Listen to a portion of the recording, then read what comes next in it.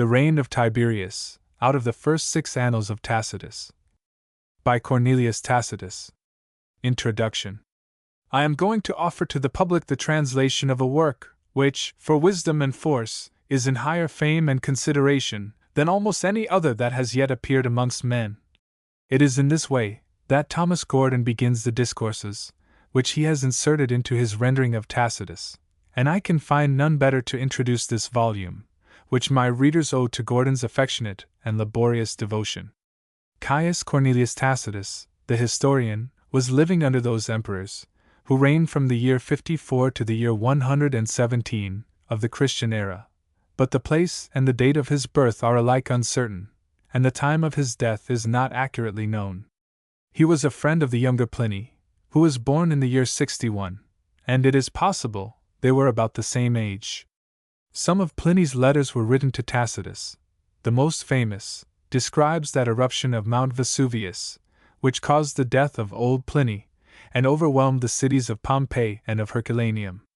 The public life of Tacitus began under Vespasian, and therefore he must have witnessed some part of the reign of Nero, and we read in him, too, that he was alive after the accession of the Emperor Trajan. In the year 77, Julius Agricola, then consul, betrothed his daughter to Tacitus, and they were married in the following year. In 88, Tacitus was praetor, and at the secular games of Domitian, he was one of the quindecimviri. These were sad and solemn officers, guardians of the Sibylline verse, and intercessors for the Roman people, during their grave centenaries of praise and worship. From a passage in The Life of Agricola, we may believe that Tacitus attended in the Senate, for he accuses himself as one of that frightened assembly, which was an unwilling participator in the cruelties of Domitian. In the year 97, when the consul Virginius Rufus died, Tacitus was made consul suffectus, and he delivered the funeral oration of his predecessor. Pliny says that it completed the good fortune of Rufus to have his panegyric spoken by so eloquent a man. From this, and from other sayings, we learn that Tacitus was a famous advocate, and his dialogue about illustrious orators bears witness to his admirable taste, and to his practical knowledge of Roman eloquence, of his own orations. However, not a single fragment has been left. We know not whether Tacitus had children, but the Emperor Tacitus, who reigned in 275, traced his genealogy to the historian. If we can prefer personal merit to accidental greatness, Gibbon here observes, we shall esteem the birth of Tacitus more truly noble than that of kings. He claimed his descent from the philosophic historian, whose writings will instruct the last generations of mankind. From the assiduous study of his immortal ancestor, he derived his knowledge of the Roman constitution and of human nature. This emperor gave orders that the writings of Tacitus should be placed in all the public libraries, and that 10 copies should be taken annually, at the public charge. Notwithstanding the imperial anxiety, a valuable part of Tacitus is lost, indeed we might argue, from the solicitude of the emperor, as well as from his own distinction, that Tacitus could not be generally popular, and in the 16th century, a great portion of him was reduced to the single manuscript, which lay hidden within a German monastery. Of his literary works, 5 remain, some fairly complete, the rest in fragments. Complete are The Life of Julius Agricola, the Dialogue on Orators, and The Account of Germany. These are, unfortunately, the minor works of Tacitus. His larger works are the History and the Annals. The History extended from the second consulship of Galba, in the year 69, to the murder of Domitian, in the year 96, and Tacitus desired to write the happy times of Nerva and of Trajan. We are ignorant whether infirmity or death prevented his design. Of the History, only 4 books have been preserved, and they contain the events of a single year, a year, it is true, which saw 3 civil wars and 4 emperors destroyed, a year of crime, and accidents, and prodigies. There are few sentences more powerful than Tacitus' enumeration of these calamities in the opening chapters. The 5th book is imperfect. It is of more than common interest to some people, because Tacitus mentions the siege of Jerusalem by Titus, though what he says about the chosen people, here and elsewhere, cannot be satisfactory to them nor gratifying to their admirers. With this fragment, about revolts in the provinces of Gaul and Syria, the history ends. The Annals begin with the death of Augustus, in the year 14, and they were continued until the death of Nero, in 68. The reign of Tiberius is nearly perfect, though the fall of Sejanus is missing out of it. The whole of Caligula, the beginning of Claudius, and the end of Nero, have been destroyed. To those who know the style of Tacitus and the lives and genius of Caligula and Nero, the loss is irreparable, and the admirers of Juvenal must always regret that from the hand of Tacitus we have only the closing scene, and not the golden prime, of Messalina. The works of Tacitus are too great for a Camelot volume, and therefore I have undertaken a selection of them. I give entire the account of Germany, and the life of Agricola. These works are entertaining, and should have a particular interest for English readers. I have added to them the greater portion of the first 6 books of the Annals, and I have endeavored so to guide my choice that it shall present the history of Tiberius. In this my volume, the chapters are not numbered. For the omission, I am not responsible, and I can only lament what I may not control. But scholars, who know their Tacitus, will perceive what I have left out, and to those others, who are not familiar with him, the omission can be no affront. I would say briefly that I have omitted some chapters, which describe criminal events and legal tragedies in Rome, but of these, I have retained every chapter, which preserves an action or a saying of Tiberius, and what I have inserted is a sufficient specimen of the remainder. I have omitted many chapters, which are occupied with wearisome disputes between the royal houses of Parthia and Armenia, and I have spared my readers the history of Tacfarinas, an obscure and tedious rebel among the Moors, upon whose intricate proceedings Tacitus appears to have relied, when he was at a loss for better material. To reject any part of Tacitus is a painful duty, because the whole of him is good and valuable, but I trust that I have maintained the unity of my selection, by remembering that it is to be an history of Tiberius. Tiberius Claudius Nero Caesar, the third master of the Roman world, derived his origin, by the parent, from the Claudian race, the proudest family, and one of the most noble and illustrious, in the ancient commonwealth. The pages of Livy exhibit the generosity, the heroism, and the disasters of the Claudii, who were of unequal fortune indeed, but always magnificent, in the various events of peace and war. Suetonius enumerates, among their ancestral honors, 28 consulships, 5 dictators, 7 censorial commissions, and 7 triumphs. Their cognomen of Nero, he says, means in the Sabine tongue, vigorous and bold, fortis et strenuus, and the long history of the Claudian house does not belie their gallant name. Immediately after the birth of Tiberius, or perhaps before it, his mother Livia was divorced from Claudius, and married by Augustus. The empress is revealed mysteriously and almost as a divine being, in the progress of the Annals. The emperor adopted the offspring of Claudius. Among the Romans, these legal adoptions were as valid as descent by blood, and Tiberius was brought up to be the son of Caesar. His natural parts were improved and strengthened by the training of the forum and the camp. Tiberius became a good orator, and he gained victory and reputation in his wars against the savages of Germany and Dalmatia. But his peculiar talent was for literature. In this, he was a great purist, and affected a wonderful precision about his words. He composed some Greek poems, and a Latin elegy upon Lucius Caesar. He also wrote an account of his own life, an Apologia, a volume, which the Emperor Domitian was never tired of reading. But the favorite pursuit of Tiberius was Greek divinity. Like some of the medieval doctors, he frequented the byways of religion, and amused his leisure with the more difficult problems in theology. Who was Hecuba's mother? What poetry the sirens chanted? What was Achilles' name, when he lay hid among the women? The writings of Tiberius have all perished, and in these days, we have only too much cause to regret that nothing of his precision has come down to us. The battles of Tiberius are celebrated in the Odes of Horace. One of the epistles is addressed to him, and in another, written to Julius Florus, an officer with Tiberius, Horace inquires about the learned occupations of the imperial cohort. It was from his commerce with the ancients, as I always think, that George Buchanan derived his opinion, strange to modern ears, that a great commander must of necessity have all the talents of an author. Valerius Paterculus, who served with Tiberius in his campaigns, tells us of his firm discipline, and of his kindness to the soldiers. The Caesars Caius and Lucius, grandsons of Augustus, Marcellus his nephew, and Drusus the brother of Tiberius, all died. They died young, rich in promise, the darlings of the Roman people. Breves et in faustos populi Romani amores. And thus, in the procession of events, Tiberius became the heir. The Annals open with his accession, and Tacitus has narrated the vicissitudes of his reign. Valerius Paterculus has written its happier aspects.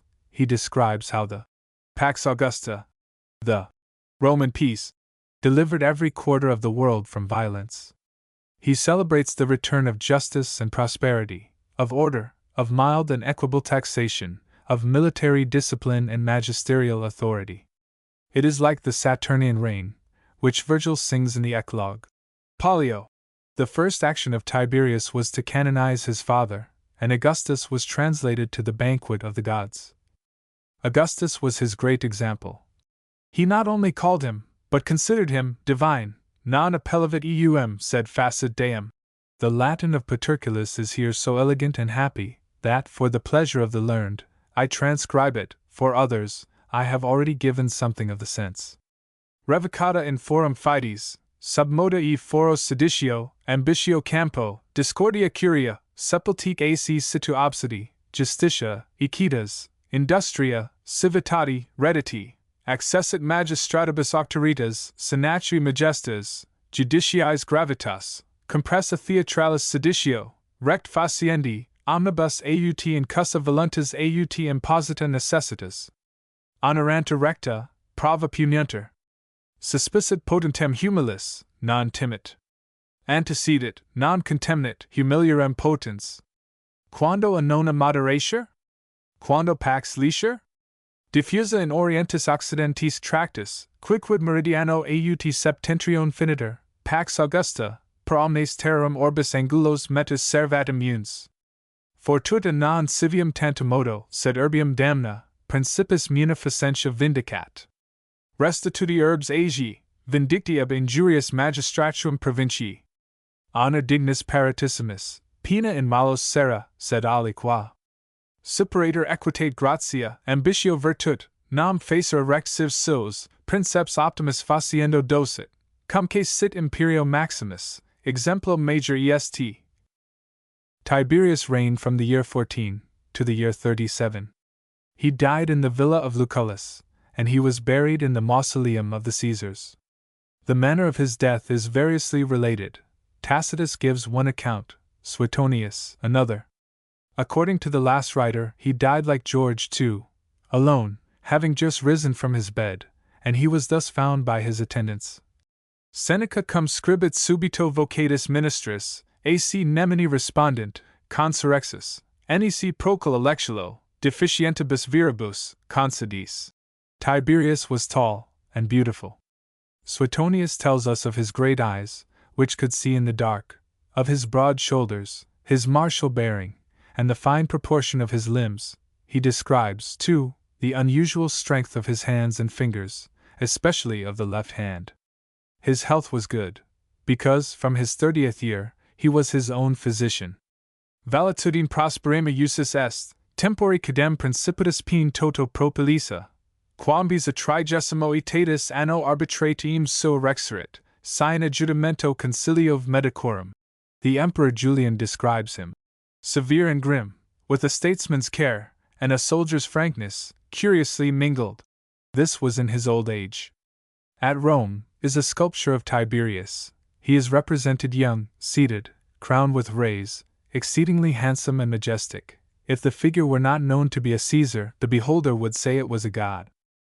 There is another personage in the Annals, whose history there is mutilated, and perhaps dissembled, of whose character my readers may like to know something more than Tacitus has told them.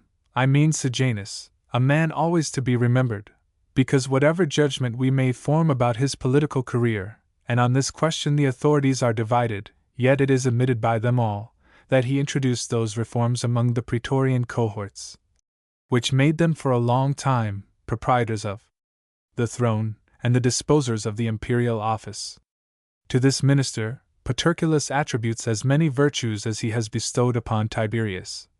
A man grave and courteous, he says, with a fine old-fashioned grace, leisurely in his ways, retiring, modest, appearing to be careless, and therefore gaining all his ends, outwardly polite and quiet, but an eager soul, wary, inscrutable, and vigilant.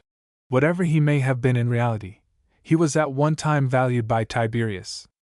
The whole Senate, Bacon says, dedicated an altar to friendship as to a goddess, in respect of the great dearness of friendship between them two. And in the essay of friendship, Bacon has many deep sentences about the favorites of kings, their participes curarum. I would summon out of the Annals that episode of Tiberius imprisoned within the fallen cave, and shielded by Sejanus from the descending roof. Scylla musabit.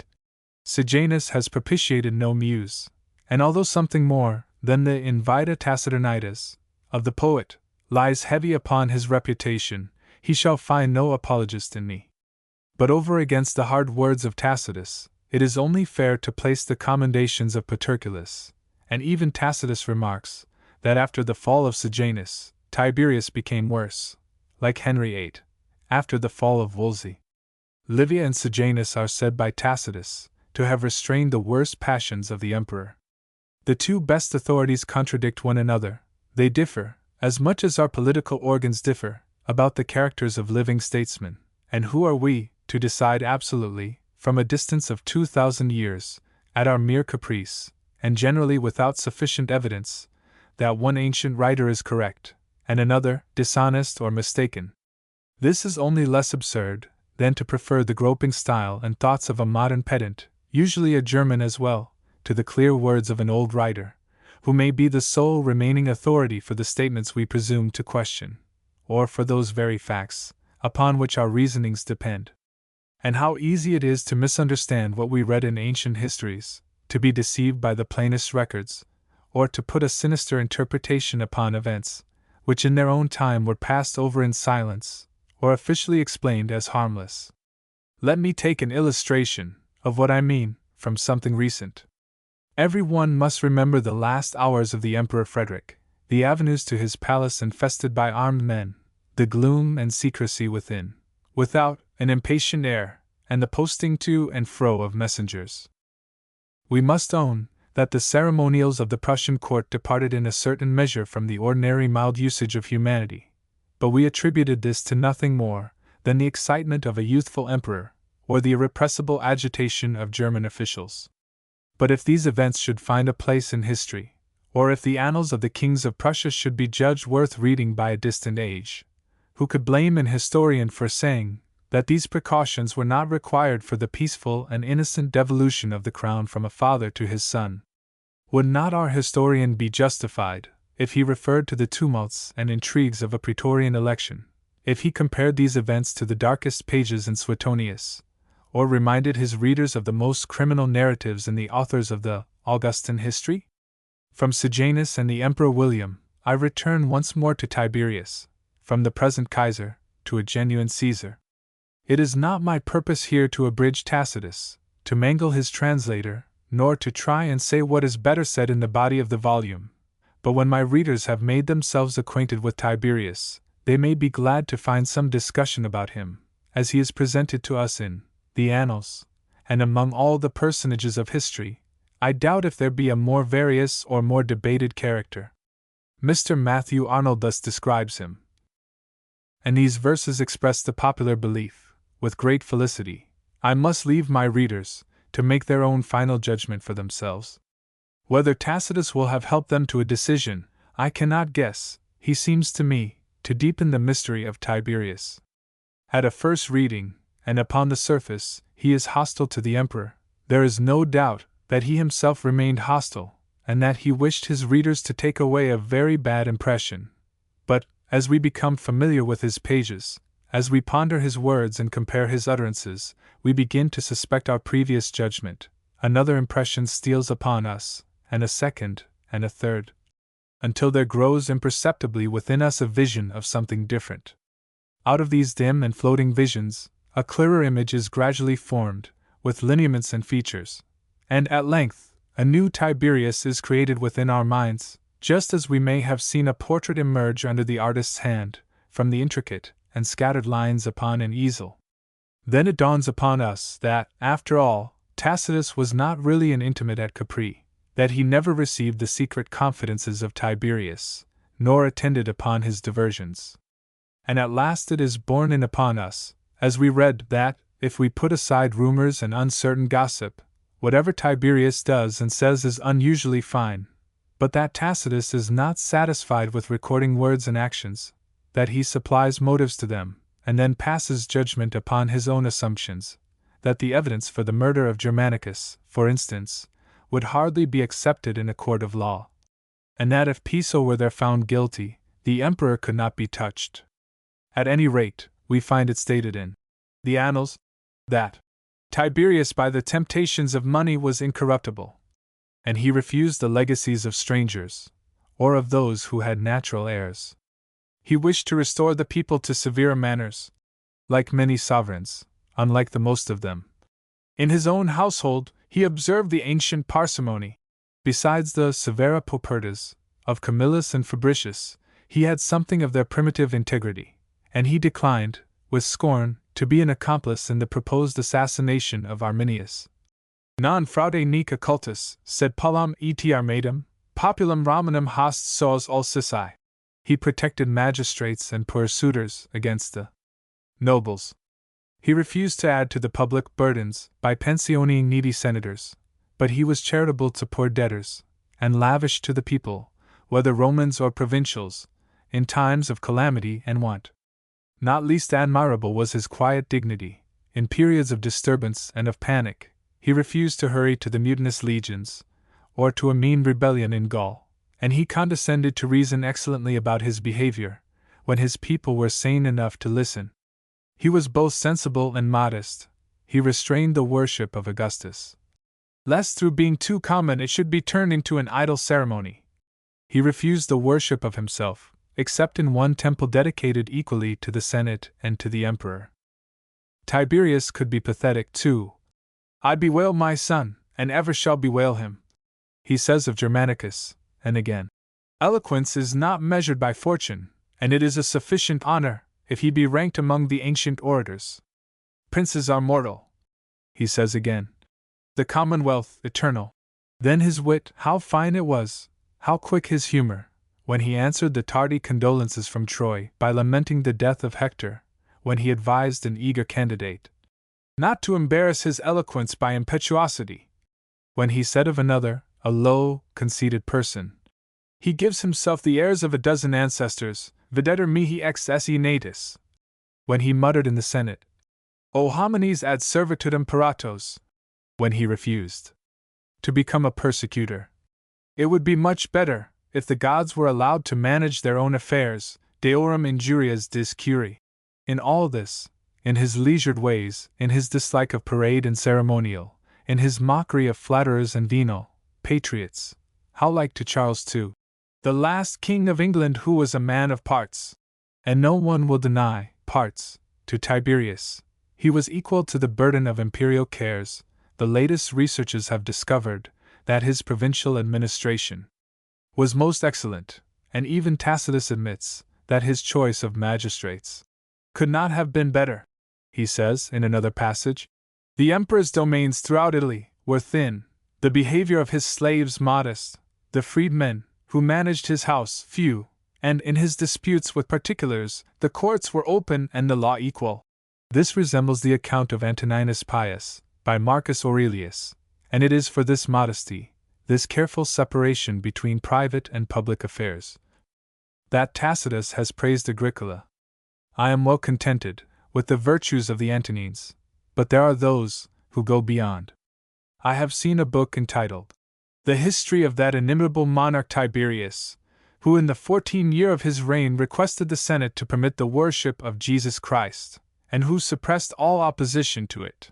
In this learned volume, it is proved out of the ancients that Tiberius was the most perfect of all sovereigns, and he is shown to be nothing less than the forerunner of St. Peter, the first apostle and the nursing father of the Christian Church.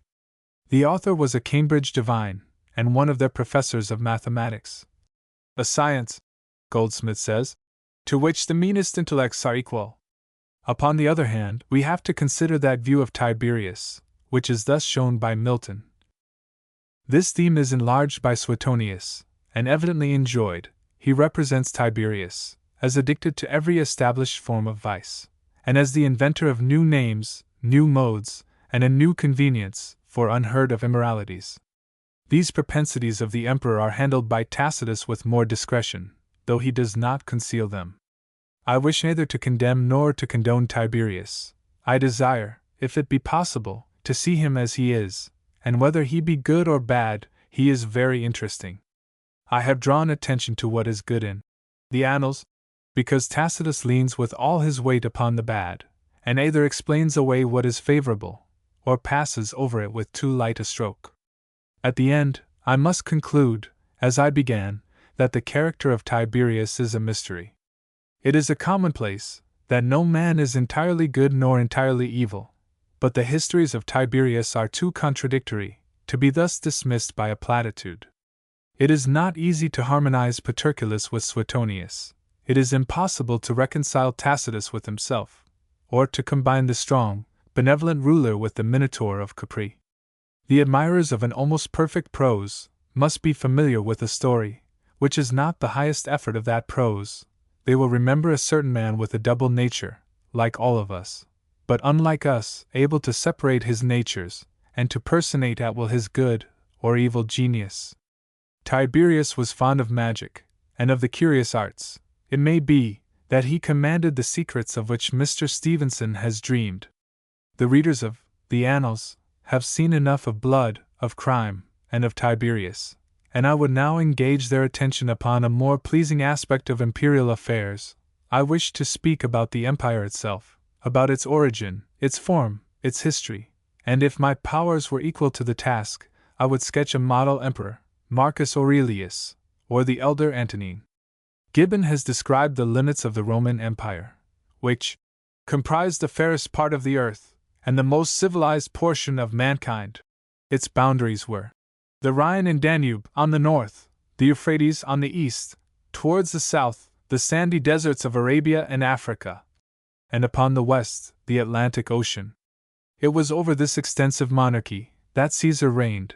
By the providence of Caesar was the whole defended and administered. The frontiers of the empire, and its richest provinces, had been obtained for the most part in the long wars of the Republic. The conquest of Gaul, and the establishment of the empire, was achieved by Julius Caesar, and to him, the civilized world is indebted for that majestic Roman peace, under which it lived and prospered for nearly 19 centuries. The Eastern Empire was maintained in Constantinople until 1453, and the Empire of the West continued, though in waning splendor, until the last Caesar abdicated his throne at the order of Napoleon. The nations of modern Europe were developed out of the ruin of Caesar's empire, and from that, the more civilized among them have obtained the politer share of their laws, their institutions, and their language, and to Caesar we are indebted for those inestimable treasures of antiquity, which the Roman Empire and the Roman Church have preserved from the barbarians, and have handed on for the delight and the instruction of modern times. There are those who can perceive in Caesar nothing but a demagogue and a tyrant, and in the regeneration of the Commonwealth, nothing but a vulgar crime. Among these, I am sorry to inscribe the name of Thomas Gordon. The supporters of this view are generally misled by the specious allurements of the term Republic. Tiberius, it may be, was not a perfect ruler, and other sovereigns were even more ferocious. But the excesses of the most reckless emperor are hardly to be compared to the wholesale massacres and spoliations which attended the last agonies of the expiring Commonwealth. After the Macedonian and Asiatic wars, we find a turbulent and servile crowd, instead of the old families and tribes of Roman citizens, instead of allies, oppressed and plundered provinces, instead of the heroes of the young republic, a set of worn-out, lewd, and greedy nobles. By these, the spoils of the world were appropriated, and its government abused, Caesar gave the helpless peoples a legal sovereign, and preserved them from the lawless tyranny of 1,000 masters. He narrates himself that he found the Romans enslaved by a faction, and he restored their liberty. Caesar interpellat, ut populum Romanum, paucorum faction oppressum, in libertatem vindicat. The march of Caesar into Italy was a triumphal progress, and there can be no doubt that the common people received him gladly.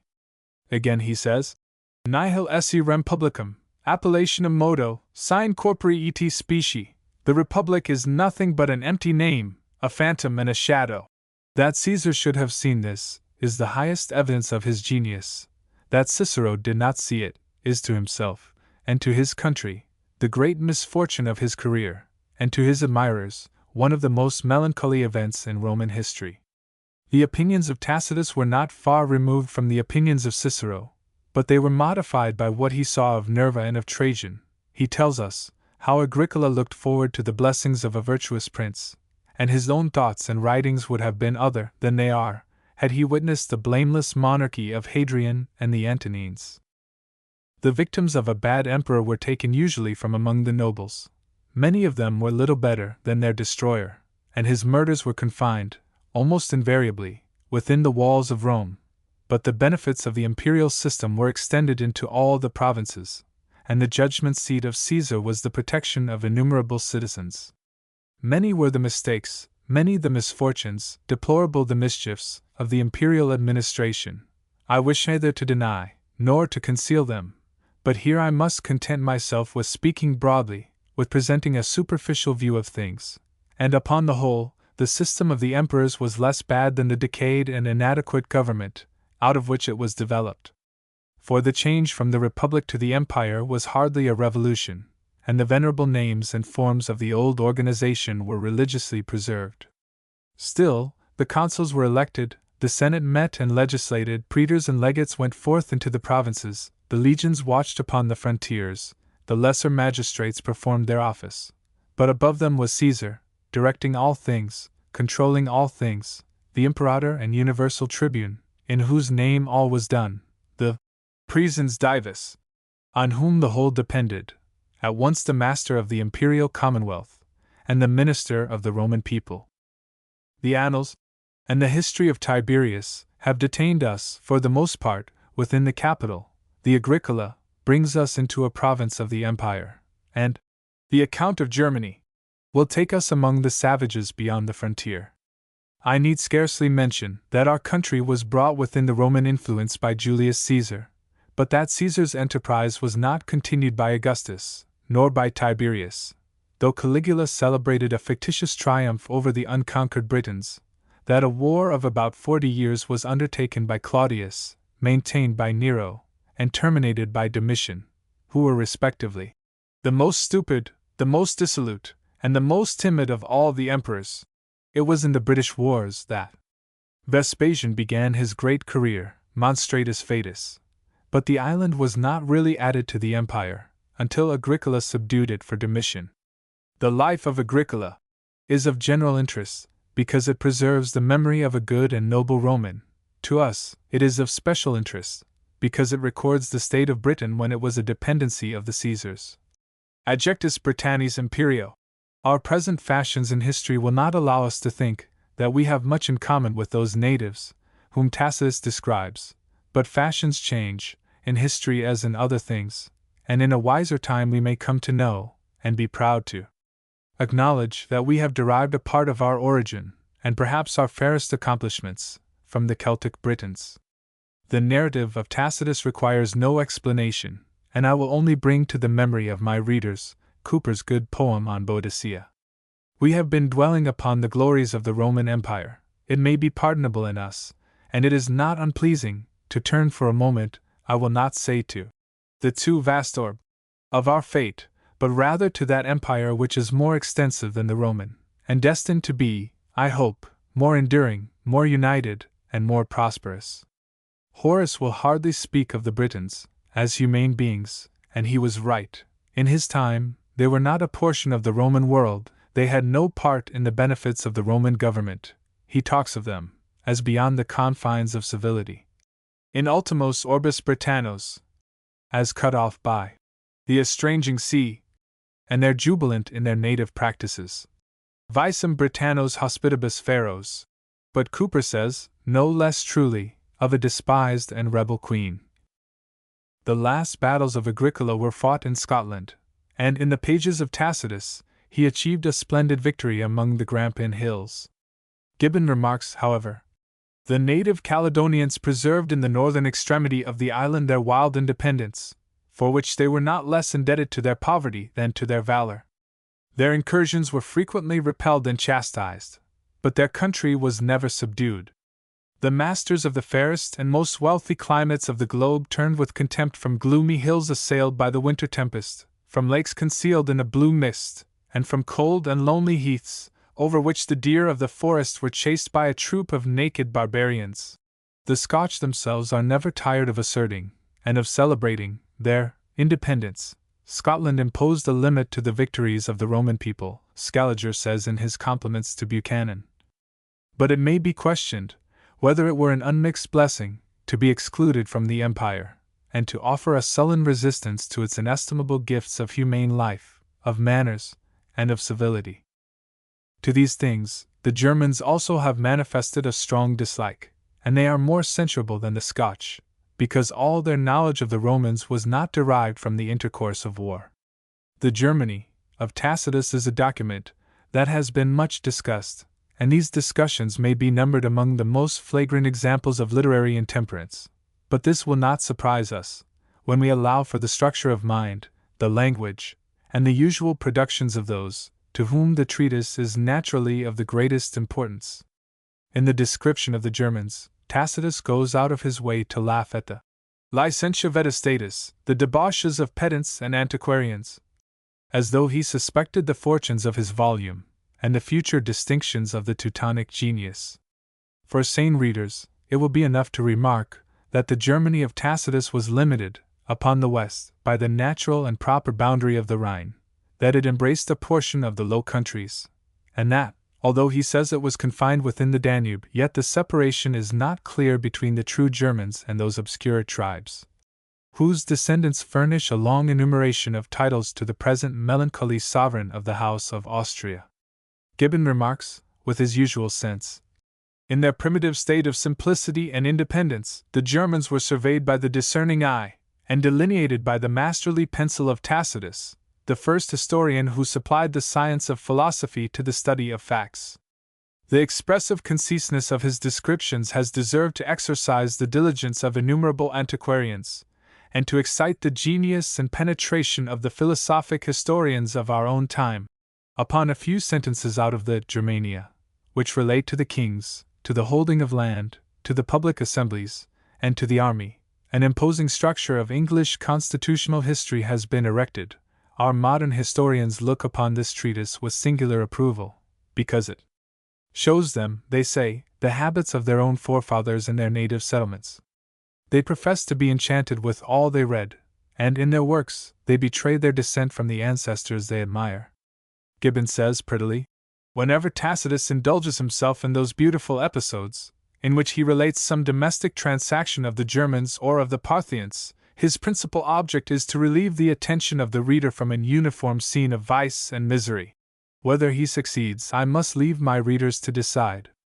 Tacitus describes the quarrels of the Germans, fought then with weapons, now with words, their gambling, their sloth, their drunkenness. Strong beer, a liquor extracted with very little art from wheat or barley, and corrupted, as it is strongly expressed by Tacitus, into a certain semblance of wine, was sufficient for the gross purposes of German debauchery. Tacitus informs us, too, that they sleep far into the day, that on rising they take a bath, usually of warm water, then they eat. To pass an entire day and night in drinking disgraces no one. Dediti somno suboque, he says, a people handed over to sloth and gluttony. Some of these customs are now almost obsolete, the baths, for instance. In others there has been little alteration since the age of Tacitus, and the Germans have adhered, with obstinate fidelity, to their primitive habits. Tacitus thought less of their capacity, upon the whole, than it is usual to think now. The chatty, he says, For Germans have much intelligence. Leur intelligence et leur finesse étonnent dans de Germains. But let us forget these. Tedeschi lurci non rationem de lor. And pass on to those manly virtues, which Tacitus records. To abandon your shield is the basest of crimes. Relicta non bene parmula. Nor may a man thus disgraced be present at their sacred rites, nor enter their council. Many, indeed, after escaping from battle, have ended their infamy with the halter. And to more shameful crimes they awarded a sterner punishment. Having now surveyed the compositions in this volume, it is proper that we should at length devote some of our notice to Gordon himself, and to his manner of presenting Tacitus. Thomas Gordon was born in Scotland. The date has not yet been ascertained. He is thought to have been educated at a northern university, and to have become an advocate. Later, he went to London, and taught languages. 2 pamphlets on the Bangorian controversy brought him into notice, and he wrote many religious and political dissertations. A defense of primitive Christianity, against the exorbitant claims of fanatical and disaffected clergymen, tracts on religion, and on the Jacobite rebellion of '45, the pillars of priestcraft and orthodoxy shaken, a cordial for low spirits, are the titles of some of his compositions. In politics and in theology, he was a republican and freethinker. He translated and edited The Spirit of Ecclesiastics in All Ages. He was a contributor to The Independent Whig, and in a series of Cato's Letters, he discoursed at ease upon his usual topics. The Tacitus was published in 1728, in 2 volumes folio. Long dissertations are inserted in either volume, the literature in them excellent, the politics not so good. The volumes, as well as the several parts of them, are dedicated to some royal and many noble patrons. Gordon has also turned Sallust into English. The book was published in 1744, in 1 handsome quarto, with political discourses upon that author and translations of Cicero's 4 orations against Catiline. Walpole made Gordon the first commissioner of wine licenses. It is handed down that Gordon was a burly person, large and corpulent. It is believed that he found his way into the Dunciad, and that he is immortalized there among the Canale Écrivant. The line is taken to be Pope's description of him. Gordon died in 1750, at the same time as Dr. Middleton, the elegant biographer of Cicero. Lord Bolingbroke is said to have observed, when the news was told him, "Then is the best writer in England gone, and the worst." That Bolingbroke should have disliked Gordon and his politics does not surprise me, but I cannot understand for what reason he, and other good judges, despised his writings. The chief glory of every people arises from its authors, Dr. Johnson says, and happy the people, I would assert, who have no worse writers than Thomas Gordon. I wish to draw attention to Gordon's correct vocabulary, to his bold and pregnant language, and to his scholarly punctuation. Among our present writers, the art of punctuation is a lost accomplishment, and it is usual now to find writings with hardly anything but full stops. Colons and semicolons are almost obsolete, commas are neglected, or misused, and our slovenly pages are strewn with dashes, the last resources of an untidy thinker, the certain witnesses to a careless and unfinished sentence. How different, and how superior, is the way of Gordon, who, though he can be homely and familiar, never lays aside the well-bred and courteous manners of a polished age. In his writings, the leading clauses of a sentence are distinguished by their colons, the minor clauses by their semicolons. The nice meaning of the details is expressed, the pleasure and the convenience of his readers are alike increased, by his right and elegant use of commas. The comma, with us, is used as a loop or bracket, and for little else. By the more accurate scholars of the last age, it was employed to indicate a finer meaning, to mark an emphasis, or an elision, to introduce a relative clause, to bring out the value of an happy phrase, or the nice precision of an epithet. And thus the authors of the great century of prose, that orderly and spacious time, assembled their words, arranged their sentences, and marshaled them into careful periods, without any loss to the subtle meaning of their thought, or any sacrifice of vigor. They exposed their subject in a dignified procession of stately paragraphs, and when the end is reached we look back upon a perfect specimen of the writer's art. We have grown careless about form, we have little sense for balance and proportion, and we have sacrificed the good manners of literature to an ill-bred liking for haste and noise. It has been decided that the old way of writing is cumbersome and slow, as well might some guerrilla chieftain have announced to his fellow barbarians that Caesar's legions were not swift and beautiful in their maneuvers, nor irresistible in their advance. I have spoken of our long sentences, with nothing but full stops. They are variegated, here and there, with shorter sentences, sometimes of 2 words. This way of writing is common in Macaulay or in the histories of Mr. Green, and I have seen it recommended in primers of literature and manuals of composition. With the jolting and unconnected fragments of these authorities, I would contrast the musical and flowing periods of Dr. Johnson's Lives of the Poets. To study these works in solitude will probably be sufficient to justify my preference, but to hear them read aloud should convert the most unwilling listener into an advocate of my opinion. Dr. Birkbeck Hill, in the delightful preface to his Boswell, explains how he was turned by a happy chance to the study of the literature of the 18th century, and how he read on and on in the enchanting pages of The Spectator. From Addison in the course of time I passed on, he continues, to the other great writers of his and the succeeding age, finding in their exquisitely clear style, their admirable common sense, and their freedom from all the tricks of affectation, a delightful contrast to so many of the eminent authors of our own time. These words might be used of Gordon. I do not claim for him the style of Addison, nor the accomplished negligence of Goldsmith. These are graces beyond the reach of art, but he exhibits the common sense and the clear style of the 18th century. Like all the good writers of his time, he is unaffected and simplex munditius. He has the better qualities of Pyrrha, and is plain in his neatness. In Mr. Ward's edition of the English Poets, there may be read side by side a notice of Collins and of Gray, the one by Mr. Swinburne, the other by Mr. Matthew Arnold. I make no allusion here to the greatness of either poet, to the merits of either style, nor to the value of either criticism. But the essay upon Gray is quiet in tone, it has an unity of treatment, and never deserts the principal subject. It is suffused with light, and full of the most delicate allusions. The essay on Collins, by being written in superlatives and vague similes, deafens and perplexes the reader, and the author, by squandering his resources, has no power to make fine distinctions, nor to exalt one part of his thesis above another. These 2 performances illustrate the last quality in Gordon, and in the old writers, to which I shall draw attention. They were always restrained in their utterances, and therefore they could be discriminating in their judgments. They could be emphatic without noise, and deep without obscurity, ornamental but not vulgar, carefully arranged but not stiff or artificial. They exhibit the 3 indispensable gifts of the finest authorship: simplicitas munditius, lucidus ordo, curiosa felicitas.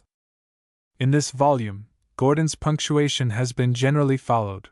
His orthography has been modernized a little, though not by my hands, nor with my consent, and I have observed without regret that some of Gordon's original spellings have eluded the vigilance of the printer.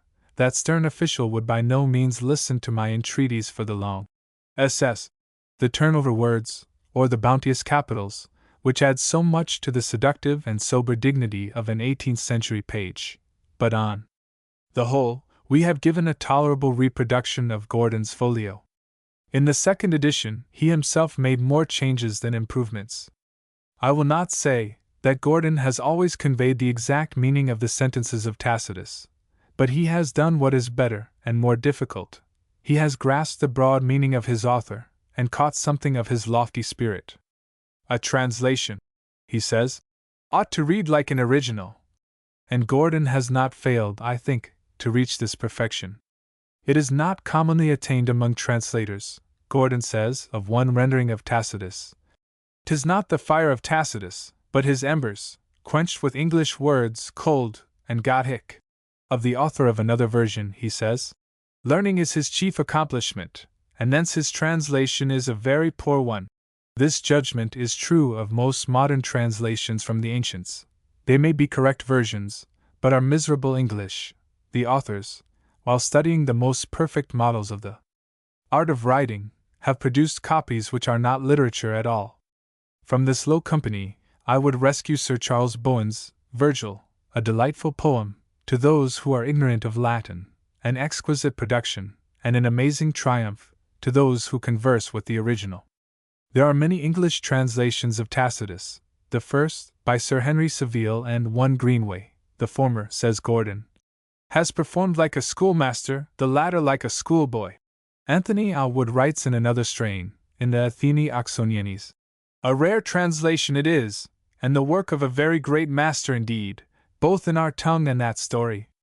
For if we consider the difficulty of the original, and the age wherein the translation lived, it is both for the exactness of the version, and the chastity of the language, one of the most accurate and perfect translations that ever were made into English.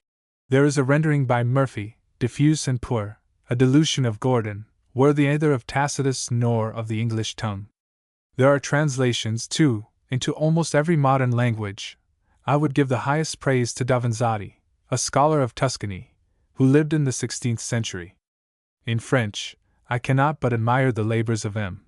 Burneuf, although the austere rules, the precise constructions, and the easy comportment of the French prose are not suited to the style of Tacitus, and something of his weight and brevity are lost, yet the translator never loses the depth and subtlety of his author's meaning.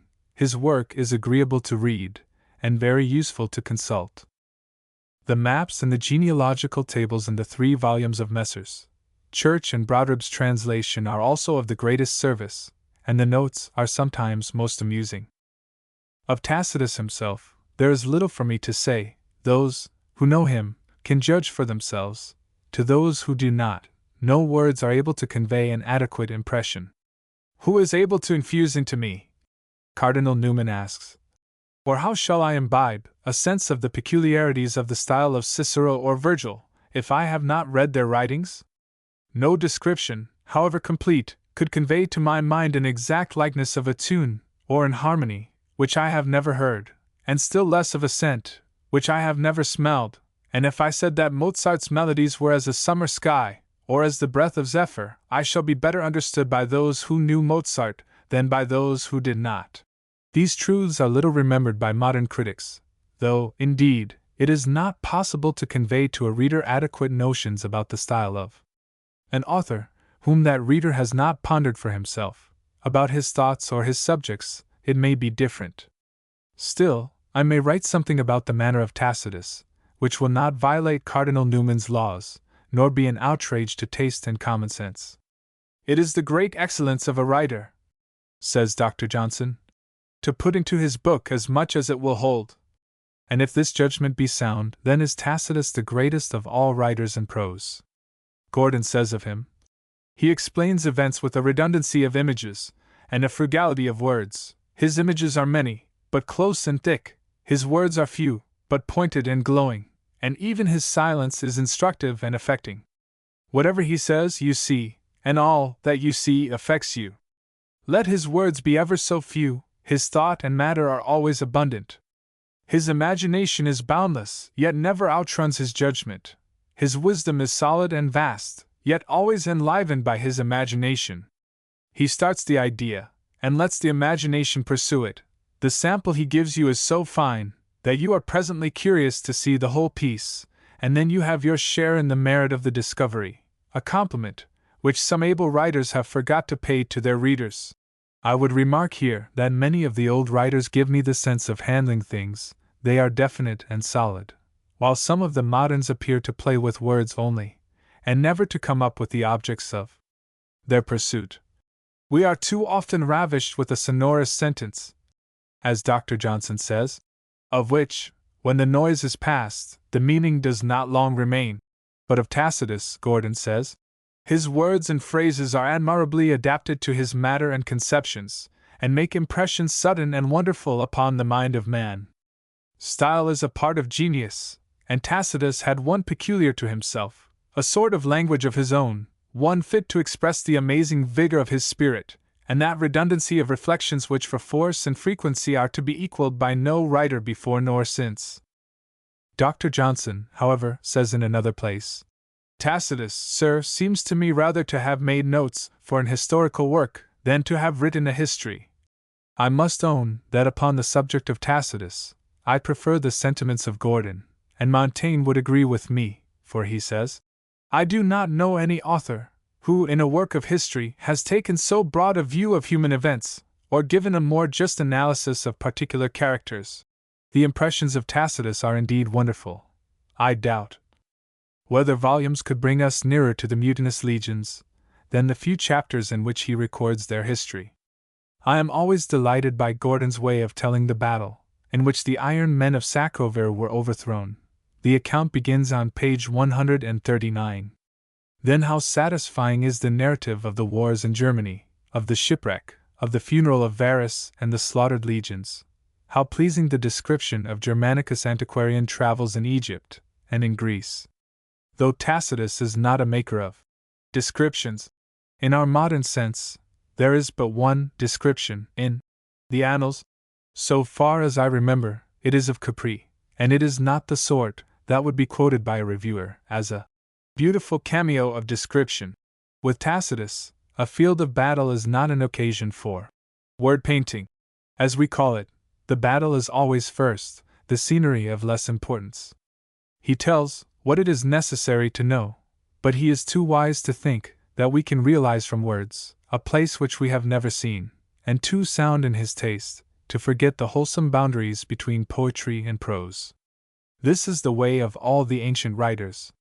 In a work on landscape, I remember that Mr. Hamerton mourns over the commentaries of Caesar, because they do not resemble the letters of a modern war correspondent.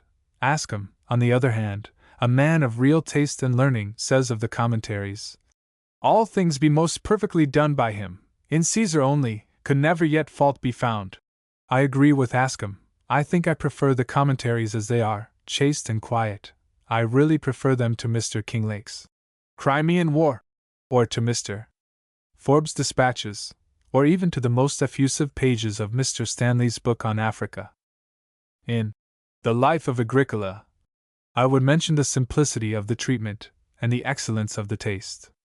Tacitus does not recite the whole of Roman history, nor assemble all the worthies out of Plutarch.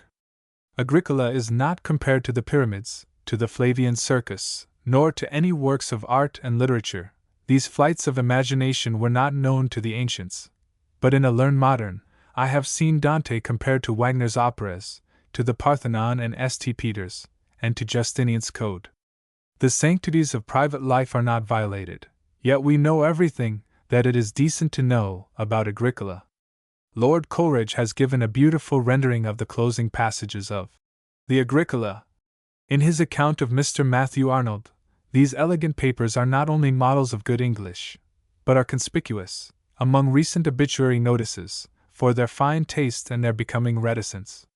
From the excesses of modern biographers, Tacitus was in little danger, thanks to his Roman sense, and to the qualities of the Roman language. "Economy," says Mr. Symonds, "is exhibited in every element of this athletic tongue. Like a naked gladiator all bone and muscle, it relies upon bare sinewy strength." That author speaks of the austere and masculine virtues of Latin, the sincerity and brevity of Roman speech. And Tacitus is, beyond any doubt, the strongest, the austerest, the most pregnant of all the Romans. "Sanity," says Mr. Matthew Arnold, in conclusion, "that is the great virtue of the ancient literature. The want of that is the great defect of the modern, in spite of all its variety and power. It is impossible to read the great ancients without losing something of our caprice and eccentricity. I know not how it is, but their commerce with the ancients appears to me to produce, in those who constantly practice it, a steadying and composing effect upon the judgment, not of literary works only, but of men and events in general. They are like persons who have had a very weighty and impressive experience. They are more truly than others under the empire of facts, and more independent of the language current among those with whom they live." It has been told of Cardinal Newman that he never liked to pass a single day without rendering an English sentence into Latin. To converse with the Roman authors, to handle their precise and sparing language is, I can well believe it, a most wholesome discipline, and the most efficient remedy against those faults of diffuseness, of obscurity, and of excess, which are only too common among the writers of our day.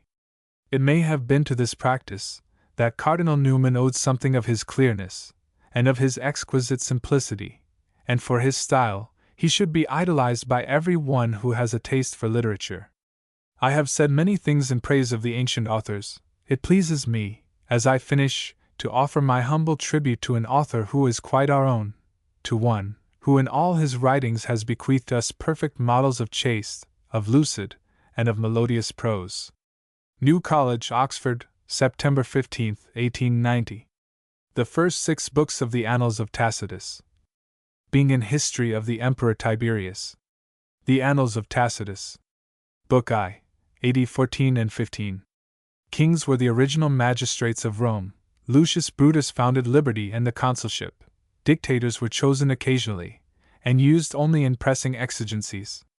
Little more than 2 years prevailed the supreme power of the decemvirate, and the consular jurisdiction of the military tribunes not very many. The domination of Cinna was but short, that of Sylla not long. The authority of Pompey and Crassus was quickly swallowed up in Caesar, that of Lepidus and Anthony in Augustus. The Commonwealth, then long distressed and exhausted by the rage of her civil dissensions, fell easily into his hands, and over her he assumed a sovereign dominion, yet softened with a venerable name, that of Prince or Chief of the Senate. But the several revolutions in the ancient free state of Rome, and all her happy or disastrous events, are already recorded by writers of signal renown.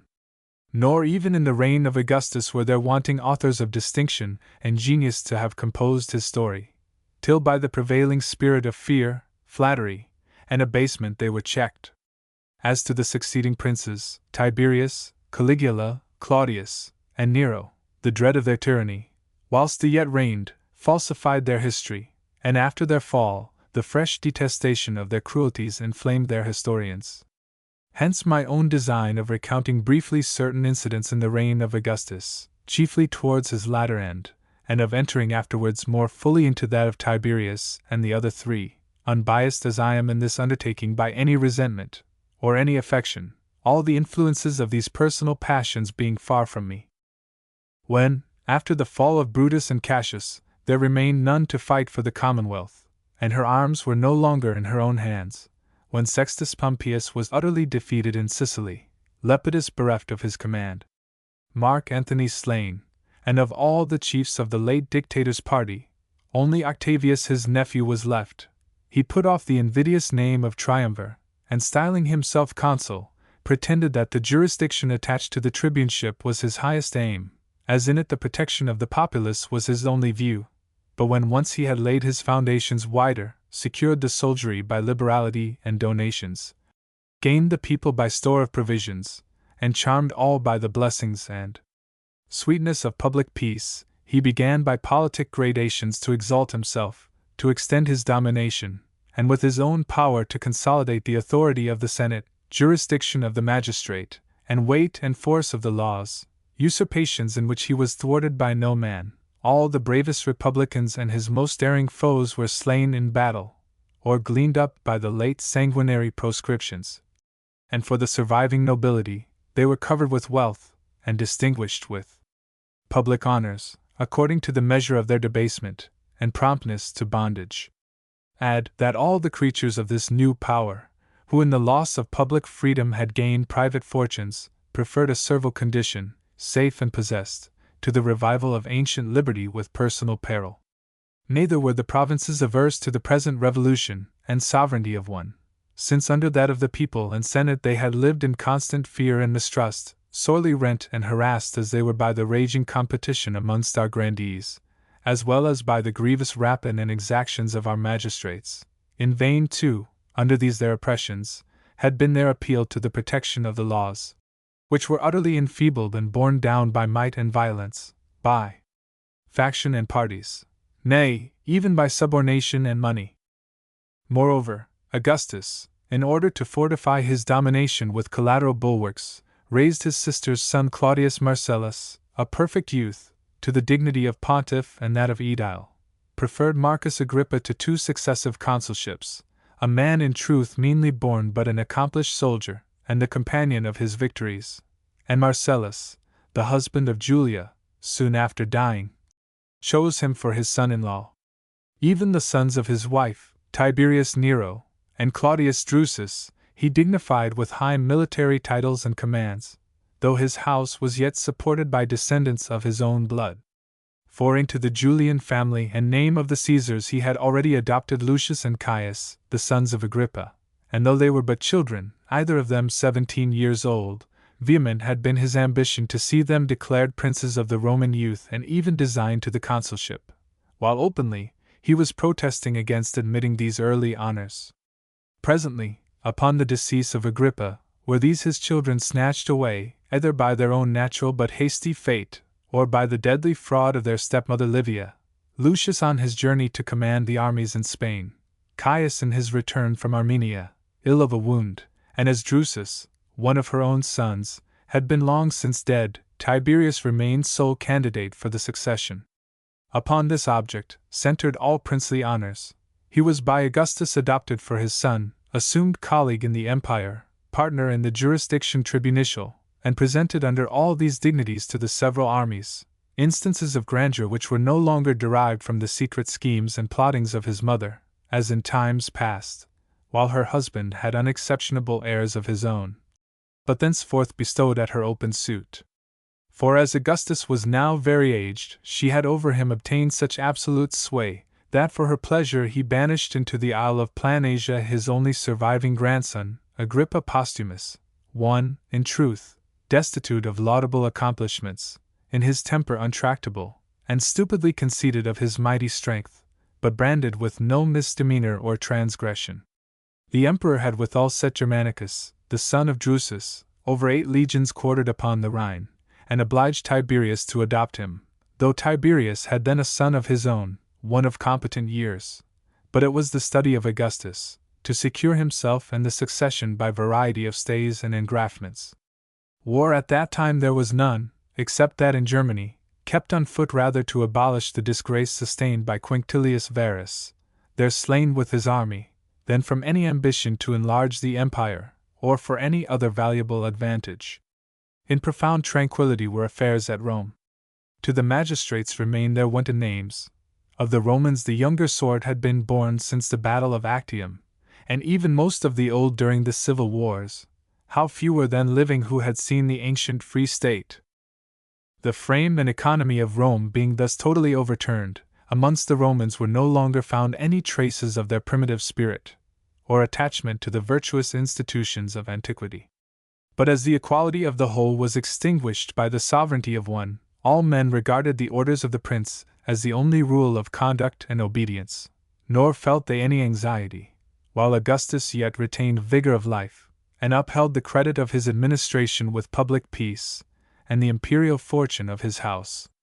But when he became broken with the pressure of age and infirmities, when his end was at hand, and thence a new source of hopes and views was presented, some few there were who began to reason idly about the blessings and recovery of liberty.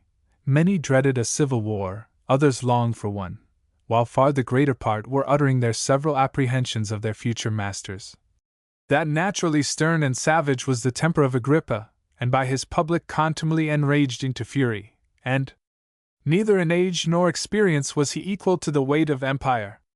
Tiberius indeed had arrived at fullness of years, and was a distinguished captain, but possessed the inveterate pride entailed upon the Claudian race, and many indications of a cruel nature escaped him, in spite of all his arts to disguise it, besides that from his early infancy he was trained up in a reigning house, and even in his youth inured to an accumulation of power and honors, consulships and triumphs. Nor during the several years of his abode at Rhodes, where, under the plausible name of retirement, a real banishment was covered, did he exercise other occupation than that of meditating future vengeance, studying the arts of treachery, and practicing secret, abominable sensualities. Add to these considerations that of his mother, a woman inspired with all the tyranny of her sex. Yes, the Romans must be under bondage to a woman, and moreover enthralled by 2 youths, who would first combine to oppress the state, and then, falling into dissension, rend it piecemeal. While the public was engaged in these and the like debates, the illness of Augustus waxed daily more grievous, and some strongly suspected the pestilent practices of his wife. For there had been, some months before, a rumor abroad that Augustus, having singled out a few of his most faithful servants, and taken Fabius Maximus for his only companion, had, with no other retinue, sailed secretly over to the island of Planasia, there to visit his grandson Agrippa, that many tears were shed on both sides, many tokens of mutual tenderness shown, and hopes from thence conceived, that the unhappy youth would be restored to his own place in his grandfather's family. That Maximus had disclosed it to Martia, she to Livia, and thence the emperor knew that the secret was betrayed, that Maximus being soon after dead, as it was doubted, through fear, by his own hands, Martia was observed, in her lamentations and groans at his funeral, to accuse herself as the sad cause of her husband's destruction. Whatever truth was in all this, Tiberius was scarce entered Illyrium, but he was hastily recalled by his mother's letters, nor is it fully known whether at his return to Nola, he found Augustus yet breathing, or already breathless.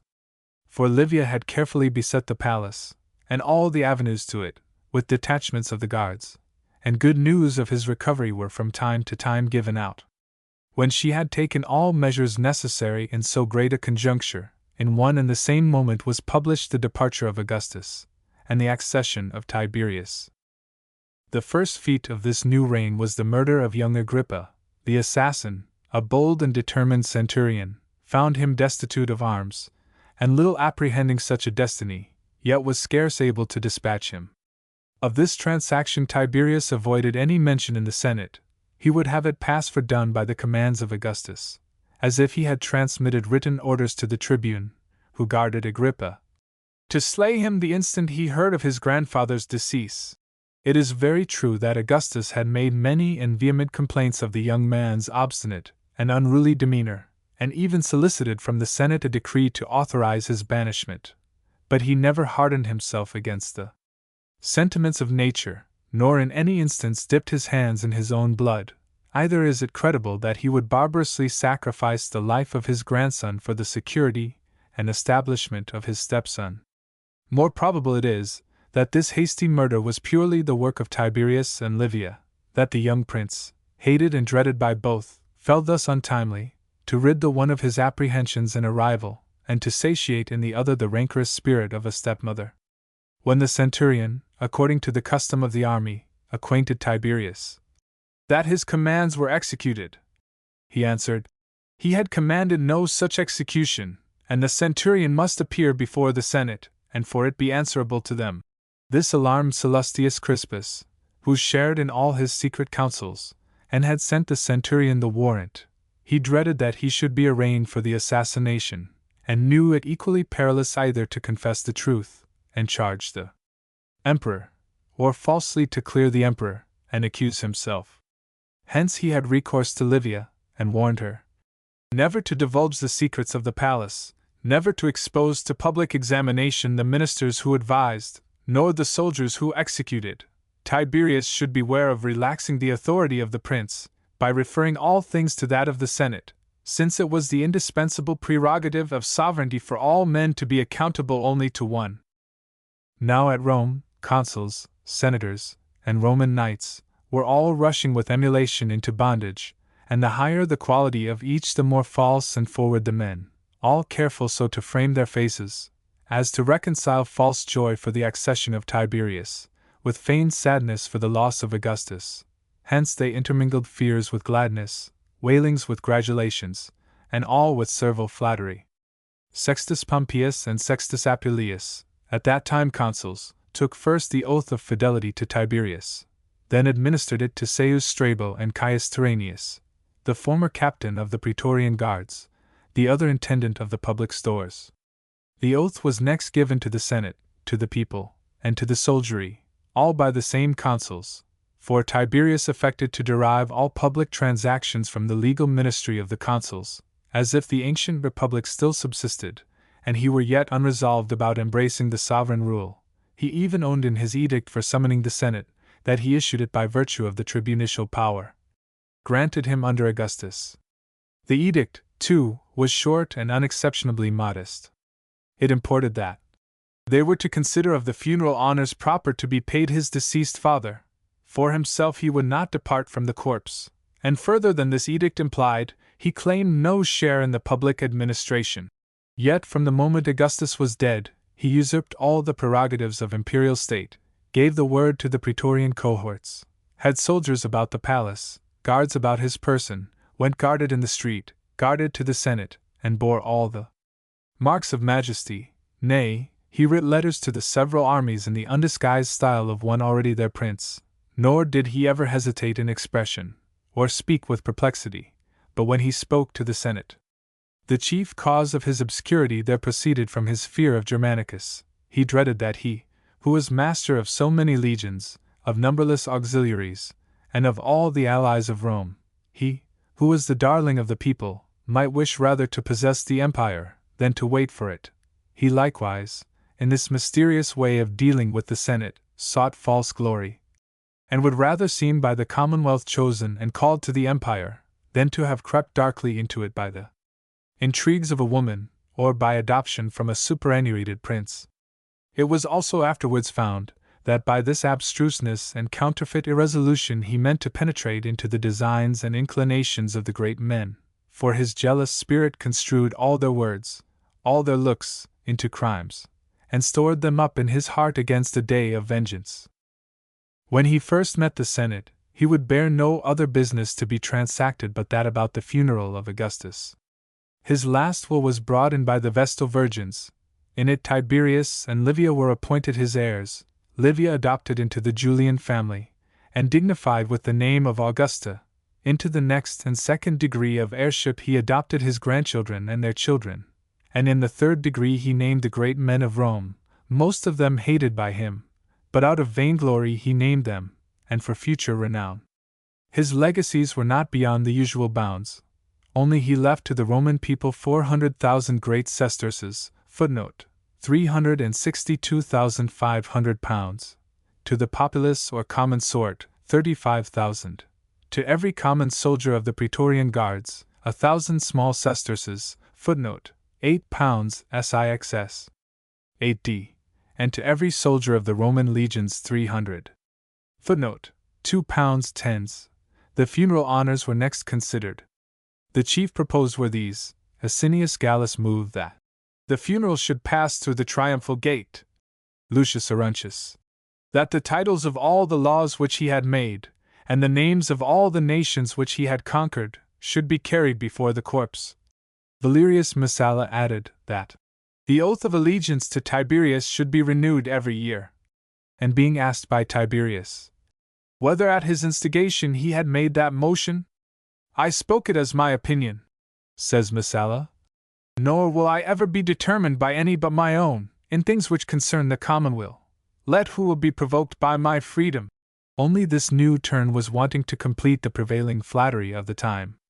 The senators then concurred in a loud cry that upon their own shoulders they must bear the body to the pile.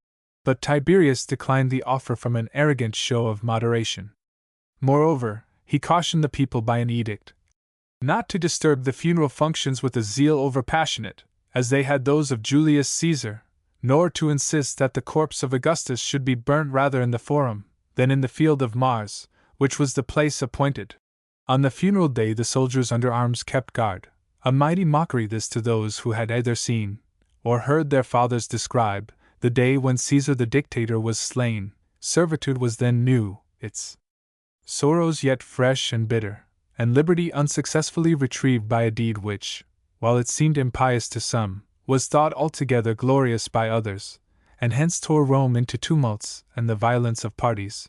They who knew that turbulent day, and compared it with the quiet exit of Augustus, ridiculed the foppery of calling in aid of soldiers to secure a peaceable burial to a prince who had grown old in peace and power, and even provided against a relapse into liberty, by a long train of successors. Hence much and various matter of observation concerning Augustus. The superstitious multitude admired the fortuitous events of his fortune. That the last day of his life, and the first of his reign, was the same, that he died at Nola, in the same village, and in the same house, and in the same chamber, where his father Octavius died. They observed to his glory, his many consulships, equal in number to those of Valerius Corvinus and of Caius Marius, joined together, that he had exercised the power of the tribuneship 37 continued years, that he was 21 times proclaimed imperator, with many other numerous honors repeated to him, or created for him. Men of deeper discernment entered further into his life, but differed about it. His admirers said that his filial piety to his father Caesar, and the distractions of the Republic, where the laws no longer governed, had driven him into a civil war, which, whatever be the first cause, can never be begun or carried on by just and gentle means. Indeed, to be revenged on the murderers of his father, he had made many great sacrifices to the violent genius of Antony, many to Lepidus. But when Lepidus was become sunk and superannuated in sloth, when Antony was lost headlong in sensuality, there was then no other remedy for the distracted state, rent piecemeal by its chiefs, but the sovereignty of one. Augustus, however, never had assumed to be over his country king, or dictator, but settled the government under the legal name of prince, or chief of the Senate. He had extended the empire, and set for its bounds the distant ocean and rivers far remote. The several parts and forces of the state, the legions, the provinces, and the navy, were all properly balanced and connected.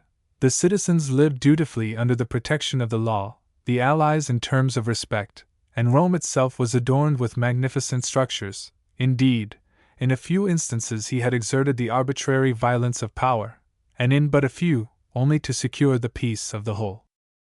In answer to all this, it was urged that his filial piety and the unhappy situation of the Republic were pure pretenses, but the ardent lust of reigning, his true and only motive. With this spirit he had solicited into his service by bribery a body of veteran soldiers, and though a private youth, without post or magistracy, but in defiance of law, levied an army.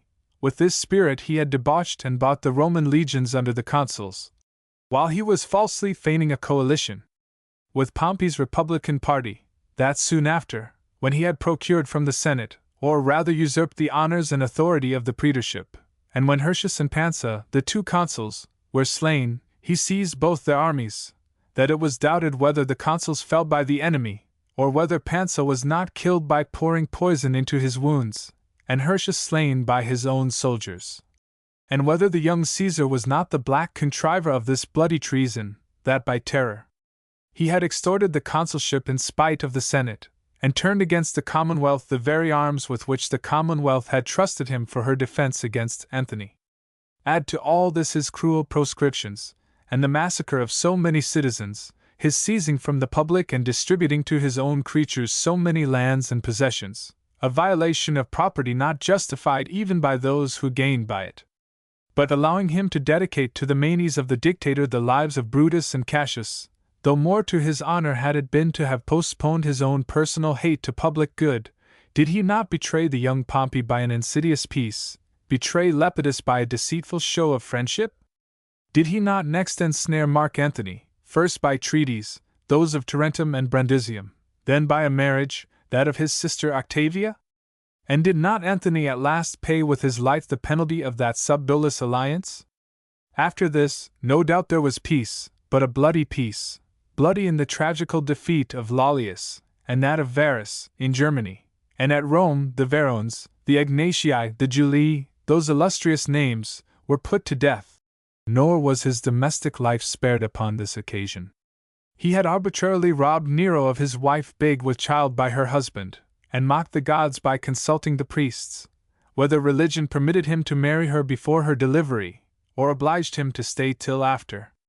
His minions, Tiberius and Vedius Pollio, had lived in scandalous and excessive luxury. His wife Livia, who wholly controlled him, had proved a cruel governess to the Commonwealth, and to the Julian house, a more cruel stepmother.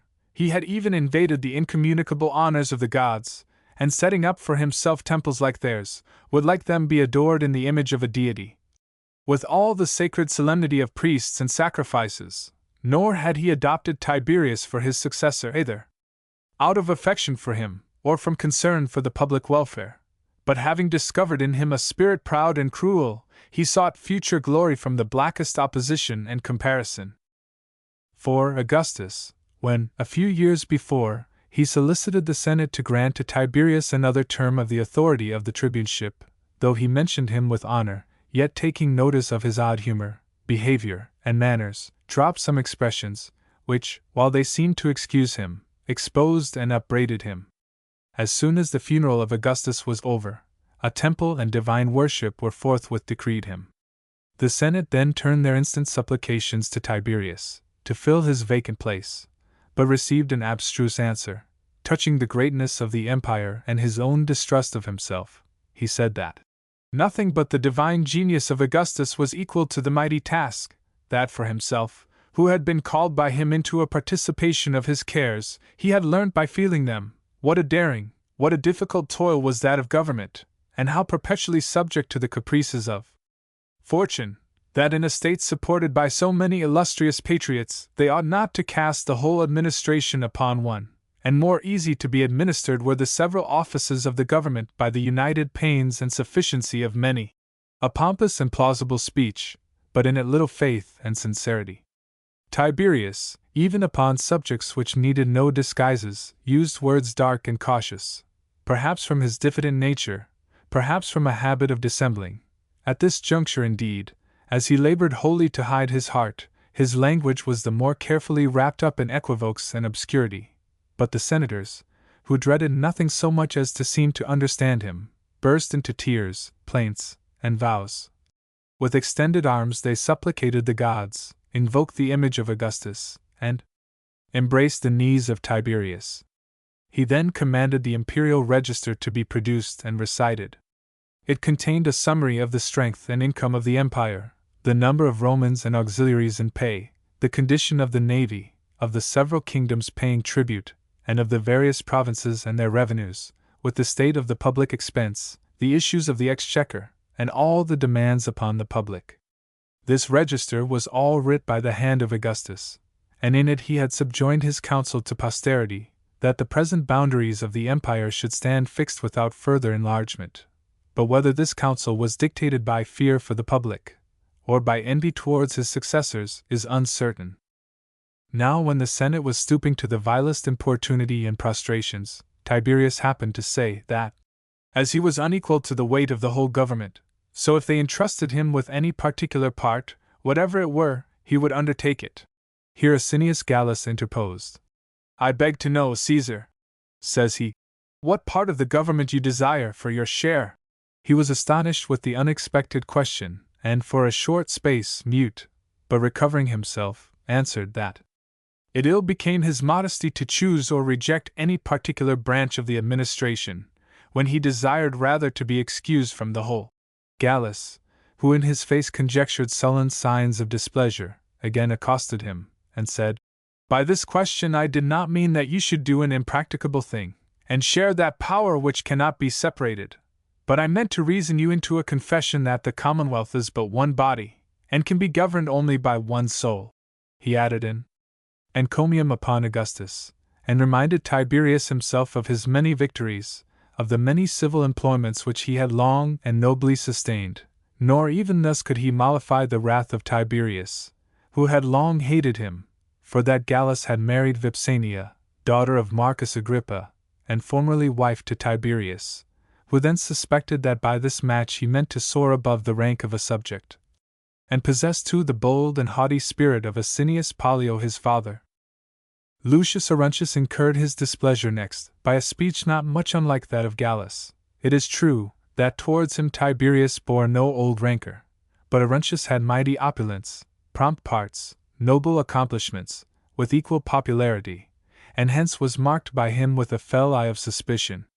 For, as Augustus, shortly before his decease, was mentioning those among the great men, who were capable of the supreme power, but would not accept it, or unequal to it, yet wished for it, or such, as had both ambition and sufficiency, he had said that Marcus Lepidus was qualified, but would reject it, Asinius would be aspiring, but had inferior talents, and that Lucius Auruntius wanted no sufficiency, and upon a proper occasion would attempt it. That he spoke thus of Lepidus and Asinius is agreed, but instead of Auruntius, some writers have transmitted the name of Gnaeus Piso, and every one of these great men, except Lepidus, were afterwards cut off, under the imputation of various crimes, all darkly framed by Tiberius. Quintus Haterius and Mamercus Scaurus did thereafter incense his distrustful spirit, the first by asking him, "How long, Caesar, wilt thou suffer the commonwealth to remain destitute of a head?" Scaurus, because he had said, there was room to hope that the prayers of the Senate would not prove abortive, since he had not opposed as tribune, nor rendered invalid, as he might, the motion of the consuls in his behalf. With Tiberius he fell into instant rage. Towards Scaurus his resentment was more deep and implacable, and in profound silence he hid it. Wearied at last with public importunity and clamor, and with particular expostulations, he began to unbend a little. Not that he would own his undertaking the empire, but only avoid the uneasiness of perpetually rejecting endless solicitations. It is known how Tiberius, when he went next day to the palace to implore pardon, and throwing himself at the feet of Tiberius embraced his knees, narrowly escaped being slain by the soldiers, because Tiberius, who was walking, tumbled down, whether by chance, or whether his legs were entangled in the arms of Tiberius. Either was he a jot mollified by the danger which threatened so great a man, who was at length forced to supplicate Augusta for protection, nor could even she obtain it, but after the most labored entreaties. Towards Livia, too, exorbitant was the flattering court of the Senate. Some were for decreeing her the general title of mother, others the more particular one of mother of her country, and almost all moved that to the name of Tiberius should be added the son of Julia. Tiberius urged in answer that public honors to women ought to be warily adjudged, and with a sparing hand, and that with the same measure of moderation he would receive such as were presented to himself. In truth, full of envy as he was, and anxious lest his own grandeur should sink as that of his mother rose, he would not suffer so much as a lictor to be decreed her, and even forbade the raising her an altar upon her late adoption, or paying her any such solemnities. But for Germanicus he asked the proconsular power, and to carry him that dignity, honorable deputies were sent, as also to mollify his sorrow for the death of Augustus. If for Drusus he demanded not the same honor, it was because Drusus was present, and already consul designed. He then named 12 candidates for the praetorship, the same number settled by Augustus, and though the Senate requested him to increase it, by an oath he bound himself never to exceed. The privilege of creating magistrates was now first translated from the assemblies of the people to the Senate, for though the emperor had before conducted all affairs of moment at his pleasure, yet till that day some were still transacted by the tribes, and carried by their bent and suffrages. Neither did the regret of the people for the seizure of these their ancient rights rise higher than some impotent grumbling. The Senate too liked the change, as by it they were released from the charge of buying votes, and from the shame of begging them, and so moderate was Tiberius, that of the 12 candidates he only reserved to himself the recommendation of 4, to be accepted without opposition or caballing. At the same time, the tribunes of the people asked leave to celebrate at their own expense certain plays in honor of Augustus, such as were to be called after his name, and inserted in the calendar. But it was decreed that out of the exchequer the charge should be defrayed, and the tribunes should in the circus wear the triumphal robe, but to be carried in chariots was denied them. The annual celebration of these plays was, for the future, transferred to one of the praetors, him in particular to whom should fall the jurisdiction of deciding suits between citizens and strangers. Thus stood affairs at Rome when a sedition seized the legions in Pannonia, without any fresh grounds, save that from a change of princes, they meant to assume a warrant for licentiousness and tumult, and from a civil war hoped great earnings and acquisitions. There were 3 legions encamped together, all commanded by Junius Blsesus, who, upon notice of the death of Augustus and the accession of Tiberius, had granted the soldiers a recess from their wonted duties for some days, as a time either of public mourning or festivity. From being idle they waxed wanton, quarrelsome, and turbulent, greedily listened to mutinous discourses. The most profligate amongst them had most credit with them, and at last they became passionate for a life of sloth and riot, utterly averse to all military discipline and every fatigue of the camp. In the camp was one Persenius, formerly a busy leader in the embroilments of the theatre, and now a common soldier, a fellow of a petulant, declaiming tongue, and by inflaming parties in the playhouse, well qualified to excite and infatuate a crowd. This incendiary practiced upon the ignorant and unwary, such as were solicitous what might prove their future usage. Now Augustus was dead. He engaged them in nightly confabulations, and by little and little incited them to violence and disorders. And towards the evening, when the soberest and best affected were withdrawn, he assembled the worst and most turbulent. When he had thus ripened them for sedition, and other ready incendiaries were combined with him, he personated the character of a lawful commander, and thus questioned and harangued them. Why did they obey, like slaves, a few centurions and a fewer tribunes? When would they be bold enough to demand redress of their heavy grievances, unless they snatched the present occasion, while the emperor was yet new and his authority wavering, to prevail with him by petition, or by arms to force him? They had already by the misery of many years paid dear for their patient sloth and stupid silence, since decrepit with age and maimed with wounds, after a course of service for 30 or 40 years, they were still doomed to carry arms, nor even to those who were discharged was there any end of the misery of warfare. They were still kept tied to the colors, and under the creditable title of veterans endured the same hardships, and underwent the same labors. But suppose any of them escaped so many dangers, and survived so many calamities, where was their reward at last? Why, a long and weary march remained yet to be taken into countries far remote and strange, where, under the name of lands given them to cultivate, they had unhospitable bogs to drain, and the wild wastes of mountains to manure. Severe and ungainful of itself was the occupation of war. 10 asses, footnote, about 5d. a day the poor price of their persons and lives. Out of this, they must buy clothes, and tents, and arms. Out of this, bribe the cruel centurions for a forbearance of blows, an occasional exemption from hard duty, but stripes from their officers, and wounds from their enemies, hard winters and laborious summers, bloody wars and barren peace, were miseries without end. Nor remained there other cure or relief than to refuse to enlist but upon conditions certain, and fixed by themselves. Particularly, that their pay be a denarius or 16 asses a day, footnote, about 8-1 divided by 2d. 16 years be the utmost term of serving, when discharged, to be no longer obliged to follow the colors, but have their reward in ready money, paid them in the camp where they earned it. Did the Praetorian Guards, they who had double pay, they who after 16 years' service were paid off and sent home, bear severer difficulties, undergo superior dangers? He did not mean to detract from the merit of their brethren the city guards. Their own lot, however, it was, to be placed amongst horrid and barbarous nations, nor could they look from their tents, but they saw the foe. The whole crowd received this harangue with shouts of applause, but from various instigations.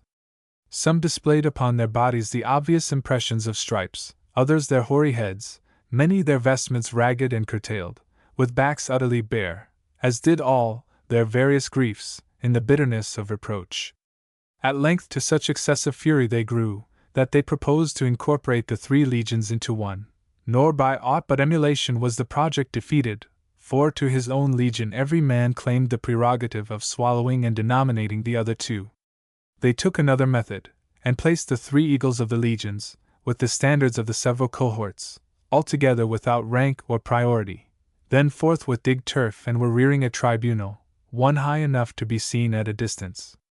In this hurry arrived Blesus, who, falling into sore rebukes, and by force interrupting particulars, called with vehemence to all, "Dip your hands rather in my blood. To murder your general will be a crime less shameful and heinous than to revolt from your prince, for determined I am, either to preserve the legions in their faith and obedience, if you kill me not for my intended good office, or my death, if I fall by your hands, shall hasten your remorse." For all this, turfs were accumulated, and the work was already breast high, when, at last, overcome by his spirit and perseverance, they forbore. Blesus was an able speaker. He told them that sedition and mutiny were not the methods of conveying to the emperor the pretensions of the soldiers. Their demands too were new and singular, such as neither the soldiers of old had ever made to the ancient generals, nor they themselves to the deified Augustus. Besides, their claims were ill-timed, when the prince, just upon his accession, was already embarrassed with the weight and variety of other cares. If, however, they meant to try to gain in full peace those concessions, which, even after a civil war, the conquerors never claimed, yet why trample upon duty and obedience, why reject the laws of the army, and rules of discipline? And if they meant to petition, why meditate violence? They might at least appoint deputies, and in his presence trust them with their pretensions. Here they all cried out, that the son of Blsesus, one of their tribunes, should execute that deputation, and demand in their name that, after 16 years' service, they should be discharged. They said they would give him new orders, when he had succeeded in these. After the departure of the young officer, a moderate recess ensued. The soldiers, however, exulted to have carried such a point, the sending the son of their general, as the public advocate for their cause, was to them full proof that they had gained by force and terror that which by modesty and gentle means they would never have gained. In the meantime those companies which, before the sedition began, were sent to Nauportum, *overlayback, in Carniola, to mend roads and bridges, and upon other duties, no sooner heard of the uproar in the camp, but they cast off all obedience, tore away the ensigns, and plundered the neighboring villages. Even Nauportum itself, which for greatness resembled a municipal town, was plundered. The endeavors of the centurions to restrain this violence were first returned with mockery and contempt, then with invectives and contumelies, at last with outrage and blows. Their vengeance was chiefly bent against the camp marshal, Aufidianus Rufus. Him they dragged from his chariot, and loading him with baggage, drove him before the first ranks. They then insulted him, and asked in scorn whether he would gladly bear such enormous burdens, whether endure such immense marches? Rufus had been long a common soldier, then became a centurion, and afterwards camp marshal, a severe restorer of primitive strictness and discipline, an indefatigable observer of every military duty, which he exacted from others with the more rigor, as he had himself undergone them all with patience. By the arrival of this tumultuous band the sedition was again awakened to its former outrage, and the seditious, roving abroad without control, ravaged the country on every side. Blsesus, for an example of terror to the rest, commanded those who were most laden with plunder to be punished with stripes and cast into prison, for the general was still dutifully obeyed by the centurions, and by all the soldiers of any merit.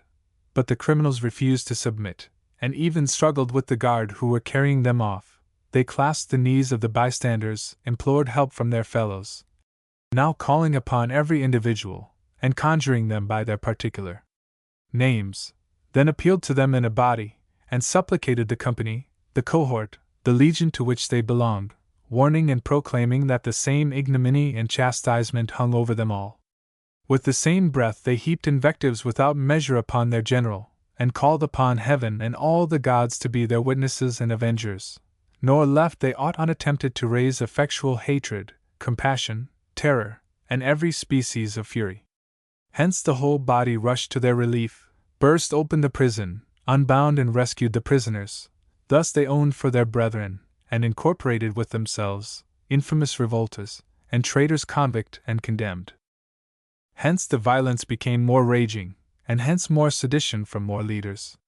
There was particularly one Vibulinus, a common soldier, who, exalted on the shoulders of his comrades, before the tribunal of Blsesus, thus declaimed in the ears of a multitude already outrageous, and eager to hear what he had to say.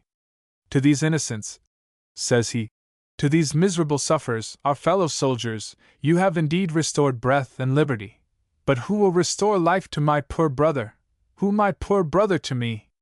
He was sent hither by the German armies, with propositions for our common good, and for this, was last night butchered by that same Blsesus, who in the murder employed his gladiators, bloody men, whom he purposely entertains in arms for our common execution. Where, oh where, Blsesus, hast thou thrown his unoffending and mangled corpse? Even open enemies do not inhumanly deny burial to the slain. When I have satiated my sorrow with 1,000 kisses, and a flood of tears, command me also to be murdered, that these our brethren may together bury my poor brother and me, slaughtered both as victims, yet both guiltless of any crime but that of studying the common interest of the legions. He inflamed those his complaints and expostulations with affecting sighs and lamentations, beat his breast, tore his face, and showed all the symptoms of anguish. Then those who carried him giving way, he threw himself headlong at the feet of his companions, and thus prostrate and supplicating, in them raised such a spirit of commiseration and such a storm of vengeance, that one party of them instantly seized and bound the general's gladiators, another, the rest of his family, while many ran and dispersed themselves to search for the corpse. And had it not been quickly manifest that there was no corpse to be found, that the slaves of Blesus had upon the rack cleared themselves, and that Vibulinus never had any brother, they had gone nigh to have sacrificed the general. As it was, they expulsed the camp-marshal and tribunes, and as they fled, plundered their baggage. They likewise put to death Lucilius the centurion, whom they had sarcastically named Cedo Alterum, because when upon the back of a soldier he had broken one wand, he was wont to call for another, and then a third. The other centurions lurked in concealment, all but Julius Clemens, who for his prompt capacity was saved, in order to manage the negotiations of the soldiers. Even 2 of the legions, the 8th and the 15th, were ready to turn their swords upon each other, and had, but for the 9th, one Serpicus, a centurion, was the subject of the quarrel. Him the 8th required to be put to death, and the 15th protected him. But the 9th interposed with entreaties to both, and with threats to those who would not listen to prayers. Tiberius, however, close and impenetrable, and ever laboring to smother all melancholy tidings, was yet driven by those from Pannonia, to dispatch his son Drusus thither, accompanied by the principal nobility and guarded by 2 praetorian cohorts, but charged with no precise instructions, only to adapt his measures to the present exigency. The cohorts were strengthened with an extraordinary addition of chosen men, with the greatest part of the praetorian horse, and main body of the German then the emperor's guards. Aelius Sejanus, lately joined with his father Strabo in the command of the praetorian bands, was also sent, not only as governor to the young prince, but as his credit with the emperor was known to be mighty, to deal with the revolters by promises and terrors. When Drusus approached, the legions, for show of respect, marched out to meet him, not with the usual symptoms and shouts of joy, nor with gay ensigns and arms glittering, but in a dress and accoutrements hideous and squalid. In their countenances too, though composed to sadness, were seen greater marks of sullenness and contumacy. As soon as he was within the camp, they secured the entrances with guards, and in several quarters of it placed parties upon duty. The rest crowded about the tribunal of Drusus, who stood beckoning with his hand for silence. Here, as often as they surveyed their own numbers and met one another's resentful looks, they uttered their rage in horrible cries. Again, when upon the tribunal they beheld Caesar, awe and trembling seized them. Now, there prevailed an hollow and inarticulate murmur. Next, a furious clamor. Then suddenly a dead silence, so that, by a hasty succession of opposite passions, they were at once dismayed and dreadful. When at last the uproar was stayed, he read his father's letters, who in them declared that he would take an affectionate care of the brave and invincible legions by whom he had sustained successfully so many wars, and, as soon as his grief was a little abated, deal with the Senate about their demands. In the meantime he had sent them his son, on purpose to make them forthwith all the concessions which could instantly be made them. The rest were to be reserved for the Senate, the proper distributors of rewards and punishments by a right altogether unalienable. The assembly answered that to Julius Clemens they had entrusted what to speak in their name. He began with their demands: to be discharged after 16 years' service, to have the reward which, for past services upon that discharge, they claimed, their pay to be increased to a Roman denarius, the veterans to be no longer detained under their ensigns.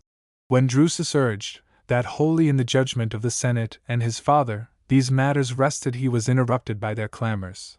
To what purpose came he, since he could neither augment their pay nor alleviate their grievances? And while upon them every officer was allowed to inflict blows and death, the son of their emperor wanted power to relieve them by one beneficent action. The policy this of the late reign, when Tiberius frustrated every request of the soldiers, by referring all to Augustus. Now Drusus was come with the same artifices to delude them. Were they never to have a higher visit than from the children of their prince? It was, indeed, unaccountable, that to the Senate the emperor should leave no part in the direction of the army, only the rewarding of the soldiery. Ought not the same Senate to be consulted as often as a battle was to be fought, or a private man to be punished? Or were their recompenses to be adjudged by many masters, but their punishments to remain without any restraint or moderator whatsoever? At last they abandoned the tribunal, and with menaces and insults fell upon all they met belonging to Drusus, either as guards or friends, meditating thus to provoke a quarrel and an introduction to blood. Chiefly enraged they were against Gnaeus Lentulus, as one for years and warlike renown superior to any about the person of Drusus, and thence suspected to have hardened the prince, and been himself the foremost to despise these outrages in the soldiery. Nor was it long after, that as he was leaving Drusus, and from the foresight of danger returning to the winter quarters, they surrounded him and demanded whither he went? To the emperor or senate? There also to exercise his enmity to the legions and oppose their interest? And instantly assaulted him with stones. He was already covered with wounds and blood, and awaiting certain assassination, when the troops attending Drusus flew to his assistance and saved him. The following night had a formidable aspect, and threatened the speedy eruption of some tragical vengeance, when a phenomenon intervened and assuaged all. The moon, in the midst of a clear sky, seemed to the soldiers suddenly to sicken, and they, who were ignorant of the natural cause, took this for an omen foreboding the issue of their present adventures. To their own labors, they compared the eclipse of the planet, and prophesied that if to the distressed goddess should be restored her wonted brightness and vigor, equally successful would be the issue of these their struggles. Hence they strove to charm and revive her with sounds, and by ringing upon brazen metal, and an uproar of trumpets and cornets, made a vehement bellowing. As she appeared brighter or darker, they exulted or lamented, but when gathering clouds had utterly bereft them of her sight, and they believed her now buried in everlasting darkness, then, as minds once thoroughly dismayed are pliant to superstition, they bewailed their own eternal sufferings thus portended, and that against their misdeeds the angry deities were contending.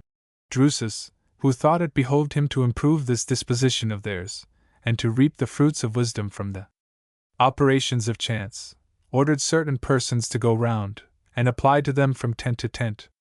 For this purpose, he called and employed the centurion Julius Clemens, and whoever else were by honest methods acceptable to the multitude. These insinuated themselves everywhere, with those who kept watch, or were upon patrol, or guarded the gates, soothing all with hopes, and by terrors rousing them. "How long," said they, "shall we hold the son of our emperor thus besieged? Where will our broils and wild contentions end? Shall we swear allegiance to Persenius and Vibulinus? Will Vibulinus and Persenius support us with pay during our service, and reward us with lands when dismissed? In short, shall two common men dispossess the Neros and the Drusi, and to themselves assume the empire of the Roman people? Let us be wiser, and as we were the last to revolt, be the first to relent. Such demands as comprise terms for all are ever slowly accorded, but particulars may, when they please, merit instant favor, and instantly receive it." These reasonings alarmed them, and filled them with mutual jealousies. Presently the fresh soldiers forsook the veterans, and one legion separated from another, then by degrees returned the love of duty and obedience. They relinquished the guard of the gates, and the eagles and other ensigns, which in the beginning of the tumult they had thrown together, were now restored each to its distinct station. Drusus, as soon as it was day, summoned an assembly, and though unskilled in speaking, yet with a haughtiness inherent in his blood, rebuked their past and commended their present behavior. With threats and terrors, he said, it was impossible to subdue him, but if he saw them reclaimed to submission, if from them he heard the language of supplicants, he would send to his father to accept with a reconciled spirit the petitions of the legions. Hence, at their entreaty, for their deputy to Tiberius the same Blsesus was again dispatched, and with him Lucius Apronius, a Roman knight of the cohort of Drusus, and Justus Catonius, a centurion of the first order. There followed great debates in the council of Drusus, while some advised to suspend all proceeding till the return of the deputies, and by a course of courtesy the while to soothe the soldiers. Others maintained that remedies more potent must needs be applied. In a multitude was to be found nothing on this side extremes, always imperious where they are not awed, and to be without danger despised when frightened. To their present terror from superstition was to be added the dread of their general, by his dooming to death the authors of the sedition. Rather prompt to rigorous counsels was the genius of Drusus. Vibulinus and Persenius were produced, and by his command executed. It is by many recounted that in his own tent they were secretly dispatched and buried, by others that their bodies were ignominiously thrown over the entrenchments, for a public spectacle of terror. Search was then made for other remarkable incendiaries. Some were caught skulking without the camp, and there by the centurions or praetorian soldiers slain. Others were by their several companies delivered up, as a proof of their own sincere faith. The consternation of the soldiers was heightened by the precipitate accession of winter, with rains incessant and so violent, that they were unable to stir from their tents, or maintain common intercourse, nay, scarce to preserve their standards, assaulted continually by tempestuous winds and raging floods. Dread besides of the angry gods still possessed them, nor was it at random, they thought, that such profane traitors were thus visited with black eclipses and roaring tempests. Either against these their calamities was there other relief than the relinquishing of a camp by impiety contaminated and accursed, and after expiation of their guilt returning to their several garrisons. The 8th Legion departed first, and then the 15th, the 9th, with earnest clamors, pressed for continuing there till the letters from Tiberius arrived, but when deserted by the other two, their courage failed, and by following of their own accord, they prevented the shame of being forced. Drusus, seeing order and tranquillity restored, without staying for the return of the deputies, returned himself to Rome. Almost at the same time, and from the same causes, the legions in Germany raised an insurrection, with greater numbers, and thence with more fury. Passionate too were their hopes that Germanicus would never brook the rule of another, but yield to the spirit of the legions, who had force sufficient to bring the whole empire under his sway. Upon the Rhine were two armies, that called the higher, commanded by Caius Silius, lieutenant general, the lower, by Aulus Caecina. The command-in-chief rested in Germanicus, then busy collecting the tribute in Gaul. The forces, however, under Silius, with cautious ambiguity, watched the success of the revolt which others began, for the soldiers of the lower army had broken out into open outrages, which took its rise from the 5th Legion, and the 120th, who after them drew the 1st and 20th. These were altogether upon the frontiers of the Euboeans, passing the campaign in utter idleness or light duty, so that upon the news that Augustus was dead, the whole swarm of new soldiers lately levied in the city, men accustomed to the effeminacies of Rome, and impatient of every military hardship, began to possess the ignorant minds of the rest with many turbulent expectations. That now was presented the lucky juncture for veterans to demand entire dismission, the fresh soldiers larger pay, and all some mitigation of their miseries, as also to return due vengeance for the cruelties of the centurions. These were not the harangues of a single incendiary, like Persenius amongst the Pannonian legions, nor uttered, as there, in the ears of men who, while they saw before their eyes armies greater than their own, mutinied with awe and trembling. But here was a sedition of many mouths, filled with many boasts, that in their hands lay the power and fate of Rome. By their victories the empire was enlarged, and from them the Caesars took, as a compliment, the surname of Germanicus. Neither did Caecina strive to restrain them. A madness so extensive had bereft him of all his bravery and firmness. In this precipitate frenzy they rushed at once, with swords drawn, upon the centurions, the eternal objects of their resentment, and always the first victims to their vengeance. Them they dragged to the earth, and upon each bestowed a terrible portion of 60 blows, a number proportioned to that of centurions in a legion. Then bruised, mangled, and half expiring, as they were, they cast them all out of the camp, some into the stream of the Rhine. Septimius, who had for refuge fled to the tribunal of Caecina, and lay clasping his feet, was demanded with such imperious vehemence, that he was forced to be surrendered to destruction.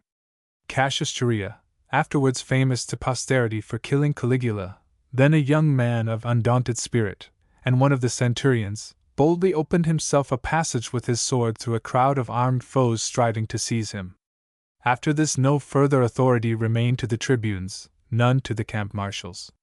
The seditious soldiers were their own officers, set the watch, appointed the guard, and gave all orders proper in the present exigency.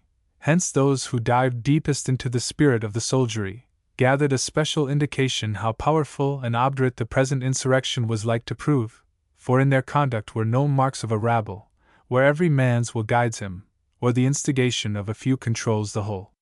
Here, all at once they raged, and all at once kept silence, with so much concert and steadiness, that you would have believed them under the sovereign direction of one.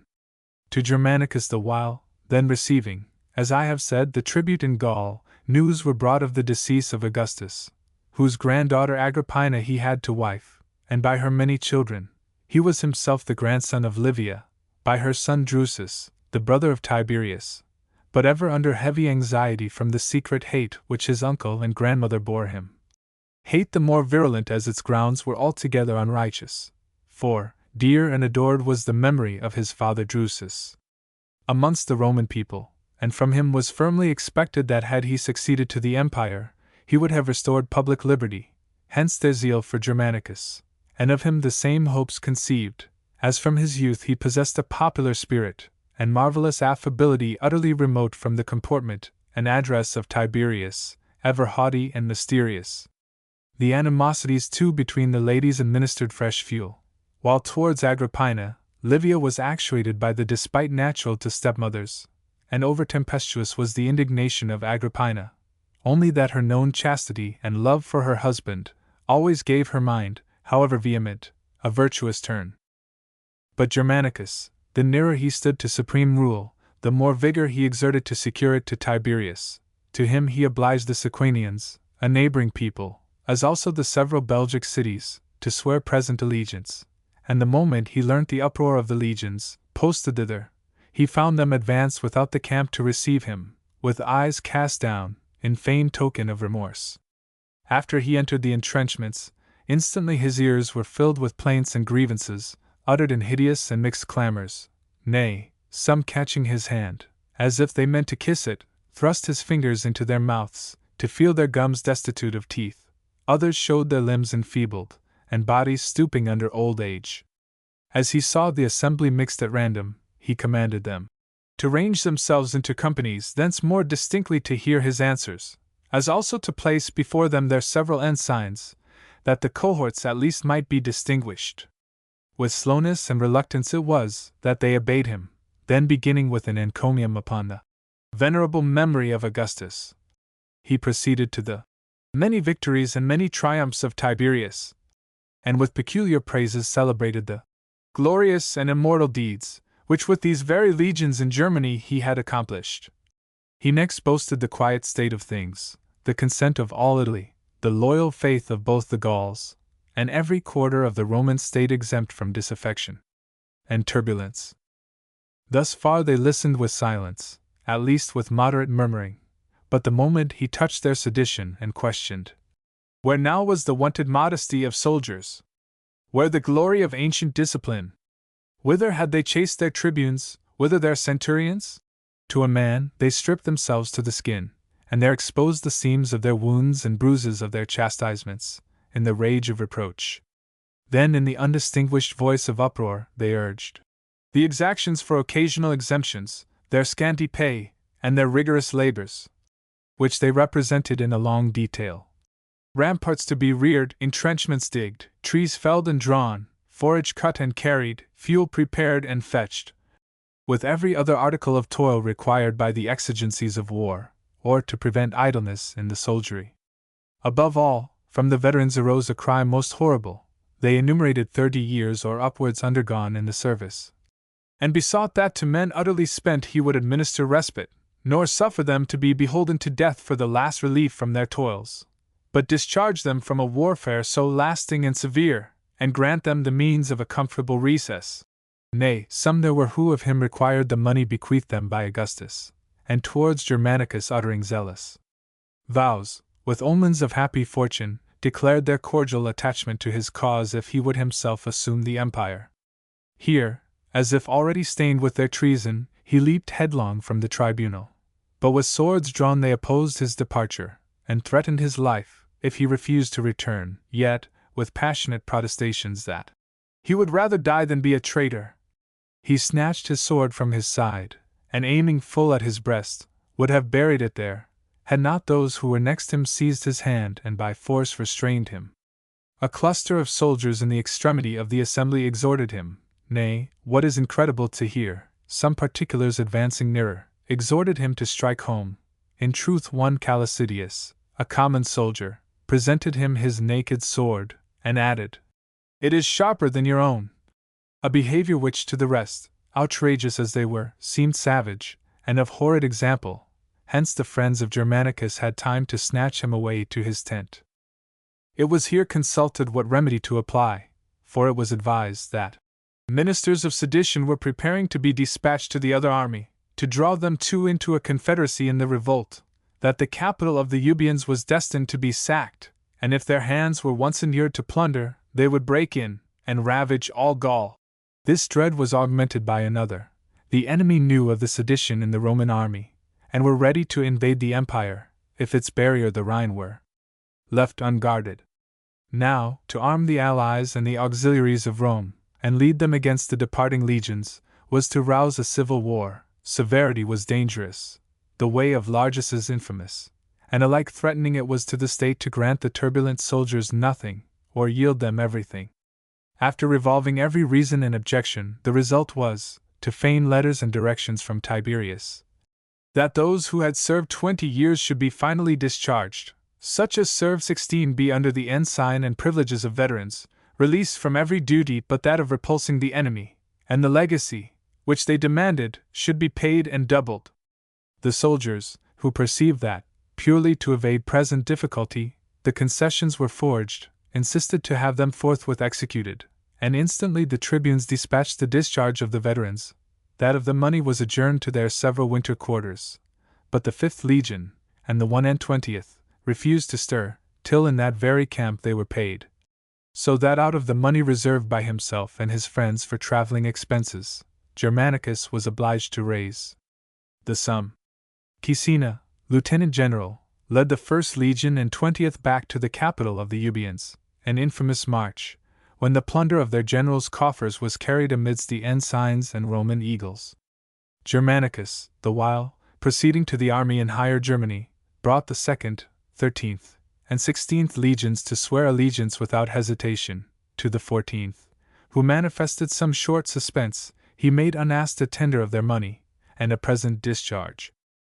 But a party of veterans which belonged to the disorderly legions, and then in garrison among the Chaucians, as they began a sedition there, were somewhat quelled by the instant execution of 2 of their body, an execution this, commanded by Manius, camp marshal, and rather of good example, than done by competent authority. The tumult, however, swelling again with fresh rage, he fled, but was discovered, so that, finding no safety in lurking, from his own bravery he drew his defense, and declared that to himself, who was only their camp marshal, these their outrages were not done, but done to the authority of Germanicus, their general, to the majesty of Tiberius their emperor. At the same time, braving and dismaying all that would have stopped him, he fiercely snatched the colors, faced about towards the Rhine, and pronouncing the doom of traitors and deserters to every man who forsook his ranks, brought them back to their winter quarters, mutinous, in truth, but not daring to mutiny. In the meantime the deputies from the Senate met Germanicus at the altar of the Euboeans, Cologne, whither in his return he was arrived. 2 legions wintered there, the 1st and 20th, with the soldiers lately placed under the standard of veterans, men already under the distractions of guilt and fear, and now a new terror possessed them, that these senators were come armed with injunctions to cancel every concession which they had by sedition extorted, and, as it is the custom of the crowd to be ever charging somebody with the crimes suggested by their own false alarms, the guilt of this imaginary decree they laid upon Minucius Plancus, a senator of consular dignity, and at the head of this deputation. In the dead of night they began to clamor aloud for the purple standard placed in the quarters of Germanicus, and rushing tumultuously to his gate, burst the doors, dragged the prince out of his bed, and with menaces of present death, compelled him to deliver the standard. Then, as they roved about the camp, they met the deputies, who, having learnt the outrage, were hastening to Germanicus. Upon them they poured a deluge of contumelies, and to present slaughter were devoting them, Plancus chiefly, whom the dignity of his character had restrained from flight. Nor in this mortal danger had he other refuge than the quarters of the 1st Legion, where, embracing the eagle and other ensigns, He sought sanctuary from the religious veneration ever paid them. But, in spite of religion, had not Calpurnius, the eagle-bearer, by force defeated the last violence of the assault, in the Roman camp had been slain an ambassador of the Roman people, and with his blood had been stained the inviolable altars of the gods, a barbarity rare even in the camp of an enemy. At last, day returning, when the general, and the soldiers, and their actions could be distinguished, Germanicus entered the camp, and commanding Plancus to be brought, seated him by himself upon the tribunal. He then inveighed against the late pernicious frenzy, which in it, he said, had fatality, and was rekindled by no despite in the soldiers, but by that of the angry gods.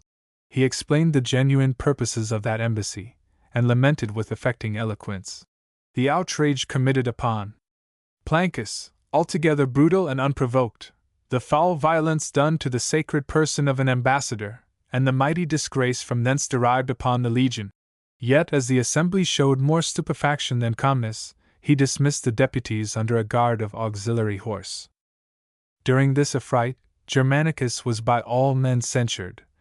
That he retired not to the higher army, whence he had been sure of ready obedience, and even of succor against the revolters.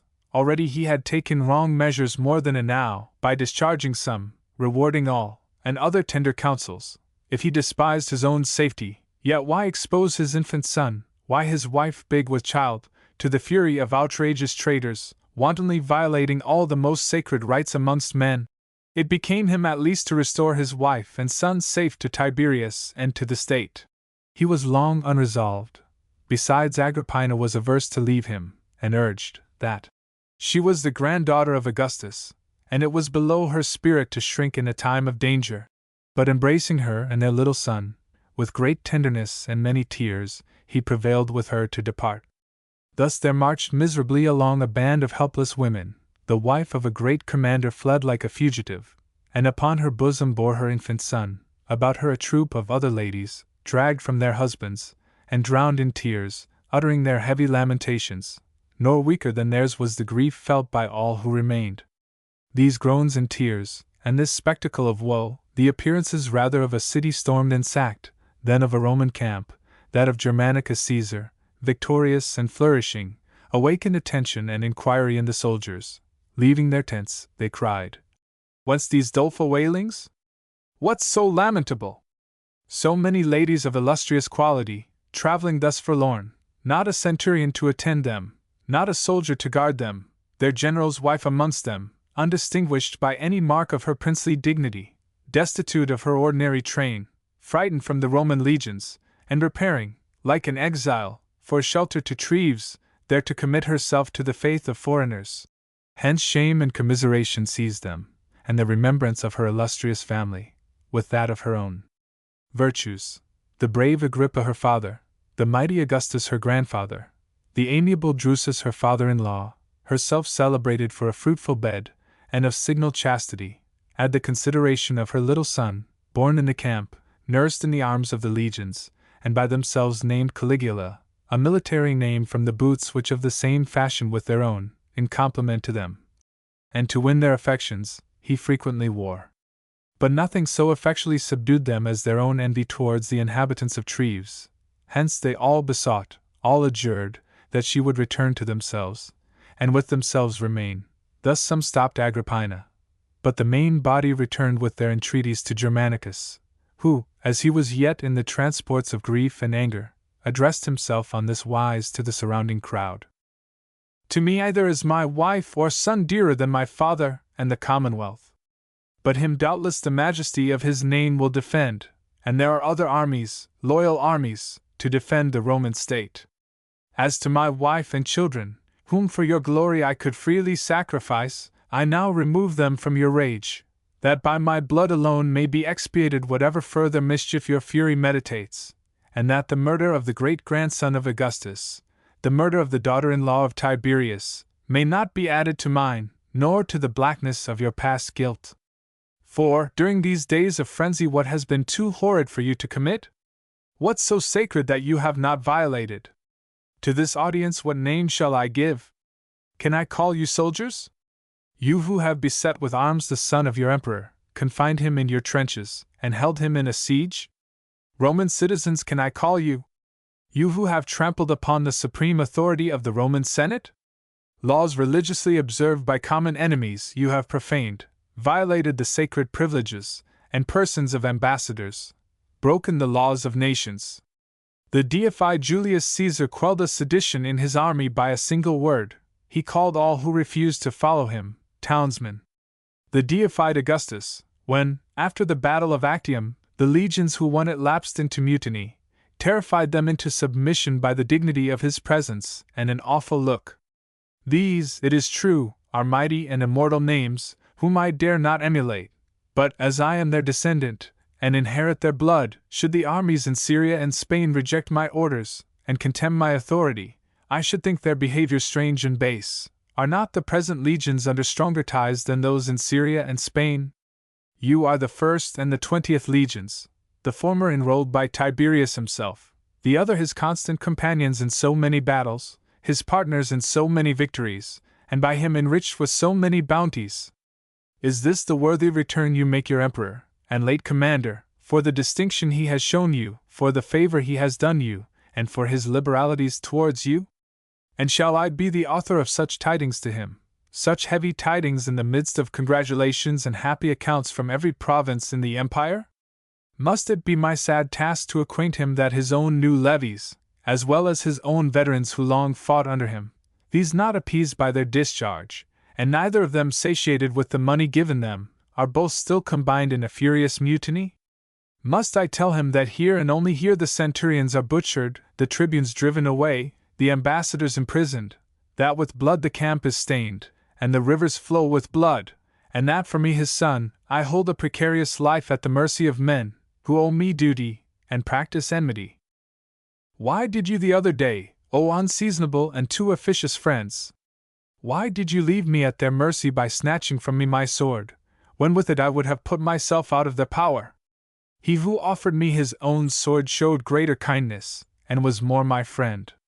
I would then have fallen happy that my death would have hid from mine eyes so many horrible crimes since committed by my own army, and for you would have chosen another general, such a general, no doubt, as would have left my death unpunished, but still one who would have sought vengeance for that of Varus and the 3 legions, for the gods are too just to permit that ever the Belgians, however generously they offer their service, shall reap the credit and renown of retrieving the glory of the Roman name, and of reducing in behalf of Rome the German nations her foes.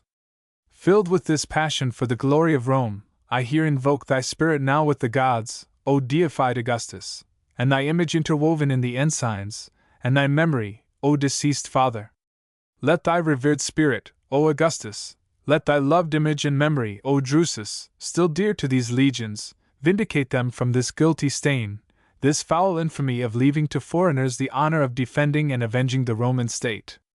They are Romans, they already feel the remorses of shame, they are already stimulated with a sense of honor. Improve this generous disposition in them, that thus inspired they may turn the whole tide of their civil rage to the destruction of their common enemy. And for you, my fellow soldiers, in whom I behold all the marks of compunction, other countenances, and minds happily changed, if you mean to restore to the Senate its ambassadors, to your emperor your sworn obedience, to me your general, my wife and son, be it the first instance of your duty, to fly the contagious company of incendiaries, to separate the sober from the seditious. This will be a faithful sign of remorse, this a firm pledge of fidelity. These words softened them into supplicants. They confessed that all his reproaches were true. They besought him to punish the guilty and malicious, to pardon the weak and misled, and to lead them against the enemy, to recall his wife, to bring back his son, nor to suffer the fosterling of the legions to be given in hostage to the Gauls. Against the recalling of Agrippina he alleged the advance of winter, and her approaching delivery, but said that his son should return, and that to themselves he left to execute what remained further to be executed. Instantly, with changed resentments, they ran, and seizing the most seditious, dragged them in bonds to Caius Cretonius, commander of the 1st Legion, who judged and punished them in this manner. The legions, with their swords drawn, surrounded the tribunal. From thence the prisoner was by a tribune exposed to their view, and if they proclaimed him guilty, cast headlong down, and executed even by his fellow soldiers, who rejoiced in the execution, because by it they thought their own guilt to be expiated, nor did Germanicus restrain them, since on themselves remained the cruelty and reproach of the slaughter committed without any order of his. The veterans followed the same example of vengeance, and were soon after ordered into Rhaetia, in appearance to defend that province against the invading Suevians, in reality, to remove them from a camp still horrible to their sight, as well in the remedy and punishment, as from the memory of their crime. Germanicus next passed a scrutiny upon the conduct and characters of the centurions. Before him they were cited singly, and each gave an account of his name, his company, country, the length of his service, exploits in war, and military presents, if with any he had been distinguished. If the tribunes or his legion bore testimony of his diligence and integrity, he kept his posts. Upon concurring complaint of his avarice or cruelty, he was degraded. Thus were the present commotions appeased. But others as great still subsisted, from the rage and obstinacy of the 5th and 21st legions. They were in winter quarters 60 miles off, in a place called the Old Camp, Xanton, and had first began the sedition, nor was there any wickedness so horrid that they had not perpetrated. Nay, at this time, either terrified by the punishment, nor reclaimed by the reformation of their fellow soldiers, they persevered in their fury. Germanicus therefore determined to give them battle, if they persisted in their revolt, and prepared vessels, arms, and troops to be sent down the Rhine. Before the issue of the sedition in Illyricum was known at Rome, tidings of the uproar in the German legions arrived. Hence the city was filled with much terror, and hence against Tiberius many complaints. That while with feigned consultations and delays he mocked the Senate and people, once the great bodies of the estate, but now bereft of power and armies, the soldiery were in open rebellion, one too mighty and stubborn to be quelled by two princes so young in years and authority. He ought at first to have gone himself, and awed them with the majesty of imperial power, as doubtless they would have returned to duty upon the sight of their emperor, a prince of consummate experience, the sovereign disposer of rewards and severity. Did Augustus, even under the pressure of old age and infirmities, take so many journeys into Germany? And should Tiberius, in the vigor of his life, when the same or greater occasions called him thither, sit lazily in the Senate to watch senators and cavil at words? He had fully provided for the domestic servitude of Rome. He ought next to cure the licentiousness of the soldiers, to restrain their turbulent spirits, and reconcile them to a life of peace. But all these reasonings and reproaches moved not Tiberius. He was determined not to depart from the capital, the center of power and affairs, nor to chance or peril expose his person and empire. In truth, many and contrary difficulties pressed and perplexed him. The German army was the stronger, that of Pannonia nearer. The power of both the Gauls supported the former, the latter was at the gates of Italy. Now to which should he repair first? And would not the last visited be inflamed by being postponed? But by sending one of his sons to each, the equal treatment of both was maintained, as also the majesty of the supreme power, which from distance ever derived most reverence. Besides, the young princes would be excused if to their father they referred such demands as were for them improper to grant, and if they disobeyed Germanicus and Drusus, his own authority remained to appease or punish them. But if once they had contemned their emperor himself, what other resource was behind? However, as if he had been upon the point of marching, he chose his attendants, provided his equipage, and prepared a fleet, but by various delays and pretenses, sometimes that of the winter, sometimes business, he deceived for a time even the wisest men, much longer the common people, and the provinces for a great while. Germanicus had already drawn together his army, and was prepared to take vengeance on the seditious, but judging it proper to allow space for trial, whether they would follow the late example, and consulting their own safety do justice upon one another, he sent letters to Caecina, that he himself approached, with a powerful force, and if they prevented him not, by executing the guilty, he would put all indifferently to the slaughter. These letters Caecina privately read to the principal officers, and such of the camp as the sedition had not tainted, besought them to redeem themselves from death, and all from infamy, urged that in peace alone reason was heard and merit distinguished, But in the rage of war the blind steel spared the innocent no more than the guilty. The officers, having tried those they believed for their purpose, and found the majority still to persevere in their duty, did, in concurrence with the general, settle the time for falling with the sword upon the most notoriously guilty and turbulent. Upon a particular signal given they rushed into their tents and butchered them, void as they were of all apprehension, nor did any but the centurions and executioners know whence the massacre began, or where it would end. This had a different face from all the civil slaughters that ever happened. It was a slaughter not of enemies upon enemies, nor from different and opposite camps, nor in a day of battle, but of comrades upon comrades, in the same tents where they ate together by day, where they slept together by night. From this state of intimacy they flew into mortal enmity, and friends launched their darts at friends. Wounds, outcries, and blood were open to view, but the cause remained hid. Wild chance governed the rest, and several innocents were slain. For the criminals, when they found against whom all this fury was bent, had also betaken themselves to their arms.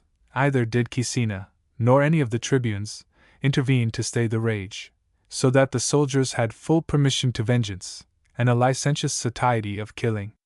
Germanicus soon after entered the camp, now full of blood and carcasses, and lamenting with many tears that this was not a remedy, but cruelty and desolation, commanded the bodies to be burnt. Their minds, still tempestuous and bloody, were transported with sudden eagerness to attack the foe, as the best expiation of their tragical fury, nor otherwise, they thought, could the ghosts of their butchered brethren be appeased, than by receiving in their own profane breasts a chastisement of honorable wounds. Germanicus fell in with the ardor of the soldiers, and laying a bridge upon the Rhine, marched over 12,000 legionary soldiers, 26 cohorts of the allies, and 8 regiments of horse, men all untainted in the late sedition. The Germans rejoiced, not far off, at this vacation of war, occasioned first by the death of Augustus, and afterwards by intestine tumults in the camp. But the Romans by a hasty march passed through the Cæsian woods, and leveling the barrier formerly begun by Tiberius, upon it pitched their camp. In the front and rear they were defended by a palisade, on each side by a barricade of the trunks of trees felled. From thence, beginning to traverse gloomy forests, they stopped to consult which of 2 ways they should choose, the short and frequented, or the longest and least known, and therefore unsuspected by the foe. The longest way was chosen, but in everything else dispatch was observed, for by the scouts intelligence was brought that the Germans did, that night, celebrate a festival with great mirth and reveling. Hence Caecina was commanded to advance with the cohorts without their baggage, and to clear a passage through the forest. At a moderate distance followed the legions. The clearness of the night facilitated the march, and they arrived at the villages of the Marsians, which with guards they presently invested. The Germans were even yet under the effects of their debauch, scattered here and there, some in bed, some lying by their tables, no watch placed, no apprehension of an enemy. So utterly had their false security banished all order and care, and they were under no dread of war, without enjoying peace, other than the deceitful and lethargic peace of drunkards. The legions were eager for revenge, and Germanicus, to extend their ravage, divided them into 4 battalions. The country was wasted by fire and sword 50 miles round, nor sex nor age found mercy. Places sacred and profane had the equal lot of destruction, all razed to the ground, and with them the temple of Tanfana, of all others the most celebrated amongst these nations, nor did all this execution cost the soldiers a wound, while they only slew men half asleep, disarmed, or dispersed. This slaughter roused the Bructerans, the Tubantes, and the Usipetes, and they beset the passes of the forest, through which the army was to return, an event known to Germanicus, and he marched in order of battle. The auxiliary cohorts and part of the horse led the van, followed close by the 1st Legion. The baggage was in the middle. The 21st Legion closed the left wing, and the 5th the right. The 20th defended the rear, and after them marched the rest of the allies. But the enemy stirred not, till the body of the army entered the wood. They then began lightly to insult the front and wings, and at last, with their whole force, fell upon the rear. The light cohorts were already disordered by the close German bands, when Germanicus, riding up to the 20th Legion, and exalting his voice, "This was the season," he cried, to obliterate the scandal of sedition. Hence they should fall resolutely on, and into sudden praise convert their late shame and offense. These words inflamed them. At one charge they broke the enemy, drove them out of the wood, and slaughtered them in the plain. In the meanwhile, the front passed the forest, and fortified the camp. The rest of the march was uninterrupted, and the soldiers, trusting to the merit of their late exploits, and forgetting at once past faults and terrors, were placed in winter quarters. The tidings of these exploits affected Tiberius with gladness and anguish. He rejoiced that the sedition was suppressed, but that Germanicus had, by discharging the veterans, by shortening the term of service to the rest, and by largesses to all, gained the hearts of the army, as well as earned high glory in war, proved to the emperor matter of torture. To the Senate, however, he reported the detail of his feats, and upon his valor bestowed copious praises, but in words too pompous and ornamental to be believed, dictated by his heart. It was with more brevity that he commended Drusus, and his address in quelling the sedition of Illyricum, but more cordially withal, and in language altogether sincere, and even to the Pannonian legions he extended all the concessions made by Germanicus to his own. There was this year an admission of new rites, by the establishment of another college of priests, one sacred to the deity of Augustus, as formerly Titus Tacitus, to preserve the religious rites of the Sabines, had founded the fraternity of Titian priests. To fill the society, 21, the most considerable Romans were drawn by lot, and to them added Tiberius, Drusus, Claudius, and Germanicus. The games in honor of Augustus began then first to be embroiled by emulation among the players, and the strife of parties in their behalf. Augustus had countenanced these players and their art, in complaisance to Maecenas, who was mad in love with Bathyllus the comedian, nor to such favorite amusements of the populace had he any aversion himself. He rather judged it an acceptable courtesy to mingle with the multitude in these their popular pleasures. Different was the temper of Tiberius, different his politics. To severer manners, however, he durst not yet reduce the people, so many years indulged in licentious gaieties. In the consulship of Drusus Caesar and Caius Norbanus, a triumph was decreed to Germanicus, while the war still subsisted. He was preparing with all diligence to prosecute it the following summer, but began much sooner by a sudden irruption early in the spring into the territories of the Catans, in anticipation of the campaign, which proceeded from the hopes given him of dissension amongst the enemy, caused by the opposite parties of Arminius and Segestes, two men signally known to the Romans upon different accounts, the last for his firm faith, the first for faith violated. Arminius was the incendiary of Germany, but by Segestes had been given repeated warnings of an intended revolt, particularly during the festival immediately preceding the insurrection. He had even advised Varus to secure himself and Arminius, and all the other chiefs, for that the multitude, thus bereft of their leaders, would dare to attempt nothing, and Varus have time to distinguish crimes and such as committed none. But by his own fate, and the sudden violence of Arminius, Varus fell. Segestes, though by the weight and unanimity of his nation he was forced into the war, yet remained at constant variance with Arminius. A domestic quarrel too heightened their hate, as Arminius had carried away the daughter of Segestes, already betrothed to another, and the same relations, which amongst friends proved bonds of tenderness, were fresh stimulations of wrath to an obnoxious son and an offended father. Upon these encouragements, Germanicus to the command of Caecina committed 4 legions, 5,000 auxiliaries, and some bands of Germans, dwellers on this side the Rhine, drawn suddenly together. He led himself as many legions with double the number of allies, and erecting a fort in Mount Taunus, near Hamburg, upon the old foundations of one raised by his father, rushed full march against the Catans, having behind him left Lucius Apronius, to secure the ways from the fury of inundations, for as the roads were then dry and the rivers low, events in that climate exceeding rare, he had without check expedited his march, but against his return apprehended the violence of rains and floods. Upon the Catans he fell with such surprise that all the weak through sex or age were instantly taken or slaughtered. Their youth, by swimming over the Adrena, Eder, escaped, and attempted to force the Romans from building a bridge to follow them, but by dint of arrows and engines were repulsed, and then, having in vain tried to gain terms of peace, some submitted to Germanicus, the rest abandoned their villages and dwellings, and dispersed themselves in the woods. Madium, Maiden, the capital of the nation, he burnt, ravaged all the open country, and bent his march to the Rhine.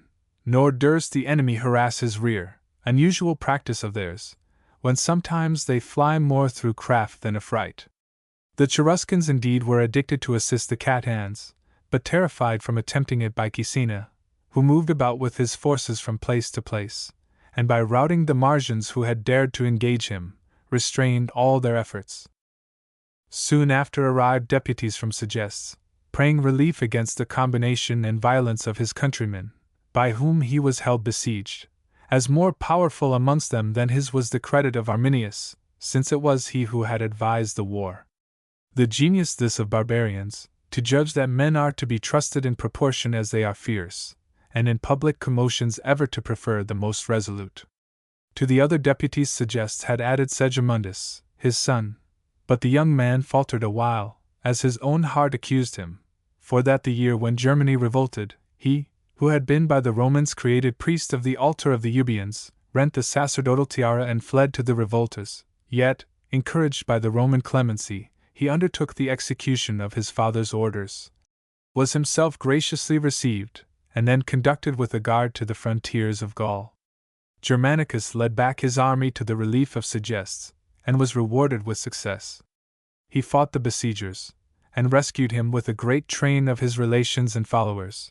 Amongst them too were ladies of illustrious rank, particularly the wife of Arminius, the same who was the daughter of Segestes, a lady more of the spirit of her husband than that of her father, a spirit so unsubdued, that from her eyes captivity forced not a tear, nor from her lips a breath in the style of a supplicant.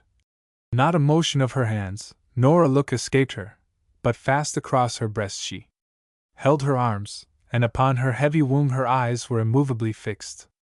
There were likewise carried Roman spoils taken at the slaughter of Varus and his army, and then divided as prey amongst many of those who were now prisoners. At the same time appeared Segestes, of superior stature, and from a confidence in his good understanding with the Romans, undaunted. In this manner he spoke. It is not the first day that to the Roman people I have approved my faith and adherence. From the moment I was by the deified Augustus presented with the freedom of the city, I have continued by your interest to choose my friends, by your interest to denominate my enemies, from no hate of mine to my native country, for odious are traitors even to the party they embrace. But because the same measures were equally conducing to the benefit of the Romans and of the Germans, and I was rather for peace than war. For this reason to Varus, the then general, I applied, with an accusation against Arminius, who from me had ravished my daughter, and with you violated the faith of leagues, but growing impatient with the slowness and inactivity of Varus, and well apprised how little security was to be hoped from the laws, I pressed him to seize myself, and Arminius, and his accomplices, witnessed that fatal night. To me I wish it had been the last. More to be lamented than defended are the sad events which followed. I moreover cast Arminius into irons, and was myself cast into irons by his faction, and as soon as to you, Caesar, I could apply, you see I prefer old engagements to present violence, and tranquillity to combustions, with no view of my own to interest or reward, but to banish from me the imputation of perfidiousness. For the German nation, too, I would thus become a mediator, if peradventure they will choose rather to repent than be destroyed. For my son, I entreat you, have mercy upon his youth, and pardon his error, that my daughter is your prisoner by force I own, in your breast it wholly lies under which character you will treat her, whether as one by Arminius impregnated, or by me begotten. The answer of Germanicus was gracious. He promised indemnity to his children and kindred, and to himself a safe retreat in one of the old provinces, then returned with his army, and by the direction of Tiberius, received the title of Imperator. The wife of Arminius brought forth a male child, and the boy was brought up at Ravenna. His unhappy conflicts afterwards, with the contumelious insults of fortune, will be remembered in their place.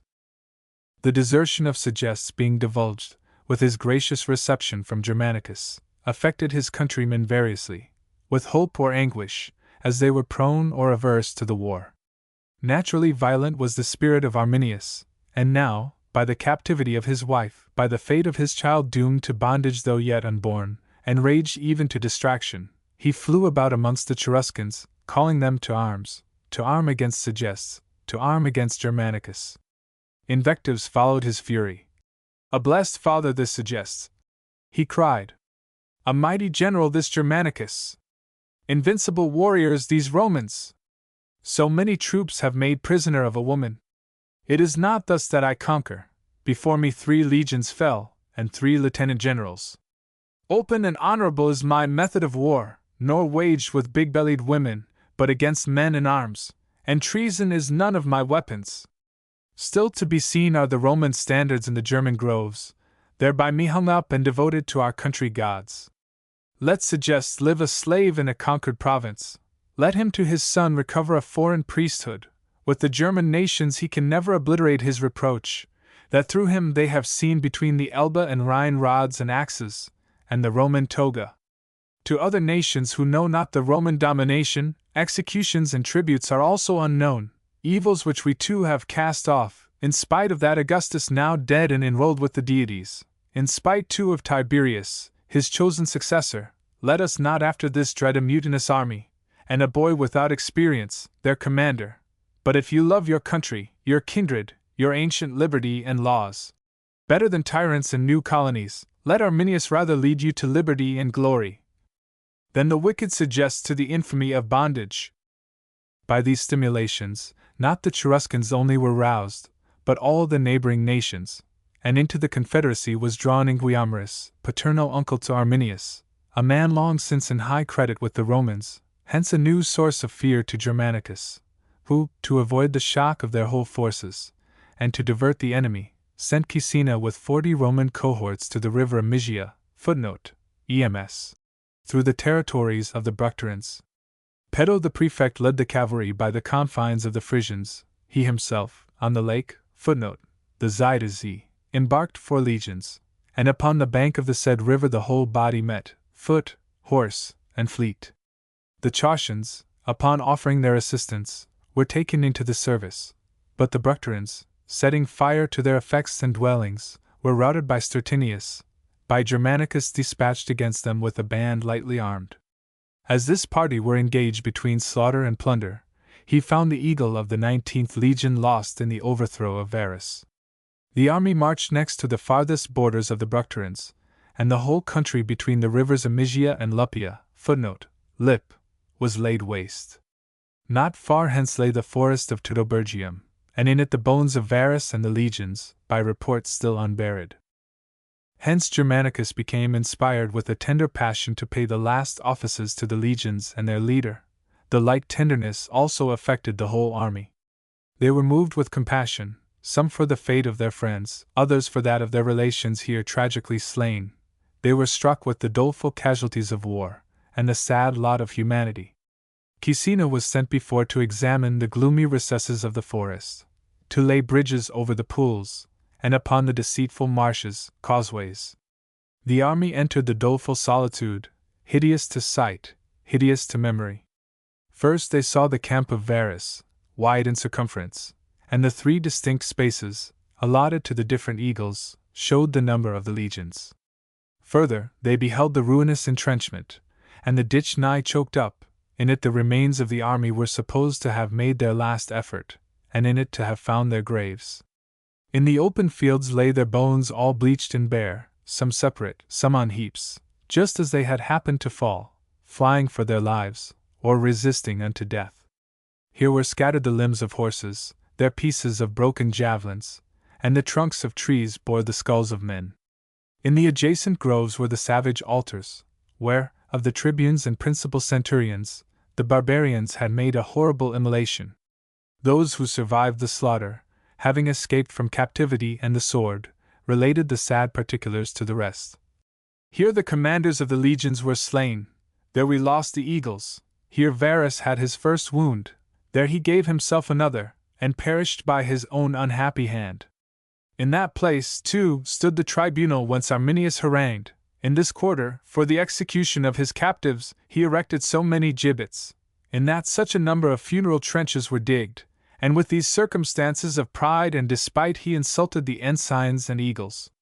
Thus the Roman army buried the bones of the 3 legions, 6 years after the slaughter, nor could any one distinguish whether he gathered the particular remains of a stranger, or those of a kinsman, but all considered the whole as their friends, the whole as their relations, with heightened resentments against the foe, at once sad and revengeful. In this pious office, so acceptable to the dead, Germanicus was a partner in the woe of the living, and upon the common tomb laid the first sod, a proceeding not liked by Tiberius, whether it were that upon every action of Germanicus he put a perverse meaning, or believed that the affecting spectacle of the unburied slain would sink the spirit of the army, and heighten their terror of the enemy, as also that a general vested, as augur, with the intendancy of religious rites, became defiled by touching the solemnities of the dead. Arminius, retiring into desert and pathless places, was pursued by Germanicus, who, as soon as he reached him, commanded the horse to advance, and dislodge the enemy from the post they had possessed. Arminius, having directed his men to keep close together, and draw near to the woods, wheeled suddenly about, and to those whom he had hid in the forest gave the signal to rush out. The Roman horse, now engaged by a new army, became disordered, and to their relief some cohorts were sent, but likewise broken by the press of those that fled, and great was the consternation so many ways increased.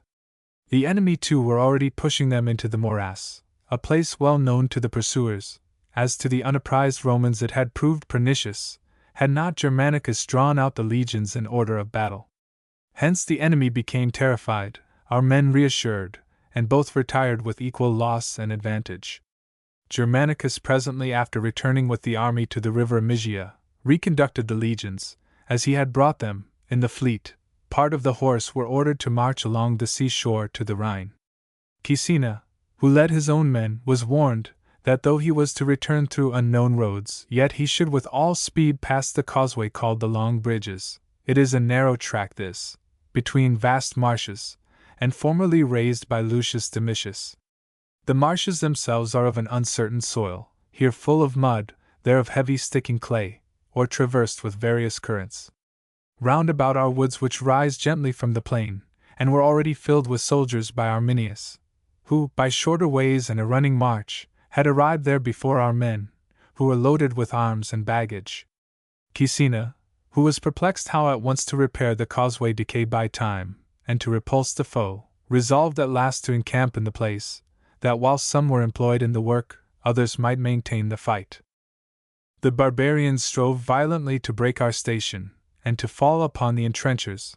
They harassed our men, assaulted the works, changed their attacks, and pushed everywhere. With the shouts of the assailants, the cries of the workmen were confusedly mixed, and all things equally combined to distress the Romans. The place deep with ooze sinking under those who stood, slippery to such as advanced, their armor heavy, the waters deep, nor could they in them launch their javelins. The Cheruscans, on the contrary, were inured to encounters in the bogs, their persons tall, their spears long, such as could wound at a distance. At last the legions, already yielding, were by night redeemed from an unequal combat, but night interrupted not the activity of the Germans, become by success indefatigable.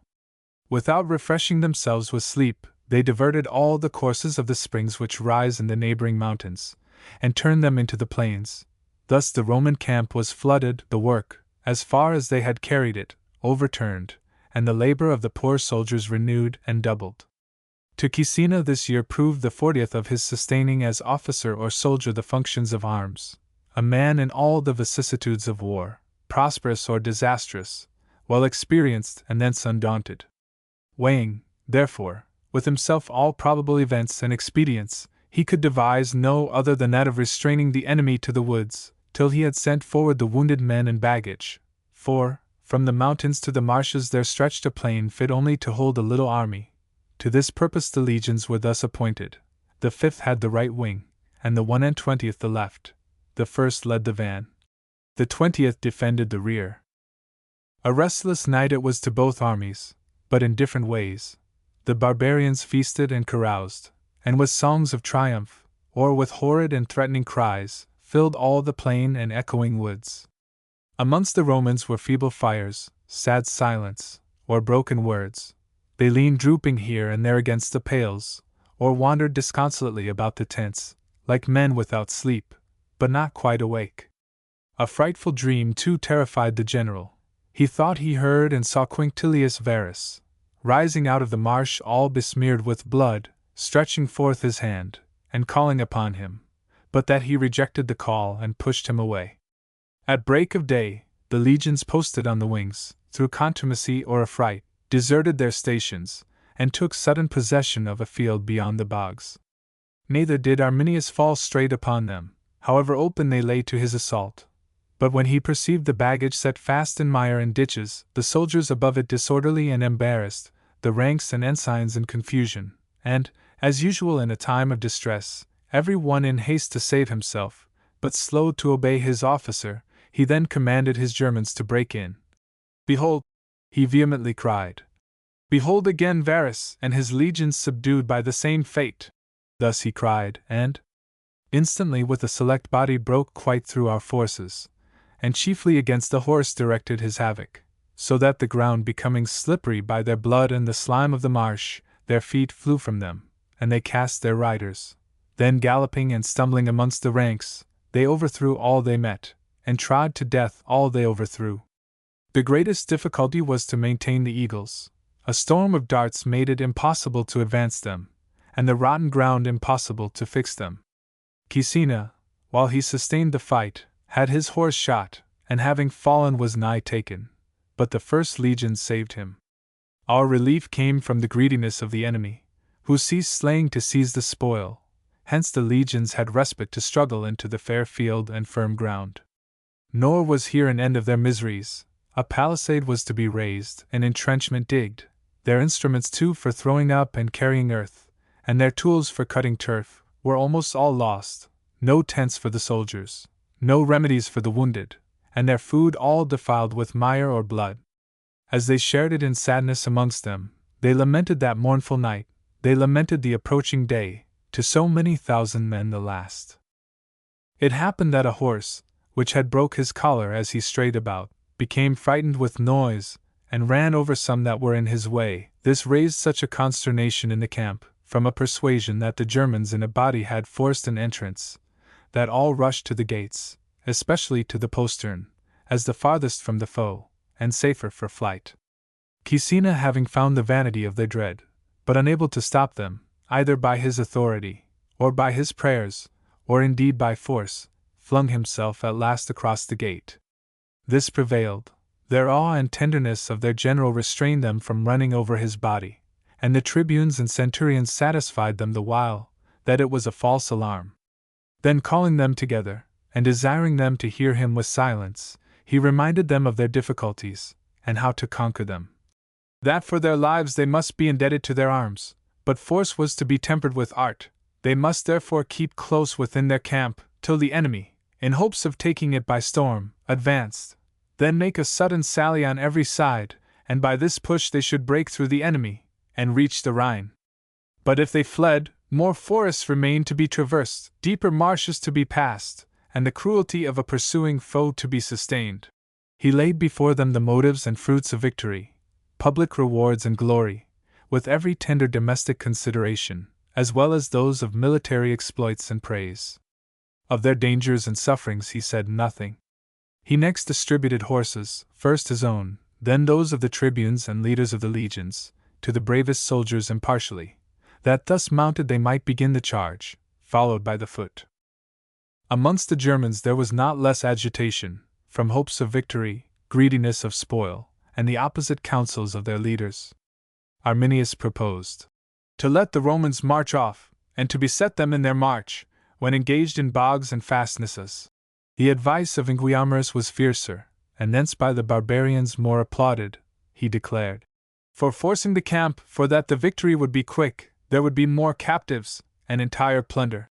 As soon, therefore, as it was light, they rushed out upon the camp, cast hurdles into the ditch, attacked and grappled the palisade. Upon it few soldiers appeared, and these seemed frozen with fear. But as the enemy was in swarms, climbing the ramparts, the signal was given to the cohorts. The cornets and trumpets sounded, and instantly, with shouts and impetuosity, They issued out and begirt the assailants. "Here are no thickets," they scornfully cried.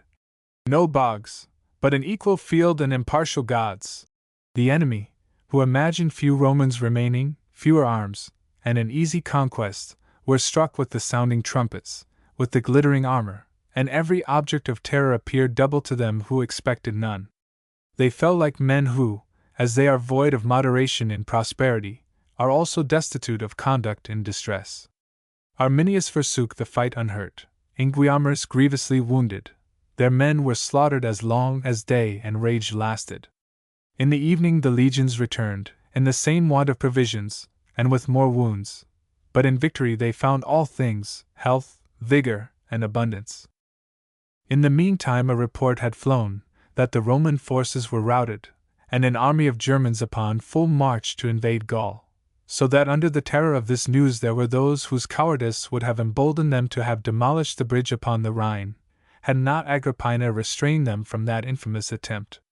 In truth, such was the undaunted spirit of the woman that at this time she performed all the duties of a general, relieved the necessitous soldiers, upon the wounded bestowed medicines, and upon others clothes. Caius Plinius, the writer of the German wars, relates that she stood at the end of the bridge, as the legions returned, and accosted them with thanks and praises, a behavior which sunk deep into the spirit of Tiberius. For that all this officiousness of hers, he thought, could not be upright, nor that it was against foreigners only she engaged the army. To the direction of the generals nothing was now left, when a woman reviewed the companies, attended the eagles, and to the men distributed largesses, as if before she had shown but small tokens of ambitious designs, in carrying her child, the son of the general, in a soldier's coat about the camp, with the title of Caesar Caligula. Already in greater credit with the army was Agrippina than the leaders of the legions, in greater than their generals, and a woman had suppressed sedition, which the authority of the emperor was not able to restrain. These jealousies were inflamed, and more were added by Sejanus, one who was well skilled in the temper of Tiberius, and purposely furnished him with sources of hatred, to lie hid in his heart, and be discharged with increase hereafter. Germanicus, in order to lighten the ships in which he had embarked his men, and fit their burden to the ebbs and shallows, delivered the 2nd and 14th legions to Publius Vitellius, to lead them by land. Vitellius at first had an easy march on dry ground, or ground moderately overflowed by the tide, when suddenly the fury of the north wind swelling the ocean, a constant effect of the equinox, the legions were surrounded and tossed with the tide, and the land was all on flood. The sea, the shore, the fields, had the same tempestuous face, no distinction of depths from shallows, none of firm, from deceitful, footing. They were overturned by the billows, swallowed down by the eddies, and horses, baggage, and drowned men encountered each other, and floated together. The several companies were mixed at random by the waves. They waded, now breast high, now up to the chin, and as the ground failed them, they fell, some never more to rise. Their cries and mutual encouragements availed them nothing against the prevailing and inexorable waves. No difference between the coward and the brave, the wise and the foolish, none between circumspection and chance, but all were equally involved in the invincible violence of the flood. Vitellius, at length struggling on to an eminence, drew the legions thither, where they passed the cold night without fire, and destitute of every convenience, most of them naked or lamed, not less miserable than men enclosed by an enemy, for even to such remained the consolation of an honorable death. But here was destruction every way void of glory. The land returned with the day, and they marched to the river Vidrus, Weser, whither Germanicus had gone with the fleet. There the 2 legions were again embarked, when fame had given them for drowned, nor was their escape believed till Germanicus and the army were seen to return. Stertinius, who in the meanwhile had been sent before to receive Segimerus, the brother of Segestes, a prince willing to surrender himself, brought him and his son to the city of the Euboeans. Both were pardoned, the father freely, the son with more difficulty, because he was said to have insulted the corpse of Varus. For the rest, Spain, Italy, and both the Gauls strove with emulation to supply the losses of the army, and offered arms, horses, money, according as each abounded. Germanicus applauded their zeal, but accepted only the horses and arms for the service of the war. With his own money he relieved the necessities of the soldiers, and to soften also by his kindness the memory of the late havoc, he visited the wounded, extolled the exploits of particulars, viewed their wounds, with hopes encouraged some, with a sense of glory animated others, and by affability and tenderness confirmed them all in devotion to himself and to his fortune in war. The ornaments of triumph were this year decreed to Aulus Caecina, Lucius Apronius, and Caius Silius, for their services under Germanicus. The title of Father of his country, so often offered by the people to Tiberius, was rejected by him, nor would he permit swearing upon his acts, though the same was voted by the Senate. Against it he urged the instability of all mortal things, and that the higher he was raised the more slippery he stood. But for all this ostentation of a popular spirit, he acquired not the reputation of possessing it, for he had revived the law concerning violated majesty, a law which, in the days of our ancestors, had indeed the same name, but implied different arraignments and crimes, namely, those against the state, as when an army was betrayed abroad, when seditions were raised at home. In short, when the public was faithlessly administered and the majesty of the Roman people was debased, these were actions, and actions were punished, but words were free. Augustus was the first who brought libels under the penalties of this wrested law, incensed as he was by the insolence of Cassius Severus, who had in his writings wantonly defamed men and ladies of illustrious quality. Tiberius too afterwards, when Pompeius Macer, the praetor, consulted him whether process should be granted upon this law, answered that the laws must be executed. He also was exasperated by satirical verses written by unknown authors and dispersed, exposing his cruelty, his pride, and his mind naturally alienated from his mother.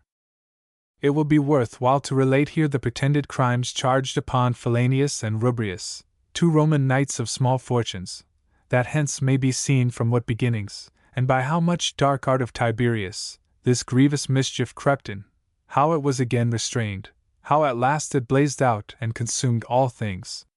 To Philanius was objected by his accusers that, amongst the adorers of Augustus, who went in fraternities from house to house, he had admitted one Cassius, a mimic and prostitute, and having sold his gardens, had likewise with them sold the statue of Augustus.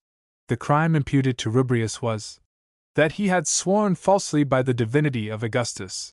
When these accusations were known to Tiberius, he wrote to the consuls that heaven was not therefore decreed to his father that the worship of him might be a snare to the citizens of Rome, that Cassius, the player, was wont to assist with others of his profession at the interludes consecrated by his mother to the memory of Augustus, either did it affect religion, that his effigies, like other images of the gods, were comprehended in the sale of houses and gardens. As to the false swearing by his name, it was to be deemed the same as if Rubrius had profaned the name of Jupiter, but to the gods belonged the avenging of injuries done to the gods.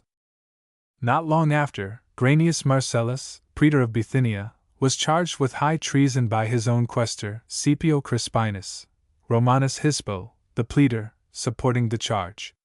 This Scipio began a course of life which, through the miseries of the times and the bold wickedness of men, became afterwards famous.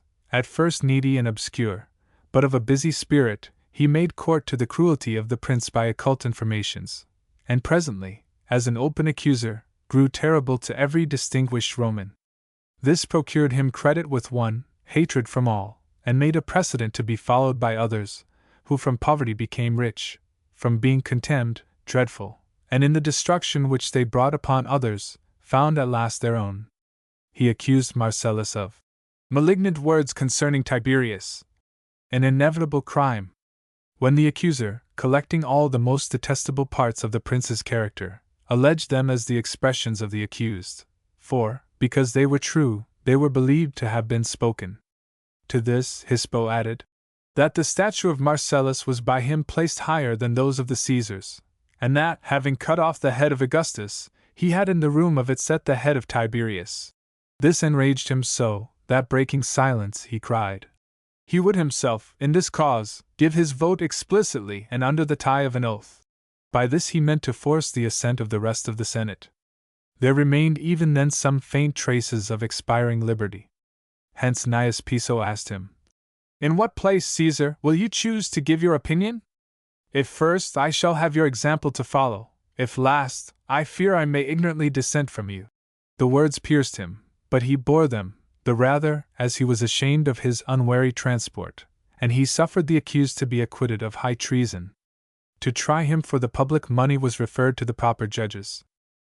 Nor sufficed it Tiberius to assist in the deliberations of the Senate only, he likewise sat in the seats of justice, but always on one side, because he would not dispossess the praetor of his chair, and by his presence there, many ordinances were established against the intrigues and solicitations of the grandees. But while private justice was thus promoted, public liberty was overthrown. About this time, Pius Aurelius, the senator, whose house, yielding to the pressure of the public road and aqueducts, had fallen, complained to the Senate and prayed relief, a suit opposed by the praetors who managed the treasury, but he was relieved by Tiberius, who ordered him the price of his house, for he was fond of being liberal upon honest occasions, a virtue which he long retained, even after he had utterly abandoned all other virtues. Upon Propertius Celer, once praetor, but now desiring leave to resign the dignity of senator, as a burden to his poverty, he bestowed 1,000 great sesterces, £8,333, upon ample information that Celer's necessities were derived from his father. Others, who attempted the same thing, he ordered to lay their condition before the Senate, and from an affectation of severity was thus austere even where he acted with uprightness. Hence the rest preferred poverty and silence to begging and relief. The same year the Tiber, being swelled with continual rains, overflowed the level parts of the city, and the common destruction of men and houses followed the returning flood. Hence Asinius Callus moved that the Sibylline books might be consulted. Tiberius opposed it, equally smothering all inquiries whatsoever, whether into matters human or divine. To Aetius Capito, however, and Lucius Arruntius, was committed the care of restraining the river within its banks. The provinces of Achaia and Macedon, praying relief from their public burdens, were for the present discharged of their proconsular government, and subjected to the emperor's lieutenants. In the entertainment of gladiators at Rome, Drusus presided. It was exhibited in the name of Germanicus, and his own, and at it he manifested too much lust of blood, even of the blood of slaves, a quality terrible to the populace, and hence his father was said to have reproved him. His own absence from these shows was variously construed. By some it was ascribed to his impatience of a crowd, by others to his reserved and solitary genius, and his fear of an unequal comparison with Augustus, who was wont to be a cheerful spectator. But that he thus purposely furnished matter for exposing the cruelty of his son there, and for raising him popular hate, is what I would not believe, though this too was asserted. The dissensions of the theatre, begun last year, broke out now more violently, with the slaughter of several, not of the people only, but of the soldiers, with that of a centurion. Nay, a tribune of a praetorian cohort was wounded, whilst they were securing the magistrates from insults, and quelling the licentiousness of the rabble. This riot was canvassed in the Senate, and votes were passing for empowering the praetors to whip the players. Haterius Agrippa, tribune of the people, opposed it, and was sharply reprimanded by a speech of Asinius Gallus. Tiberius was silent, and to the Senate allowed these empty apparitions of liberty. The opposition, however, prevailed, in reverence to the authority of Augustus, who, upon a certain occasion, had given his judgment that players were exempt from stripes. Nor would Tiberius assume to violate any words of his. To limit the wages of players, and restrain the licentiousness of their partisans, many decrees were made. The most remarkable were that no senator should enter the house of a pantomime, no Roman knight attend them abroad, they should show nowhere but in the theatre, and the praetors should have power to punish any insolence in the spectators with exile. The Spaniards were, upon their petition, permitted to build a temple to Augustus in the colony of Tarragon, an example this for all the provinces to follow. In answer to the people, who prayed to be relieved from the centesima, a tax of 1 in the 100, established at the end of the civil wars, upon all vendible commodities, Tiberius by an edict declared that upon this tax depended the fund for maintaining the army, nor even thus was the commonwealth equal to the expense, if before their 20th year the veterans were dismissed, so that the concessions made them during the late sedition, to discharge them finally at the end of 16 years, as they were made through necessity, were for the future abolished. It was next proposed to the Senate, by Arruntius and Aetius, whether, in order to restrain the overflowing of the Tiber, the channels of the several rivers and lakes by which it was swelled must not be diverted. Upon this question the deputies of several cities and colonies were heard. The Florentines besought that the bed of the Clanis, Chiana, might not be turned into their river Arnis, Arno, for that the same would prove their utter ruin. The like plea was urged by the Interamnates, Terni, since the most fruitful plains in Italy would be lost, if, according to the project, the Nar, branched out into rivulets, overflowed them. Nor were the Rhaetinians less earnest against stopping the outlets of the Lake Velinus into the Nar. Otherwise, they said, it would break over its banks, and stagnate all the adjacent country. The direction of nature was best in all natural things. It was she that to rivers had appointed their courses and discharges, and set them their limits as well as their sources. Regard too was to be paid to the religion of our Latin allies, who, esteeming the rivers of their country sacred, had to them dedicated priests, and altars, and groves. Nay, the Tiber himself, when bereft of his auxiliary streams, would flow with diminished grandeur. Now, whether it were that the prayers of the colonies, or the difficulty of the work, or the influence of superstition prevailed, it is certain the opinion of Piso was followed, namely, that nothing should be altered. To Papias Sabinus was continued his province of Mysia, and to it was added that of Achaia and Macedon. This too was part of the politics of Tiberius, to prolong governments, and maintain the same men in the same armies, or civil employments, for the most part, to the end of their lives. With what view, is not agreed. Some think that from an impatience of returning cares, he was for making whatever he once liked perpetual.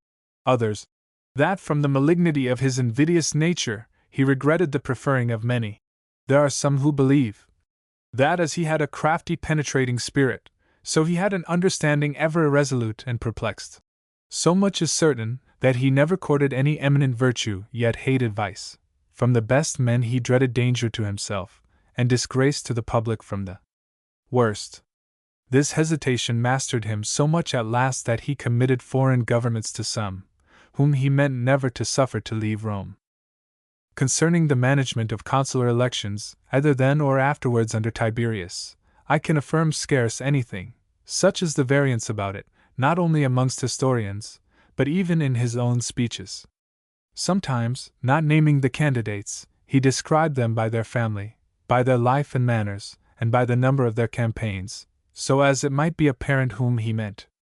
Again, avoiding even to describe them, he exhorted the candidates not to disturb the election by their intrigues, and promised himself to take care of their interests. But chiefly he used to declare that to him none had signified their pretensions, but such whose names he had delivered to the consuls. Others too were at liberty to offer the like pretensions, if they trusted to the favor of the Senate or their own merits. Specious words, but entirely empty, or full of fraud, and by how much they were covered with the greater guise of liberty, by so much threatening a more hasty and devouring bondage. Book 2. AD 16-19. The commotions in the East happened not ungratefully to Tiberius, since then he had a color for separating Germanicus from his old and faithful legions, for setting him over strange provinces, and exposing him at once to casual perils and the efforts of fraud.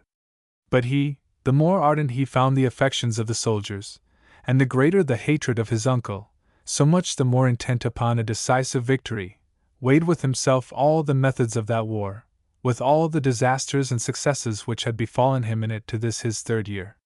He remembered that the Germans were ever routed in a fair battle, and upon equal ground, that woods and bogs, short summers, and early winters, were their chief resources, that his own men suffered not so much from their wounds, as from tedious marches, and the loss of their arms. The Gauls were weary of furnishing horses, long and cumbersome was his train of baggage, easily surprised, and with difficulty defended. But if we entered the country by sea, the invasion would be easy, and the enemy unapprised. Besides, the war would be earlier begun, the legions and provisions would be carried together, and the cavalry brought with safety, through the mouths and channels of the rivers, into the heart of Germany. On that method therefore he fixed, whilst Publius Vitellius and Publius Cantius were sent to collect the tribute of the Gauls, Silius, Antiochus, and Caecina had the direction of building the fleet.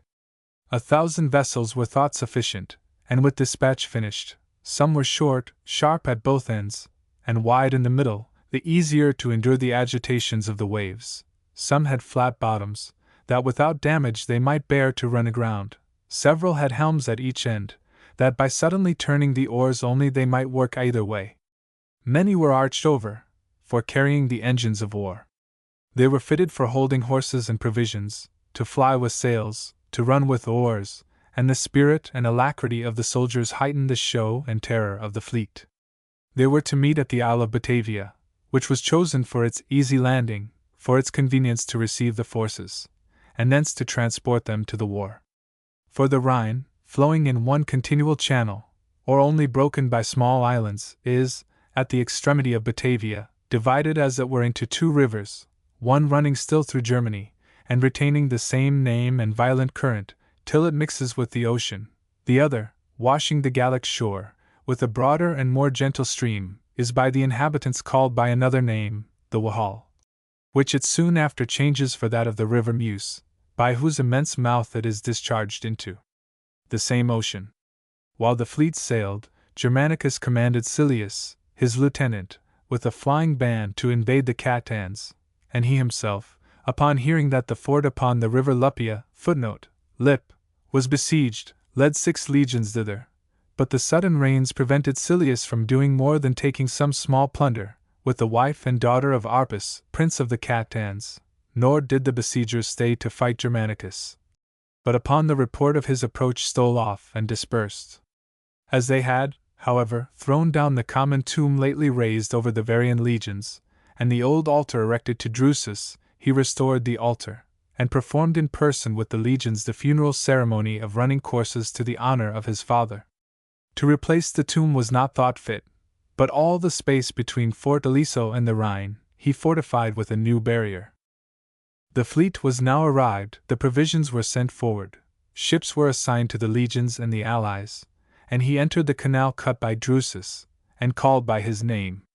Here he invoked his father, to be propitious to his son attempting the same enterprises, to inspire him with the same counsels, and animate him by his example. Hence he sailed fortunately through the lakes and the ocean to the river Amisia, EMS, and at the town of Amisia the fleet was left upon the left shore, and it was a fault that it sailed no higher, for he landed the army on the right shore, so that in making bridges many days were consumed. The horse and the legions passed over without danger, as it was yet ebb, but the returning tide disordered the rear, especially the Batavians, while they played with the waves, and showed their dexterity in swimming, and some were drowned. Whilst Germanicus was encamping, he was told of the revolt of the Angravarians behind him, and thither he dispatched a body of horse and light foot, under Stertinius, who with fire and slaughter took vengeance on the perfidious revolters. Between the Romans and the Cheruscans flowed the river Visurges, Weser, and on the banks of it stood Arminius, with the other chiefs. He inquired whether Germanicus was come, and being answered that he was there, he prayed leave to speak with his brother. This brother of his was in the army, his name Flavius, one remarkable for his lasting faith towards the Romans, and for the loss of an eye in the war under Tiberius. This request was granted. Flavius stepped forward, and was saluted by Arminius, who, having removed his own attendants, desired that our archers ranged upon the opposite banks might retire. When they were withdrawn, "How came you?" says he to his brother. "By that deformity in your face?" The brother having informed him where, and in what fight, was next asked what reward he had received. Flavius answered, "Increase of pay, the chain, the crown, and other military gifts," all which Arminius treated with derision, as the vile wages of servitude. Here began a warm contest. Flavius pleaded the grandeur of the Roman Empire, the power of the emperor, the Roman clemency to submitting nations, the heavy yoke of the vanquished, and that neither the wife nor son of Arminius was used like a captive. Arminius to all this opposed the natural rights of their country, their ancient liberty, the domestic gods of Germany. He urged the prayers of their common mother joined to his own, that he would not prefer the character of a deserter, that of a betrayer of his family, his countrymen, and kindred, to the glory of being their commander. By degrees they fell into reproaches, nor would the interposition of the river have restrained them from blows, had not Stertinius hasted to lay hold on Flavius, full of rage, and calling for his arms and his horse.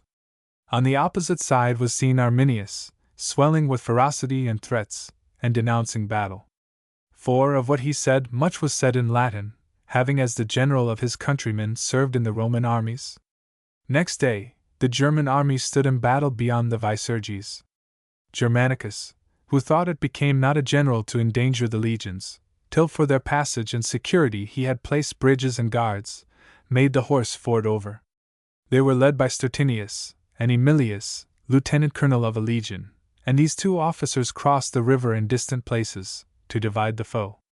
Cariovalda, captain of the Batavians, passed it where most rapid, and was by the Cheruscans, who feigned flight, drawn into a plain surrounded with woods, whence they rushed out upon him and assaulted him on every side, overthrew those who resisted, and pressed vehemently upon those who gave way. The distressed Batavians formed themselves into a ring, but were again broken, partly by a close assault, partly by distant showers of darts. Cariovalda, having long sustained the fury of the enemy, exhorted his men to draw up into platoons, and break through the prevailing host. He himself forced his way into their center, and fell with his horse under a shower of darts, and many of the principal Batavians round him. The rest were saved by their own bravery, or rescued by the cavalry under Stertinius and Emilius. Germanicus, having passed the Visurges, learned from a deserter that Arminius had marked out the place of battle, that more nations had also joined him, that they rendezvoused in a wood sacred to Hercules, and would attempt to storm our camp by night.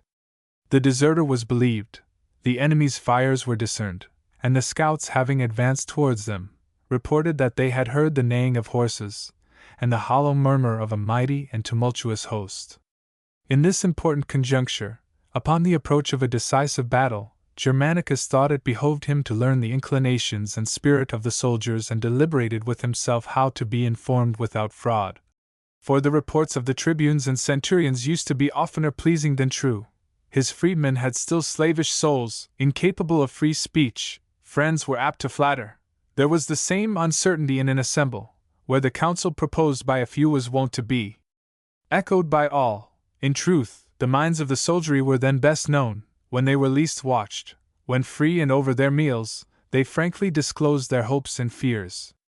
In the beginning of night, he went out at the Augural gate, with a single attendant, himself disguised with the skin of a wild beast hanging over his shoulders, and choosing secret ways, he escaped the notice of the watch, entered the lanes of the camp, listened from tent to tent, and enjoyed the pleasing display of his own popularity and fame, as one was magnifying the imperial birth of his general, another, his graceful person, and all, his patience, condescension, and the equality of his soul in every temper, pleasant or grave.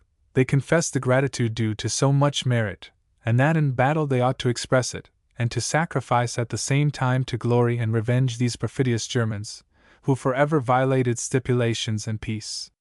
In the meantime one of the enemy who understood Latin rode up to the palisades, and with a loud voice offered, in the name of Arminius, to every deserter a wife and land, and as long as the war lasted 100 sesterces a day. Footnote 16. 8d. This contumely kindled the wrath of the legions.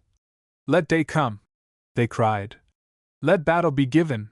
The soldiers would seize and not accept the lands of the Germans, take and not receive German wives. They, however, received the offer as an omen of victory, and considered the money and women as their destined prey. Near the third watch of the night, they approached and insulted the camp, but without striking a blow, when they found the ramparts covered thick with cohorts, and no advantage given. Germanicus had the same night a joyful dream. He thought he sacrificed, and in place of his own robe besmeared with the sacred blood, received one fairer from the hands of his grandmother Augusta, so that elevated by the omen, and by equal encouragement from the auspices, he called an assembly, where he opened his deliberations concerning the approaching battle with all the advantages contributing to victory. That to the Roman soldiers not only plains and dales, but with due circumspection. Even woods and forests were commodious for an engagement.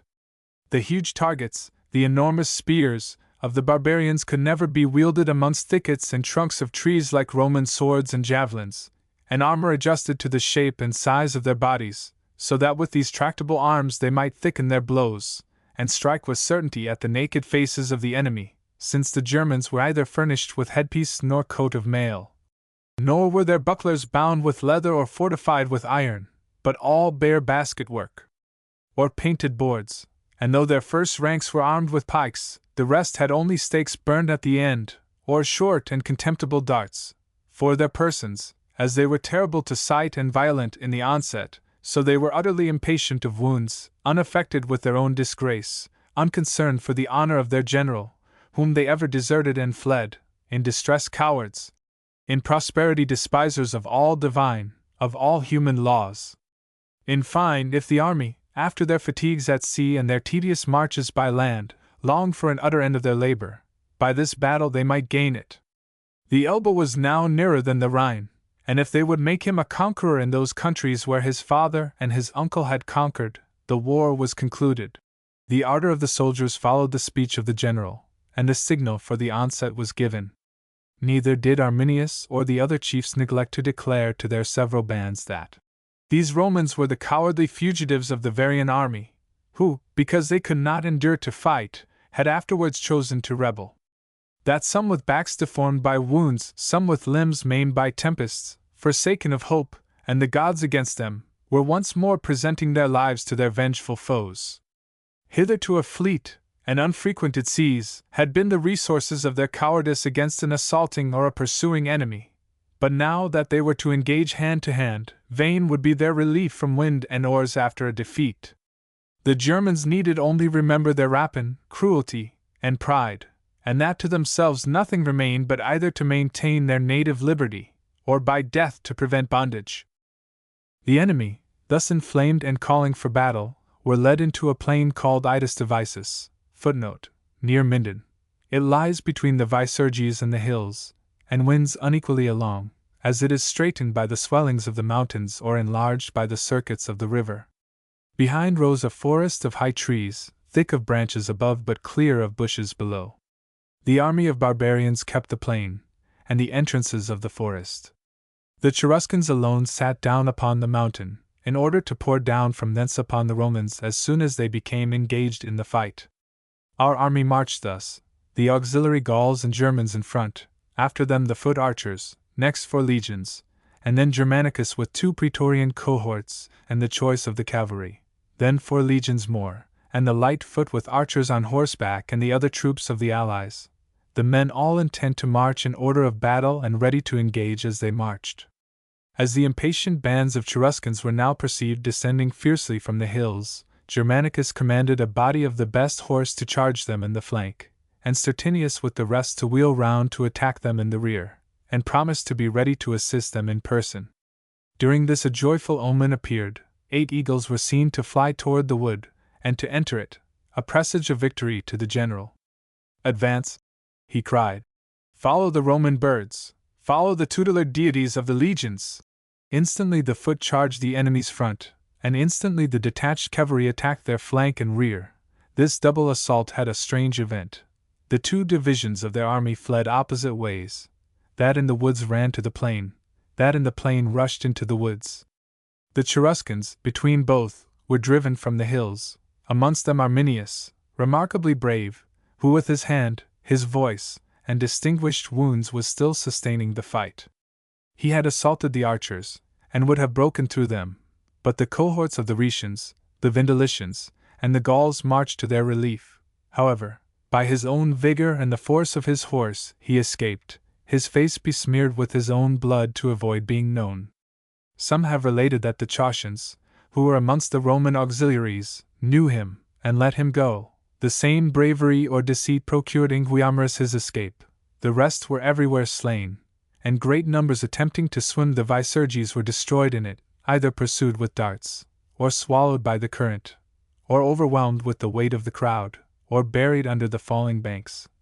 Some seeking a base refuge on the tops of trees, and concealment amongst the branches, were shot in sport by the archers, or squashed as the trees were felled. A mighty victory this, and to us far from bloody.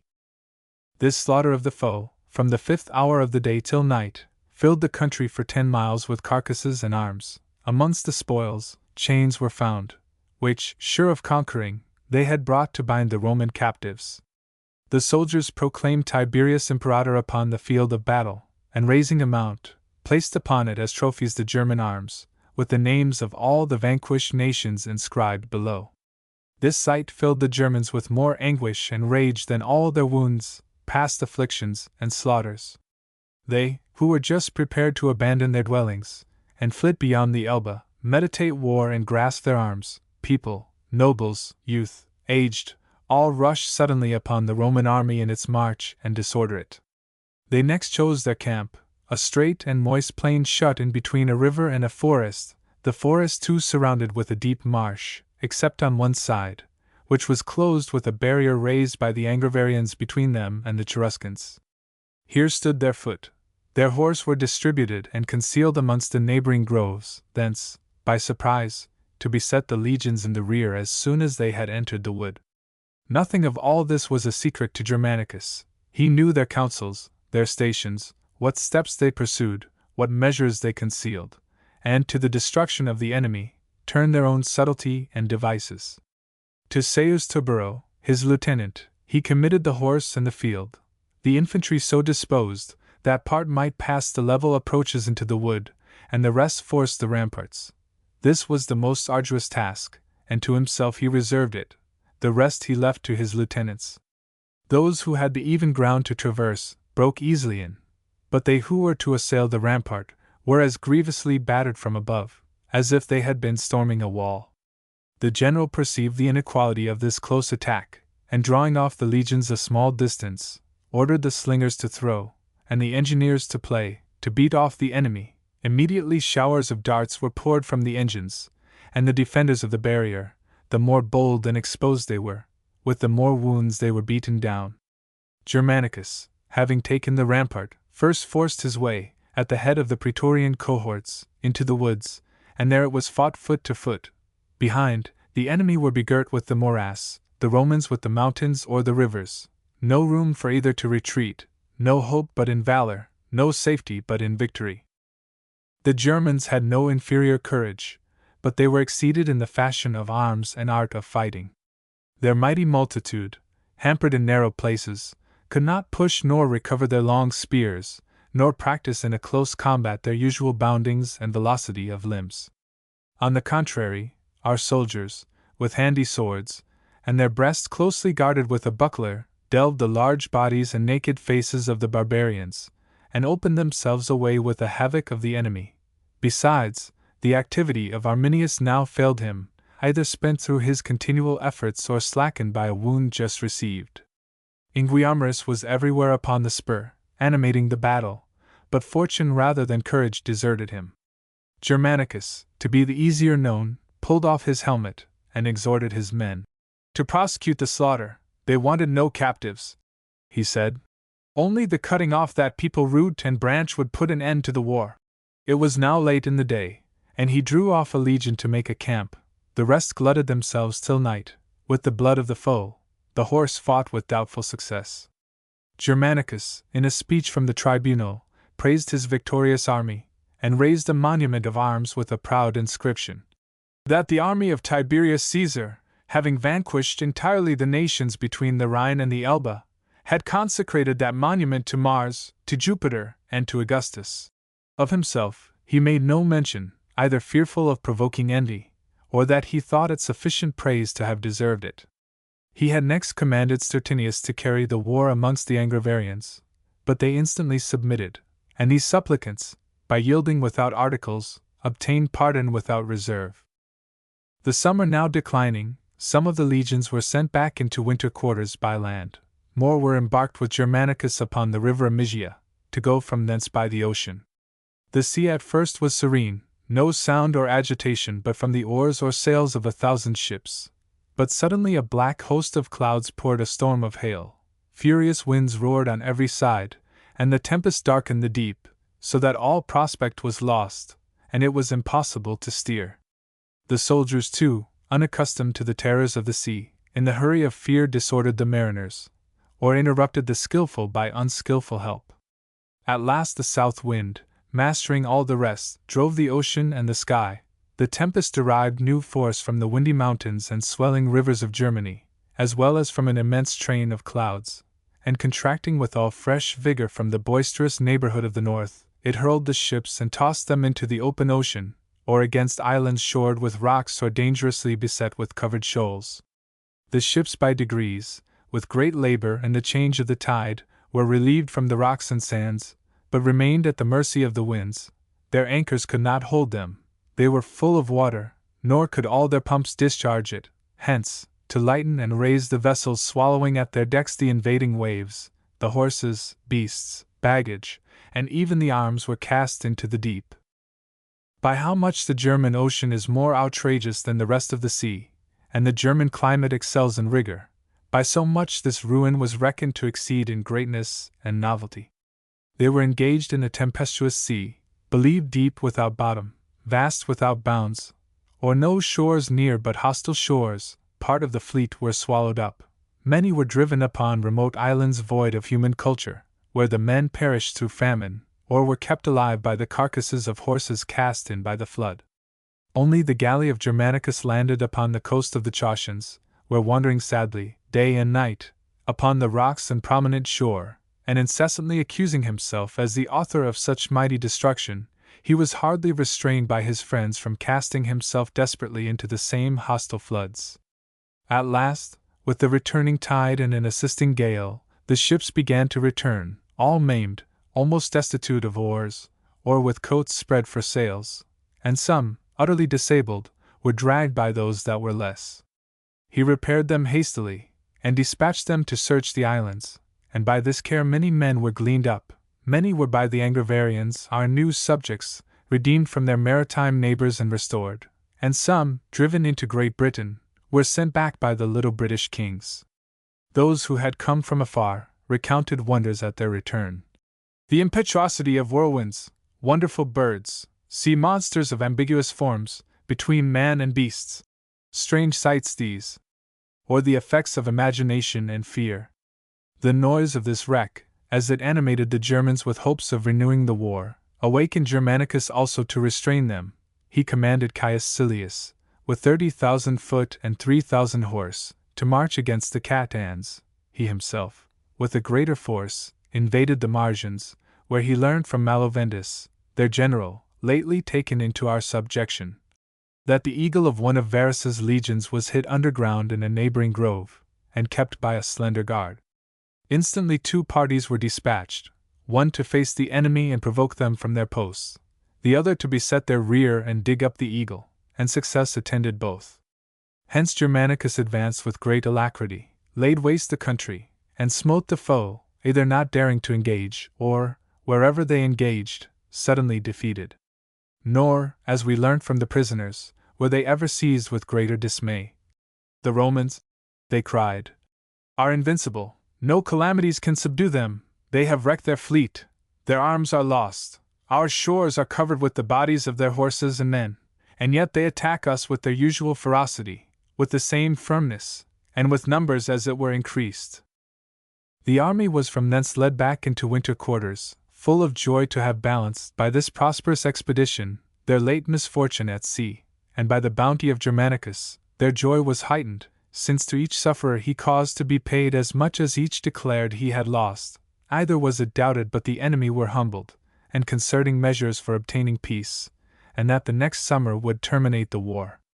But Tiberius by frequent letters urged him to come home, there to celebrate the triumph already decreed him, urged that he had already tried enough of events, and tempted abundant hazards. He had indeed fought great and successful battles, but he must likewise remember his losses and calamities, which, however, owing to wind and waves, and no fault of the general, were yet great and grievous.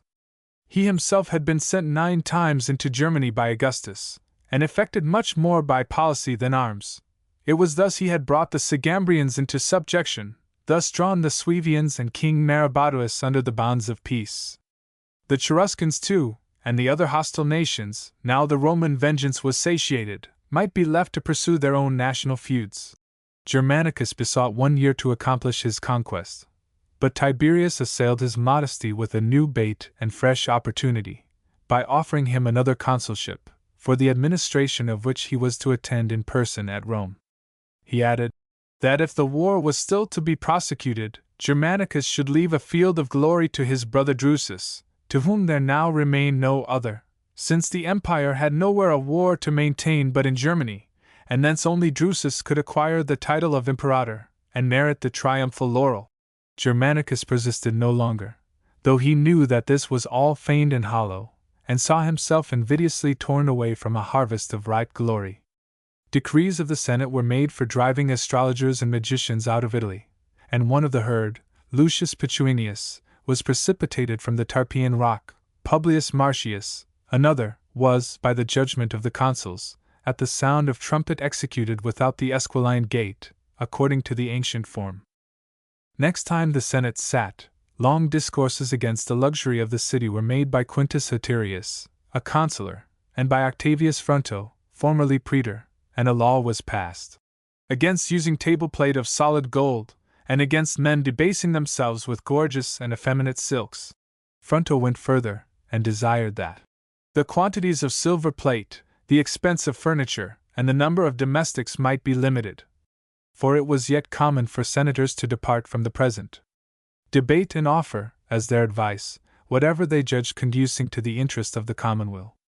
Against him it was argued by Asinius Callus that with the growth of the empire private riches were likewise grown, and it was no new thing for citizens to live according to their conditions, but agreeable to the most primitive usage.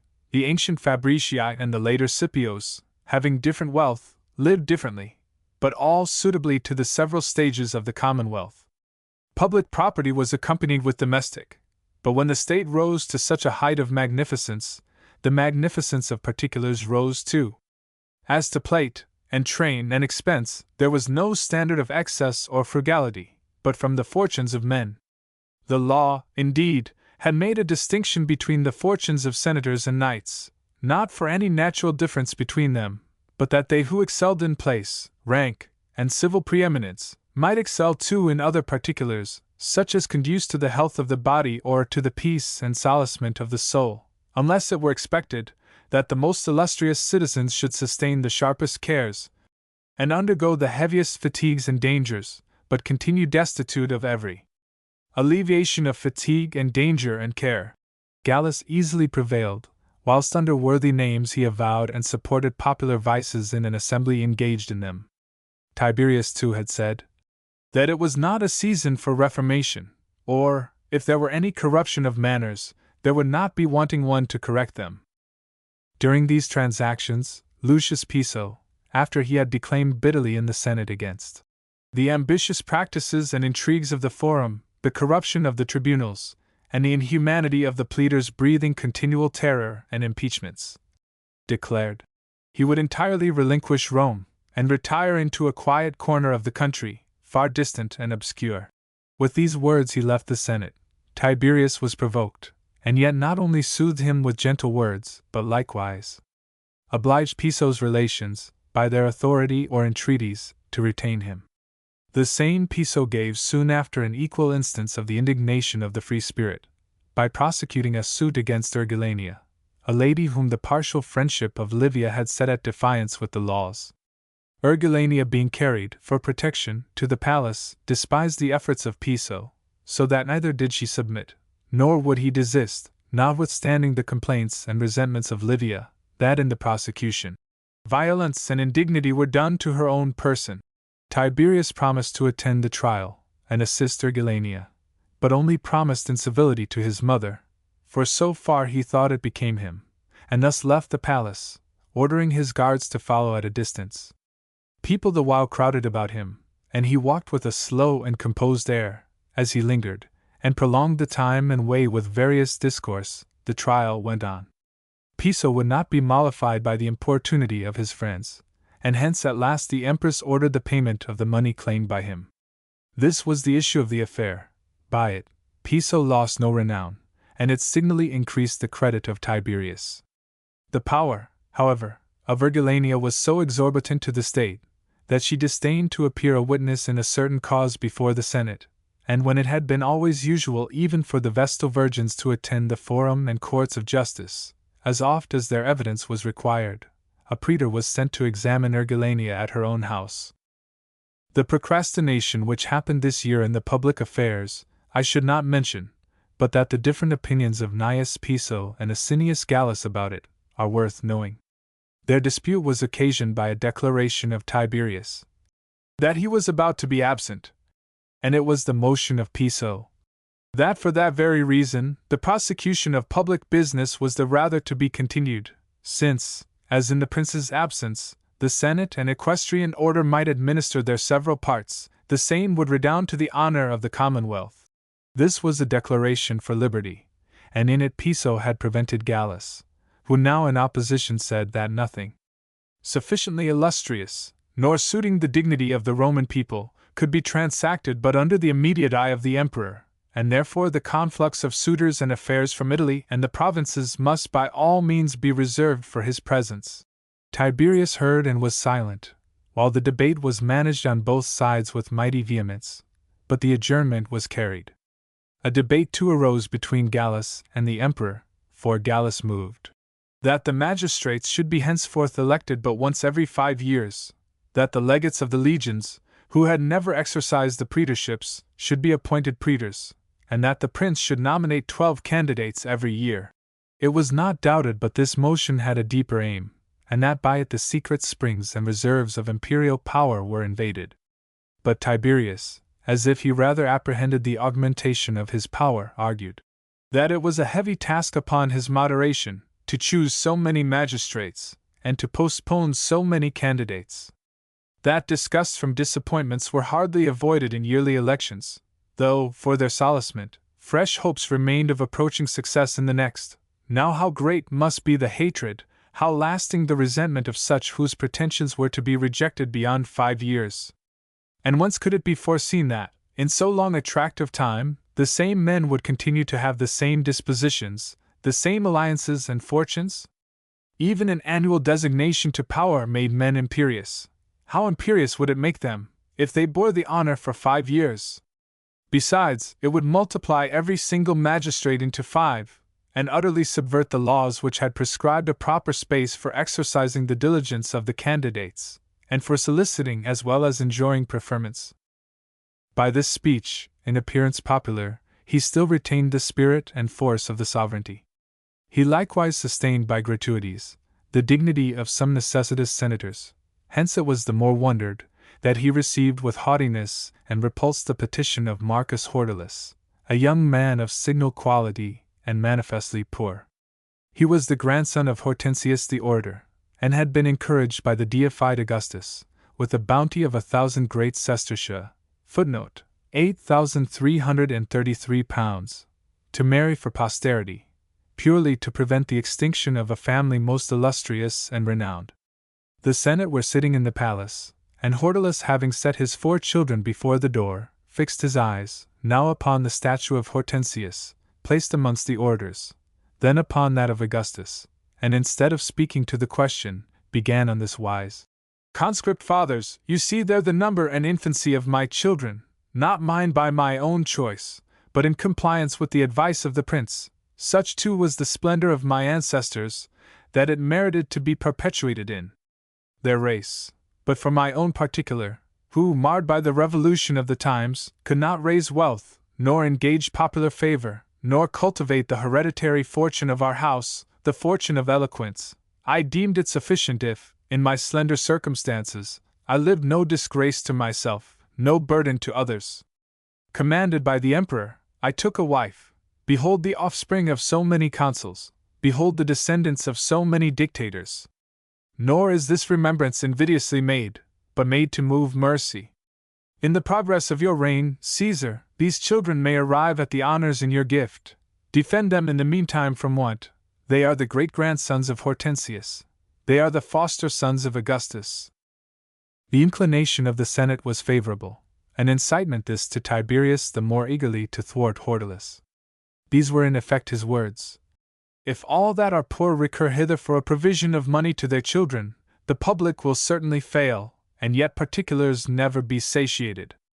Our ancestors, when they permitted a departure from the question, to propose somewhat more important to the state, did not therefore permit it, that we might here transact domestic matters, and augment our private rents, and employment invidious both in the Senate and the Prince, since, whether they grant or deny the petitioned bounties, either the people or the petitioners will ever be offended. But these, in truth, are not petitions, they are demands made against order, and made by surprise. While you are assembled upon other affairs, he stands up and urges your pity, by the number and infancy of his children. With the same violence, he charges the attack to me, and as it were bursts open the exchequer. But if by popular bounties we exhaust it, by rapine and oppression we must supply it. The deified Augustus gave you money, Hortalus, but without solicitation he gave it, and on no condition that it should always be given, otherwise diligence will languish, sloth will prevail, and men having no hopes and resources of their own, no anxiety for themselves, but all securely relying on foreign relief, will become private sluggards and public burdens." These and the like reasonings of Tiberius were differently received, with approbation by those whose way it is to extol, without distinction, all the doings of princes, worthy and unworthy, by most, however, with silence, or low and discontented murmurs. Tiberius perceived it, and having paused a little, said, "His answer was particularly to Hortalus, but if the Senate thought fit, he would give his sons 200 great sestertia each." Footnote: 1,666 pounds. For this all the senators presented their thanks. Only Hortalus said nothing, perhaps through present awe, or perhaps possessed, even in poverty, with the grandeur of his ancient nobility. Nor did Tiberius ever show further pity, though the house of Hortensius was fallen into shameful distress. At the end of the year, a triumphal arch was raised near the temple of Saturn, a monument this for the recovery of the Varian eagles, under the conduct of Germanicus, under the auspices of Tiberius. A temple was dedicated to happy fortune near the Tiber, in the gardens bequeathed to the Roman people by Caesar, the dictator. A chapel was consecrated to the Julian family, and statues to the deified Augustus, in the suburbs called Bovilii. In the consulship of Caius Celsius and Lucius Pomponius, the 6th and 20th of May, Germanicus Caesar triumphed over the Cheruscans, the Catans, the Angravarians, and the other nations as far as the Elbe. In the triumph were carried all the spoils and captives, with the representations of mountains, of rivers, and of battles, so that his conquests, because he was restrained from completing them, were taken for complete. His own graceful person, and his chariot filled with his 5 children, heightened the show and the delight of the beholders, yet they were checked with secret fears, as they remembered that popular favor had proved malignant to his father Drusus, that his uncle Marcellus was snatched, in his youth, from the burning affections of the populace, and that ever short-lived and unfortunate were the favorites of the Roman people. Tiberius distributed to the people, in the name of Germanicus, 300 sesterces a man, footnote, 2 pounds 10s, and named himself his colleague in the consulship. Nor even thus did he gain the opinion of tenderness and sincerity. In effect, on pretense of investing the young prince with fresh preferment and honors, he resolved to alienate him from Rome, and to accomplish it, craftily framed an occasion, or snatched such an one as chance presented. Archelaus had enjoyed the kingdom of Cappadocia now 50 years, a prince under the deep displeasure of Tiberius, because, in his retirement at Rhodes, the king had paid him no sort of court or distinction, an omission this which proceeded from no disdain, but from the warnings given him by the confidence of Augustus, for that the young Caius Caesar, the presumptive heir to the sovereignty, then lived, and was sent to compose and administer the affairs of the East, hence the friendship of Tiberius was reckoned then dangerous. But when, by the utter fall of the family of the Caesars, he had gained the empire, he enticed Archelaus to Rome, by means of letters from his mother, who, without dissembling her son's resentment, offered the king his mercy, provided he came and in person implored it. He, who was either ignorant of the snare, or dreaded violence if he appeared to perceive it, hastened to the city, where he was received by Tiberius with great sternness and wrath, and soon after accused as a criminal in the Senate.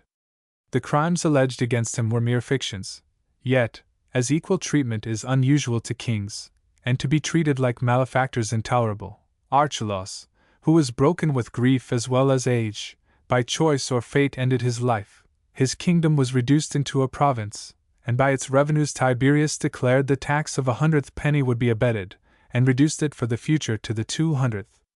At the same time died Antiochus, king of Commagena, as also Philopator, king of Cilicia, and great combustions shook these nations, whilst of the people many desired Roman government, and many were addicted to domestic monarchy. The provinces, too, of Syria and Judea, as they were oppressed with impositions, prayed an abatement of tribute. These affairs, and such as I have above related concerning Armenia, Tiberius represented to the fathers, and that the commotions of the East could only be settled by the wisdom and abilities of Germanicus. For himself, his age now declined, and that of Drusus was not yet sufficiently ripe. The provinces beyond the sea were thence decreed to Germanicus, with authority superior to all those who obtained provinces by lot, or the nomination of the prince. But Tiberius had already taken care to remove from the government of Syria Creticus Silanus, one united to Germanicus in domestic alliance, by having to Nero, the eldest son of Germanicus, betrothed his daughter.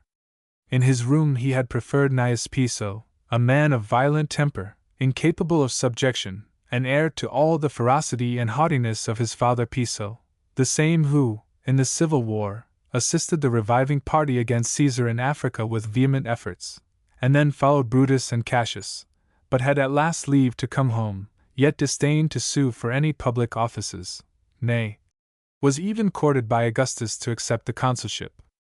His son, besides his hereditary pride and impetuosity, was elevated with the nobility and wealth of Plancina his wife. Scarce yielded he to Tiberius, and, as men far beneath him, despised the sons of Tiberius, either did he doubt but he was set over Syria on purpose to thwart the measures and defeat all the views of Germanicus. Some even believe that he had to this purpose secret orders from Tiberius, as it was certain that Livia directed Plancina to exert the spirit of the sex, and by constant emulation and indignities persecute Agrippina. For the whole court was rent, and their affections secretly divided between Drusus and Germanicus. Tiberius was partial to Drusus, as his own son by generation. Others loved Germanicus, the more for the aversion of his uncle, and for being by his mother of more illustrious descent, as Mark Antony was his grandfather, and Augustus his great-uncle. On the other side, Pomponius Atticus, a Roman knight, by being the great-grandfather of Drusus, seemed thence to have derived a stain upon the images of the Claudian house. Besides, Agrippina, the wife of Germanicus, did in the fruitfulness of her body and the reputation of her virtue far excel Livia, the wife of Drusus. Yet the two brothers lived in amiable dearness and concord, no wise shaken or estranged by the reigning contention amongst their separate friends and adherents. Drusus was soon after sent into Illyricum in order to inure him to war, and gain him the affections of the army. Besides, Tiberius thought that the youth, who loved wantoning in the luxuries of Rome, would be reformed in the camp, and that his own security would be enlarged when both his sons were at the head of the legions.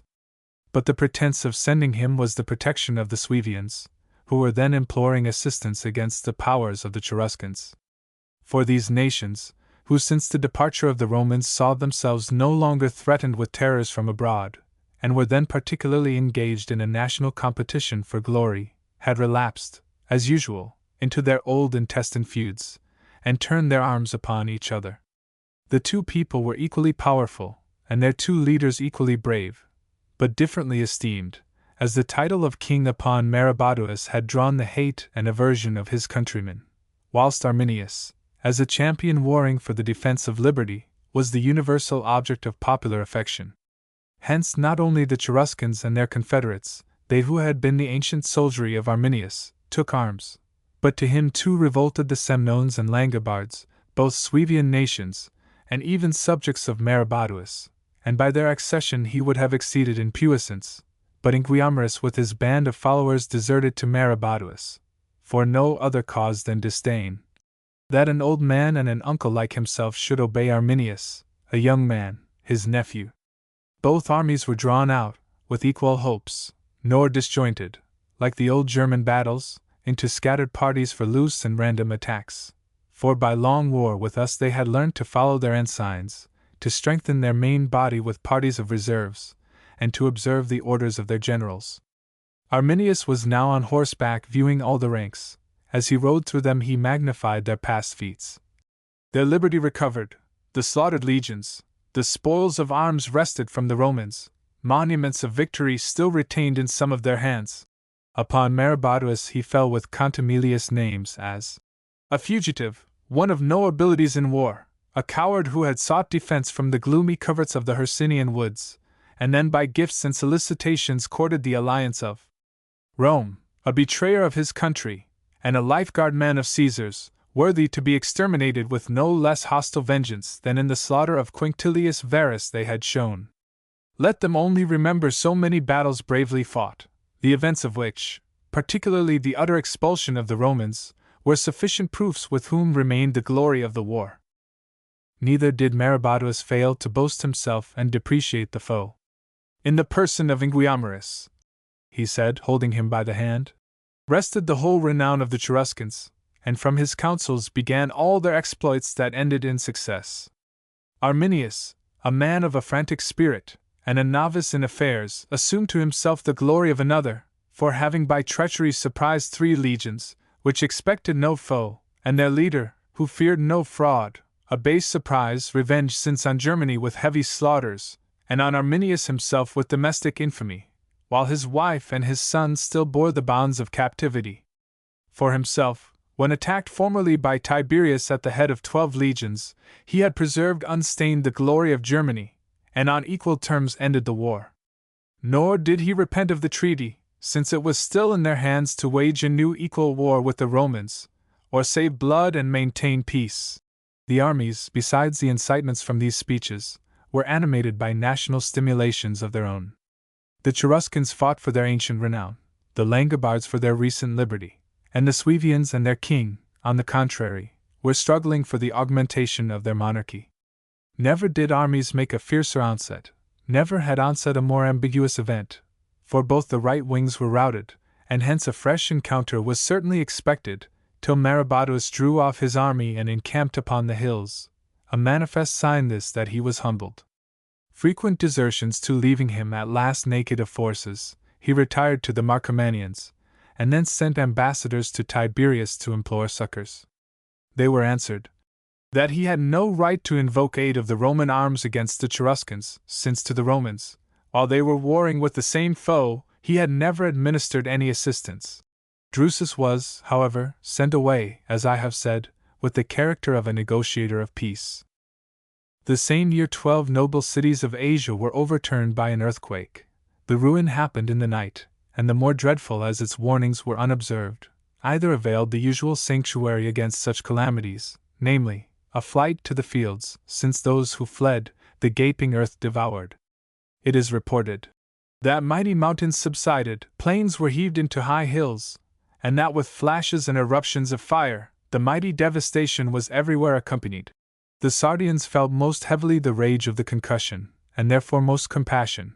Tiberius promised them 100,000 great sesterces, footnote, 83,000 pounds, and remitted their taxes for 5 years. The inhabitants of Magnesia, under Mount Sipylus, were held the next in sufferings, and had proportionable relief. The Temnians, Philadelphians, the Aegiatans, Apollonians, with those called the Mastinians or Macedonians of Hyrcania, the cities too of Hierarchy's area, Syme, and Tmolus, were all for the same term eased of tribute. It was likewise resolved to send one of the Senate to view the desolations and administer proper remedies. Marcus Alytus was therefore chosen, one of praetorian rank, because, a consular senator then governing Asia, had another of the like quality been sent, an emulation between equals was apprehended, and consequently opposition and delays. The credit of this noble bounty to the public he increased by private liberalities, which proved equally popular, the estate of the wealthy Aemilia Musa, claimed by the exchequer. As she died intestate, he surrendered to Aemilius Lepidus, to whose family she seemed to belong, as also to Marcus Servilius the inheritance of Petulius, a rich Roman knight, though part of it had been bequeathed to himself. But he found Servilius named sole heir in a former and well-attested will. He said such was the nobility of both, that they deserved to be supported. Nor did he ever to himself accept any man's inheritance, but where former friendship gave him a title. The wills of such as were strangers to him, and of such as, from hate and prejudice to others, had appointed the prince their heir, he utterly rejected. But, as he relieved the honest poverty of the virtuous, so he degraded from the Senate, or suffered to quit it of their own accord, Vibitius Varro, Marius Nepos, Appius Appianus, Cornelius Sylla, and Quintus Vitellius, all prodigals, and only through debauchery indigent. About this time Tiberius finished and consecrated what Augustus began, the temples of the gods consumed by age or fire, that near the great circus, vowed by Aulus Postumius the dictator, to Bacchus, Proserpina, and Ceres. In the same place the temple of Flora, founded by Lucius Publicius and Marcus Publicius while they were aediles. The temple of Janus, built in the herb market by Caius Duilius, who first signalized the Roman power at sea, and merited a naval triumph over the Carthaginians. That of Hope was dedicated by Germanicus. This temple Attilius had vowed in the same war. The consuls for the following year were Tiberius the third time, Germanicus the second. This dignity overtook Germanicus at Nicopolis, a city of Achaia, whither he arrived by the coast of Illyricum, from visiting his brother Drusus, then abiding in Dalmatia, and had suffered a tempestuous passage, both in the Adriatic and Ionian Sea. He therefore spent a few days to repair his fleet, and viewed the while the bay of Actium renowned for the naval victory there, as also the spoils consecrated by Augustus, and the camp of Anthony, with an affecting remembrance of these his ancestors. For Anthony, as I have said, was his great-uncle, Augustus his grandfather. Hence this scene proved to Germanicus a mighty source of images pleasing and sad.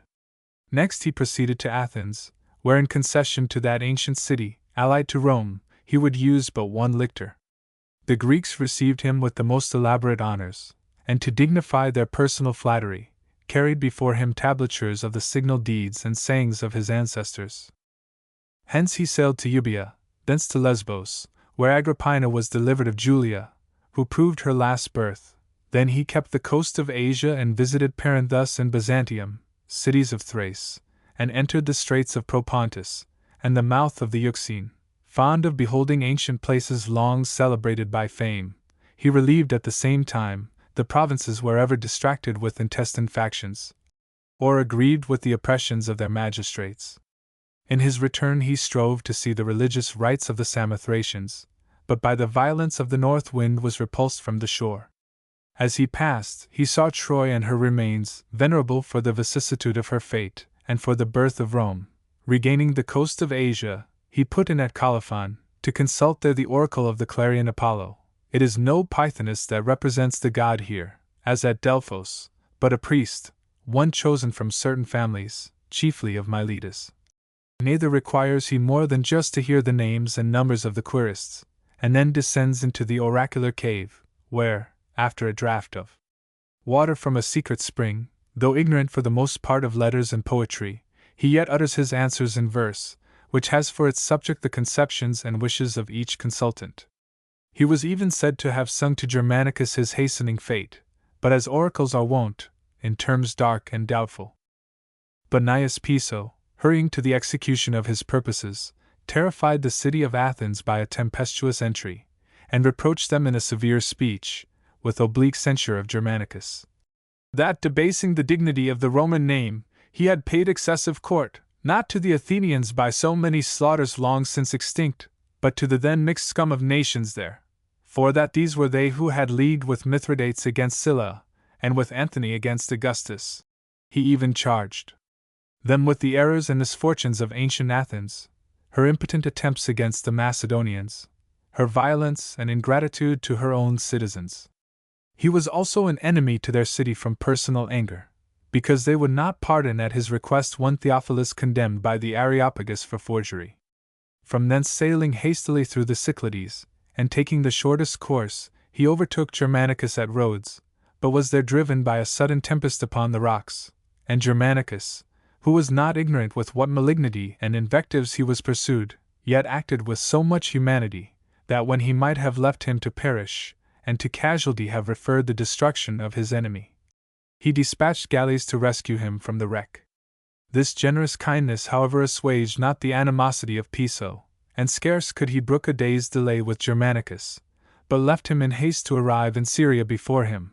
Nor was he sooner there, and found himself amongst the legions, than he began to court the common men by bounties and caresses, to assist them with his countenance and credit, to form factions, to remove all the ancient centurions and every tribune of remarkable discipline and severity, and in their places to put dependents of his own, or men recommended only by their crimes. He permitted sloth in the camp, licentiousness in the towns, a rambling and disorderly soldiery, and carried the corruption so high, that in the discourses of the herd, he was styled father of the legions.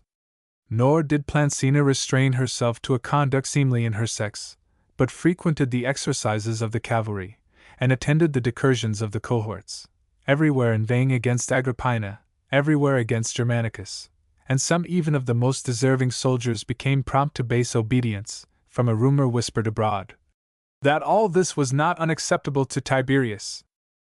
These doings were all known to Germanicus, but his more instant care was to visit Armenia, an inconstant and restless nation this from the beginning, inconstant from the genius of the people, as well as from the situation of their country, which, bordering with a large frontier on our provinces, and stretching thence quite to Media, is enclosed between the two great empires, and often at variance with them.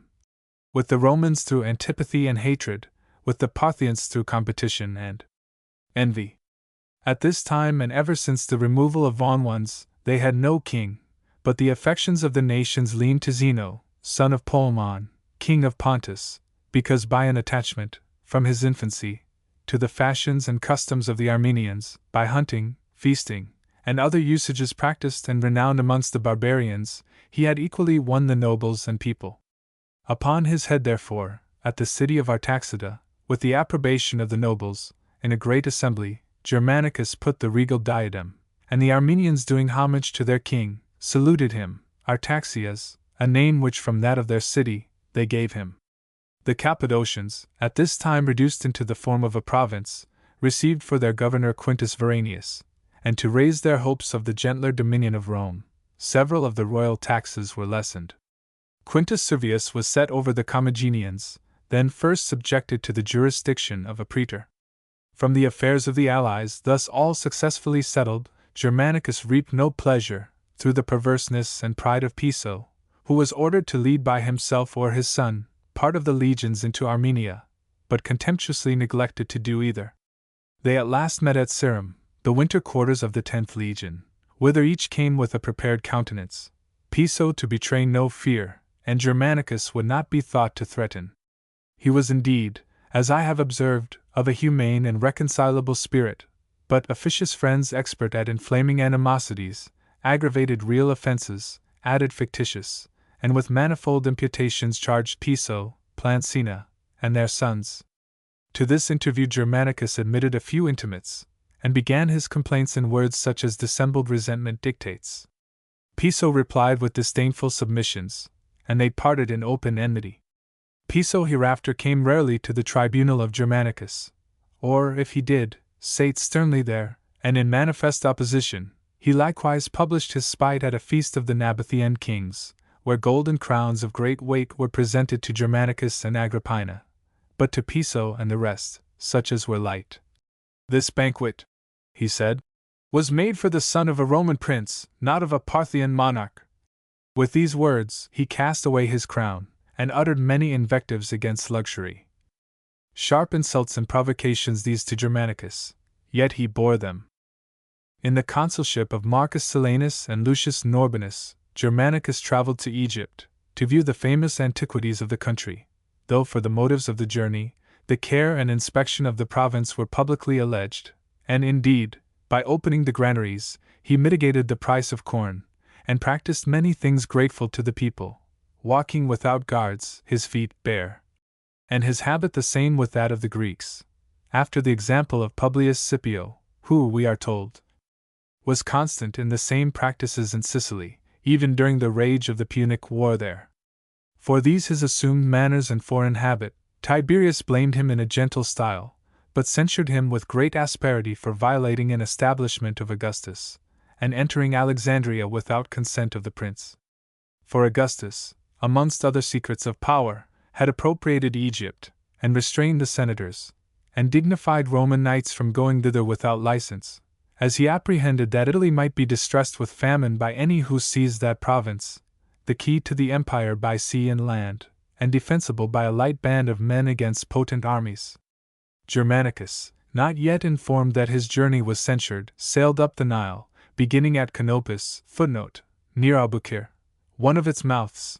It was built by the Spartans, as a monument to Canopus, a pilot buried there, at the time when Menelaus returning to Greece was driven to different seas and the Libyan continent. Hence he visited the next mouth of the river sacred to Hercules. Him the nations aver to have been born amongst them, that he was the most ancient of the name, and that all the rest, who with equal virtue followed his example, were, in honor, called after him. Next he visited the mighty antiquities of ancient Thebes, Karnak and Luxor, whereupon huge obelisks yet remained Egyptian characters, describing its former opulency. One of the oldest priests was ordered to interpret them. He said they related that it once contained 700,000 fighting men, that with that army King Ramses had conquered Libya, Ethiopia, the Medes and Persians, the Bactrians and Scythians, and to his empire had added the territories of the Syrians, Armenians, and their neighbors the Cappadocians, a tract of countries reaching from the Sea of Bithynia to that of Lycia. Here also was read the assessment of tribute laid on the several nations, what weight of silver and gold, what number of horses and arms, what ivory and perfumes, as gifts to the temples, what measures of grain, what quantities of all necessaries, were by each people paid, revenues equally grand with those exacted by the denomination of the Parthians, or by the power of the Romans. Germanicus was intent upon seeing other wonders.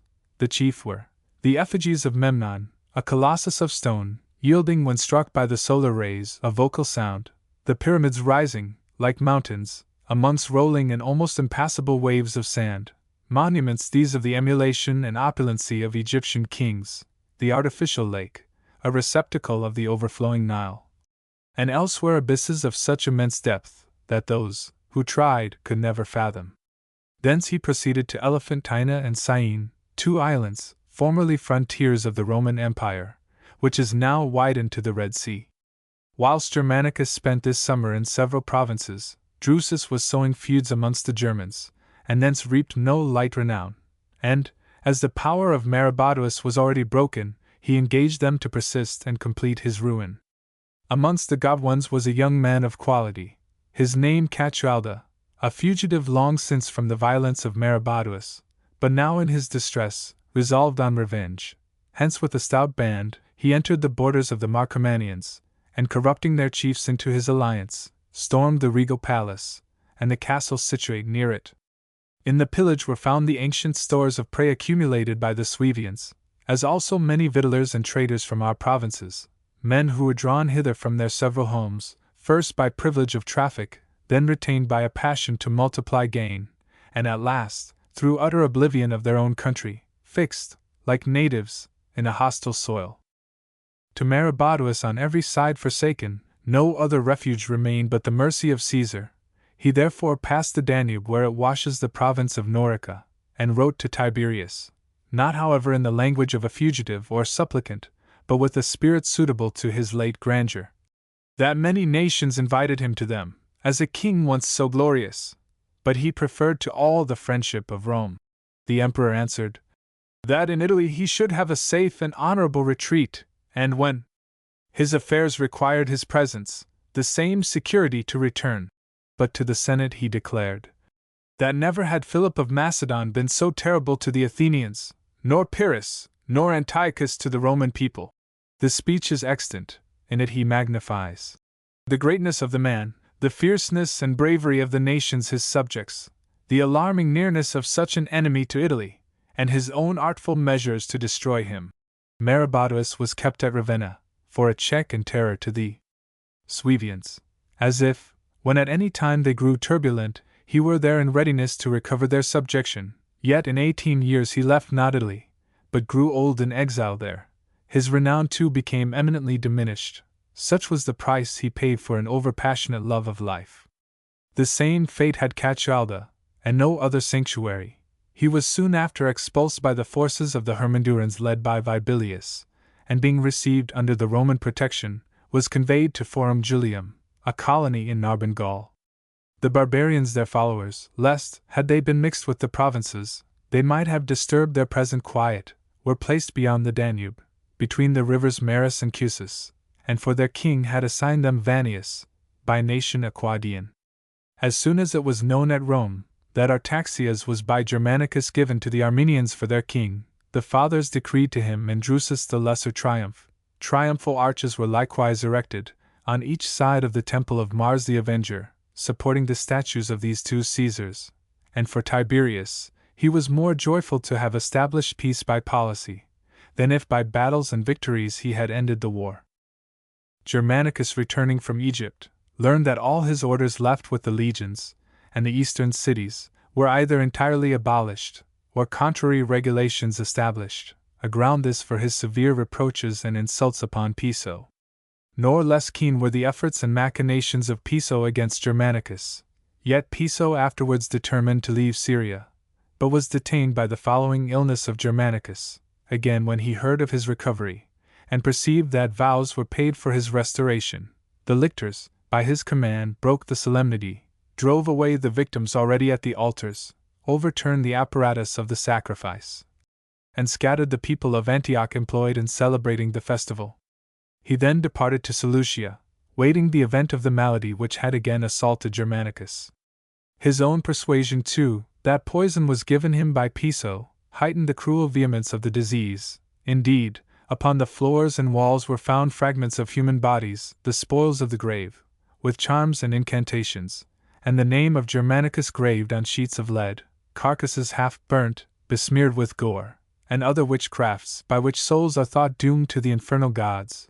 Besides, there were certain persons, charged as creatures of Piso, purposely sent and employed to watch the progress and efforts of the disease.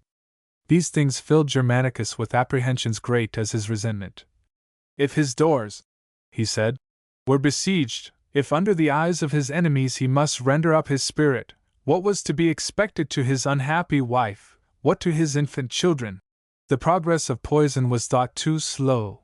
Piso was impatient, and urging with eagerness to command alone the legions, to possess alone the province. But Germanicus was not sunk to such lowness and impotence, that the price of his murder should remain with the murderer, and by a letter to Piso, he renounced his friendship. Some add, that he commanded him to depart the province. Nor did Piso tarry longer, but took ship, yet checked her sailing in order to return with the more quickness, should the death of Germanicus the while leave the government of Syria vacant. Germanicus, after a small revival, drooping again, when his end approached, spoke on this wise to his attending friends. Were I to yield to the destiny of nature, just, even then, were my complaints against the gods for hurrying me from my parents, my children, and my country by a hasty death in the prime of life, now shortened in my course by the malignity of Piso and his wife. To your breasts I commit my last prayers. Tell my father, tell my brother, with what violent persecutions afflicted, with what mortal snares circumvented, I end a most miserable life by death of all others the worst. All they whose hopes in my fortune, all they whose kindred blood, and even they whose envy, possess them with impressions about me whilst living, shall bewail me dead, that once great in glory, and surviving so many wars, I fell at last by the dark devices of a woman. To you will be place left to complain in the Senate, and place to invoke the aid and vengeance of the laws. To commemorate the dead with slothful wailings is not the principal office of friends. They are to remember his dying wishes, to fulfill his last desires. Even strangers will lament Germanicus. You are my friends. if you loved me rather than my fortune, you will vindicate your friendship. Show the people of Rome my wife, her who is the granddaughter of Augustus, and enumerate to them our 6 children. Their compassion will surely attend you who accuse, and the accused, if they pretend clandestine warrants of iniquity, will not be believed, if believed, not pardoned. His friends, as a pledge of their fidelity, touching the hand of the dying prince, swore that they would forego their lives sooner than their revenge.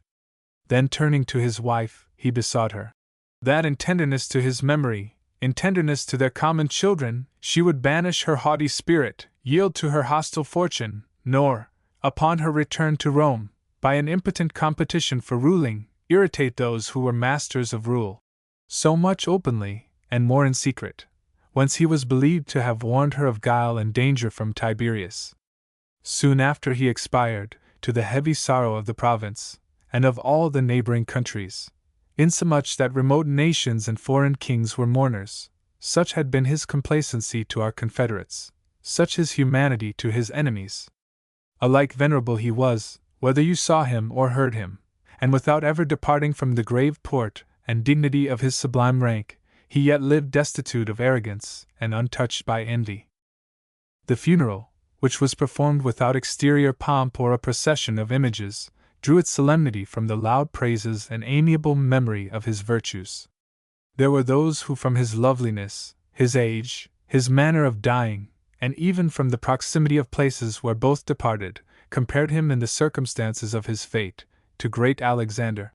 Each of a graceful person, each of illustrious descent, in years either much exceeding 30, both victims to the malice and machinations of their own people, in the midst of foreign nations, but Germanicus gentle towards his friends, his pleasures moderate, confined to one wife, all his children, by one bed, nor less a warrior though not so rash, and however hindered from a final reduction of Germany, broken by him in so many victories, and ready for the yoke, so that had he been sole arbiter of things, had he acted with the sovereignty and title of royalty, he had easier overtaken him in the glory of conquests, as he surpassed him in clemency, in moderation, and in other virtues. His body, before its commitment to the pile, was exhibited naked in the Forum of Antioch, the place where the pile was erected. Whether it bore the marks of poison, remained undecided, for, people as they were divided in their affections, as they pitied Germanicus, and presumed the guilt of Piso, or were partial to him, gave opposite accounts. It was next debated amongst the legates of the legions and the other senators there, to whom should be committed the administration of Syria, and after the faint effort of others, it was long disputed between Vibius Marsus and Gnaeus Sentius. Marsus at last yielded to Sentius, the older man and the more vehement competitor.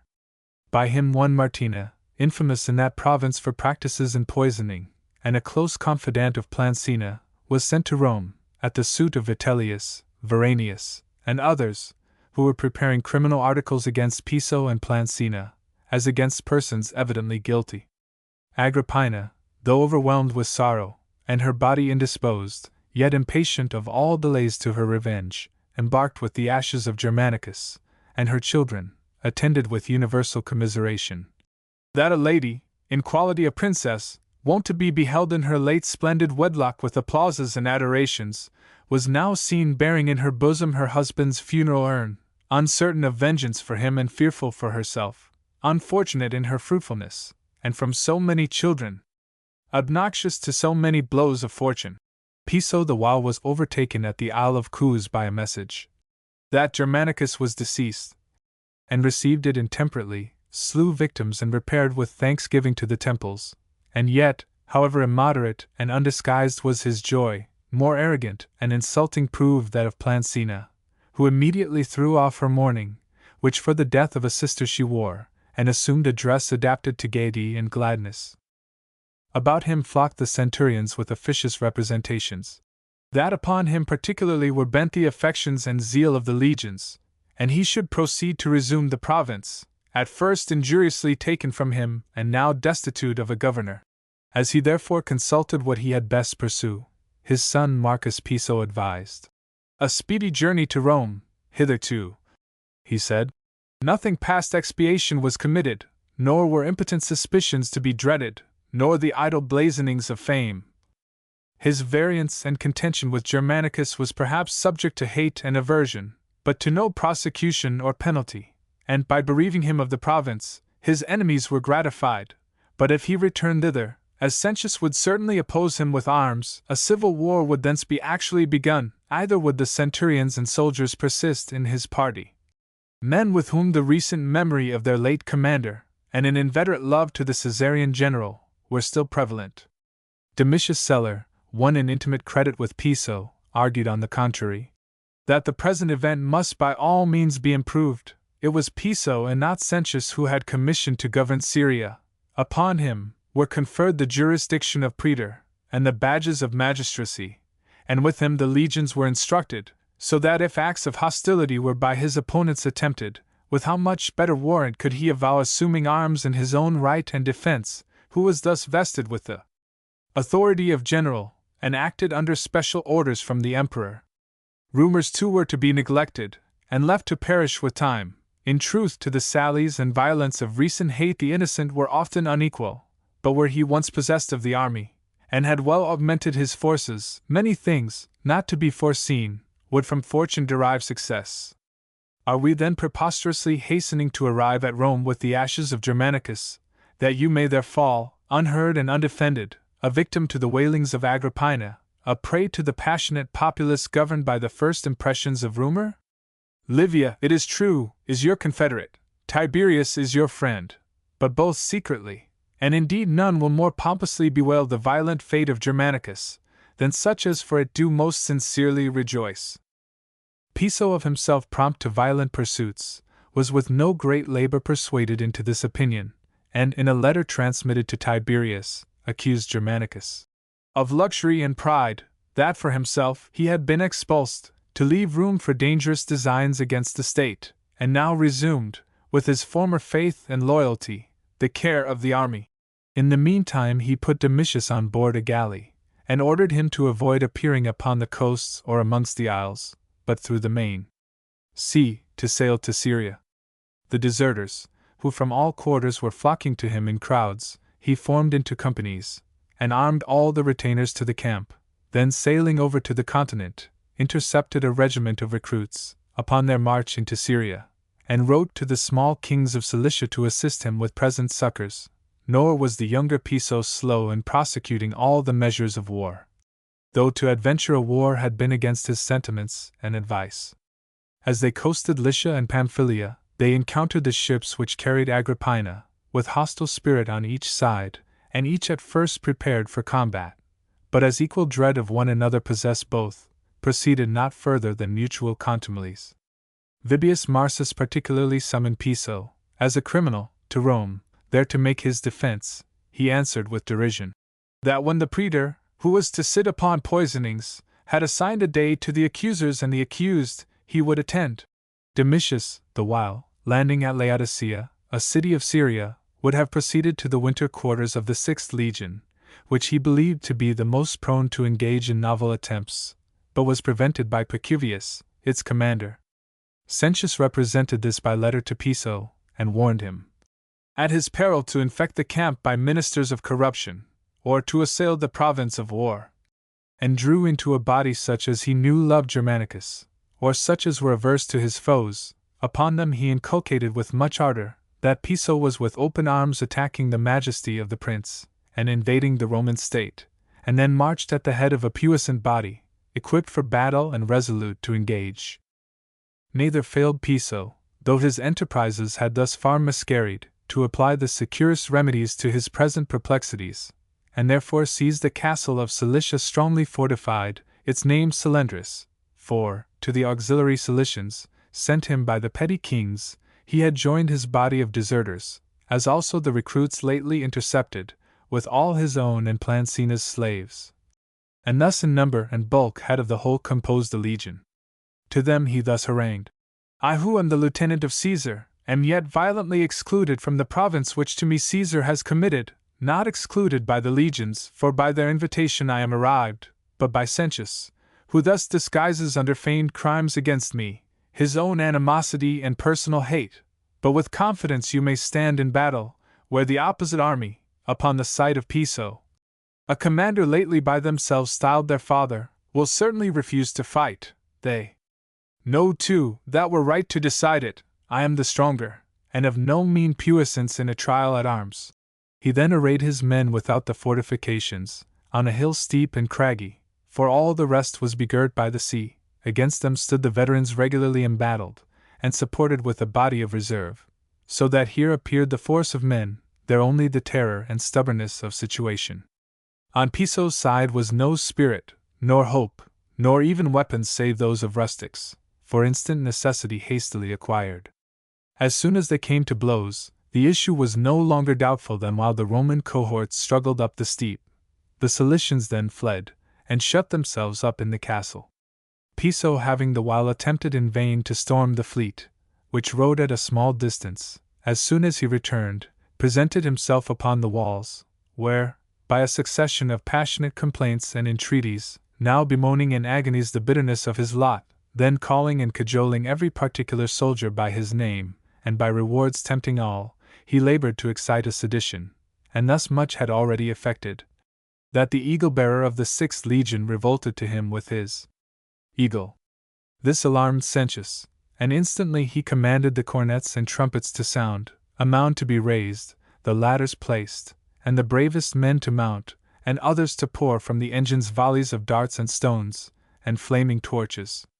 The obstinacy of Piso was at last vanquished, and he desired that upon delivering his arms he might remain in the castle till the emperor's pleasure, to whom he would commit the government of Syria, were known. Conditions which were not accepted, nor was aught granted him save ships and a passport to Rome. After the illness of Germanicus grew current there, and all its circumstances, like rumors magnified by distance, were related with many aggravations, sadness seized the people. They burned with indignation, and even poured out in plaints the anguish of their souls. For this, they said, he had been banished to the extremities of the empire, for this the province of Syria was committed to Piso, and these the fruits of Livia's mysterious conferences with Plancina. Truly had our fathers spoken concerning his father Drusus, that the possessors of rule beheld with an evil eye the popular spirit of their sons, nor for aught else were they sacrificed, but for their equal treatment of the Roman people, and studying to restore the popular state. These lamentations of the populace were, upon the tidings of his death, so inflamed, that, without staying for an edict from the magistrates, without a decree of Senate, they by general consent assumed a vacation. The public courts were deserted, private houses shut up, prevalent everywhere were the symptoms of woe, heavy groans, dismal silence, the whole a scene of real sorrow, and nothing devised for form or show, and, though they forbore not to bear the exterior marks and habiliments of mourning, in their souls they mourned still deeper.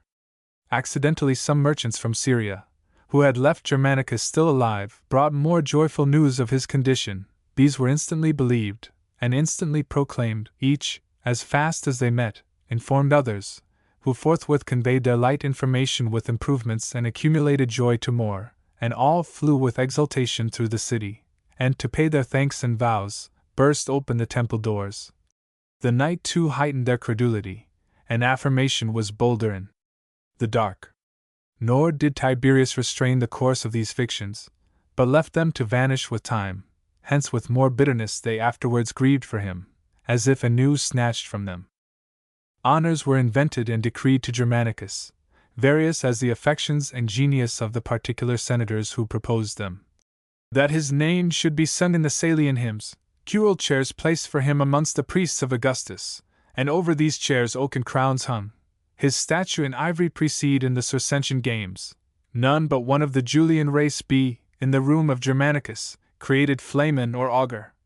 Triumphal arches were added, one at Rome, one upon the banks of the Rhine, one upon Mount Amanus, in Syria, with inscriptions of his exploits, and a testimony subjoined, that he died for the commonwealth. A sepulchre at Antioch, where his corpse was burnt, a tribunal at Epidaphne, the place where he ended his life. The multitude of statues, the many places where divine honors were appointed to be paid him, would not be easily recounted. They would have also decreed him, as to one of the masters of eloquence, a golden shield, signal in bulk as in metal, but Tiberius offered to dedicate one himself, such as was usual and of a like size with others, for that eloquence was not measured by fortune, and it was sufficient glory, if he were ranked with ancient writers. The battalion called after the name of the Junii was now, by the equestrian order, entitled the Battalion of Germanicus, and a rule made that, on every 15th of July, these troops should follow, as their standard, the effigies of Germanicus. Of these honors many continue, some were instantly omitted, or by time are utterly obliterated. In the height of this public sorrow, Livia, sister to Germanicus, and married to Drusus, was delivered of male twins, an event even in middling families, rare and acceptable, and to Tiberius such mighty matter of joy, that he could not refrain boasting to the fathers, that to no Roman of the same eminence before him were never two children born at a birth. For to his own glory he turned all things, even things fortuitous. But to the people, at such a sad conjuncture, it brought fresh anguish, as they feared that the family of Drusus thus increased, would press heavy upon that of Germanicus.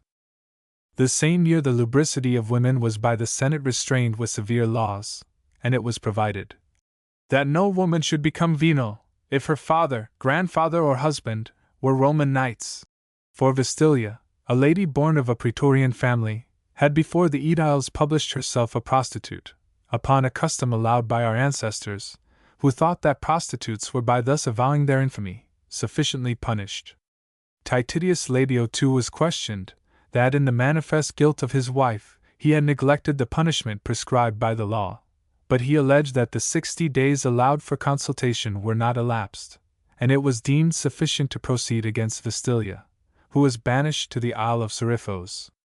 Measures were also taken for exterminating the solemnities of the Jews and Egyptians, and by decree of Senate 4,000 descendants of franchised slaves, all defiled with that superstition, but of proper strength and age, were to be transported to Sardinia, to restrain the Sardinian robbers, and if, through the malignity of the climate, they perished, despicable would be the loss, the rest were doomed to depart Italy, unless by a stated day they renounced their profane rites. After this Tiberius represented that, to supply the place of Accia, who had presided 57 years with the highest sanctimony over the Vestals, another virgin was to be chosen, and thanked Fonteius Agrippa and Asinius Pollio, that by offering their daughters, they contended in good offices towards the commonwealth. Pollio's daughter was preferred, for nothing else but that her mother had ever continued in the same wedlock, for Agrippa, by a divorce, had impaired the credit of his house. Upon her who was postponed, Tiberius, in consolation, bestowed for her fortune 1,000 great sestertia. Footnote: 8,300 pounds. As the people murmured at the severe dearth of corn, he settled grain at a price certain to the buyer, and undertook to pay 14 pence a measure to the seller. Either yet would he accept the name of father of his country, a title offered him before, and for these bounties, now again. Nay, he sharply rebuked such as styled these provisions of his divine occupations, and him, Lord. Hence freedom of speech became cramped and insecure, under such a prince, one who dreaded liberty, and abhorred flattery. I find in the writers of those times, some of them senators, that in the Senate were read letters from Adgandestrius, prince of the Catans, undertaking to dispatch Arminius, if in order to it poison were sent him, and an answer returned, that not by frauds and blows in the dark, but armed and in the face of the sun, the Roman people took vengeance on their foes.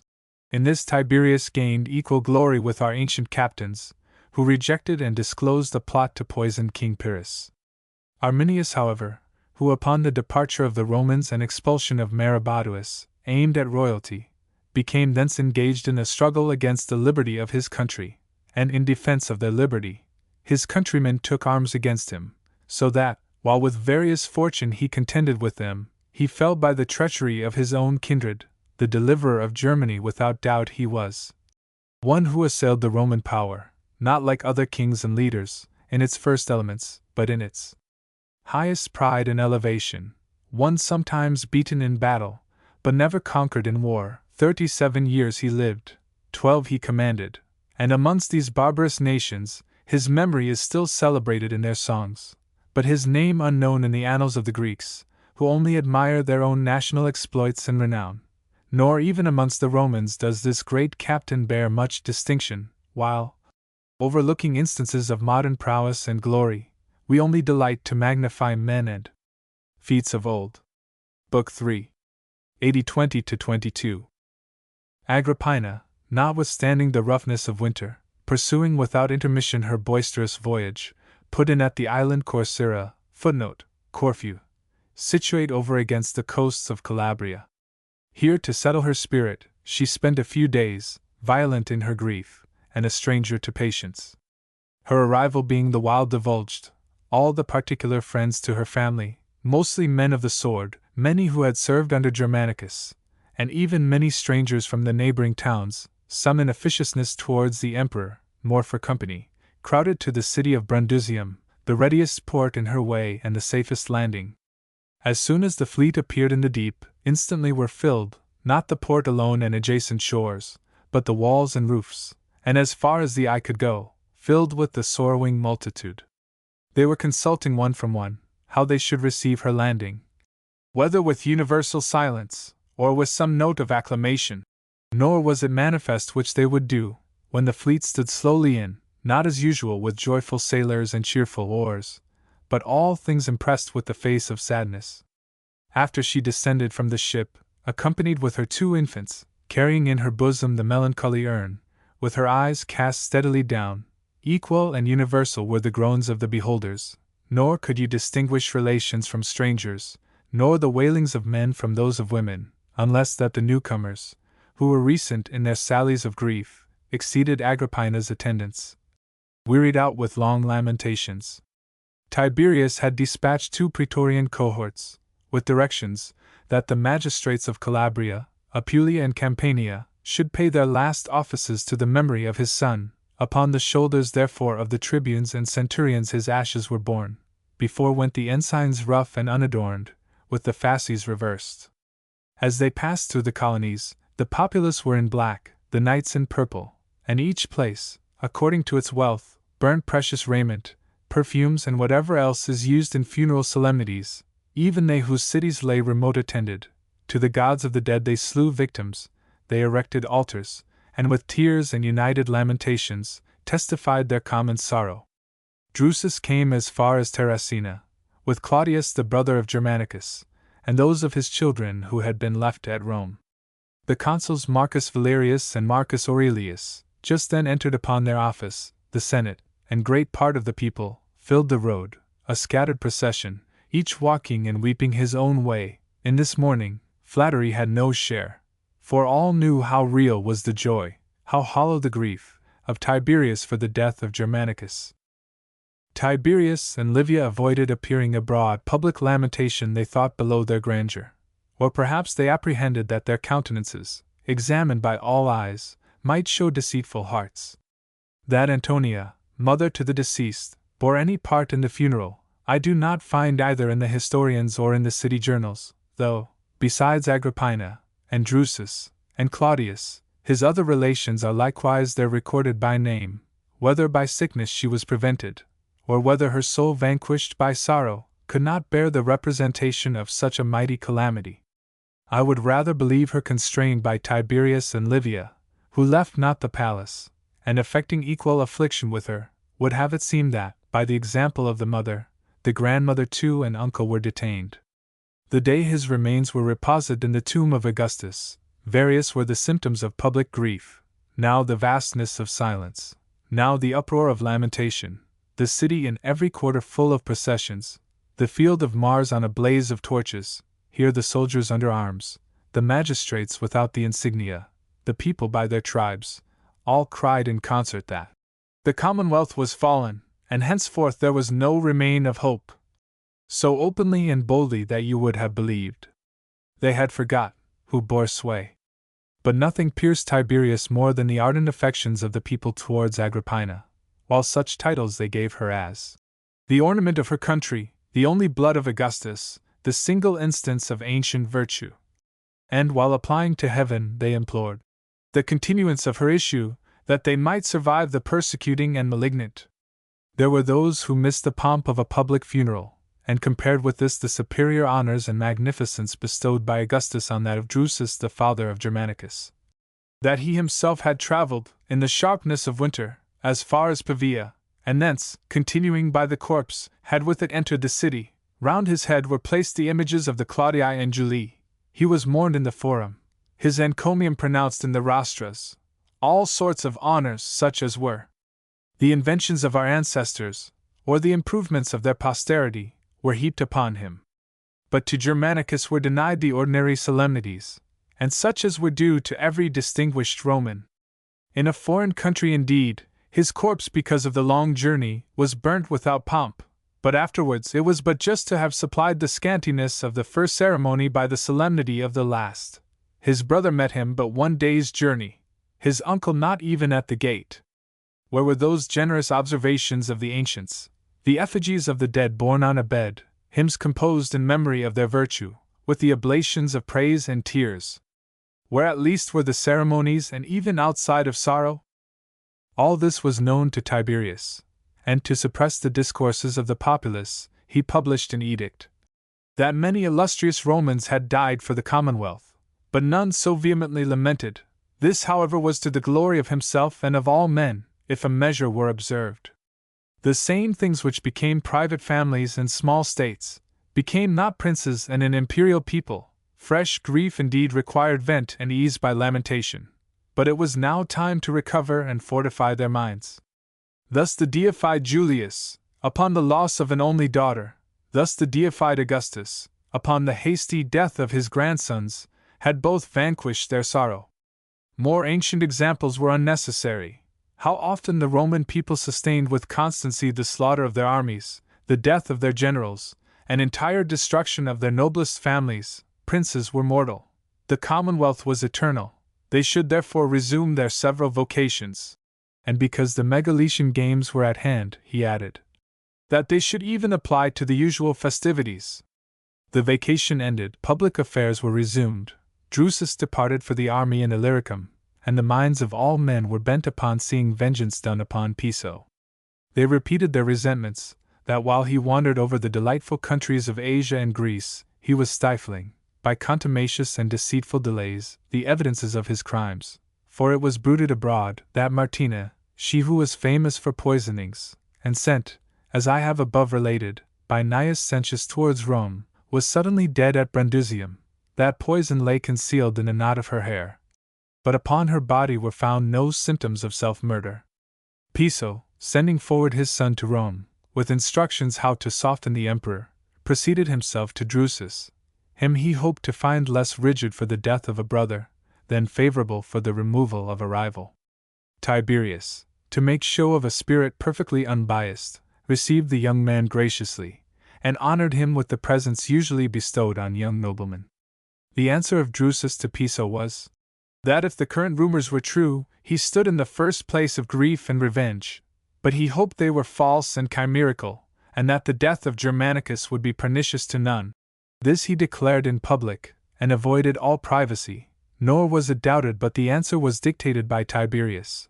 When a youth, otherwise easy and unwary, practiced thus the wiles and cunning of age. Piso, having crossed the Sea of Dalmatia, and left his ships at Ancona, took first the road of Picenum, and then the Flaminian way, following the legion which was going from Pannonia to Rome, and thence to garrison in Africa. This too became the subject of popular censure, that he officiously mixed with the soldiers, and courted them in their march and quarters. He therefore, to avoid suspicion, or, because when men are in dread, their conduct wavers, did at Narni embark upon the Nar, and thence sailed into the Tiber. By landing at the burying place of the Caesars, he heightened the wrath of the populace. Besides, he and Plancina came ashore, in open day, in the face of the city who were crowding the banks, and proceeded with gay countenances, he attended by a long band of clients, she by a train of ladies. There were yet other provocations to hatred. The situation of his house, proudly overlooking the Forum, and adorned and illuminated as for a festival, the banquet and rejoicings held in it, and all as public as the place. The next day Fulcinius Trio arraigned Piso before the consuls, but was opposed by Vitellius, Veranius, and others, who had accompanied Germanicus. They said, That in this prosecution trio had no part, nor did they themselves act as accusers, but only gathered materials, and, as witnesses, produced the last injunctions of Germanicus. Trio dropped that accusation, but got leave to call and question his former life, and now the emperor was desired to undertake the trial, a request which the accused did not at all oppose, dreading the inclinations of the people and senate. He knew Tiberius, on the contrary, resolute in despising popular rumors, and in guilt confederate with his mother, besides that truth and misrepresentations were easiest distinguished by a single judge, but in assemblies odium and envy often prevailed. Tiberius was aware of the weight of the trial, and with what reproaches he was assaulted. Admitting therefore a few confidants, he heard the charge of the accusers, as also the apology of the accused, and left the cause entire to the Senate. Drusus returned the while from Illyricum, and though the Senate had for the reduction of Maroboduus, and other his exploits the summer before, decreed him the triumph of ovation, he postponed the honor, and privately entered the city. Piso, for his advocates, desired Titus Arruntius, Fulcinius, Asinius Gallus, Acerninus Marcellus, and Sextus Pompeius, but they all framed different excuses, and he had, in their room, Marcus Lepidus, Lucius Piso, and Livinius Regulus. Now earnest were the expectations of all men. How great would prove the fidelity of the friends of Germanicus, what the assurance of the criminal, what the behavior of Tiberius, whether he would sufficiently smother or betray his sentiments. He never had a more anxious part, either did the people ever indulge themselves in such secret murmurs against their emperor, nor harbor in silence severer suspicions. When the Senate met, Tiberius made a speech full of labored moderation. That Piso had been his father's lieutenant and friend, and lately appointed by himself, at the direction of the Senate, coadjutor to Germanicus in administering the affairs of the East, whether he had thereby contumacy and opposition exasperated the young prince, and exulted over his death, or wickedly procured it, they were then to judge with minds unprejudiced. For, if he who was the lieutenant of my son violated the limits of his commission, cast off obedience to his general, and even rejoiced at his decease and at my affliction, I will detest the man, I will banish him from my house, and for domestic injuries exert domestic revenge, not the revenge of an emperor. But for you, if his guilt of any man's death whatsoever is discovered, show your just vengeance, and by it satisfy yourselves, satisfy the children of Germanicus, and us his father and grandmother. Consider too especially, whether he vitiated the discipline and promoted sedition in the army, whether he sought to debauch the affections of the soldiers, and to recover the province by arms, or whether these allegations are not published falsely and with aggravations by the accusers, with whose over-passionate zeal I am justly offended, for whither tended this stripping the corpse and exposing it to the eyes and examination of the populace? With what view was it proclaimed even to foreign nations that his death was the effect of poison, if all this was still doubtful, and remains yet to be tried?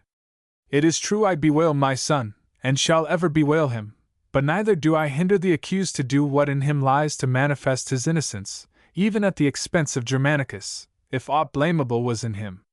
From you I entreat the same impartiality. Let not the connection of my sorrow with this cause mislead you to take crimes for proved because they are imputed.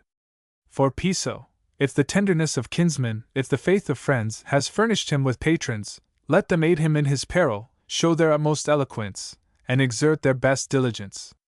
To the same pains, to the same firmness I exhort the accusers. Thus much we will grant to the memory of Germanicus, that the inquest concerning his death be held rather here than in the forum, in the Senate than the common tribunals. In all the rest, we will descend to the ordinary methods. Let no man in this cause consider Drusus's tears. Let none regard my sorrow, no more than the probable fictions of calumny against us. 2 days were then appointed for maintaining the charge, 6 for preparing the defense, and 3 for making it. Fulcinius began with things stale and impertinent, about the ambition and rapine of Piso in his administration of Spain, things which, though proved, brought him under no penalty, if acquitted of the present charge, nor, though he had been cleared of former faults, could he escape the load of greater enormities. After him Servius, Veranius, and Vitellius, all with equal zeal, But Vitellius with great eloquence urged that Piso, in hatred to Germanicus, and passionate for innovations, had by tolerating general licentiousness, and the oppression of the allies, corrupted the common soldiers to that degree that by the most profligate he was styled father of the legions, he had, on the contrary, been outrageous to the best men, above all to the friends and companions of Germanicus, and, at last, by witchcraft and poison destroyed Germanicus himself. Hence the infernal charms and immolations practiced by him and Plancina. He had then attacked the Commonwealth with open arms, and before he could be brought to be tried, they were forced to fight and defeat him. In every article but one his defense was faltering. For either his dangerous intrigues in debauching the soldiery, nor his abandoning the province to the most profligate and rapacious, nor even his insults to Germanicus, were to be denied. He seemed only to wipe off the charge of poison, a charge which in truth was not sufficiently corroborated by the accusers, since they had only to allege that at an entertainment of Germanicus, Piso, while he sat above him, with his hands poisoned the meat. It appeared absurd that amongst so many attending slaves besides his own, in so great a presence, and under the eye of Germanicus, he would attempt it. He himself required that the waiters might be racked, and offered to the rack his own domestics. But the judges were implacable from different motives. Tiberius for the war raised in the province, and the Senate could never be convinced that the death of Germanicus was not the effect of fraud. Some moved for the letters written to Piso from Rome, a motion opposed by Tiberius no less than by Piso. From without, at the same time, were heard the cries of the people, that if he escaped the judgment of the Senate, they would with their own hands destroy him.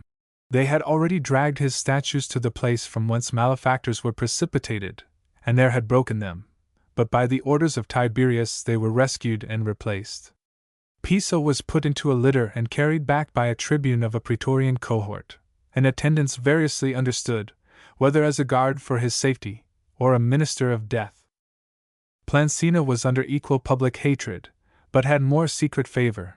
Hence it was doubted how far Tiberius durst proceed against her. For herself, while her husband's hopes were yet plausible, she professed she would accompany his fortune, whatever it were, and if he fell, fall with him. But when by the secret solicitations of Livia she had secured her own pardon, she began by degrees to drop her husband, and to make a separate defense. After this fatal warning, he doubted whether he should make any further efforts. But by the advice of his sons, fortifying his mind, he again entered the Senate. There he found the prosecution renewed, suffered the declared indignation of the fathers, and saw all things cross and terrible.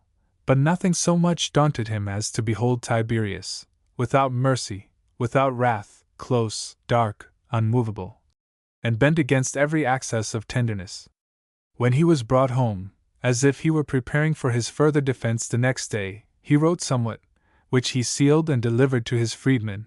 He then washed and anointed, and took the usual care of his person.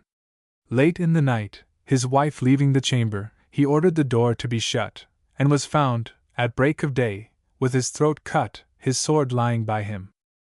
I remember to have heard from ancient men that in the hands of Piso was frequently seen a bundle of writings, which he did not expose, but which, as his friends constantly averred, contained the letters of Tiberius and his cruel orders towards Germanicus, that he resolved to lay them before the fathers and to charge the emperor, but was deluded by the hollow promises of Sejanus, and that neither did Piso die by his own hands, but by those of an express and private executioner. I dare affirm neither, nor yet ought I to conceal the relations of such as still lived when I was a youth.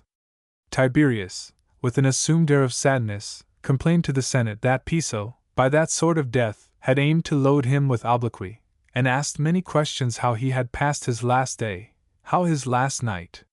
The freedmen answered to most with prudence, to some in confusion. The emperor then recited the letter sent him by Piso.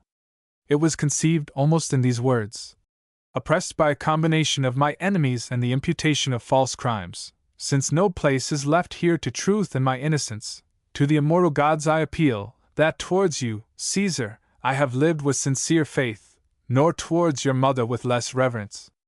For my sons I implore her protection and yours, my son Gnaeus had no share in my late management whatever it were, since, all the while, he abode at Rome, and my son Marcus dissuaded me from returning to Syria.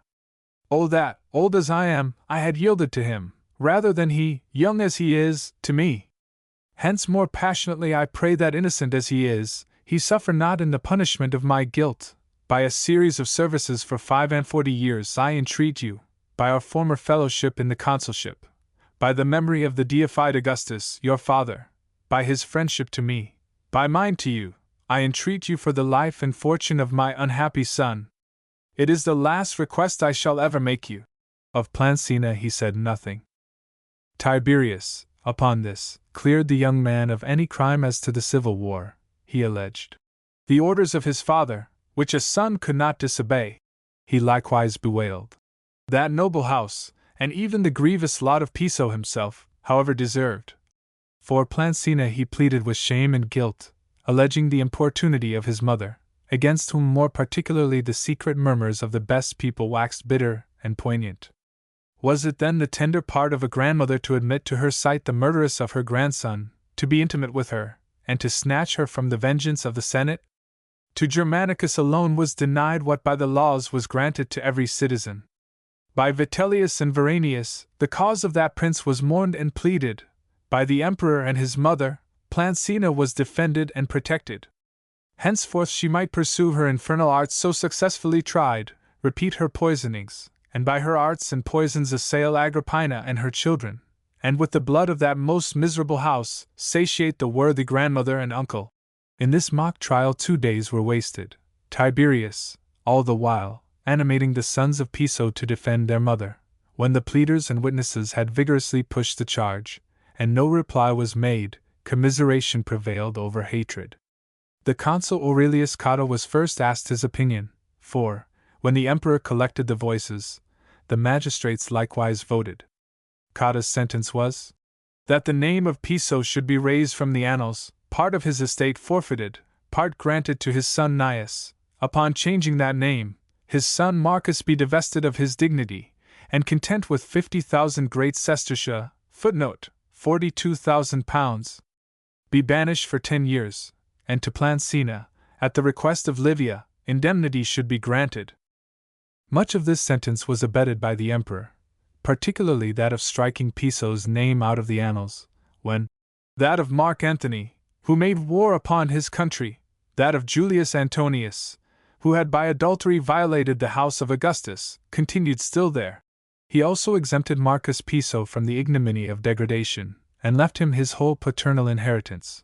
For, as I have already often observed, he was to the temptations of money incorruptible, and from the shame of having acquitted Plancina, rendered then more than usually mild.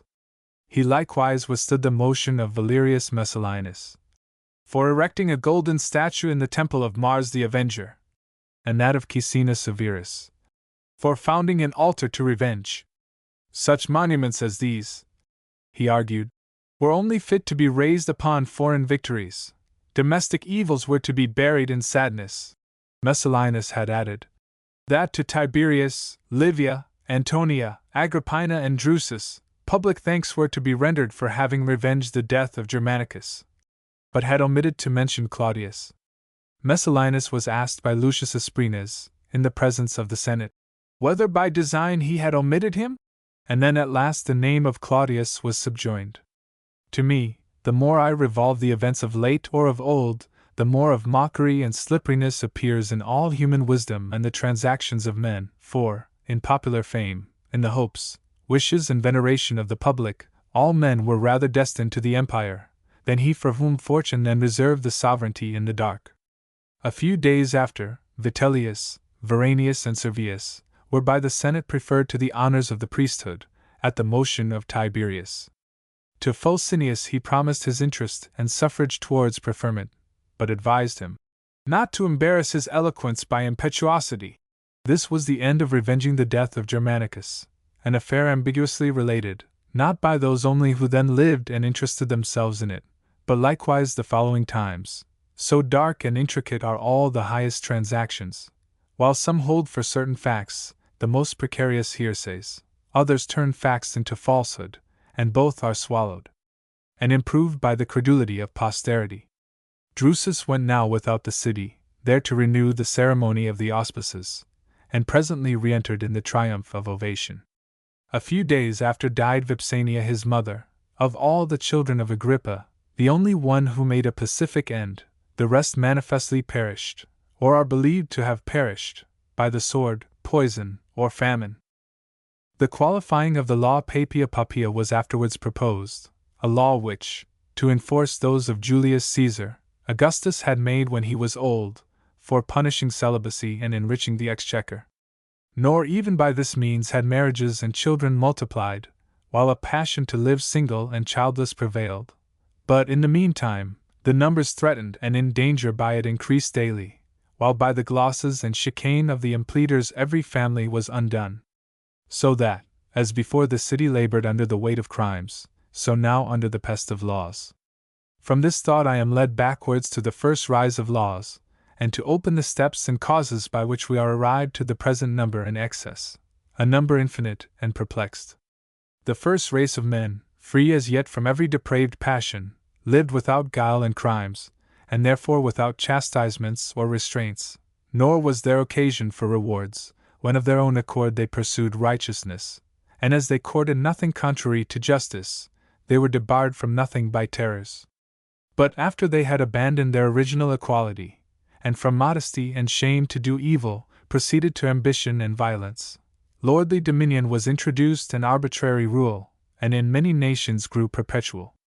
Some, either from the beginning, or after they were surfeited with kings, preferred the sovereignty of laws, which, agreeable to the artless minds of men, were at first short and simple. The laws in most renown were those framed for the Cretans by Minos, for the Spartans by Lycurgus, and afterwards such as Solon delivered to the Athenians, now greater in number and more exquisitely composed. To the Romans justice was administered by Romulus according to his pleasure. After him, Numa managed the people by religious devices and laws divine. Some institutions were made by Tullus Hostilius, some by Ancus Marcius. But above all our laws were those founded by Servius Tullius. They were such as even our kings were bound to obey. Upon the expulsion of Tarquin, the people, for the security of their freedom against the encroachment and factions of the Senate, and for binding the public concord, prepared many ordinances. Hence were created the Decemviri, and by them were composed the 12 tables, out of a collection of the most excellent institutions found abroad. The period this of all upright and impartial laws. What laws followed, though sometimes made against crimes and offenders, were yet chiefly made by violence, through the animosity of the two estates, and for seizing unjustly withholden offices or continuing unjustly in them, or for banishing illustrious patriots, and to other wicked ends. Hence the Gracchi and Saturnini, inflamers of the people, and hence Drusus vying, on behalf of the Senate, in popular concessions with these inflamers, and hence the corrupt promises made to our Italian allies, promises deceitfully made, or, by the interposition of some tribune, defeated. Neither during the War of Italy, nor during the Civil War, was the making of regulations discontinued. Many and contradictory were even then made.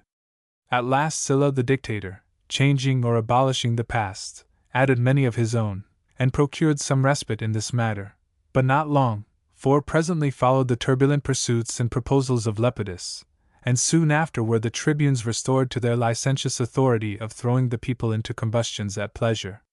And now laws were not made for the public only, but for particular men particular laws, and corruption abounding in the Commonwealth abounded in laws. Pompey was, now in his 3rd consulship, chosen to correct the public enormities, and his remedies proved to the state more grievous than its distempers. He made laws such as suited his ambition, and broke them when they thwarted his will, and lost by arms the regulations which by arms he had procured. Henceforward for 20 years discord raged, and there was neither law nor settlement. The most wicked found impunity in the excess of their wickedness, and many virtuous men, in their uprightness, met destruction. At length, Augustus Caesar, in his 6th consulship, then confirmed in power without a rival, abolished the orders which during the triumvirate he had established, and gave us laws proper for peace and a single ruler. These laws had sanctions severer than any heretofore known. As their guardians, informers were appointed, who by the law Papia Papia were encouraged with rewards, to watch such as neglected the privileges annexed to marriage and fatherhood, and consequently could claim no legacy or inheritance, the same, as vacant, belonging to the Roman people, who were the public parent. But these informers struck much deeper. By them the whole city, all Italy, and the Roman citizens in every part of the empire, were infested and persecuted, numbers were stripped of their entire fortunes, and terror had seized all. When Tiberius, for a check to this evil, chose 20 noblemen, 5 who were formerly consuls, 5 who were formerly praetors, with 10 other senators, to review that law. By them many of its intricacies were explained, its strictness qualified, and hence some present alleviation was yielded. Tiberius about this time, to the Senate recommended Nero, one of the sons of Germanicus, now 17 years of age, and desired that he might be exempted from executing the office of the vigintivirate, officers for distributing the public lands, for regulating the mint, the roads, and the execution of criminals, and have leave to sue for the quaestorship 5 years sooner than the laws directed. A piece of mockery, this request to all who heard it, but Tiberius pretended that the same concessions had been decreed to himself and his brother Drusus, at the request of Augustus. Nor do I doubt, but there were then such who secretly ridiculed that sort of petitions from Augustus. Such policy was however natural to that prince, while he was but yet laying the foundations of the imperial power, and while the Republic and its late laws were still fresh in the minds of men. Besides, the relation was lighter between Augustus and his wife's sons than between a grandfather and his grandsons. To the grant of the quaestorship was added a seat in the College of Pontiffs, and the first day he entered the forum in his manly robe, a donative of corn and money was distributed to the populace, who exulted to behold a son of Germanicus now of age. Their joy was soon heightened by his marriage with Julia, the daughter of Drusus. But as these transactions were attended with public applauses, so the intended marriage of the daughter of Sejanus with the son of Claudius was received with popular indignation. By this alliance the nobility of the Claudian house seemed stained, and by it Sejanus, already suspected of aspiring views, was lifted still higher. At the end of this year died Lucius Veligius and Sallustius Crispus, great and eminent men. The family of Veligius was ancient, but, in the exercise of public offices, rose never higher than the praetorship. It was he who honored it with the consulship. He was likewise created censor for modeling the classes of the equestrian order, and first accumulated the wealth which gave that family such immense grandeur. Crispus was born of an equestrian house, great-nephew by a sister to Caius Sallustius, the renowned Roman historian, and by him adopted. The way to the great offices was open to him. But, in imitation of Maecenas, he lived without the dignity of senator, yet outwent in power many who were distinguished with consulships and triumphs. His manner of living, his dress and daintiness were different from the ways of antiquity, and in expense and affluence, he bordered rather upon luxury. He possessed, however, a vigor of spirit equal to great affairs, and exerted the greater promptness for that he hid it in a show of indolence and sloth. He was therefore, in the time of Maecenas, the next in favor, afterwards chief confidant in all the secret councils of Augustus and Tiberius, and privy and consenting to the order for slaying Agrippa Posthumus. In his old age he preserved with the prince rather the outside than the vitals of authority. The same had happened to Maecenas. It is the fate of power, which is rarely perpetual, perhaps from satiety on both sides, when princes have no more to grant, and ministers no more to crave. Next followed the consulship of Tiberius and Drusus.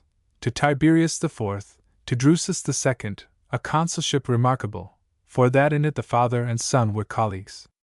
There was indeed the same fellowship between Tiberius and Germanicus, 2 years before, but besides the distastes of jealousy in the uncle, the ties of blood were not so near. In the beginning of the year, Tiberius, on pretense of his health, retired to Campania, either already meditating a long and perpetual retirement, or to leave to Drusus, in his father's absence, the honor of executing the consulship alone. And there happened a thing which, small in itself, yet as it produced mighty contestation, furnished the young consul with matter of popular affection. Domitius Corbulo, formerly praetor, complained to the Senate of Lucius Sylla, a noble youth, that in the show of gladiators Sylla would not yield him place. Age, domestic custom, and the ancient men were for Corbulo. On the other side, Mamercus Scaurus, Lucius Aruncius, and others labored for their kinsman Sylla. Warm speeches were made, and the examples of our ancestors were urged, who by severe decrees had censured and restrained the irreverence of the youth.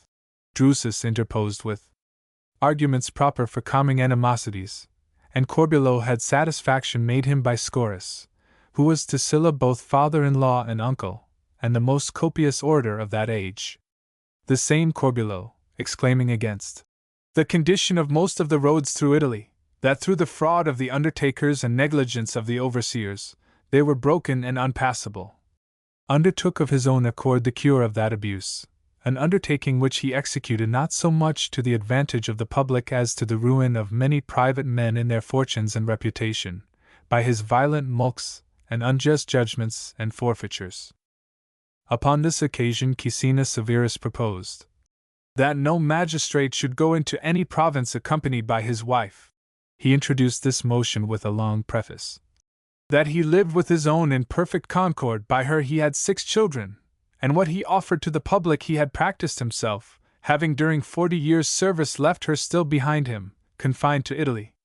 It was not indeed, without cause, established of old, that women should neither be carried by their husbands into confederate nations nor foreign. A train of women introduced luxury and peace, by their fears retarded war, and made a Roman army resemble, in their march, a mixed host of barbarians. The sex was not tender only and unfit for travel, but if suffered cruel, aspiring, and greedy of authority, they even marched amongst the soldiers, and were obeyed by the officers.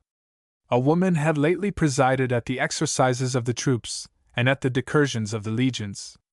The Senate themselves might remember that as often as any of the magistrates were charged with plundering the provinces, their wives were always engaged in the guilt.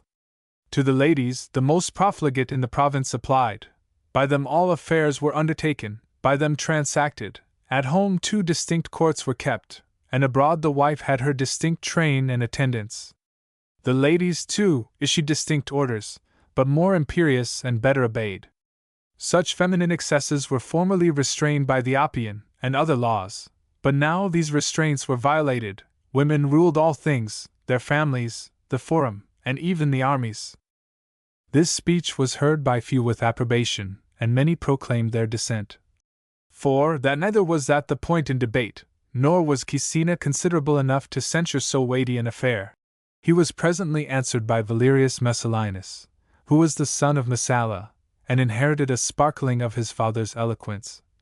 That many rigorous institutions of the ancients were softened and changed for the better, for neither was Rome now, as of old, beset with wars, nor Italy with hostile provinces, and a few concessions were made to the conveniences of women, who were so far from burdening the provinces, that to their own husbands there they were no burden. As to honors, attendance, and expense, they enjoyed them in common with their husbands, who could receive no embarrassment from their company in time of peace. To war indeed we must go equipped and unencumbered, but after the fatigues of war, what was more allowable than the consolations of a wife? But it seemed the wives of some magistrates had given a loose to ambition and avarice. And were the magistrates themselves free from these excesses? Were not most of them governed by many exorbitant appetites? Did we therefore send none into the provinces? It was added that the husbands were corrupted by their corrupt wives, and were therefore all single men uncorrupt. The Oppian laws were once thought necessary, because the exigencies of the state required their severity. They were afterwards relaxed and mollified, because that too was expedient for the state. In vain we covered our own sloth with borrowed names. If the wife broke bounds, the husband ought to bear the blame. It was moreover unjustly judged, for the weak and uxorious spirit of one or a few, to bereave all others of the fellowship of their wives, the natural partners of their prosperity and distress. Besides, the sex, weak by nature, would be left defenseless, exposed to the luxurious bent of their native passions, and a prey to the allurements of adulterers. Scarce under the eye and restraint of the husband was the marriage bed preserved inviolate. What must be the consequence, when by an absence of many years, the ties of marriage would be forgot as it were in a divorce. It became them, therefore, so to cure the evils abroad as not to forget the enormities at Rome. To this Drusus added somewhat concerning his own wedlock. Princes, he said, were frequently obliged to visit the remote parts of the empire. How often did the deified Augustus travel to the east, how often to the west, still accompanied with Livia. He himself too had taken a progress to Illyricum, and if it were expedient, was ready to visit other nations, but not always with an easy spirit, if he were to be torn from his dear wife, her by whom he had so many children. Thus was Caecina's motion eluded. When the Senate met next, they had a letter from Tiberius. In it he affected to chide the fathers, that upon him they cast all public cares, and named them Lepidus and Junius Blsesus, to choose either for proconsul of Africa. They were then both heard as to this nomination. Lepidus excused himself with earnestness. He pleaded his bodily frailty, the tender age of his children, and a daughter fit for marriage. There was another reason too, of which he said nothing, but it was easily understood. Blsesus was uncle to Sejanus, and therefore had the prevailing interest. Blsesus too made a show of refusing, but not with the like positiveness, and was heard with partiality by the flatterers of power. The same year the cities of Gaul, stimulated by their excessive debts, began a rebellion. The most vehement incendiaries were Julius Florus and Julius Sacrover, the first amongst those of Treves, the second amongst the Aeduans. They were both distinguished by their nobility, and by the good services of their ancestors, who thence had acquired of old the right of Roman citizens, a privilege rare in those days, and then only the prize of virtue. When by secret meetings, they had gained those who were most prompt to rebel, with such as were desperate through indigence, or, from guilt of past crimes, forced to commit more, they agreed that Florus should begin the insurrection in Belgia, Sacrover amongst the neighboring Gauls. In order to this, they had many consultations and cabals, where they uttered seditious harangues. They urged their tribute without end, their devouring usury, the pride and cruelty of their governors, that they had now a glorious opportunity to recover their liberty, for that since the report of the murder of Germanicus, discord had seized the Roman soldiery, they need only consider their own strength and numbers. While Italy was poor and exhausted, the Roman populace weak and unwarlike, the Roman armies destitute of all vigor but that derived from foreigners. Scarce one city remained untainted with the seeds of this rebellion, but it first broke at Angiers and Tours. The former were reduced by Acilius Avila, a legate, with the assistance of a cohort drawn from the garrison at Lyons. Those of Tours were suppressed by the same Avila, assisted with a detachment sent from the legions, by Vesalius Varro, lieutenant governor of Lower Germany. Some of the chiefs of the Gauls had likewise joined him with succors, the better to disguise their defection, and to push it with more effect hereafter. Even Sacrover was beheld engaged in fight for the Romans, with his head bare, a demonstration, he pretended, of his bravery, but the prisoners averred that he did it to be known to his countrymen, and to escape their darts. An account of all this was laid before Tiberius, who slighted it, and by hesitation fostered the war.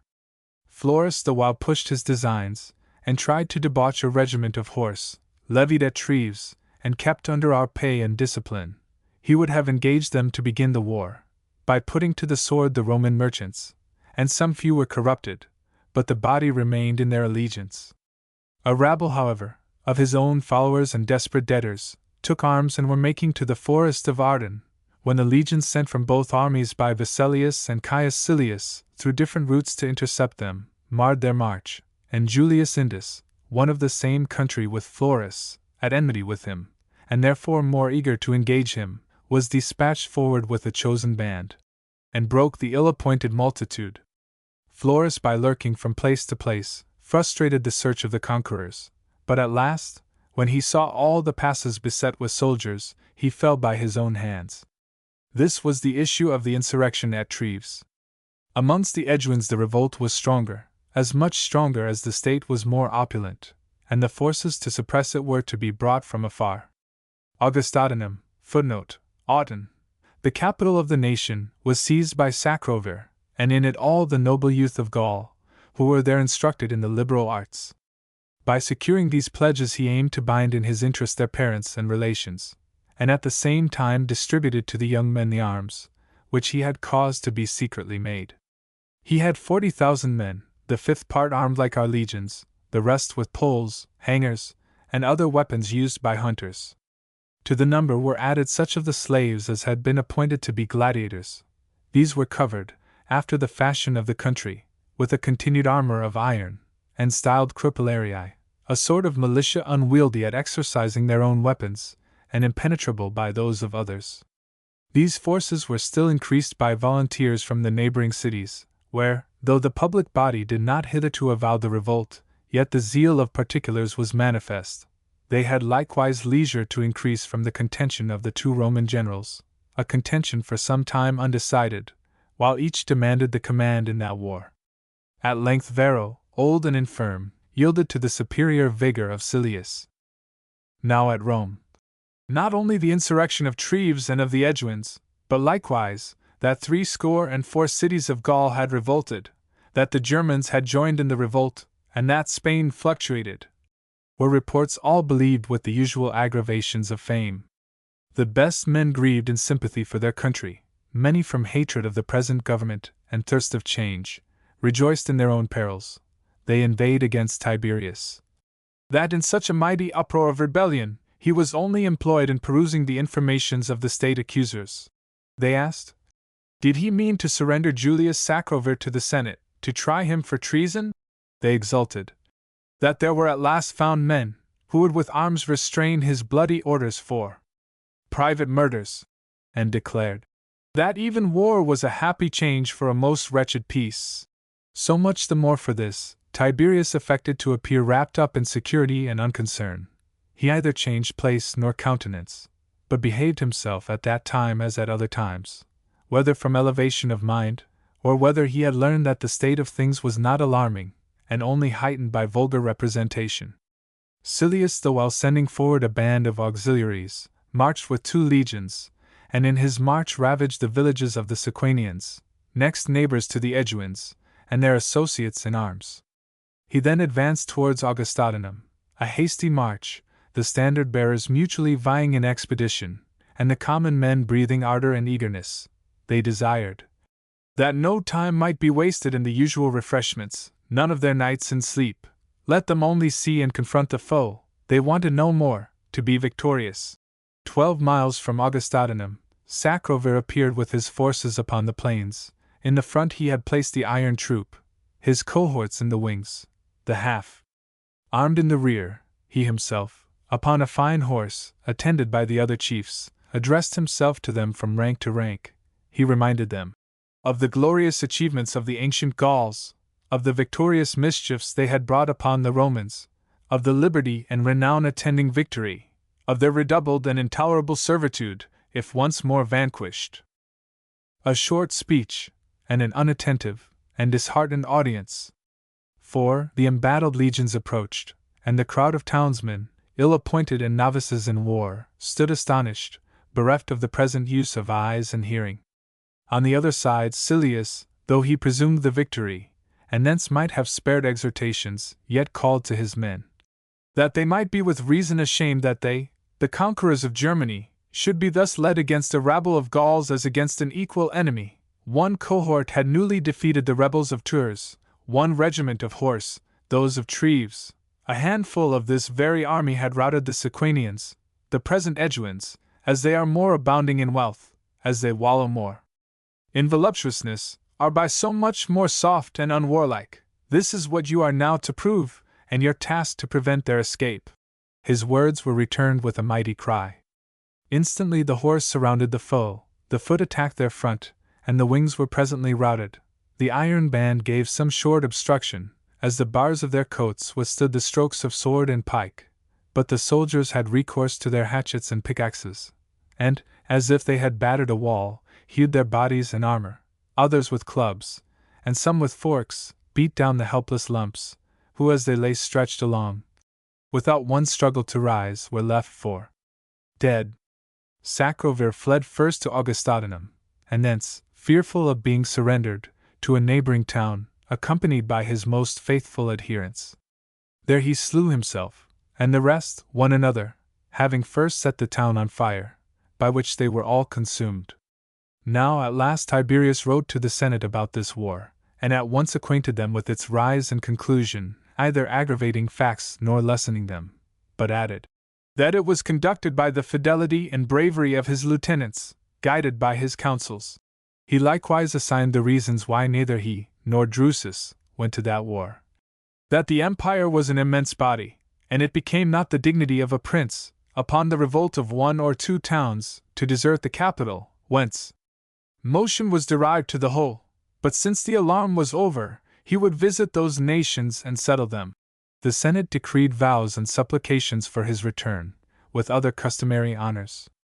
Only Cornelius Dolabella, while he strove to outdo others, fell into ridiculous sycophancy, and moved that from Campania he should enter Rome in the triumph of ovation.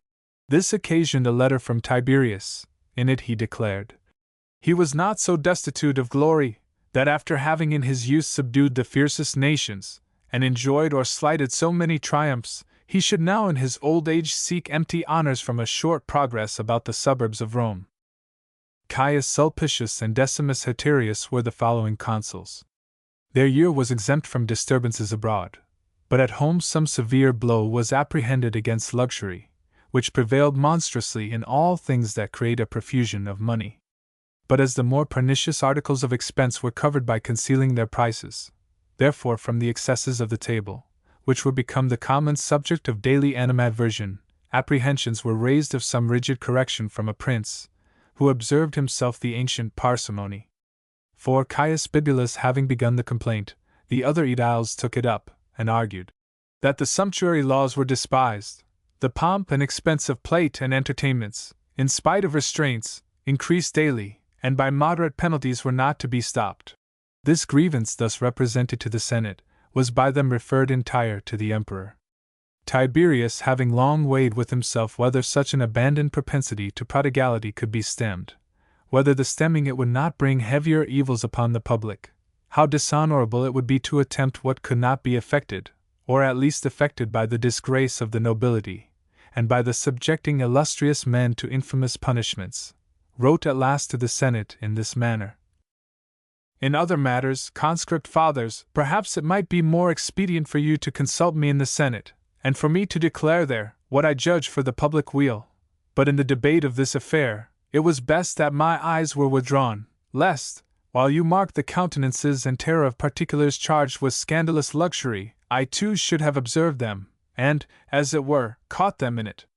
Had the vigilant aediles first asked counsel of me, I know not whether I should not have advised them rather to have passed by potent and inveterate corruptions, than only make it manifest what enormities are an overmatch for us, but they in truth have done their duty, as I would have all other magistrates fulfill theirs. But for myself, it is neither commendable to be silent, nor does it belong to my station to speak out, since I neither bear the character of an aedile, nor of a praetor, nor of a consul. Something still greater and higher is required of a prince. Every one is ready to assume to himself the credit of whatever is well done, while upon the prince alone are thrown the miscarriages of all. But what is it that I am first to prohibit, what excess retrench to the ancient standard? Am I to begin with that of our country seats, spacious without bounds, and with the number of domestics, a number distributed into nations and private families? Or with the quantity of plate, silver, and gold? Or with the pictures, and works, and statues of brass, the wonders of art? Or with the gorgeous vestments, promiscuously worn by men and women? Or with what is peculiar to the women, those precious stones, for the purchase of which our corn is carried into foreign and hostile nations? I am not ignorant that at entertainments and in conversation these excesses are censured, and a regulation is required, and yet if an equal law were made, if equal penalties were prescribed, these very censurers would loudly complain that the state was utterly overturned, that snares and destruction were prepared for every illustrious house, that no man could be guiltless, and all men would be the prey of informers. And yet bodily diseases grown inveterate and strengthened by time cannot be checked but by medicines rigid and violent. It is the same with the soul, the sick and raging soul, itself corrupted and scattering its corruption, is not to be qualified but by remedies equally strong with its own flaming lusts. So many laws made by our ancestors, so many added by the deified Augustus, the former being lost in oblivion, and which is more heinous, the latter in contempt, have only served to render luxury more secure. When we covet a thing yet unforbid, we are apt to fear that it may be forbid, but when once we can with impunity and defiance overleap prohibited bounds, there remains afterwards nor fear nor shame. How therefore did parsimony prevail of old? It was because every one was a law to himself. It was because we were then only masters of one city, nor afterwards, while our dominion was confined only to Italy, had we found the same instigations to voluptuousness. By foreign conquests we learned to waste the property of others, and in the civil wars to consume our own. What a mighty matter is it that the aediles remonstrate! How little to be weighed in the balance with others! It is wonderful that nobody represents that Italy is in constant want of foreign supplies, that the lives of the Roman people are daily at the mercy of uncertain seas and of tempests, were it not for our supports from the provinces, supports by which the masters, and their slaves, and their estates, are maintained. Would our own groves and villas maintain us? This care, therefore, conscript fathers, is the business of the prince, and by the neglect of this care, the foundations of the state would be dissolved. The cure of other defects depends upon our own private spirits. Some of us, shame will reclaim, necessity will mend the poor, satiety the rich. Or if any of the magistrates, from a confidence of his own firmness and perseverance, will undertake to stem the progress of so great an evil, he has both my praises and my acknowledgment that he discharges me of part of my fatigues. But if such will only impeach corruptions, and when they have gained the glory, would leave upon me the indignation of their own raising, believe me, conscript fathers, I am not fond of bearing resentments. I already suffer many for the commonwealth, many that are grievous and almost all unjust, and therefore with reason I entreat that I may not be loaded with such as are wantonly and vainly raised, and promise no advantage to you nor to me. The Senate, upon reading the Emperor's letter, released the aediles from this pursuit, and the luxury of the table which, from the battle of Actium till the revolution made by Galba, flowed, for the space of 100 years, in all profusion, at last gradually declined. The causes of this change are worth knowing. Formerly the great families, great in nobility or abounding in riches, were carried away with a passion for magnificence, for even then it was allowed to court the good graces of the Roman people, with the favor of kings and confederate nations, and to be courted by them, so that each was distinguished by the luster of popularity and dependences, in proportion to his affluence, the splendor of his house, and the figure he made. But after imperial fury had long raged in the slaughter of the grandees, and the greatness of reputation was become the sure mark of destruction, the rest grew wiser. Besides, new men frequently chosen senators from the municipal towns, from the colonies, and even from the provinces, brought into the Senate their own domestic parsimony, and though, by fortune or industry, many of them grew wealthy as they grew old, yet their former frugal spirit continued. But above all, Vespasian proved the promoter of thrifty living, being himself the pattern of ancient economy in his person and table, hence the compliance of the public with the manners of the prince, and an emulation to practice them, an incitement more prevalent than the terrors of laws and all their penalties. Or perhaps all human things go a certain round, and, as in the revolutions of time, there are also vicissitudes in manners, nor indeed have our ancestors excelled us in all things. Our own age has produced many excellences worthy of praise and the imitation of posterity. Let us still preserve this strife and virtue with our forefathers.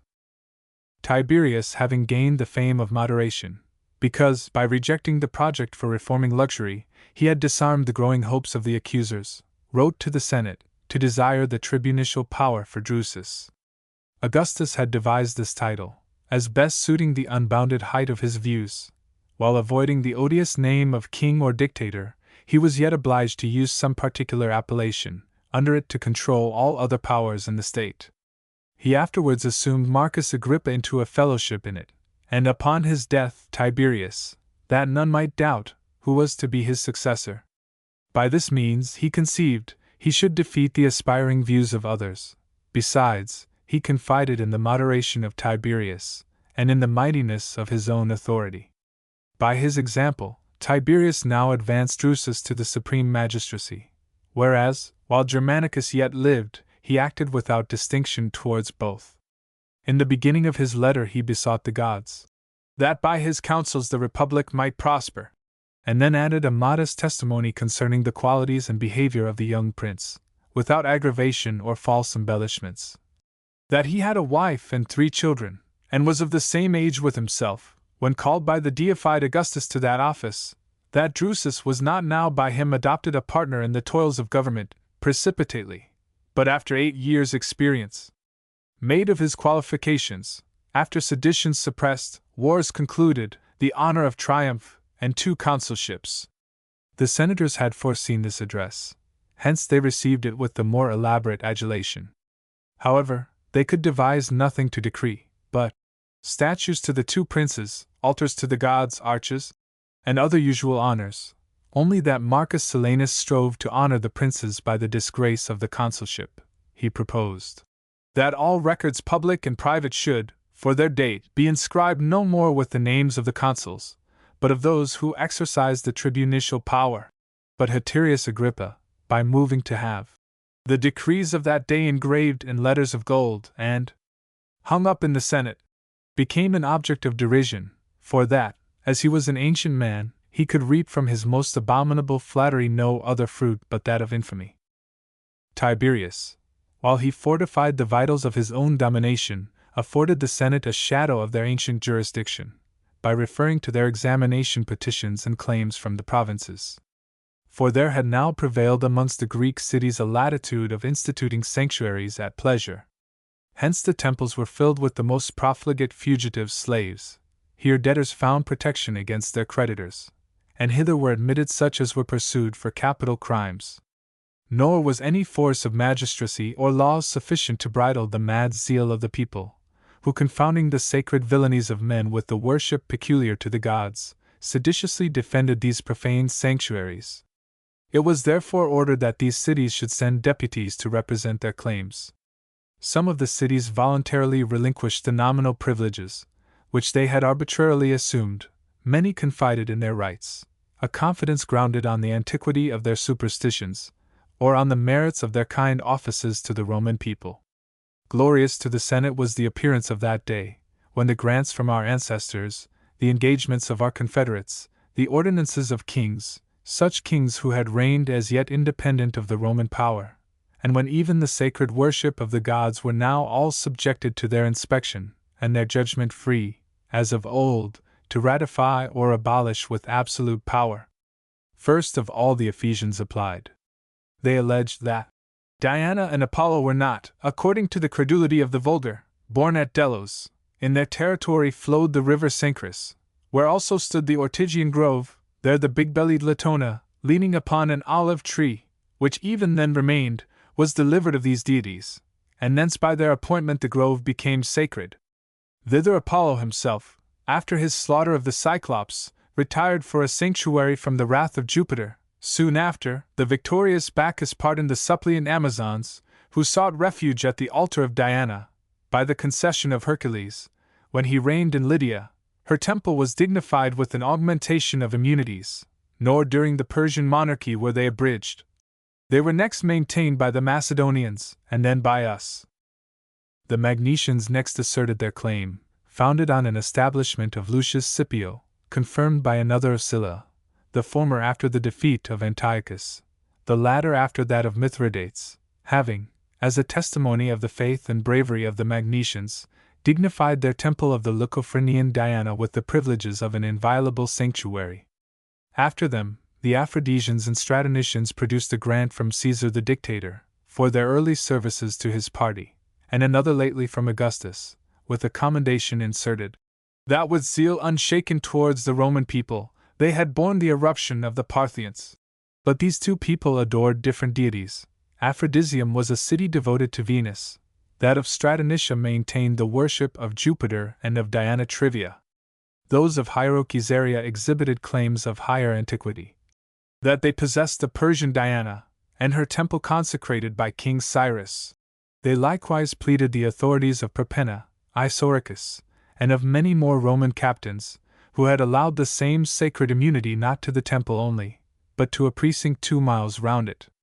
Those of Cyprus pleaded right of sanctuary to 3 of their temples, the most ancient founded by Ares to the Paphian Venus, another by his son Amathus to the Amathusian Venus, the third to the Salaminian Jupiter by Teucer, the son of Telamon, when he fled from the fury of his father. The deputies too of other cities were heard. But the Senate, tired with so many, and because there was a contention begun amongst particular parties for particular cities, gave power to the consuls to search into the validity of their several pretensions, and whether in them no fraud was interwoven, with orders to lay the whole matter once more before the Senate. The consuls reported that, besides the cities already mentioned, they had found the temple of Aesculapius at Pergamus to be a genuine sanctuary, the rest claimed upon originals, from the darkness of antiquity, altogether obscure. Smyrna particularly pleaded an oracle of Apollo, in obedience to which they had dedicated a temple to Venus Stratinuses, as did the Isle of Tinos an oracular order from the same god, to erect to Neptune a statue and temple. Sardis urged a later authority, namely, a grant from the great Alexander, and Miletus insisted on one from King Darius.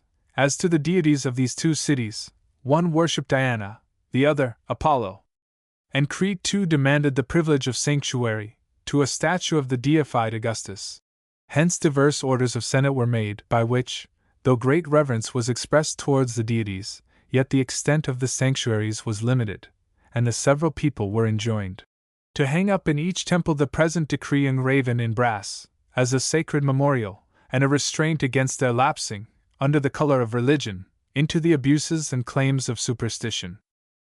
At the same time, a vehement distemper having seized Livia, obliged the emperor to hasten his return to Rome, seeing hitherto the mother and son lived in apparent unanimity, or perhaps mutually disguised their hate, for, not long before, Livia, having dedicated a statue to the deified Augustus, near the theatre of Marcellus, had the name of Tiberius inscribed after her own. This he was believed to have resented heinously, as a degrading the dignity of the prince, but to have buried his resentment under dark dissimulation.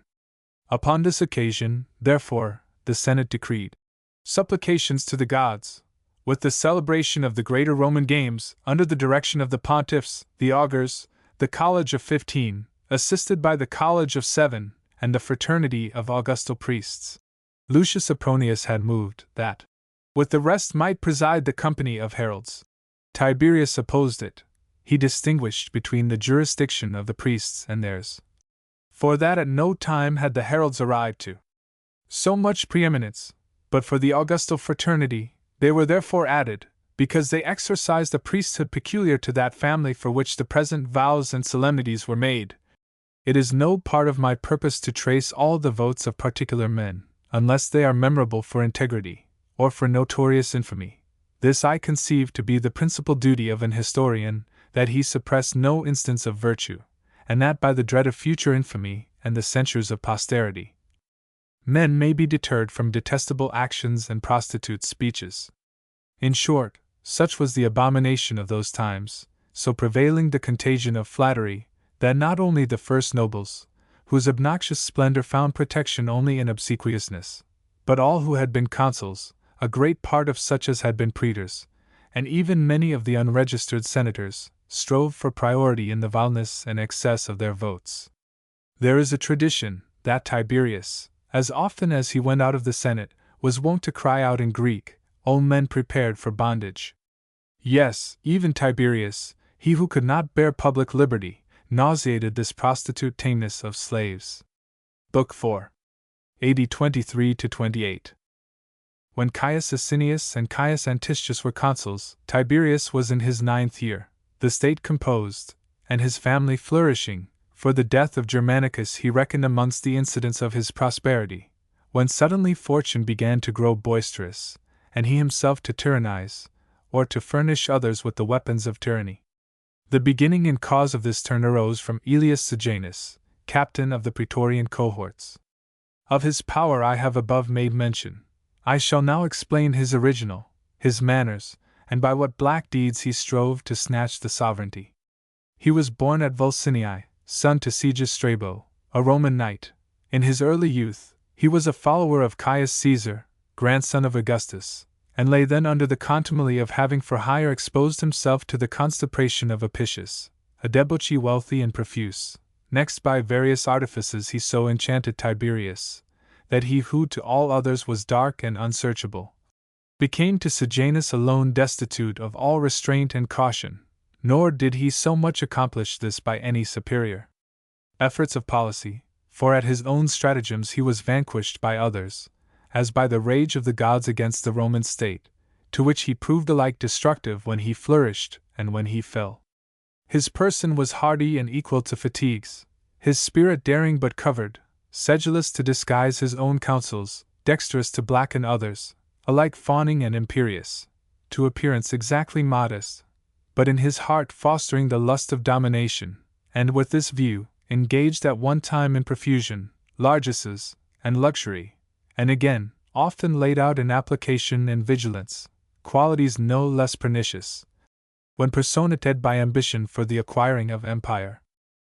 The authority of his command over the guards, which was but moderate before his time, he extended, by gathering into one camp all the praetorian cohorts then dispersed over the city, that thus united, they might all at once receive his orders, and by continually beholding their own numbers and strength, conceive confidence in themselves and prove a terror to all other men. He pretended that the soldiers, while they lived scattered, lived loose and debauched, that when gathered into a body, there could, in any hasty emergency, be more reliance upon their succor, and that when encamped, remote from the allurements of the town, they would in their discipline be more exact and severe. When the encampment was finished, he began gradually to allure the affections of the soldiers, by all the ways of affability, court, and familiarity. It was he too who chose the centurions, he who chose the tribunes. Neither in his pursuits of ambition did the Senate escape him, but by distinguishing his followers in it with offices and provinces, he cultivated power and a party there, for, to all this Tiberius was entirely resigned, and even so passionate for him, that not in conversation only, but in public, in his speeches to the Senate and people, he treated and extolled him, as the sharer of his burdens, nay, allowed his effigies to be publicly adored, in the several theatres, in all places of popular convention, and even amongst the eagles of the legions. But to his designs were many retardments. The imperial house was full of Caesars, the emperor's son a grown man, and his grandsons of age, and because the cutting them off all at once was dangerous, the treason he meditated required a gradation of murders. He, however, chose the darkest method, and to begin with Drusus, against whom he was transported with a fresh motive of rage. For Drusus, impatient of a rival, and in his temper inflammable, had upon some occasional contest shaken his fist at Sejanus, and, as he prepared to resist, given him a blow on the face. As he therefore cast about for every expedient of revenge, the readiest seemed to apply to Livia his wife. She was the sister of Germanicus, and from an uncomely person in her childhood, grew afterwards to excel in loveliness. As his passion for this lady was vehement, he tempted her to adultery, and having fulfilled the first iniquity, nor will a woman, who has sacrificed her chastity, stick at any other, he carried her greater lengths, to the views of marriage, a partnership in the empire, and even the murder of her husband. Thus she, the niece of Augustus, the daughter-in-law of Tiberius, the mother of children by Drusus, defiled herself, her ancestors, and her posterity, with a municipal adulterer, and all to exchange an honorable condition possessed, for pursuits flagitious and uncertain. Into a fellowship in the guilt was assumed Eudemus, physician to Livia, and under color of his profession, frequently with her in private. Sejanus too, to avoid the jealousy of the adulteress, discharged from his bed Apicata his wife, her by whom he had 3 children. But still the mightiness of the iniquity terrified them, and thence created caution, delays, and frequently opposite counsels. During this, in the beginning of the year, Drusus, one of the sons of Germanicus, put on the manly robe, and upon him the Senate conferred the same honors decreed before to his brother Nero. A speech was added by Tiberius with a large encomium upon his son, that with the tenderness of a father he used the children of his brother. For Drusus, however rare it be for power and unanimity to subsist together, was esteemed benevolent, certainly not ill-disposed, towards these youths. Now again was revived by Tiberius the proposal of a progress into the provinces, a stale proposal, always hollow, but often feigned. He pretended the multitude of veterans discharged, and thence the necessity of recruiting the armies, that volunteers were wanting, or if already such there were, they were chiefly the necessitous and vagabonds, and destitute of the like modesty and courage. He likewise cursorily recounted the number of the legions, and what countries they defended, a detail which I think it behoves me also to repeat, that thence may appear what was then the complement of the Roman forces, what kings there, confederates, and how much more narrow the limits of the empire. Italy was on each side guarded by 2 fleets, one at Misenum, one at Ravenna, and the coast joining to Gaul, by the galleys taken by Augustus at the Battle of Actium, and sent powerfully manned to Foro Julium. Phrygius. But the chief strength lay upon the Rhine. There were 8 legions, a common guard upon the Germans and the Gauls. The reduction of Spain, lately completed, was maintained by 3. Mauritania was possessed by King Juba, a realm which he held as a gift from the Roman people, the rest of Africa by 2 legions, and Egypt by the like number. For legions kept in subjection all the mighty range of country, extending from the next limits of Syria, as far as the Euphrates, and bordering upon the Iberians, Albanians, and other principalities, who by our might are protected against foreign powers. Thrace was held by Remedelses, and the sons of Cotys, and both banks of the Danube by 4 legions, 2 in Pannonia, 2 in Nicia. In Dalmatia likewise were placed 2, who, by the situation of the country, were at hand to support the former, and had not far to march into Italy, were any sudden succors required there, though Rome too had her peculiar soldiery, 3 city cohorts, and 9 praetorian, enlisted chiefly out of Etruria and Umbria, or from the ancient Latium and the old Roman colonies. In the several provinces, besides, were disposed, according to their situation and necessity, the fleets of the several confederates, with their squadrons and battalions, a number of forces not much different from all the rest, but the particular detail would be uncertain, since, according to the exigency of times, they often shifted stations, with numbers sometimes enlarged, sometimes reduced. It will, I believe, fall in properly here to review also the other parts of the administration, and by what measures it was hitherto conducted, till with the beginning of this year the government of Tiberius began to wax worse. First then, all public, and every private business of moment, was determined by the Senate. To the great men he allowed liberty of debate. Those who in their debates lapsed into flattery, he checked. In conferring preferments, he was guided by merit, by ancient nobility, renown in war abroad, by civil accomplishments at home, insomuch that it was manifest, his choice could not have been better.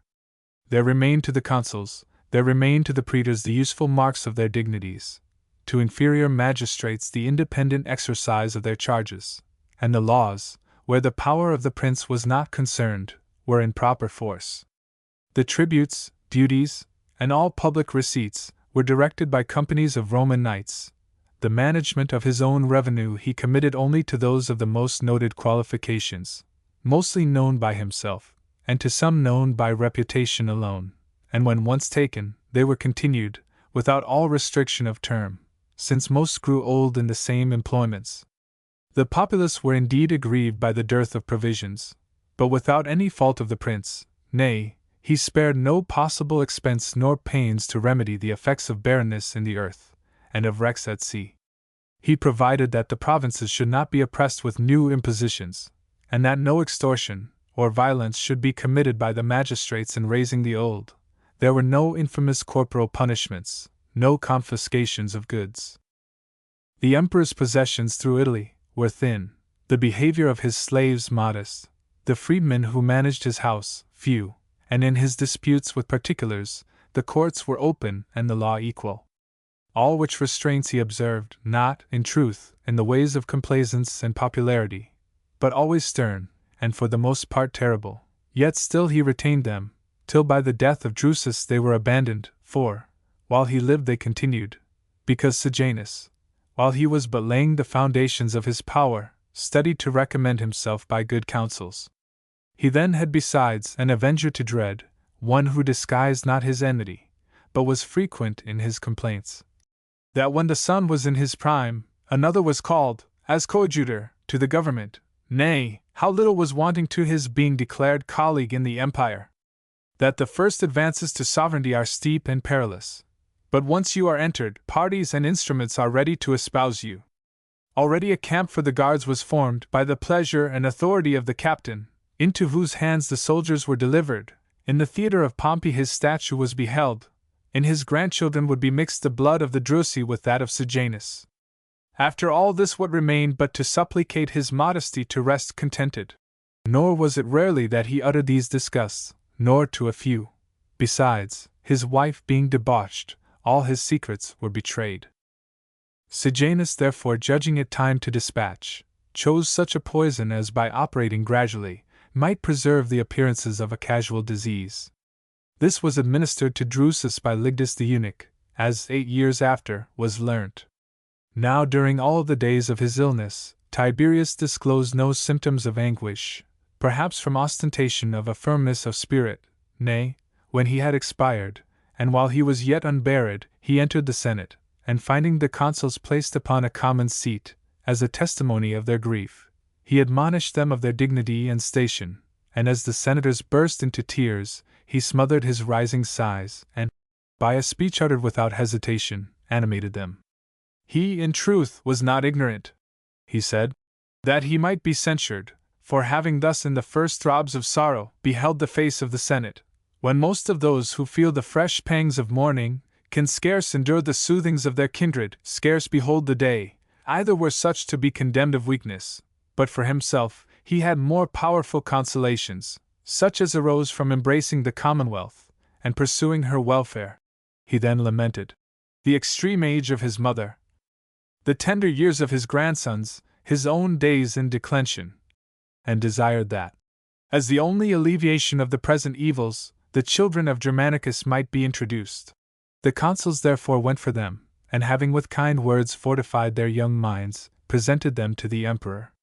He took them by the hand and said, "Conscript fathers, these infants, bereft of their father, I committed to their uncle, and besought him that, though he had issue of his own, he would rear and nourish them no otherwise than as the immediate offspring of his blood, that he would appropriate them as stays to himself and posterity. Drusus being snatched from us, to you I address the same prayers, and in the presence of the gods, in the face of your country, I adjure you, receive into your protection, take under your tuition the great-grandchildren of Augustus, children, descended from ancestors the most glorious in the state, towards them fulfill your own, fulfill my duty. To you, Nero, to you, Drusus, these senators are in the stead of a father, and such is the situation of your birth, that on the Commonwealth must light all the good and evil which befalls you."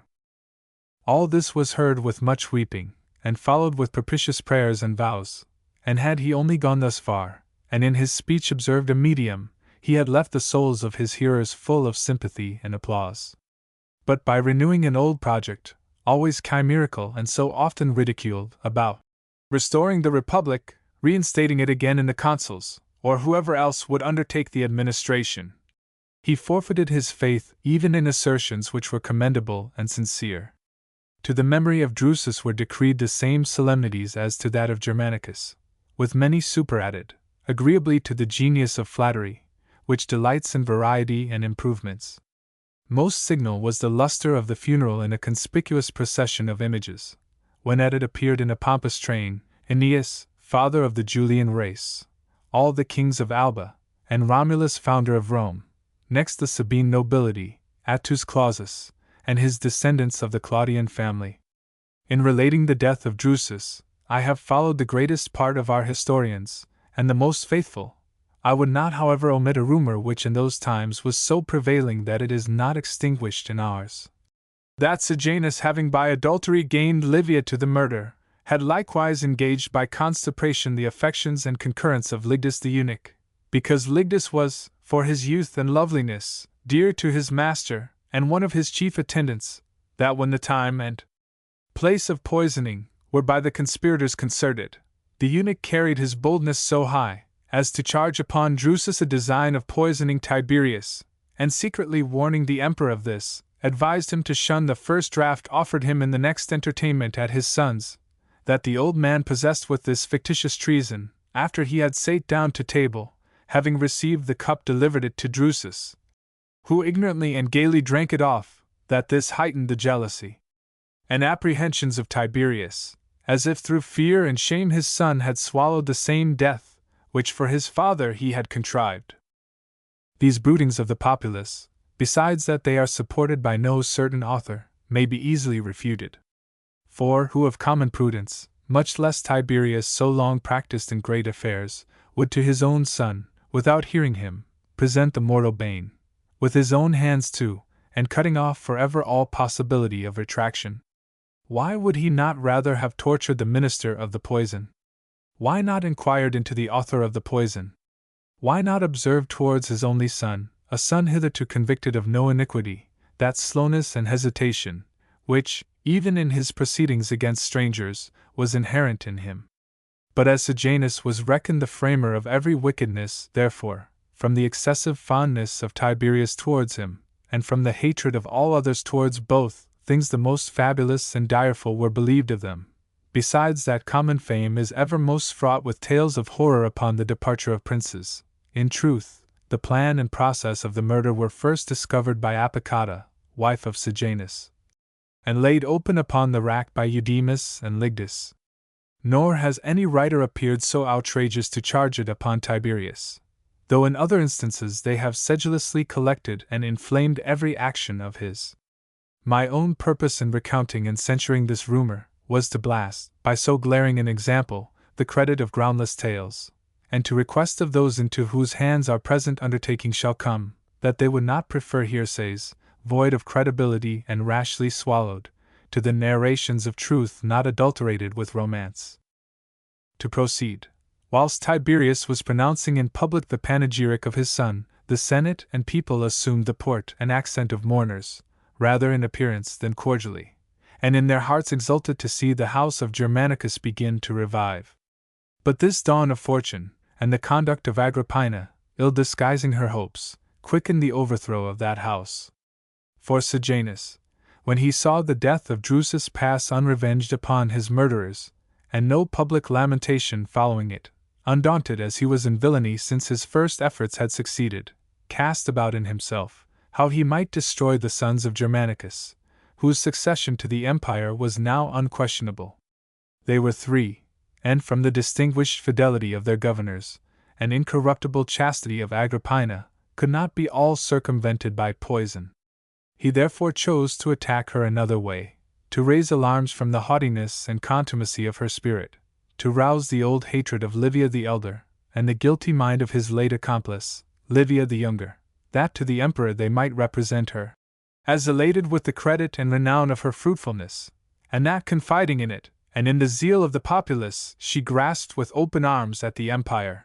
The young Livia acted in this engagement by crafty calumniators, amongst whom she had particularly chosen Julius Posthumus, a man every way qualified for her purposes, as he was the adulterer of Mutilia Prisca, and thence a confidant of her grandmother's. For over the mind of the empress, Prisca had powerful influence, and by their means the old woman, in her own nature tender and anxious of power, was rendered utterly irreconcilable to the widow of her grandson. Such too as were nearest the person of Agrippina, were promoted to be continually enraging her tempestuous heart by perverse representations. This year also brought deputations from the Grecian cities, one from the people of Samos, one from those of Cous, the former to request that the ancient rite of sanctuary in the temple of Juno might be confirmed, the latter to solicit the same confirmation for that of Aesculapius. The Samians claimed upon a decree of the Council of Amphictyons, the supreme judicature of Greece, at the time when the Greeks by their cities founded in Asia, possessed the maritime coasts. Nor had they of Cous a weaker title to antiquity, to which likewise accrued the pretensions of the place to the friendship of Rome, for they had lodged in the temple of Aesculapius all the Roman citizens there, when by the order of King Mithridates, such were universally butchered throughout all the cities of Asia and the Isles, and now, after many complaints from the praetors, for the most part ineffectual, The emperor at last made a representation to the Senate concerning the licentiousness of the players, that in many instances they raised seditious tumults, and violated the public peace, and in many, promoted debauchery in private families, that the Oscan farce, formerly only the contemptible delight of the vulgar, was risen to such a prevailing pitch of credit and enormity, that it required the authority of the Senate to check it. The players therefore were driven out of Italy. The same year carried off one of the twins of Drusus, and thence afflicted the emperor with fresh woe, nor with less for the death of a particular friend. It was Lucilius Longus, the inseparable companion of all the traverses of his fortune, smiling or sad, and, of all the senators, the only one who accompanied him in his retirement at Rhodes. For this reason, though but a new man, the Senate decreed him a public funeral, and a statue to be placed, at the expense of the treasury, in the square of Augustus. For by the Senate, even yet, all affairs were transacted, insomuch that Lucilius Capito, the emperor's comptroller in Asia, was, at the accusation of the province, brought upon his defense before them. The emperor too upon this occasion protested with great earnestness that from him Lucilius had no authority but over his slaves, and in collecting his domestic rents, that if he had usurped the jurisdiction of praetor, and employed military force, he had so far violated his orders, they should therefore hear the allegations of the province. Thus the accused was upon trial condemned for this just vengeance, and that inflicted the year before on Caius Silanus. The cities of Asia decreed a temple to Tiberius, and his mother, and the Senate, and obtained leave to build it. For this concession Nero made a speech of thanks to the senators and his grandfather, a speech which charmed the affections of his hearers, who, as they were full of the memory of Germanicus, fancied it was him they heard, and him they saw. There was also in the youth himself an engaging modesty, and a gracefulness becoming a princely person, ornaments which, by the known hatred that threatened him from Sejanus, became still more dear and adored. I am aware that most of the transactions which I have already related, or shall hereafter relate, may perhaps appear minute, and too trivial to be remembered. But none must compare these my annals with the writings of those who compiled the story of the ancient Roman people. They had for their subjects mighty wars, potent cities sacked, great kings routed and taken captive, or if they sometimes reviewed the domestic affairs of Rome, they there found the mutual strife and animosities of the consuls and tribunes, the agrarian and frumentary laws, pushed and opposed, and the lasting struggles between the nobles and populace. Large and noble topics these, at home and abroad, and recounted by the old historians with full room and free scope.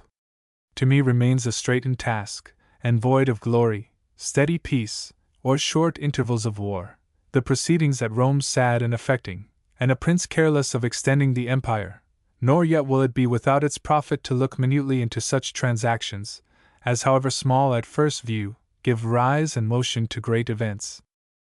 For, all nations and cities are governed either by the populace, by the nobility, or by single rulers. As to the frame of a state chosen and compacted out of all these three, it is easier applauded than accomplished, or if accomplished, cannot be of long duration. So that, as during the Republic, either when the power of the people prevailed, or when the Senate bore the chief sway, it was necessary to know the genius of the commonalty, and by what measures they were to be humored and restrained, and such too who were thoroughly acquainted with the spirit of the Senate and leading men, came to be esteemed skillful in the times, and men of prowess. So now when that establishment is changed, and the present situation such as if one ruled all, it is of advantage to collect and record these later incidents, as matters of public example and instruction, since few can by their own wisdom distinguish between things crooked and upright, few between counsels pernicious and profitable, and since most men are taught by the fate of others. But the present detail, however instructive, yet brings scanty delight. It is by the descriptions and accounts of nations, by the variety of battles, by the brave fall of illustrious captains, that the soul of the reader is engaged and refreshed. For myself, I can only give a sad display of cruel orders, incessant accusations, faithless friendships, the destruction of innocents, and endless trials, all attended with the same issue, death and condemnation, an obvious round of repetition and satiety. Besides that, the old historians are rarely censured, nor is any man now concerned whether they chiefly magnify the Roman or Carthaginian armies. But of many who under Tiberius suffered punishment, or were marked with infamy, the posterity are still subsisting, or if the families themselves are extinct, there are others found, who from a similitude of manners, think that, in reciting the evil doings of others, they themselves are charged, nay, even virtue and a glorious name create foes, as they expose in a light too obvious the opposite characters. But I return to my undertaking. Whilst Cornelius Cassius and Asinius Agrippa were consuls, Cremutius Cordus was arraigned for that. Having published Annals and in them praised Brutus, he had styled Cassius the last of the Romans. A new crime then first created. Satrius Secundus and Pinarius Nata were his accusers, creatures of Sejanus, a mortal omen this to the accused. Besides that, Tiberius received his defense with a countenance settled into cruelty. He began it on this wise, casting away all hopes of life. As to facts, I am so guiltless, conscript fathers, that my words only are accused, but neither are any words of mine pointed against the emperor or his mother, who are the only persons comprehended in the law concerning violated majesty. It is alleged that I have praised Brutus and Cassius, men whose lives and actions have been compiled by a cloud of writers, and their memory treated by none but with honor. Titus Livius, an historian eminently famous for eloquence and veracity, signalized Pompey with such abundant encomiums, that he was thence by Augustus named Pompeianus, nor did this prejudice their common friendship. Neither Scipio, nor Afranius, nor even the same Cassius, nor this same Brutus, are anywhere mentioned by him as traitors and parricides, the common nicknames now bestowed on them, but often as great and memorable men. The writings of Asinius Pollio have conveyed down the memory of the same men, under honorable characters. Corvinus Messala gloried to have had Cassius for his general, and yet both Pollio and Corvinus became signally powerful in wealth and honors under Augustus. That book of Cicero's, in which he exalted Cato to the skies, what other animadversion did it draw from Caesar the dictator than a written reply, in the same style and equality as if before his judges he had made it? The letters of Mark Antony, the speeches of Brutus, are full of reproaches and recriminations against Augustus, false in truth, but urged with signal asperity. The poems of Bibaculus and those of Catullus, stuffed with virulent satires against the Caesars, are still read. But even the deified Julius, even the deified Augustus, bore all these invectives and disdained them, whether with greater moderation or wisdom, I cannot easily say. For if they are despised, they fade away. If you wax wroth, you seem to avow them to be just.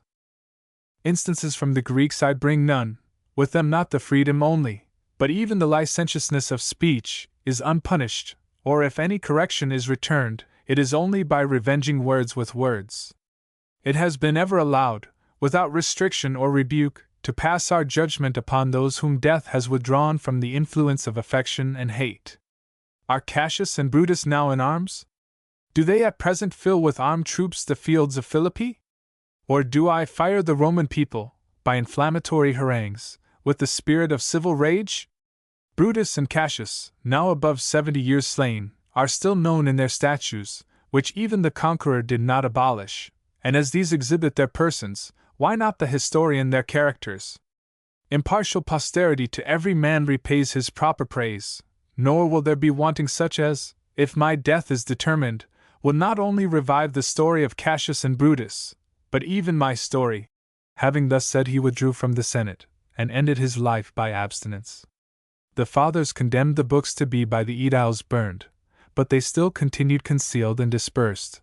Hence we may justly mock the stupidity of those who imagine that they can, by present power, extinguish the lights and memory of succeeding times, for, quite otherwise, the punishment of writers exalts the credit of the writings, nor did ever foreign kings, or any else, reap other fruit from it than infamy to themselves, and glory to the sufferers. To proceed, for this whole year there was such an incessant torrent of accusations, that even during the solemnity of the Latin festival, when Drusus for his inauguration, as governor of Rome, had ascended the tribunal, he was accosted by Calpurnius Salvianus with a charge against Sextus Marius, a proceeding openly resented by the emperor, and thence Salvianus was banished. The city of Cyzicus was next accused of not observing the established worship of the deified Augustus, with additional crimes of violences committed upon some Roman citizens. Thus that city lost her liberties, which by her behavior during the Mithridatic War she had purchased, having in it sustained a siege, and as much by her own bravery, as by the aid of Lucullus, repulsed the king. But Fonteius Capito, who had as proconsul governed Asia, was acquitted, upon proof that the crimes brought against him by Vibius Serenus were forged, and yet the forgery drew no penalty upon Serenus. Nay, the public hate rendered him the more secure, for, every accuser, the more eager and incessant he was, the more sacred and inviolable he became. The sorry and impotent were surrendered to chastisement. About the same time, the furthermost Spain besought the Senate by their ambassadors that after the example of Asia, they might erect a temple to Tiberius and his mother. Upon this occasion, the emperor, always resolute in contemning honors, and now judging it proper to confute those who exposed him to the popular censure of having deviated into ambition, spoke in this manner: I know, conscript fathers, that it is generally blamed, and ascribed to a defect of firmness in me, that when the cities of Asia petitioned for this very thing, I withstood them not. I shall therefore now unfold at once the motives of my silence then, and the rules which for the future I am determined to observe. Since the deified Augustus had not opposed the founding at Pergamus a temple to himself and the city of Rome, I, with whom all his actions and sayings have the force of laws, followed an example already approved, and followed it the more cheerfully, because to the worship bestowed upon me, that of the Senate was annexed.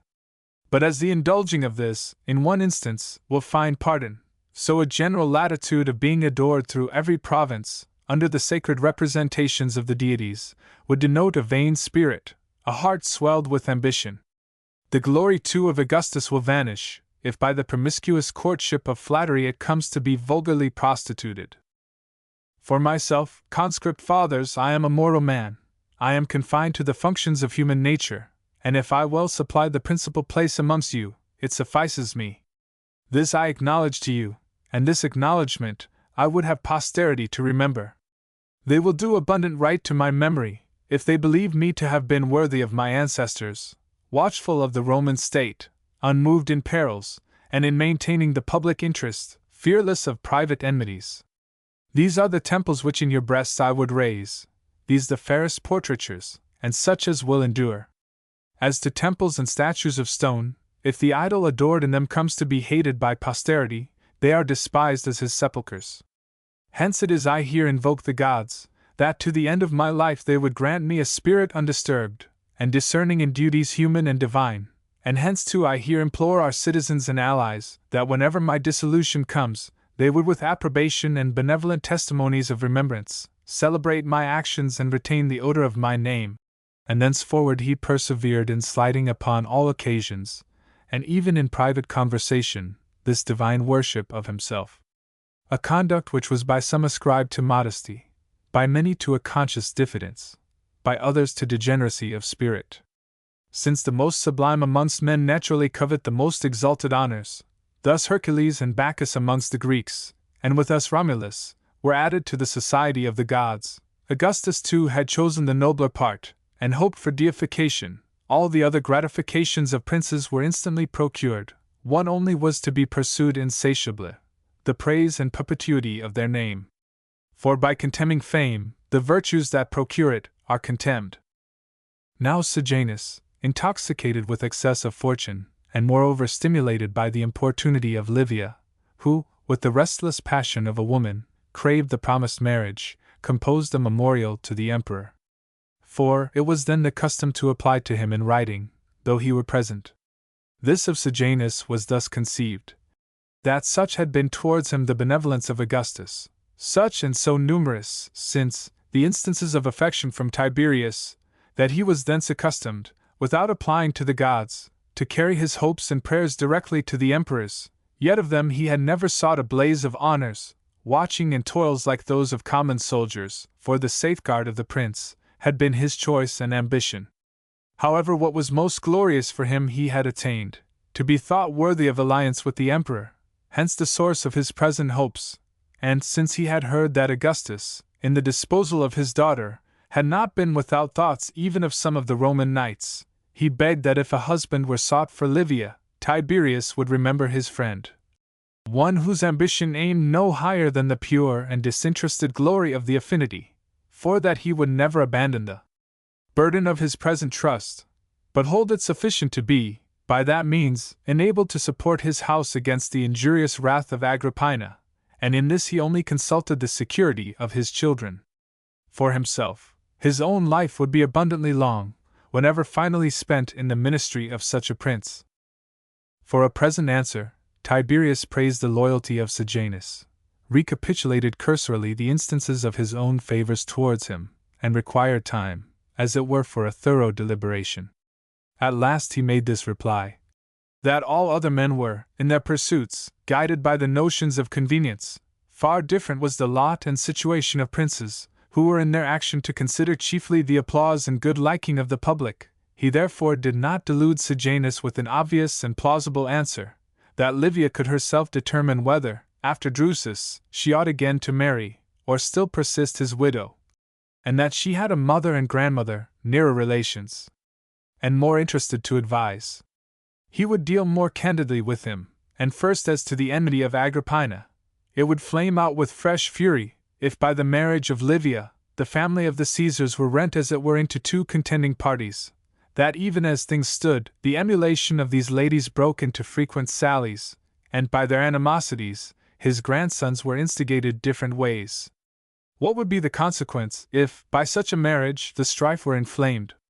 For you are deceived, Sejanus, if you think to continue then in the same rank as now, or that Livia, she who was first the wife of the young Caius Caesar, and afterwards the wife of Drusus, will be of a temper to grow old with a husband no higher than a Roman knight. Nay, allowing that I suffered you afterwards to remain what you are, do you believe that they who saw her father, they who saw her brother, and the ancestors of our house, covered with the supreme dignities, will ever suffer it?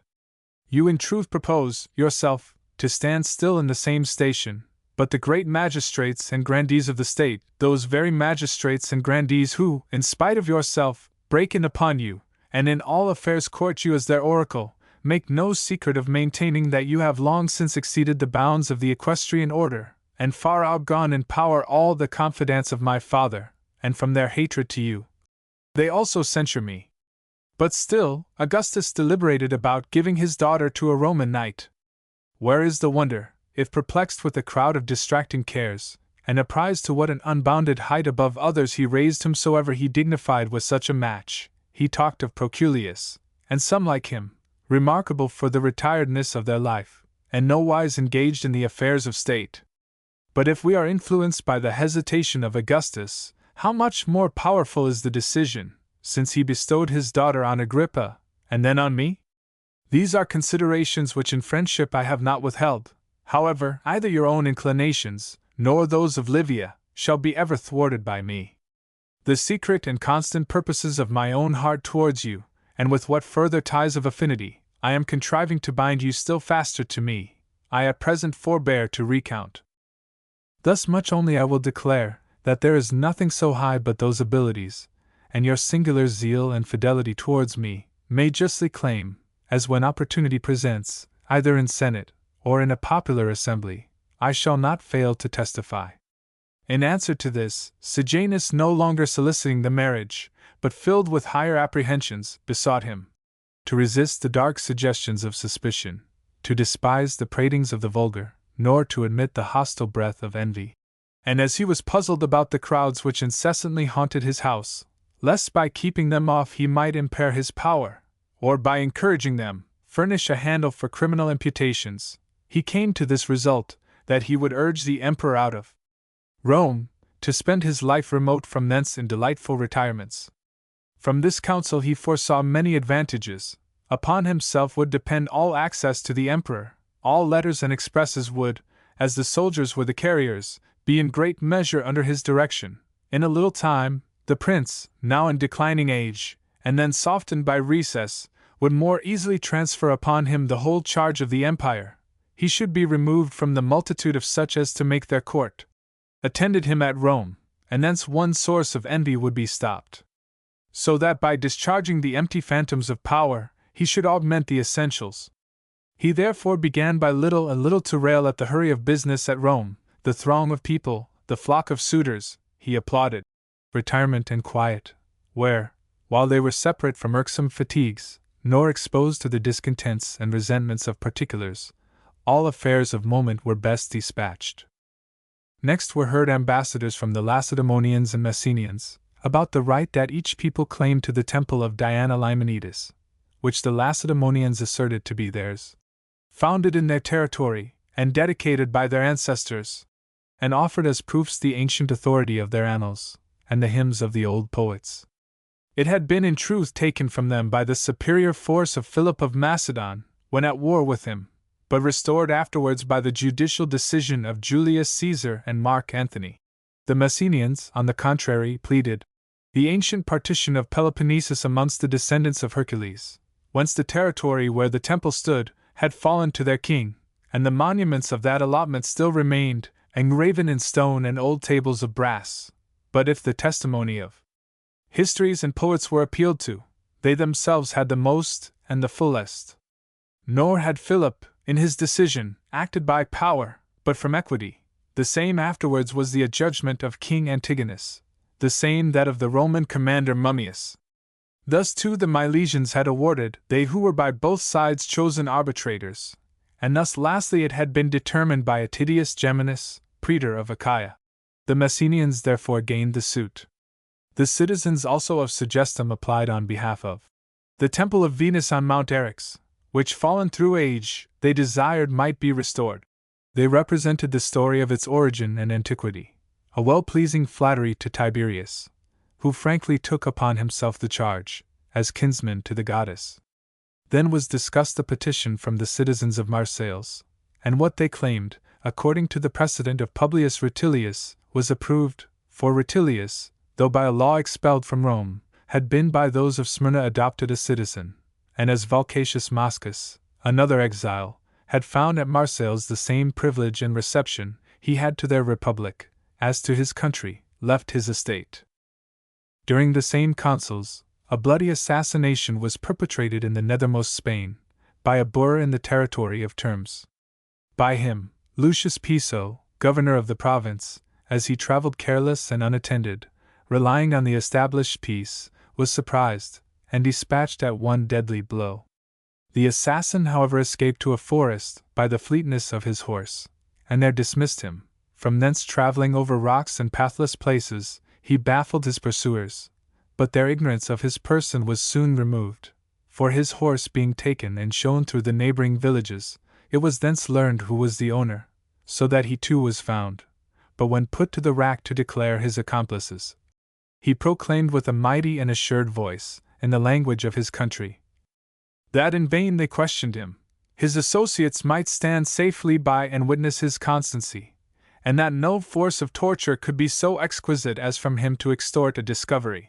Next day, as he was dragged back to the rack, he burst with a vehement effort from his guard, and dashed his head so desperately against a stone, that he instantly expired. Piso is believed to have been assassinated by a plot of the Termestinians, as in exacting the repayment of some money, seized from the public, he acted with more asperity than a rough people could bear. In the consulship of Lentulus Catulicus and Caius Calvisius, the triumphal ensigns were decreed to Papias Sabinus for having routed some clans of Thracians, who living wildly on the high mountains, acted thence with the more outrage and contumacy. The ground of their late commotion, not to mention the savage genius of the people, was their scorn and impatience, to have recruits raised amongst them, and all their stoutest men enlisted in our armies, accustomed as they were not even to obey their native kings further than their own humor, nor to aid them with forces but under captains of their own choosing, nor to fight against any enemy but their own borderers. Their discontents too were inflamed by a rumor which then ran current amongst them, that they were to be dispersed into different regions, and exterminated from their own, to be mixed with other nations. But before they took arms and began hostilities, they sent ambassadors to Sabinus, to represent their past friendship and submission, and that the same should continue, if they were provoked by no fresh impositions, But if, like a people subdued by war, they were doomed to bondage, they had able men and steel, and souls determined upon liberty or death. The ambassadors at the same time pointed to their strongholds founded upon precipices, and boasted that they had thither conveyed their wives and parents, and threatened a war intricate, hazardous, and bloody. Sabinus amused them with gentle answers till he could draw together his army, while Pomponius Labia was advancing with a legion from Moesia, and King Remedalus with a body of Thracians who had not renounced their allegiance. With these, and what forces he had of his own, he marched towards the foe, now settled in the passes of the forest. Some more bold presented themselves upon the hills. Against the last, the Roman general first bent his forces in battle, and without difficulty drove them thence, but with small slaughter of the barbarians, because of their immediate refuge. Here he straight raised an encampment, and with a stout band took possession of a hill, which extended with an even narrow ridge to the next fortress, which was garrisoned by a great host of armed men and rabble, and as the most resolute were, in the way of the nation, rioting without the fortification in dances and songs, he forthwith dispatched against them his select archers. These, while they only poured in volleys of arrows at a distance, did thick and extensive execution, but, approaching too near, were by a sudden sally put in disorder. They were however supported by a cohort of the Sygambrians, purposely posted by Sabinus in readiness against an exigency, a people these, equally terrible in the boisterous and mixed uproar of their voices and arms. He afterwards pitched his camp nearer to the enemy, having in his former entrenchments left the Thracians, whom I have mentioned to have joined us. To them too was permitted to lay waste, burn, and plunder, on condition that their ravages were confined to the day, and that, at nights, they kept within the camp, secure under guard. This restriction was at first observed, but anon lapsing into luxury, and grown opulent in plunder, they neglected their guards, and resigned themselves to gaiety and banqueting, to the intoxication and sloth of wine and sleep. The enemy, therefore, apprised of their negligence, formed themselves into two bands, one to set upon the plunderers, the other to assault the Roman camp, with no hopes of taking it, but only that the soldiers, alarmed with shouts and darts, and all intent upon their own defense, might not hear the din of the other battle. Moreover, to heighten the terror, it was to be done by night. Those who assailed the lines of the legions were easily repulsed, but the auxiliary Thracians were terrified with the sudden encounter, as they were utterly unprepared. Part of them lay along the entrenchments, many were roaming abroad, and both were slain with the keener vengeance, as they were upbraided for fugitives and traitors, who bore arms to establish servitude over their country and themselves. Next day Sabinus drew up his army in view of the enemy, on ground equal to both, to try, if elated with their success by night, they would venture a battle, and when they still kept within the fortress, or on the cluster of hills, he began to begird them with a siege, and strengthening his old lines and adding new, enclosed a circuit of 4 miles. Then, to deprive them of water and forage, he straightened his entrenchment by degrees, and hemmed them in still closer. A bulwark was also raised, whence the enemy, now within throw, were annoyed with discharges of stones, darts, and fire.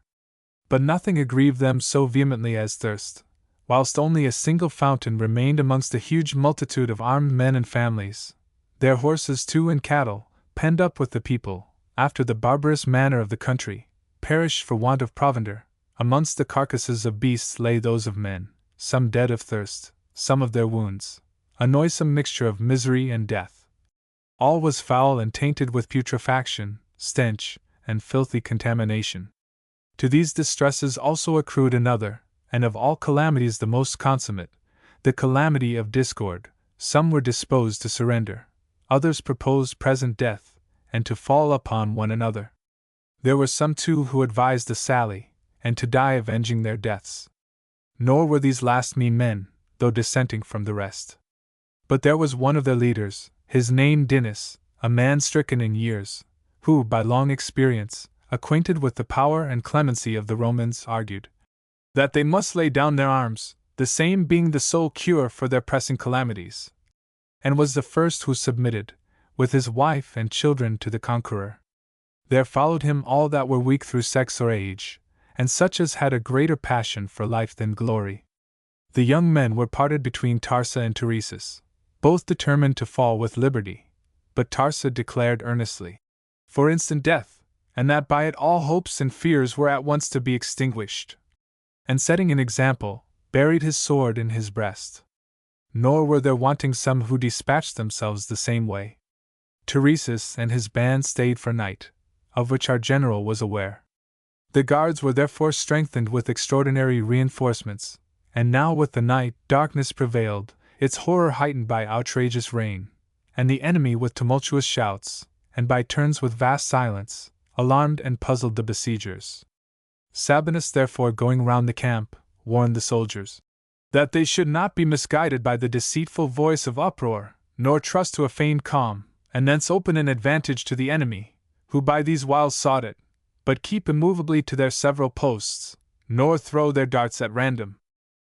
Just then came the barbarians, pouring in distinct droves, here, with stones, with wooden javelins hardened in the fire, and with the broken limbs of trees, they battered the palisade. There with hurdles, faggots, and dead bodies, they filled the trench. By others, bridges and ladders, both before framed, were planted against the battlements. These they violently grappled and tore, and struggled hand to hand with those who opposed them. The Romans, on the other side, beat them back with their bucklers, drove them down with darts, and hurled upon them great mural stakes and heaps of stones. On both sides were powerful stimulations, on ours the hopes of victory almost gained, if we persisted, and thence the more glaring infamy, if we recoiled, on theirs, the last struggle for their life, most of them, too, inspired with the affecting presence of their mothers and wives, and made desperate by their dolorous wailings.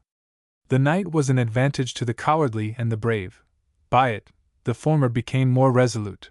By it, the latter hid their fear. Blows were dealt, the striker knew not upon whom, and wounds received, the wounded knew not whence. Such was the utter indistinction of friend and foe. To heighten the general jumble and blind confusion, the echo from the cavities of the mountain represented to the Romans the shouts of the enemy as behind them. Hence in some places they deserted their lines, as believing them already broken and entered, and yet such of the enemy, as broke through, were very few. All the rest, their most resolute champions being wounded or slain, were at the returning light driven back to their fort, where they were at length forced to surrender, as did the places circumjacent of their own accord. The remainder could then be either forced nor famished, as they were protected by a furious winter, always sudden about Mount Haemus. At Rome, discord shook the prince's family, and to begin the series of destruction, which was to end in Agrippina, Claudia Pulchra her cousin was accused, Domitius Afer the accuser. This man, just out of the praetorship, in estimation small, but hasty to signalize himself by some notable exploit however heinous, alleged against her the crimes of prostitution, of adultery with Furnius, of magical execrations and poison prepared against the life of the emperor. Agrippina, ever vehement, and then in a flame for the peril of her kinswoman, flew to Tiberius, and by chance found him sacrificing to the emperor his father. Having got this handle for upbraiding him, she told him that it ill became the same man to slay victims to the deified Augustus and to persecute his children. His divine spirit was not transfused into dumb statues. The genuine images of Augustus were the living descendants from his celestial blood. She herself was one sensible of impending danger, and now in the mournful state of a supplicant. In vain were foreign crimes pretended against Pulchra, when the only cause of her concerted overthrow was her affection for Agrippina, foolishly carried even to adoration, forgetful as she was of the fate of Sosia, a condemned sufferer for the same fault.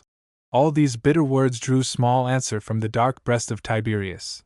He rebuked her by quoting a Greek verse, that she was therefore aggrieved, because she did not reign. Pulchra and Furnius were condemned. Afer, having thus displayed his genius, and gained a declaration from Tiberius, pronouncing him eloquent in his own independent right, was ranked with the most celebrated orators. Afterwards, in prosecuting accusations, or in protecting the accused, he flourished more in the fame of eloquence than in that of uprightness. However, old age eminently sunk the credit and vigor of his eloquence, while, with parts decayed, he still retained a passion for haranguing. Footnote: Dum fecement, retinet silentiae impatientiam. Agrippina, still fostering her wrath, and seized too with a bodily disorder, received the emperor, come purposely to see her, with many tears and long silence. At last she accosted him with invidious expostulations and prayers, that he would relieve her solitude, and give her a husband. She was still endowed with proper youth. To virtuous women there was no consolation but that of marriage, and Rome afforded illustrious men who would readily assent to entertain the wife of Germanicus, and his children. Tiberius was not ignorant to what mighty power in the state that demand tended, but, that he might betray no tokens of resentment or fear, he left her, though instant with him, without an answer. This passage, not related by the authors of our Annals, I found in the commentaries of her daughter Agrippina, who is the mother of the Emperor Nero, and has published her own life with the fortunes of her family. As to Agrippina, still grieving and void of foresight, she was yet more sensibly dismayed by an artifice of Sejanus, who employed such, as under color of friendship warned her that poison was prepared for her, and that she must shun eating at her father-in-law's table. She was a stranger to all dissimulation, so that as she sat near him at table, she continued stately and unmoved. Not a word, not a look escaped her, and she touched no part of the meat. Tiberius observed her, whether accidentally, or that he was before apprised, and to be convinced by a more powerful experiment, praising the apples that stood before him, presented some with his own hand to his daughter-in-law. This only increased the suspicion of Agrippina, and without ever putting them to her mouth, she delivered them to the servants. For all this, the reserved Tiberius let not a word drop from him openly, but turning to his mother, "There was no wonder," he said, "if he had really taken harsh measures with her, who thus charged him as a poisoner." Hence a rumor spread, that her doom was contrived, and that the emperor, not daring to pursue it publicly, chose to have her dispatched in secret. Tiberius, as a means to divert upon other matters the popular talk, attended assiduously the deliberations of the Senate, and there heard for many days the several ambassadors from Asia, mutually contending in what city should be built the temple lately decreed. For this honor 11 cities strove, with equal ambition, though different in power, nor did the pleas urged by all greatly vary, namely, the antiquity of their original, and their distinguished zeal for the Roman people, during their several wars with Perseus, Aristonicus, and other kings. But the Trallians, the Laodiceans, the Magnesians, and those of the High Pepys, were at once dismissed, as insufficient for the charge. Nor, in truth, had they of Ilium, who represented that Troy was the mother of Rome, any superior advantage, besides the glory of antiquity. The plea of the Halicarnassians took some short consideration. They asserted that for 1200 years, no earthquake had shaken their town, and that they would fix in a solid rock the foundations of the temple. The same considerations were urged by the inhabitants of Pergamus, where already was erected a temple to Augustus, a distinction which was judged sufficient for them. The cities too of Ephesus and Miletus seemed fully employed in the ceremonies of their own distinct deities, the former in those of Diana, the other in those of Apollo. Thus the dispute was confined to Sardis and Smyrna. The first recited a decree of the Etrurians, which owned them for kinsmen. For that Tyrrhenus and Lytus, sons of King Aedes, having between them divided their people, because of their multitude, Lytus resettled in his native country, and it became the lot of Tyrrhenus to find out a fresh residence, and by the names of these chiefs the parted people came afterwards to be called Lydians in Asia, Tyrrhenians in Italy. That the opulence of the Lydians spread yet farther, by their colonies sent under Pelops into Greece, which from him afterwards took its name, they likewise urged. The letters of our generals, their mutual leagues with us during the war of Macedon, their plenty of rivers, temperate climate, and the fertility of the circumjacent country. The Smyrnians having likewise recounted their ancient establishment. Whether Tantalus, the son of Jupiter, or Theseus, the son also of a god, or one of the old Amazons, were their founder, proceeded to considerations in which they chiefly trusted, their friendly offices to the Roman people, having aided them with a naval force, not in their foreign wars only, but in those which infested Italy. It was they who first reared a temple to the city of Rome, in the consulship of Marcus Porcius, then, in truth, when the power of the Roman people was already mighty, but however not yet raised to its highest glory, for the city of Carthage still stood, and potent kings governed Asia. Witness too their generosity to Sylla, when the condition of his army ready to famish in a cruel winter and a scarcity of clothes, being related to the citizens of Smyrna then assembled, all that were present divested themselves of their raiments, and sent them to our legions. Thus when the votes of the senators were gathered, the pretensions of Smyrna were preferred. It was also moved by Vibius Marsus, that Lentulus, to whom had fallen the province of Asia, should be attended by a legate extraordinary, to supervise the building of the temple, and as Lentulus himself through modesty declined to choose one, several who had been praetors were drawn by lot, and the lot fell upon Valerius Naso. In the meantime, according to a purpose long meditated, and from time to time deferred, Tiberius at last retired to Campania, in profession, to dedicate a temple to Jupiter at Capua, and one at Nola to Augustus, but in truth determined to remove forever from Rome. The cause of his departure, I have before referred to the stratagems of Sejanus, but though in it I have followed most of our authors, yet, since after the execution of Sejanus, he persisted for 6 years in the like dark recess, I am rather influenced by a stronger probability that the ground of his absence is more justly to be ascribed to his own spirit, while he strove to hide in the shades of solitude what in deeds he proclaimed, the rage of his cruelty and lust. There were those who believed that, in his old age, he was ashamed of the figure of his person, for he was very lean, long and stooping, his head bald, his face ulcerous, and for the most besmeared with salves. He was moreover wont, during his recess at Rhodes, to avoid the public, and cover his debauches in secrecy. It is also related that he was driven from Rome by the restless aspiring of his mother, whom he scorned to admit a partner in the sovereignty, nor yet could entirely seclude, since as her gift he had received the sovereignty itself.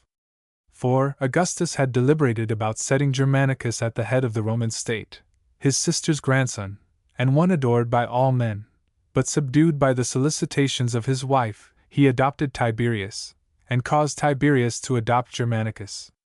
With this grandeur of her own procuring, Livia upbraided her son, and even reclaimed it. His going was narrowly accompanied by one senator, Cocceius Nerva, formerly consul, and accomplished in the knowledge of the laws, and besides Sejanus, by one dignified Roman knight, Curtius Atticus. The rest were men of letters, chiefly Greeks, whose conversation pleased and amused him. The skilled in astrology declared that he had left Rome in such a conjunction of the planets as forever to exclude his return. Hence a source of destruction to many, who conjectured his end to be at hand, and published their conjectures, for it was an event too incredible to be foreseen, that for 11 years he should of choice be withdrawn from his country. The sequel discovered the short bounds between the art and the falsehood of the art, and what obscurities perplex even the facts it happens to foretell. That he should never return to Rome proved not to be falsely said.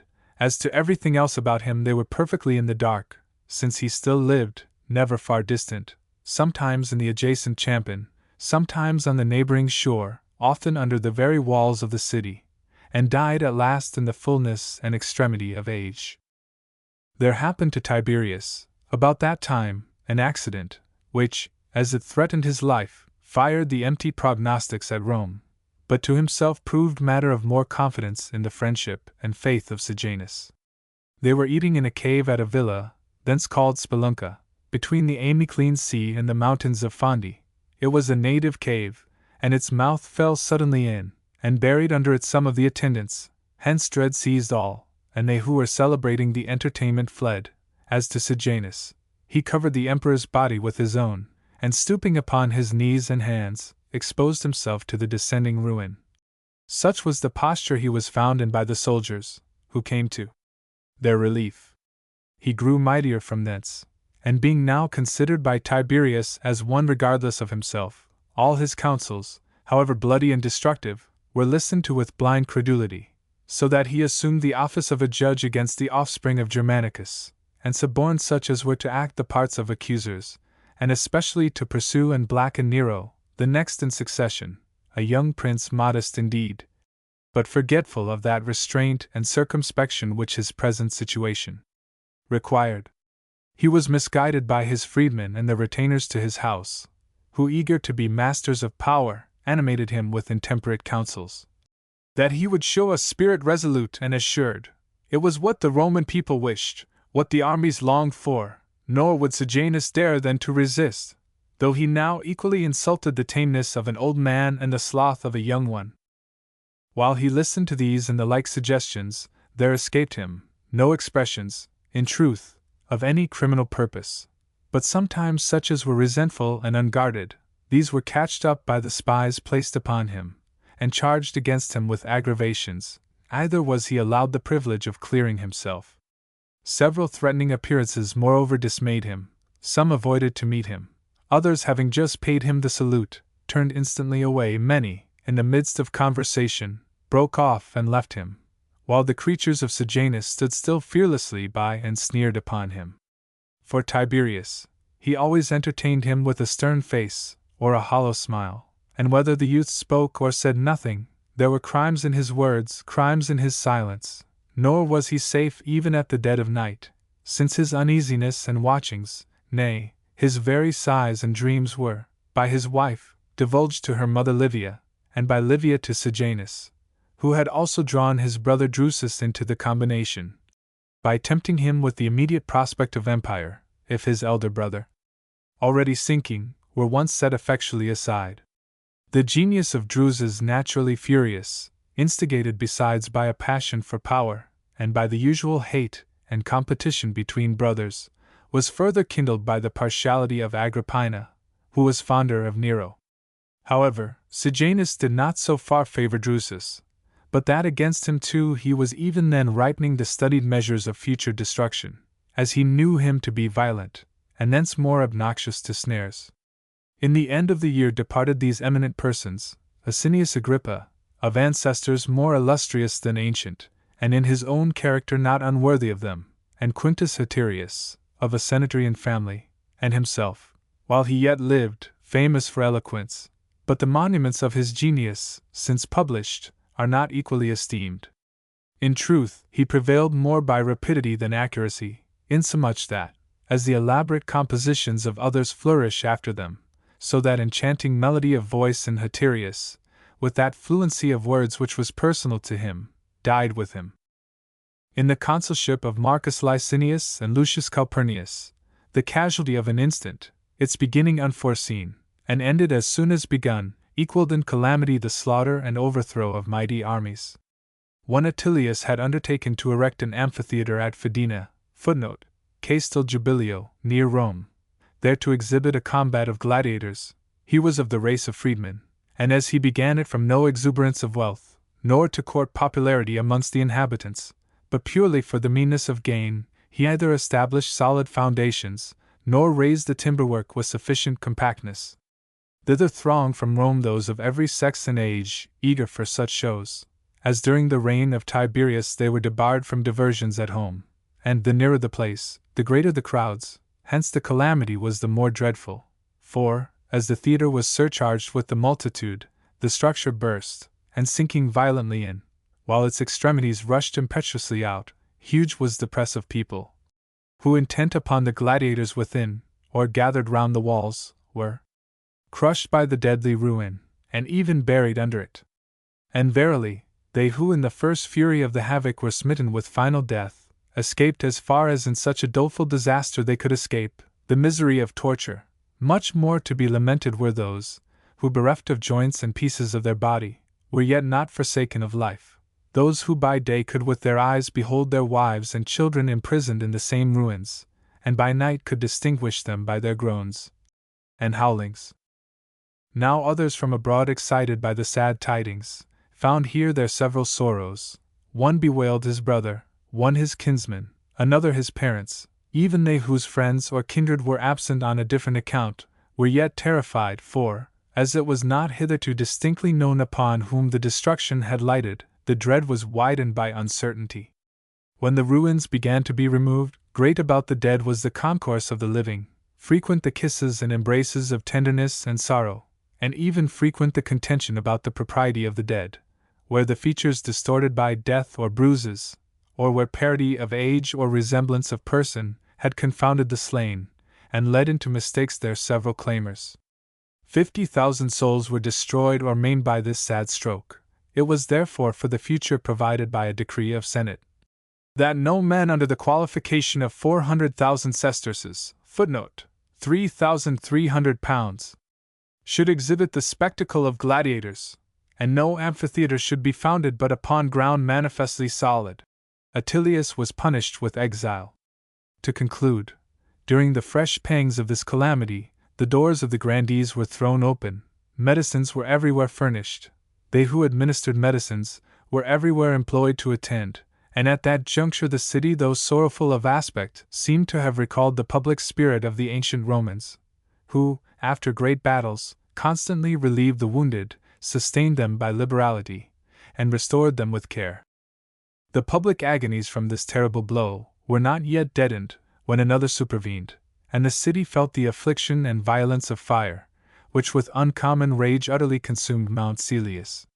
It was a deadly and mournful year, they said, and under boding omens the prince had formed the design of his absence. It is the way this of the multitude, who to malignant counsels are wont to ascribe events altogether fortuitous. But the emperor dissipated their murmurs, by bestowing on each sufferer money to the value of his sufferings. Hence he had the thanks of men of rank in the Senate, and was by the populace rewarded with applauses. For that without the views of ambition, without the application of friends, he had of his own accord even sought out the unknown, and by his bounty relieved them. It was likewise moved and decreed in Senate that Mount Celius should be for the future styled Mount Augustus, since there the statue of Tiberius, standing in the house of Junius the senator, escaped unhurt in the flames, though devouring all round them. It was remembered that the same rare exemption had formerly happened to Claudia Pulchra, that her statue being twice spared by the fury of fire, had thence been placed and consecrated by our ancestors in the temple of the Mother of the Gods. Thus sacred were the Claudian race, and dear to the deities, and therefore the place, where the gods had testified such mighty honor towards the prince, ought to be dignified with consecration. It will not be impertinent to insert here, that this mount was of old named Querquetulinus, from a grove of oak which grew thick upon it. It was afterwards called Mount Celius, from Cales Vibena, who having led to Rome a body of Tuscan auxiliaries, was presented with that settlement by Tarquinius Priscus, or some other of our kings, for in this particular, writers differ, about other circumstances there remains no dispute, that these forces were very numerous, and extended their dwellings all along the plain below, as far as the Forum. Hence the Tuscan street, so called after these strangers.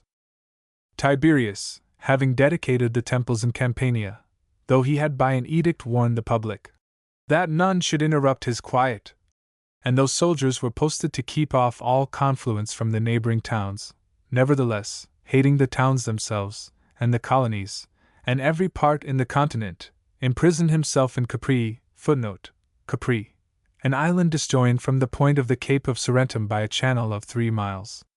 I should chiefly believe that he was taken with its solitude, as the sea above it is void of havens, as the stations for the smallest vessels are few and difficult, and as none could put in unperceived by the guards.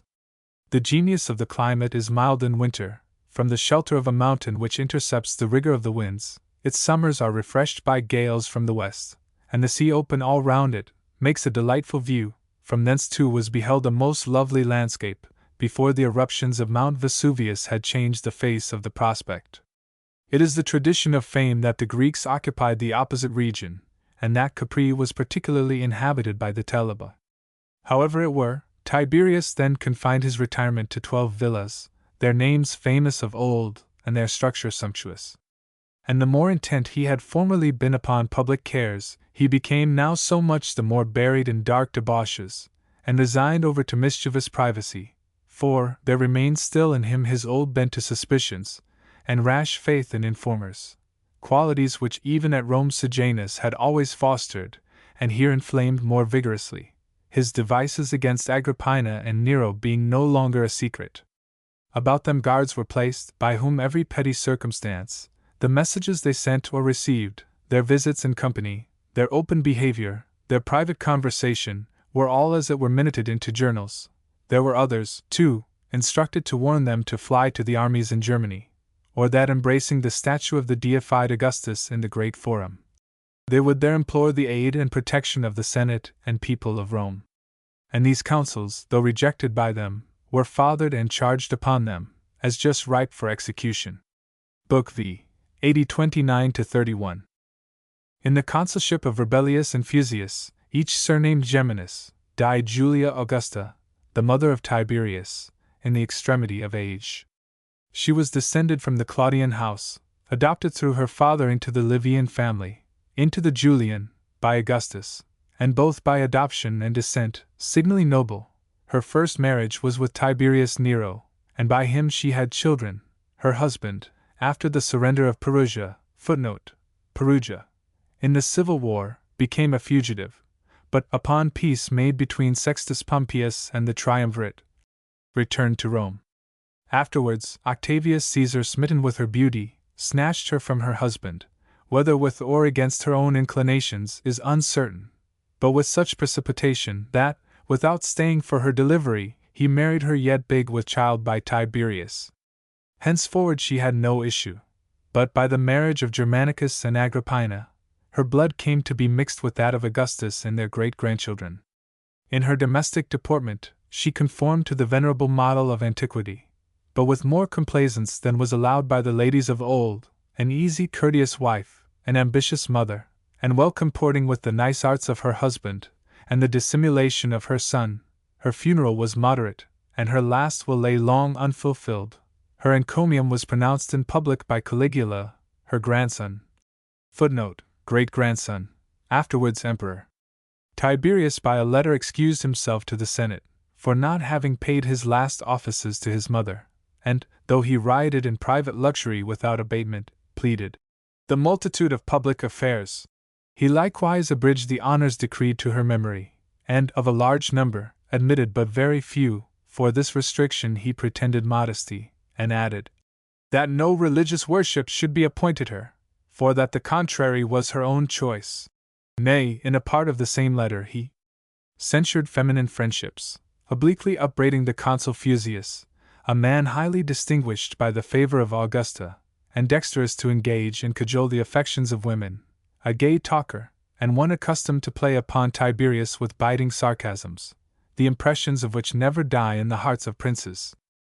From this moment, the domination waxed completely outrageous and devouring, for while she lived, some refuge still remained, as the observance of Tiberius towards his mother was ever inviolate, nor durst Sejanus arrogate precedence of the authority of a parent. But now, as let loose from all restraint, they broke out with unbridled fury, so that letters were dispatched avowedly against Agrippina and Nero. And as they were read in the Senate soon after the death of Augusta, the people believed them to have been sent before and by her suppressed.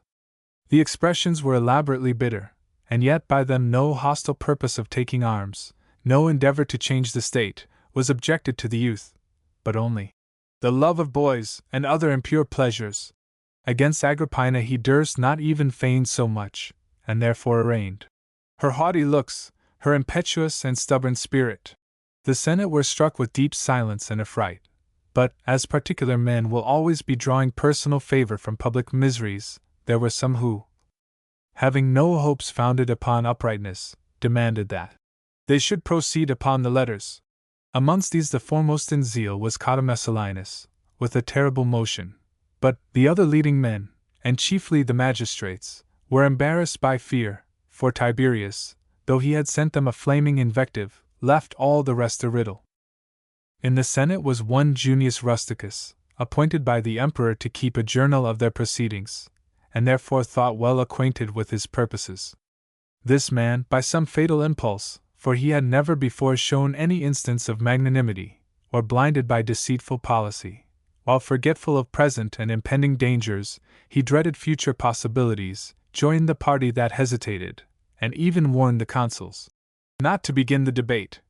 He argued that in a short moment the highest affairs might take a new turn, and an interval ought to be allowed to the old man to change his passion into remorse. At the same time, the people, carrying with them the images of Agrippina and Nero, gathered about the Senate, and proclaiming their good wishes for the prosperity of the emperor, cried earnestly that the letters were counterfeit, and against the consent of the prince, the doom of his family was pursued, so that nothing tragical was that day transacted. There were also dispersed amongst them several speeches, said to have been uttered in Senate by the councillors, as their motions and advices against Sejanus, but all framed, and with the more petulance as the several authors exercised their satirical wit in the dark. Hence Sejanus boiled with greater rage, and hence had a handle for branding the Senate. That by them the anguish and resentments of the prince were despised, the people were revolted, popular and disaffected harangues were publicly read and listened to, new and arbitrary acts of Senate were passed and published. What more remained, but to arm the populace and place at their head, as leaders and imperial commanders, those whose images they had already chosen for standards? Tiberius, having therefore repeated his reproaches against his grandson and daughter-in-law, having chastised the people by an edict, and complained to the Senate that by the fraud of a single senator the imperial dignity should be battled and insulted, required that the whole affair should be left to himself, entire and untouched. The Senate hesitated no longer, but instantly proceeded, not now in truth to decree penalties and capital vengeance, for that was forbid them, but to testify how ready they were to inflict just punishments, and that they were only interrupted by the power and pleasure of the prince. Here begins a lamentable chasm in this annal, for almost 3 years, and by it we have lost the detail of the most remarkable incidents in this reign, the exile of Agrippina into the Isle of Pandataria, of Nero into that of Pontia, and the murder of both there by the orders of Tiberius, the conspiracy and execution of Sejanus, with that of all his friends and dependents, the further wickedness of Livia, and her death. Now, though the rage of the populace was expiring, and though most men were mollified by former executions, it was determined to condemn the other children of Sejanus. They were therefore carried both to prison, the boy sensible of his impending doom, but the girl so ignorant that she frequently asked, "For what offense? And whither did they drag her?" She would do so no more, and they might take the rod and whip her.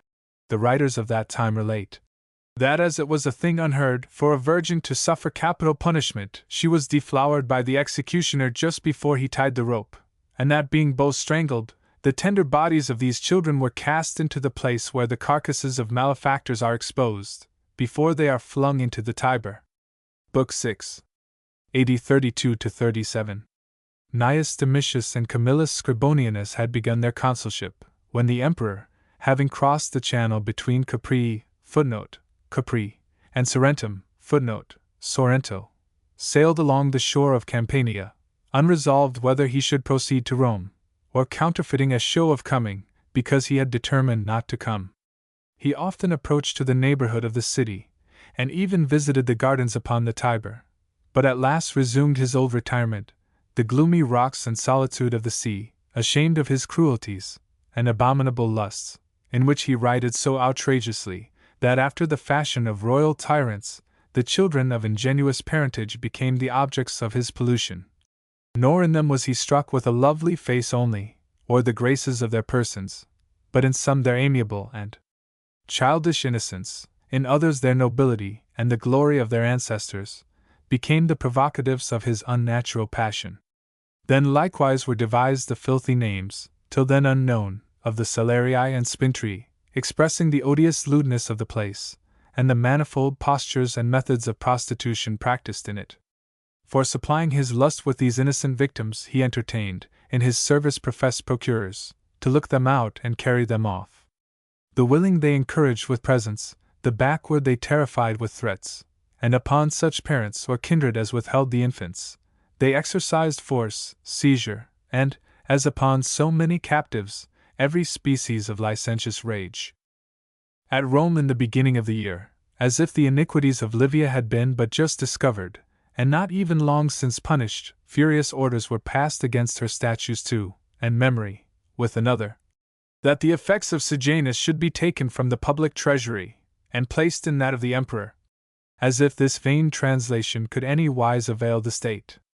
And yet such was the motion of these great names, the Scipios, the Silani, and the Cassii, who urged it, each almost in the same words, but all with mighty zeal and earnestness, when all on a sudden, Tiberius Gallus, while he would be thrusting his own meanness amongst names so greatly illustrious, became the object of derision, for he besought the prince to choose a body of senators of whom 20, drawn by lot and under arms, should wait upon him and defend his person, as often as he entered the Senate. He had been weak enough to credit a letter from the emperor, requiring the guard and protection of one of the consuls, that he might return in safety from Capri to Rome. Tiberius, however, returned thanks to the Senate for such an instance of affection, but as he was wont to mix pleasantry with things serious, he asked, how was it to be executed? What senators were to be chosen? Who to be omitted? Whether always the same, or a continued succession? Whether young senators, or such as had borne dignities? Whether those who were magistrates, or those exercising no magistracy? Moreover, what a becoming figure they would make, grave senators, men of the gown, under arms at the entrance of the Senate. In truth, he held not his life of such importance, to have it thus protected by arms. So much in answer to Tiberius, without asperity of words, nor did he farther than this, press them to cancel the motion. But Junius Gallio escaped not thus. He had proposed that the praetorian soldiers, having accomplished their term of service, should thence acquire the privilege of sitting in the 14 rows of the theatre allotted to the Roman knights. Upon him Tiberius fell with violent wrath, and, as if present, demanded, what business had he with the soldiers?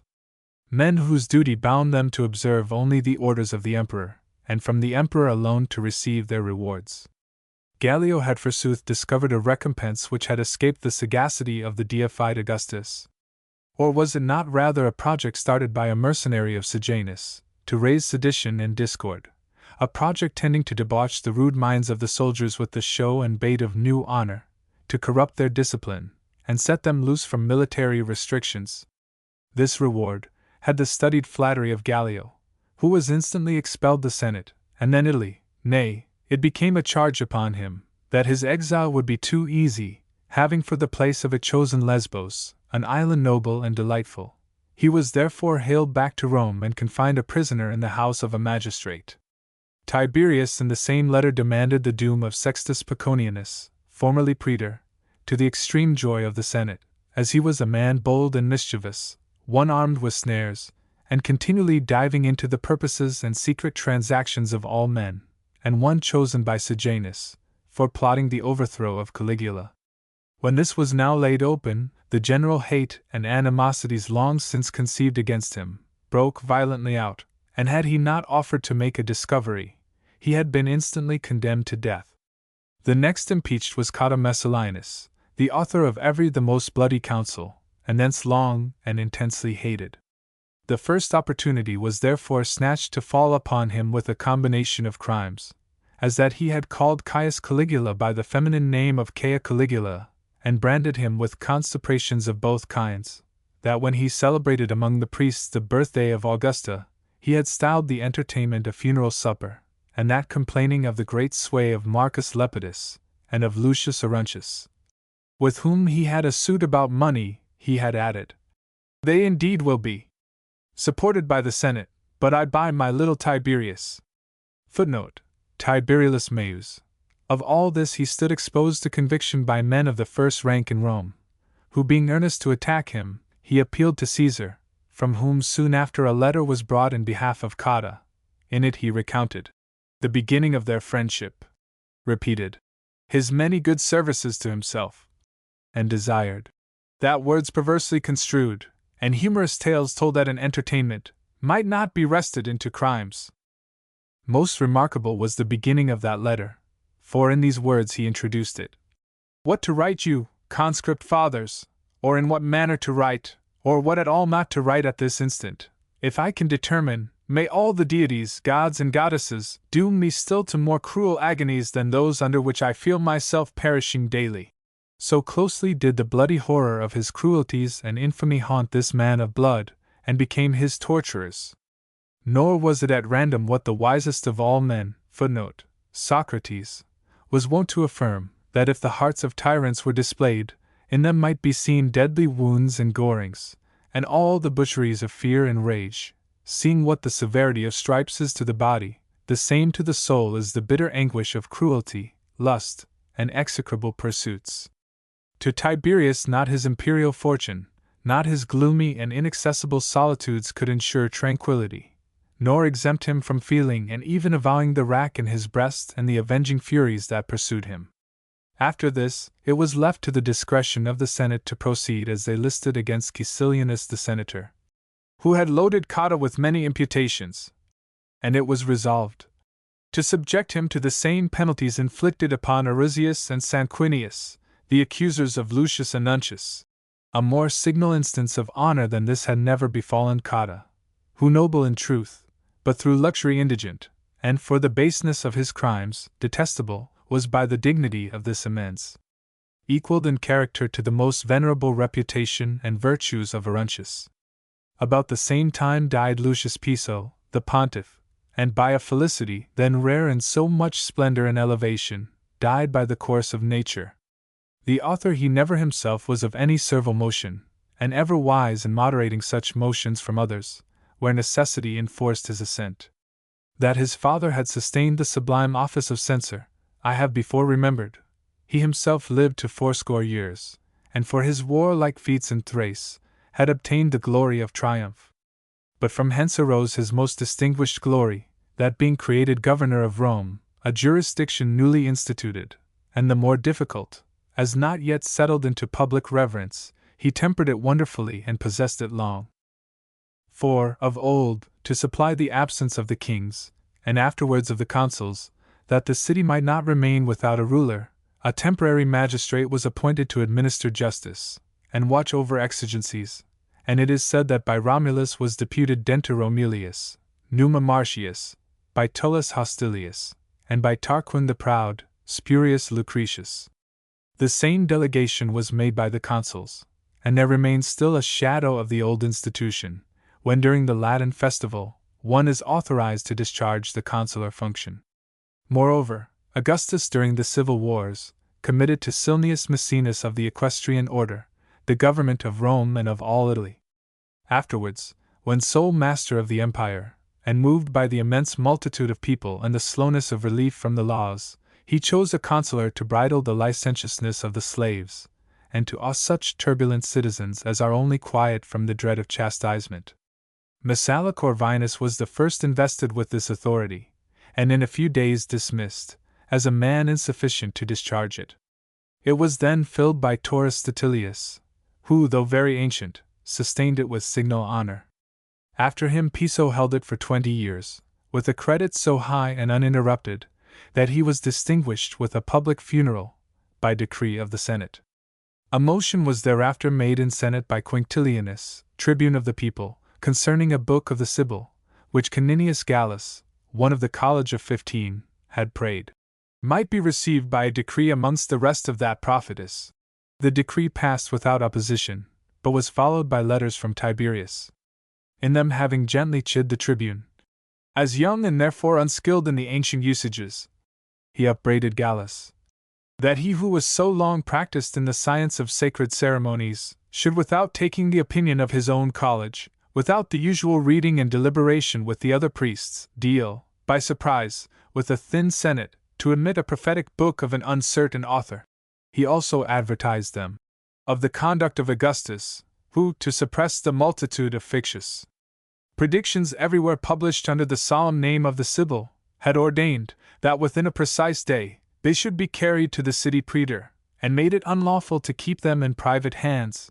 The same had likewise been decreed by our ancestors, when after the burning of the Capitol in the social war, the rhymes of the Sibyl, whether there were but one, or more, were everywhere sought, in Samos, Ilium, and Erythrae, through Africa too and Sicily and all the Roman colonies, with injunctions to the priests that, as far as human wit could enable them, they would separate the genuine. Therefore, upon this occasion also, the book was subjected to the inspection of the Quintus Imvirate. Under the same consuls, the dearth of corn had nigh raised a sedition. The populace for many days urged their wants and demands in the public theatre, with a licentiousness towards the emperor, higher than usual. He was alarmed with this bold spirit, and censured the magistrates and senate.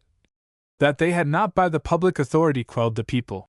He recounted the continued supplies of grain which he had caused to be imported, from what provinces, and in how much greater abundance than those procured by Augustus. So that for correcting the populace, a decree passed framed in the strain of ancient severity, nor less vigorous was the edict published by the consuls. His own silence, which he hoped would be taken by the people as an instance of moderation, was by them imputed to his pride. In the meanwhile, the whole band of accusers broke loose upon those who augmented their wealth by usury, in contradiction to a law of Caesar the dictator. For ascertaining the terms of lending money, and holding mortgages in Italy, a law waxed long since obsolete, through the selfish passions of men, sacrificing public good to private gain. Usury was, in truth, an inveterate evil in Rome, and the eternal cause of civil discord and seditions, and therefore restrained even in ancient times, while the public manners were not yet greatly corrupted. For, first it was ordained by a law of the 12 tables, that no man should take higher interest than 12 in the 100, when, before, it was exacted at the pleasure of the rich. Afterwards by a regulation of the tribunes it was reduced to 6, and at last was quite abolished. By the people, too, repeated statutes were made, for obviating all illusions, which by whatever frequent expedients repressed, were yet through wonderful devices still springing up afresh. Gracchus the praetor was therefore now appointed to inquire into the complaints and allegations of the accusers. But, appalled with the multitude of those threatened by the accusation, he had recourse to the Senate. The fathers also were dismayed, for of this fault not a soul was guiltless, and sought and obtained impunity from the prince, and a year and 6 months were granted for balancing all accounts between debtors and creditors, agreeably to the direction of the law. Hence a great scarcity of money, for, besides that all debts were at once called in, so many delinquents were condemned, that by the sale of their effects, the current coin was swallowed up in the public treasury, or in that of the emperor. Against this stagnation, the Senate had provided that 2/3 of the debts should by every creditor be laid out upon lands in Italy. But the creditors warned in the whole, demanded payment in full, nor could the debtors without breach of faith divide the payment. So that at first, meetings and entreaties were tried, and at last it was contested before the praetor.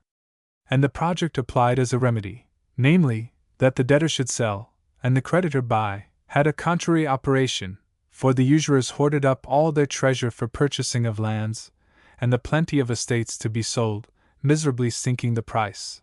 The more men were indebted, the more difficult they found it to sell. Many were utterly stripped of their fortunes, and the ruin of their private patrimony drew headlong with it that of their reputation and all public preferment.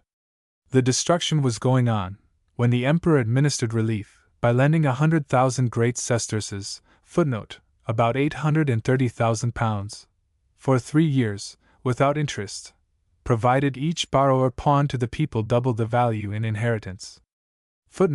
Gave a security to the state, on landed property. Thus was credit restored, and by degrees private lenders too were found.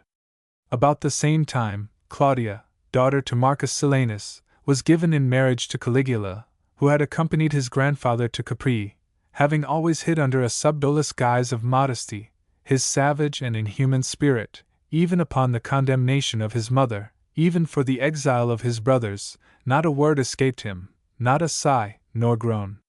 So blindly observant of Tiberius, that he studied the bent of his temper and seemed to possess it, practiced his looks, imitated the change and fashion of his dress, and affected his words and manner of expression.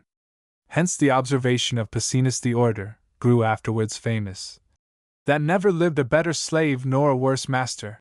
Neither would I omit the presage of Tiberius concerning Galba, then consul. Having sent for him and sifted him upon several subjects, he at last told him in Greek, "And thou, Galba, shalt hereafter taste of empire," signifying his late and short sovereignty. This he uttered from his skill in astrology, which at Rhodes he had leisure to learn, and Thrasyllus for his teacher, whose capacity he proved by this following trial. As often as he consulted this way concerning any affair, he retired to the roof of the house, attended by one freedman trusted with the secret. This man, strong of body, but destitute of letters, guided along the astrologer, whose art Tiberius meant to try, over solitary precipices, for upon a rock the house stood, and, as he returned, if any suspicion arose that his predictions were vain, or that the author designed fraud, cast him headlong into the sea, to prevent his making discoveries. Thrasyllus being therefore led over the same rocks, and minutely consulted, his answers were full, and struck Tiberius, as approaching empire and many future revolutions were specifically foretold him. The artist was then questioned whether he had calculated his own nativity, and thence presaged what was to befall him that same year, nay, that very day.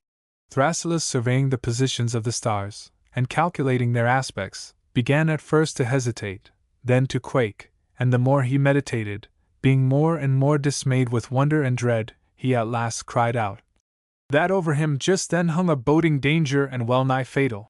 Forthwith Tiberius embraced him, congratulated him upon his foresight of perils and his security from them, and esteeming his predictions as so many oracles, held him thenceforward in the rank of his most intimate friends. For myself, while I listen to these and the like relations, my judgment wavers, whether things human are in their course and rotation determined by fate and immutable necessity, or left to roll at random.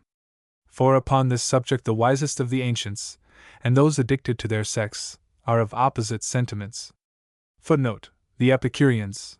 Many are of opinion that to the gods either the generation of us men nor our death, and in truth either men nor the actions of men, are of any importance or concernment, and hence such numberless calamities afflict the upright, while pleasure and prosperity surround the wicked.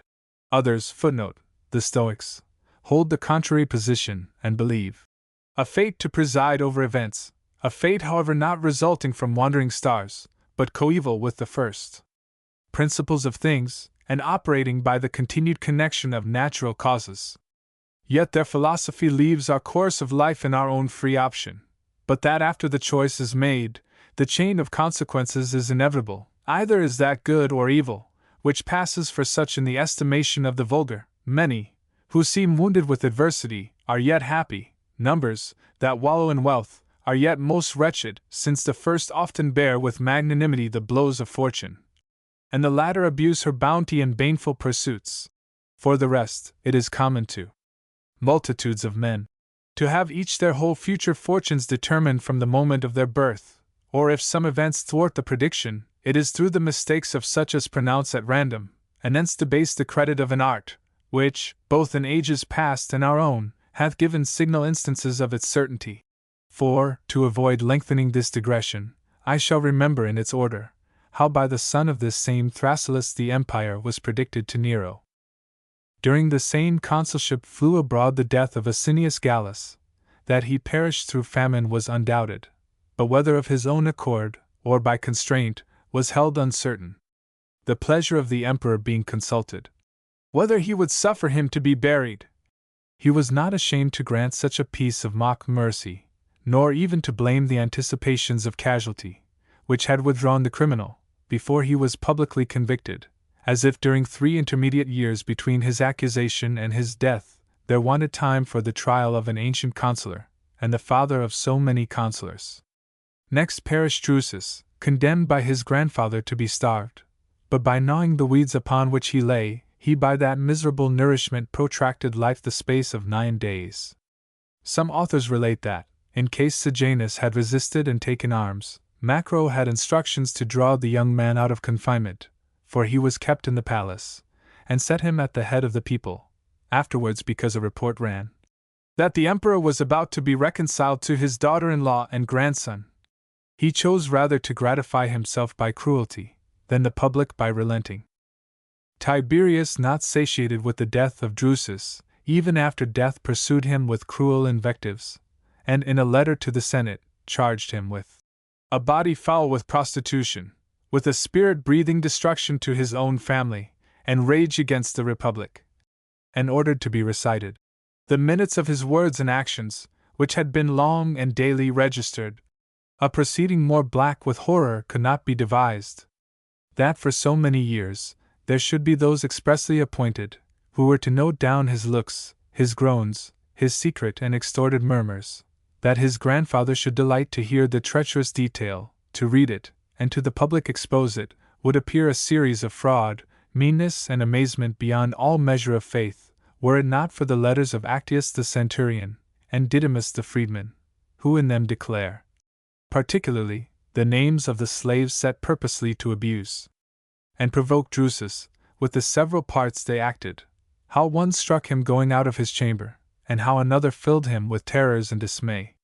The centurion too repeated, as matter of glory, his own language to Drusus, language full of outrage and barbarity, with the words uttered by him under the agonies of famine, that, at first, feigning disorder of spirit, he vented, in the style of a madman, dismal denunciations against Tiberius.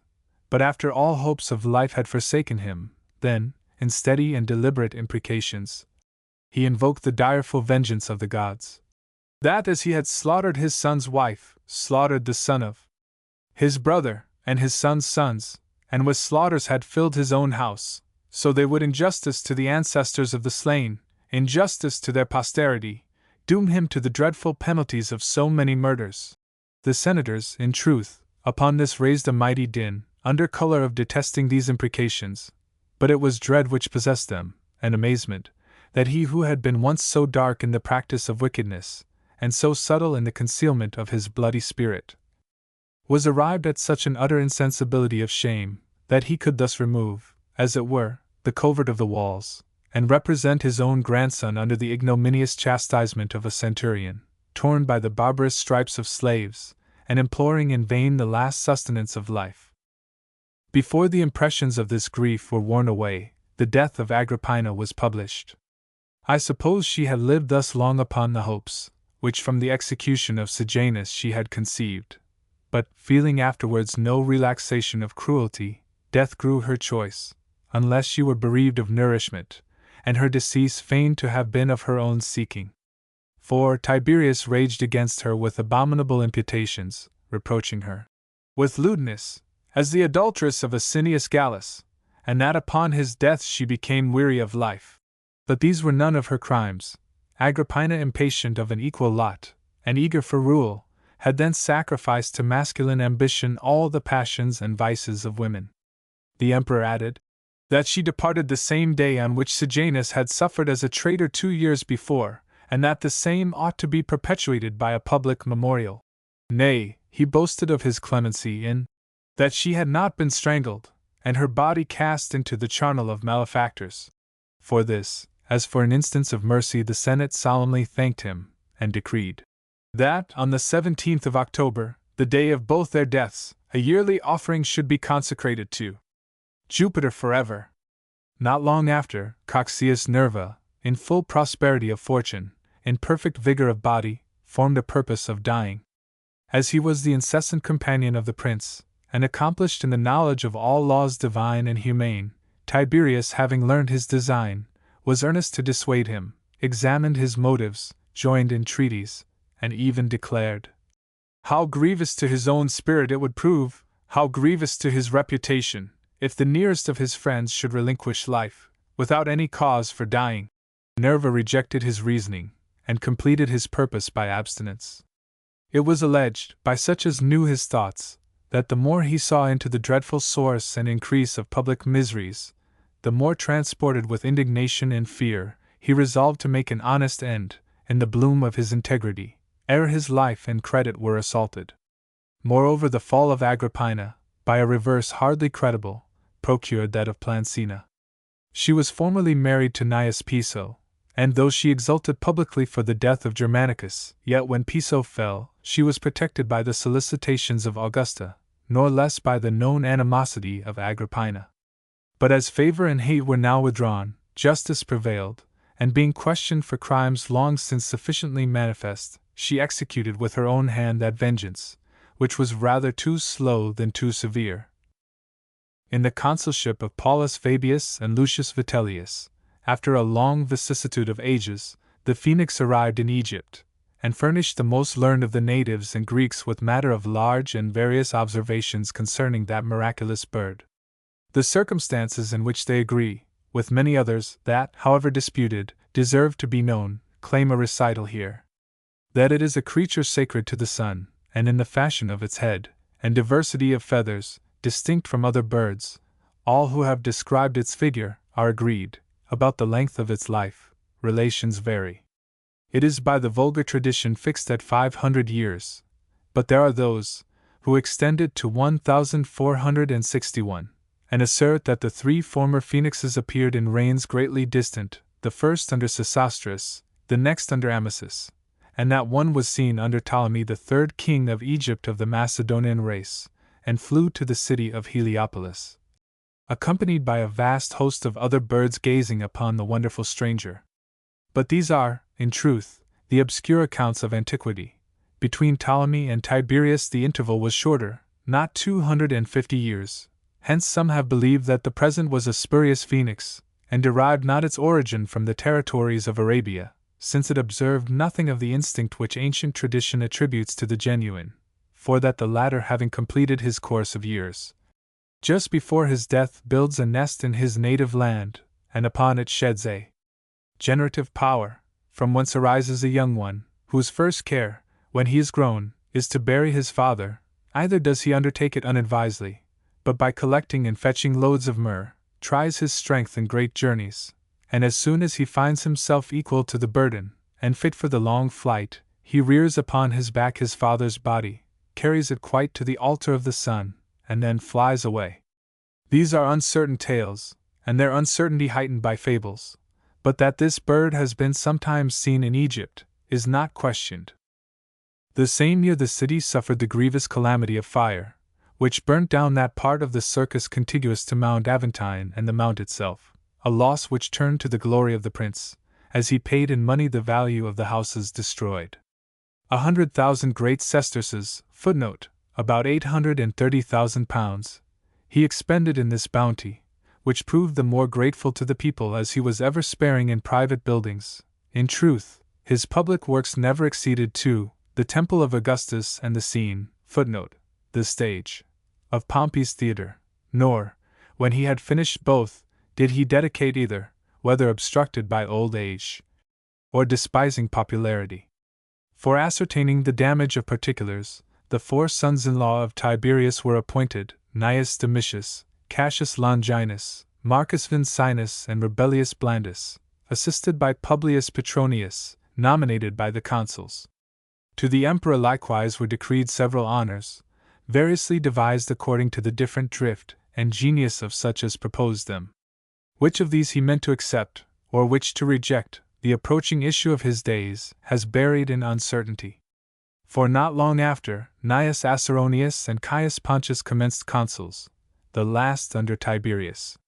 The power of Macro was already excessive, who, as he had at no time neglected the favor of Caligula, courted it now more and more earnestly every day. After the death of Claudia, whom I have mentioned to have been espoused to the young prince, he constrained Ennia his own wife to stimulate the affections of Caligula and to secure him by a promise of marriage. The truth is, he was one that denied nothing that opened his way to sovereignty, for although of a tempestuous genius, he had yet in the school of his grandfather well acquired all the hollow guises of dissimulation.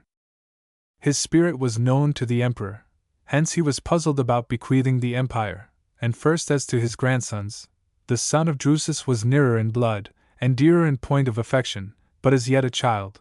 The son of Germanicus had arrived at the vigor of youth, and the zeal of the people followed him, a motive this to his grandfather, only to hate him.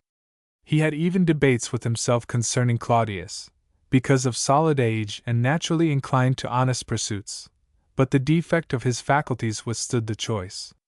In case he sought a successor apart from his own family, he dreaded lest the memory of Augustus, lest the name of the Caesars should come to be scorned and insulted. For, it was not so much any study of his, to gratify the present generation and secure the Roman state, as to perpetuate to posterity the grandeur of his race. So that his mind still wavering and his strength decaying, to the decision of fortune he permitted a council to which he was now unequal. Yet he dropped certain words whence might be gathered that he foresaw the events and revolutions which were to come to pass after him, for, he upbraided Macro, by no dark riddle, that he forsook the setting sun and courted the rising, and of Caligula, who upon some occasional discourse ridiculed Sylla, he foretold that he would have all Sylla's vices, and not one of his virtues. Moreover, as he was, with many tears, embracing the younger of his grandsons, and perceived the countenance of Caligula implacable and provoked. Thou, said he, wilt slay him, and another shall slay thee. But, however his illness prevailed, he relinquished nothing of his vile voluptuousness, forcing patience, and feigning health.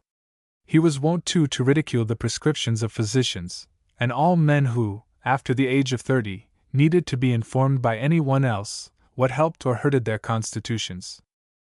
At Rome, the while, were sown the sanguinary seeds of executions to be perpetrated even after Tiberius.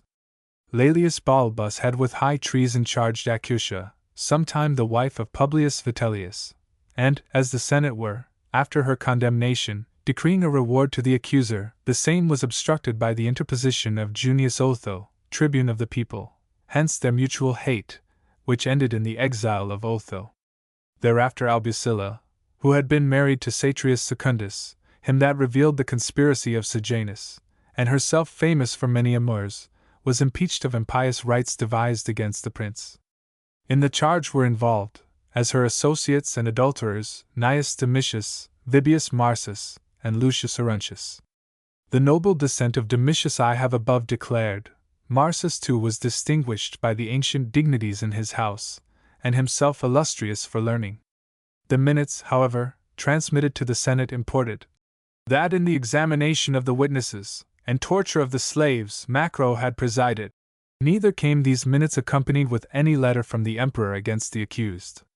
Hence it was suspected that, while he was ill, and perhaps without his privacy, the accusations were in great measure forged by Macro, in consequence of his notorious enmity to Arruntius. Domitius therefore by preparing for his defense, and Marsus by seeming determined to famish, both protracted their lives.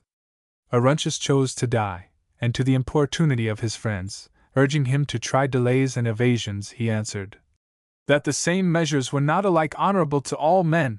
His own life was abundantly long, nor had he wherewithal to reproach himself, save that he had submitted to bear thus far an old age loaded with anxieties, exposed to daily dangers, and the cruel sport of power, long hated as he was by Sejanus, now by Macro, always by some reigning minister, hated through no fault of his own, but as one irreconcilable to baseness and the iniquities of power. He might, in truth, outlive and avoid the few and last days of Tiberius, but how escape the youth of his heir?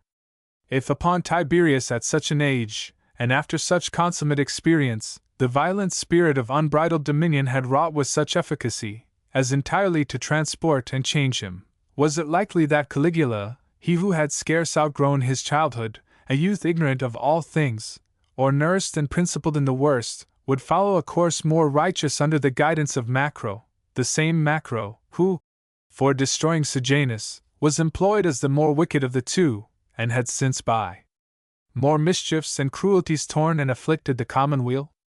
For himself, he foresaw a servitude yet more vehement, and therefore withdrew at once from the agonies of past and of impending tyranny. Uttering these words, with the spirit of a prophet, he opened his veins. How wisely Arruntius anticipated death, the following times will terribly demonstrate. For Albusilla, she aimed at her own life, but the blow being impotent, she was by order of Senate dragged to execution in the prison. Against the ministers of her lusts it was decreed that Gratidius Sacerdos, formerly praetor, should be exiled into an island, Pontius Fregelanus be degraded from the Senate, and that upon Laelius Balbus the same penalty be inflicted. His punishment particularly proved matter of joy, as he was accounted a man of pestilent eloquence, and prompt to attack the innocent. About the same time, Sextus Papinius of a consular family, chose on a sudden a frightful end, by a desperate and precipitate fall. The cause was ascribed to his mother, who, after many repulses, had by various allurements and the stimulations of sensuality, urged him to practices and embarrassments from whence, only by dying, he could devise an issue. She was therefore accused in the Senate, and though in a prostrate posture she embraced the knees of the fathers, and pleaded the tenderness and grief of a mother, the imbecility of a woman's spirit under such an affecting calamity, With other motives of pity in the same doleful strain, she was banished Rome for 10 years, till her younger son were past the age of lubricity. As to Tiberius, already his body, already his spirits failed him, but his dissimulation failed him not. He exerted the same vigor of mind, the same energy in his looks and discourse, and even sometimes studied to be gay, by it to hide his declension however notorious. So that, after much shifting of places, he settled at the promontory of Misenum, in a villa of which Lucullus was once lord. There it was discovered that his end was at hand by this device. In his train was a physician, his name Charicles, signal and his profession, one, in truth, not employed to govern the prince's health, but wont however to afford his counsel and skill.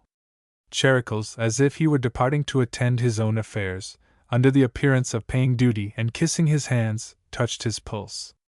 But the artifice beguiled not Tiberius, for he instantly ordered the entertainment to be served up, whether incensed, and thence the more smothering his wrath, is uncertain.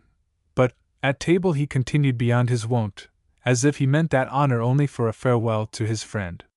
But for all this Charicles satisfied Macro, that the flame of life was expiring, and could not outlast 2 days. Hence the whole court was filled with close consultations, and expresses were dispatched to the generals and armies. On the 16th of March, so deep a swoon seized him, that he was believed to have paid the last debt of mortality, insomuch that Caligula, in the midst of a great throng, paying their congratulations, was already appearing abroad, to assume the first offices of sovereignty, when sudden notice came that Tiberius had recovered his sight and voice, and to strengthen his fainting spirits, had called for some refreshment. Hence dread seized all, and the whole concourse about Caligula dispersed.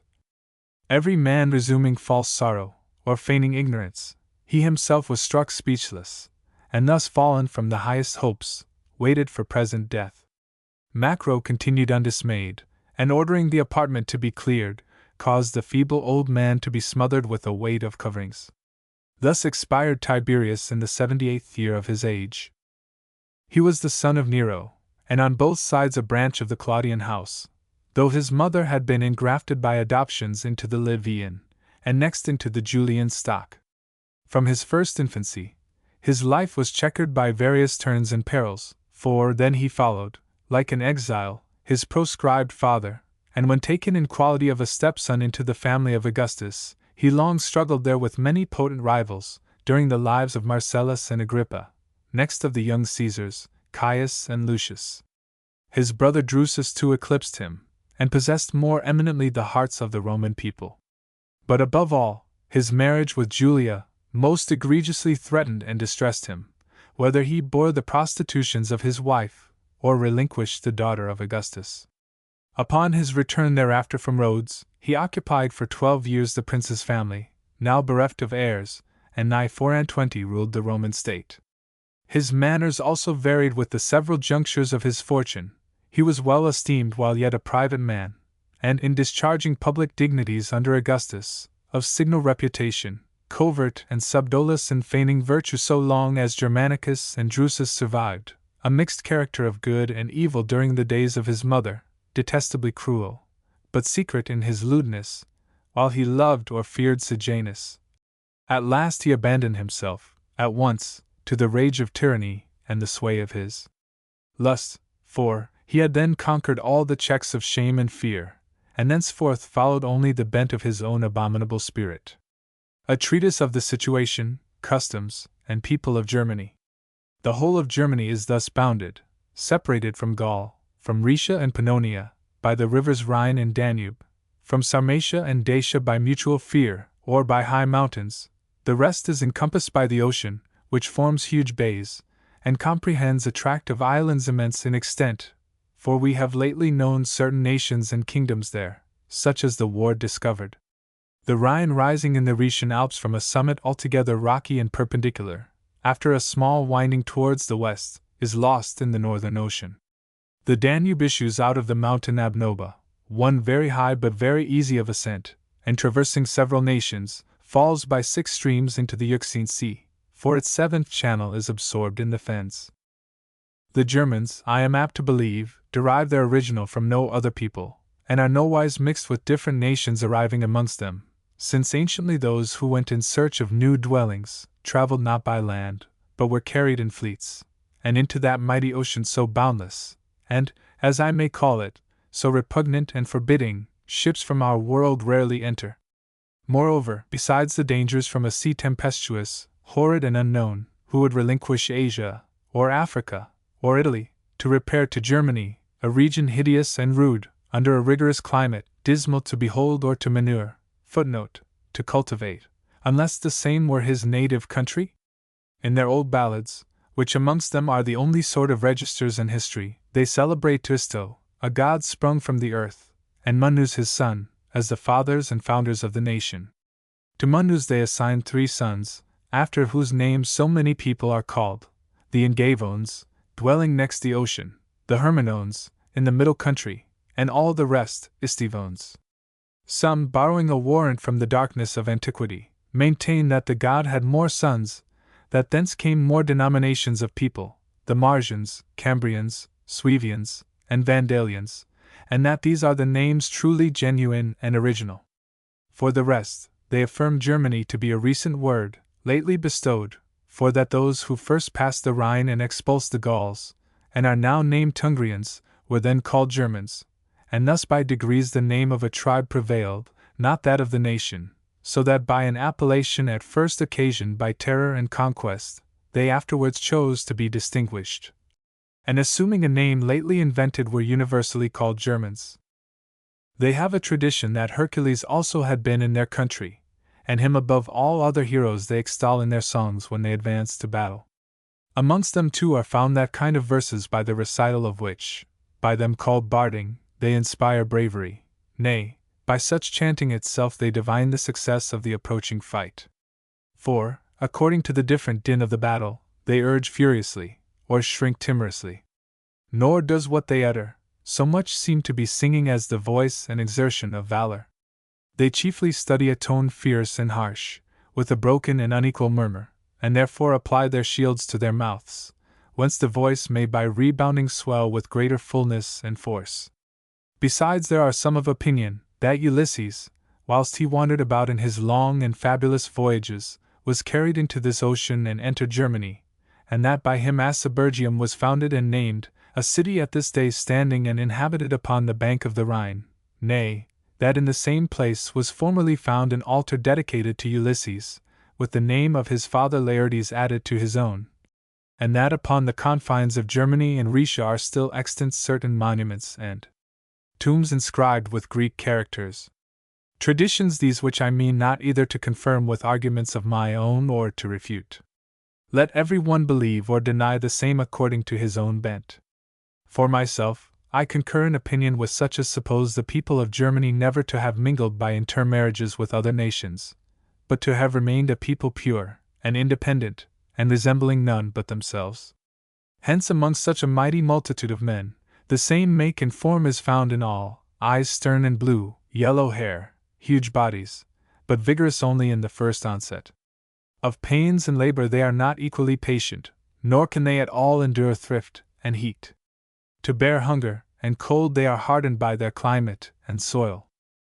Their lands, however somewhat different in aspect, yet taken all together consist of gloomy forests or nasty marshes, lower and moister towards the confines of Gaul, more mountainous and windy towards Noricum and Pannonia, very apt to bear grain, but altogether unkindly to fruit trees, abounding in flocks and herds, but generally small of growth.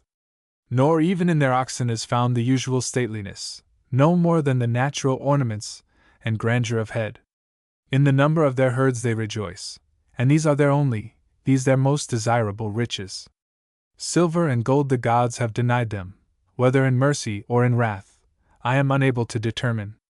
Yet I would not venture to aver that in Germany no vein of gold or silver is produced, for who has ever searched? For the use and possession, it is certain they care not. Amongst them indeed are to be seen vessels of silver, such as have been presented to their princes and ambassadors, but holden in no other esteem than vessels made of earth. The Germans, however, adjoining to our frontiers, value gold and silver for the purposes of commerce, and are wont to distinguish and prefer certain of our coins. They who live more remote are more primitive and simple in their dealings, and exchange one commodity for another. The money which they like is the old and long known, that indented, footnote, with milled edges, or that impressed with a chariot and 2 horses. Silver too is what they seek more than gold, from no fondness or preference, but because small pieces are more ready in purchasing things cheap and common. Neither in truth do they abound in iron, as from the fashion of their weapons may be gathered. Swords they rarely use, or the larger spear. They carry javelins or, in their own language, frams, pointed with a piece of iron short and narrow, but so sharp and manageable, that with the same weapon they can fight at a distance or hand to hand, just as need requires. Nay, the horsemen also are content with a shield and a javelin. The foot throw likewise weapons missive, each particular is armed with many, and hurls them a mighty space, all naked or only wearing a light cassock. In their equipment they show no ostentation, only that their shields are diversified and adorned with curious colors. With coats of mail very few are furnished, and hardly upon any is seen a headpiece or helmet. Their horses are nowise signal either in fashion or in fleetness, nor taught to wheel and bound, according to the practice of the Romans. They only move them forward in a line, or turn them right about, with such compactness and equality that no one is ever behind the rest. To one who considers the whole it is manifest, that in their foot their principal strength lies, and therefore they fight intermixed with the horse, for such is their swiftness as to match and suit with the motions and engagements of the cavalry. So that the infantry are elected from amongst the most robust of their youth, and placed in front of the army. The number to be sent is also ascertained, out of every village and hundred, and by this very name they continue to be called at home, those of the 100 band. Thus what was at first no more than a number, becomes thenceforth a title and distinction of honor. In arraying their army, they divide the whole into distinct battalions formed sharp in front. To recall in battle, provided you return again to the attack, passes with them rather for policy than fear. Even when the combat is no more than doubtful, they bear away the bodies of their slain. The most glaring disgrace that can befall them is to have quitted their shield, nor to one branded with such ignominy is it lawful to join in their sacrifices, or to enter into their assemblies. And many who had escaped in the day of battle have hanged themselves to put an end to this their infamy. In the choice of kings they are determined by the splendor of their race, in that of generals by their bravery. Neither is the power of their kings unbounded or arbitrary, and their generals procure obedience not so much by the force of their authority as by that of their example, when they appear enterprising and brave, when they signalize themselves by courage and prowess, and if they surpass all in admiration and preeminence, if they surpass all at the head of an army. But to none else but the priest is it allowed to exercise correction, or to inflict bonds or stripes. Nor when the priests do this, is the same considered as a punishment, or arising from the orders of the general, but from the immediate command of the deity, him whom they believe to accompany them in war. They therefore carry with them when going to fight, certain images and figures taken out of their holy groves. What proves the principal incentive to their valor is, that it is not at random nor by the fortuitous conflux of men that their troops and pointed battalions are formed, but by the conjunction of whole families and tribes of relations. Moreover, close to the field of battle are lodged all the nearest and most interesting pledges of nature. Hence they hear the doleful howlings of their wives, hence the cries of their tender infants. These are to each particular the witnesses whom he most reverences and dreads. These yield him the praise which affect him most. Their wounds and maims they carry to their mothers, or to their wives, either are their mothers or wives shocked in telling, or in sucking their bleeding sores. Footnote: Nec illi numerare aut exiger plagas pavent. Nay, to their husbands and sons whilst engaged in battle, they administer meat and encouragement. In history we find that some armies already yielding and ready to fly have been by the women restored, through their inflexible importunity and entreaties, presenting their breasts, and showing their impending captivity, an evil to the Germans then by far most dreadful when it befalls their women.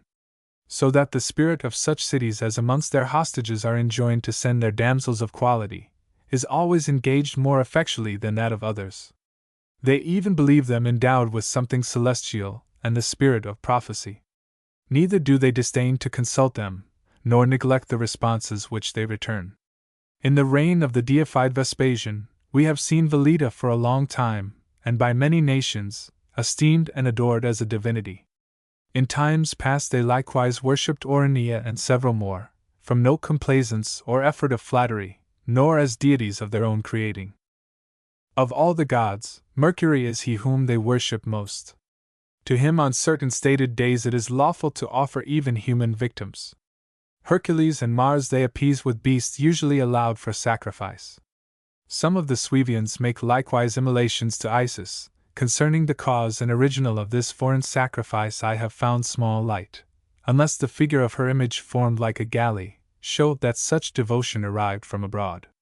For the rest, from the grandeur and majesty of being celestial, they judge it altogether unsuitable to hold the gods enclosed within walls, or to represent them under any human likeness.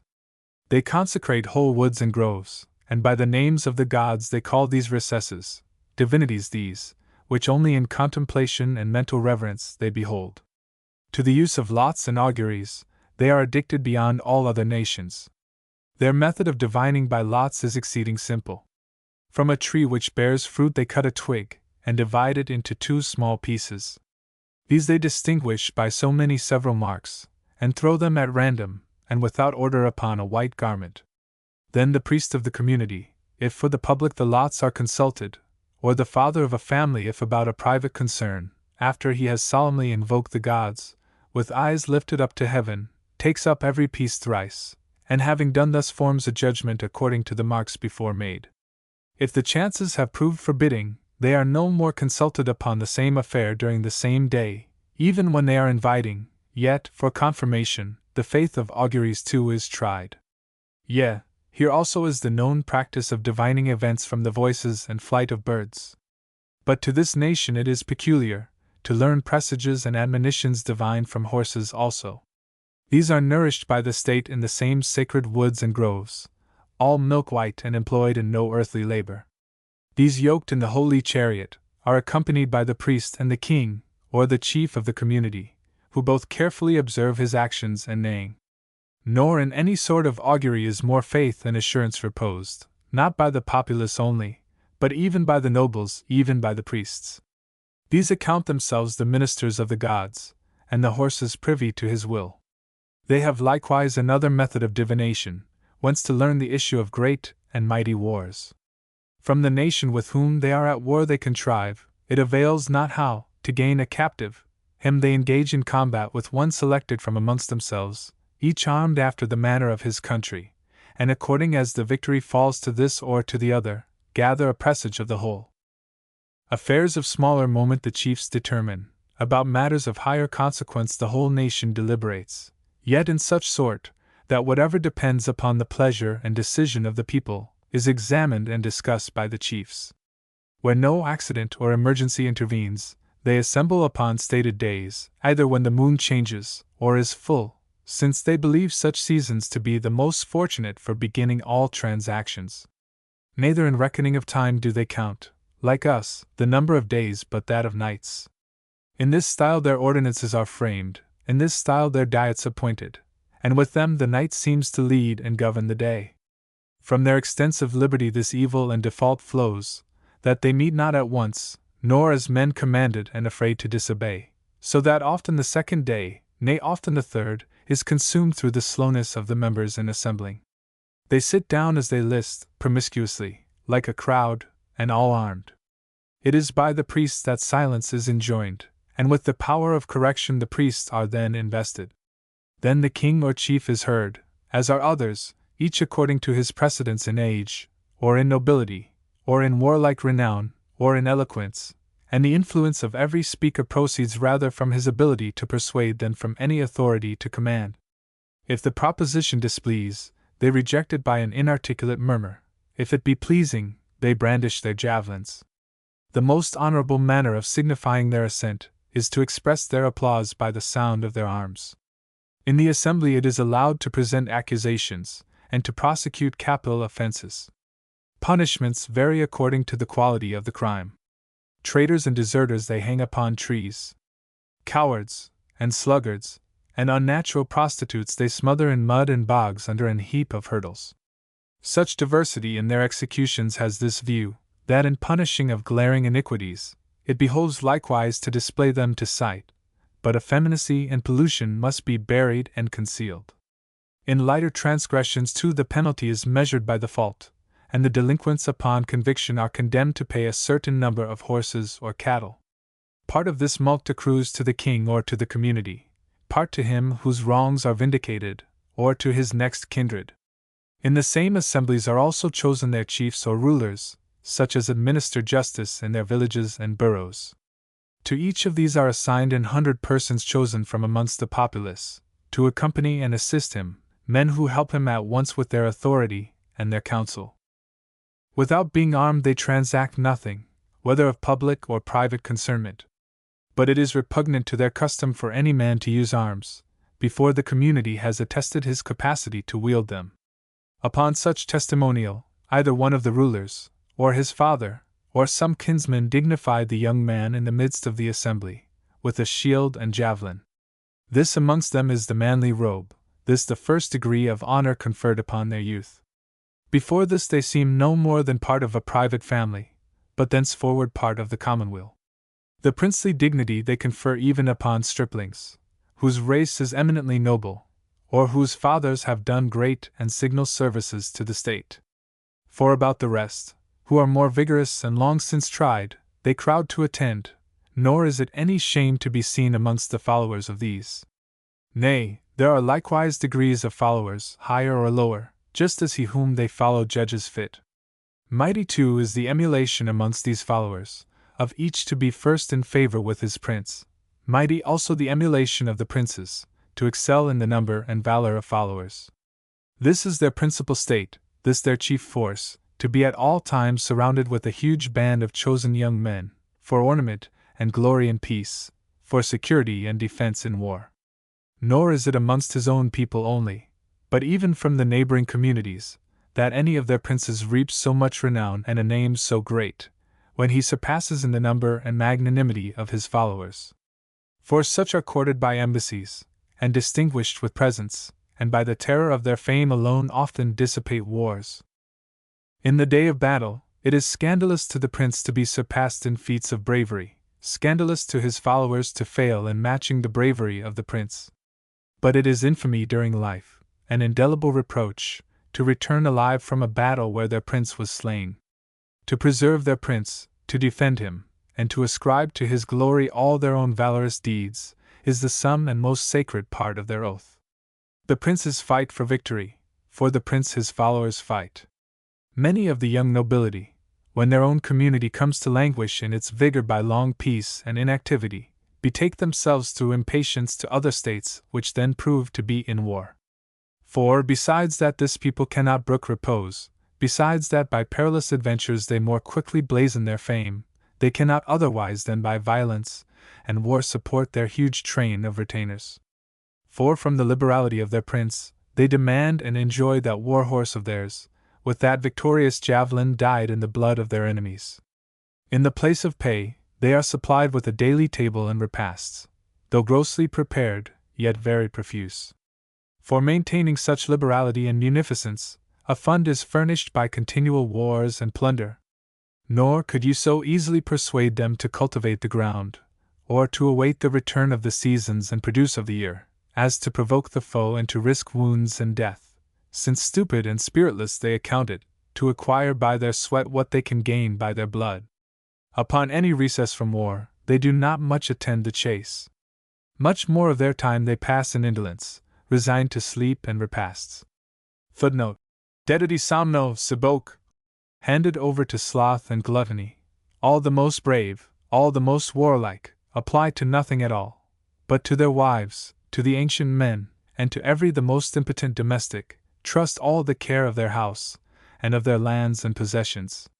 They themselves loiter. Footnote: are rude and lazy. Such is the amazing diversity of their nature that in the same men is found so much delight in sloth, with so much enmity to tranquility and repose. The communities are wont, of their own accord and man by man, to bestow upon their princes a certain number of beasts, or a certain portion of grain, a contribution which passes indeed for a mark of reverence and honor, but serves also to supply their necessities. They chiefly rejoice in the gifts which come from the bordering countries, such as are sent not only by particulars but in the name of the state, curious horses, splendid armor, rich harness, with collars of silver and gold. Now too they have learnt, what we have taught them, to receive money.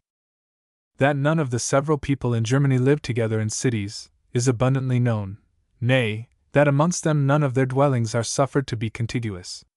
They inhabit apart and distinct, just as a fountain, or a field, or a wood happen to invite them to settle. They raise their villages in opposite rows, but not in our manner with the houses joined one to another. Every man has a vacant space quite round his own, whether for security against accidents from fire, or that they want the art of building. With them, in truth, is unknown even the use of mortar and of tiles. In all their structures they employ materials quite gross and unhewn, void of fashion and comeliness. Some parts they besmear with an earth so pure and resplendent, that it resembles painting and colors. They are likewise wont to scoop caves deep in the ground, and over them to lay great heaps of dung. Thither they retire for shelter in the winter, and thither convey their grain, for by such close places they mollify the rigorous and excessive cold. Besides, when at any time their enemy invades them, he can only ravage the open country, but either knows not such recesses as are invisible and subterraneous, or must suffer them to escape him, on this very account that he is uncertain where to find them. For their covering a mantle is what they all wear, fastened with a clasp or, for want of it, with a thorn. As far as this reaches not they are naked, and lie whole days before the fire. The most wealthy are distinguished with a vest, not one large and flowing like those of Sarmatians and Parthians, but girt close about them and expressing the proportion of every limb.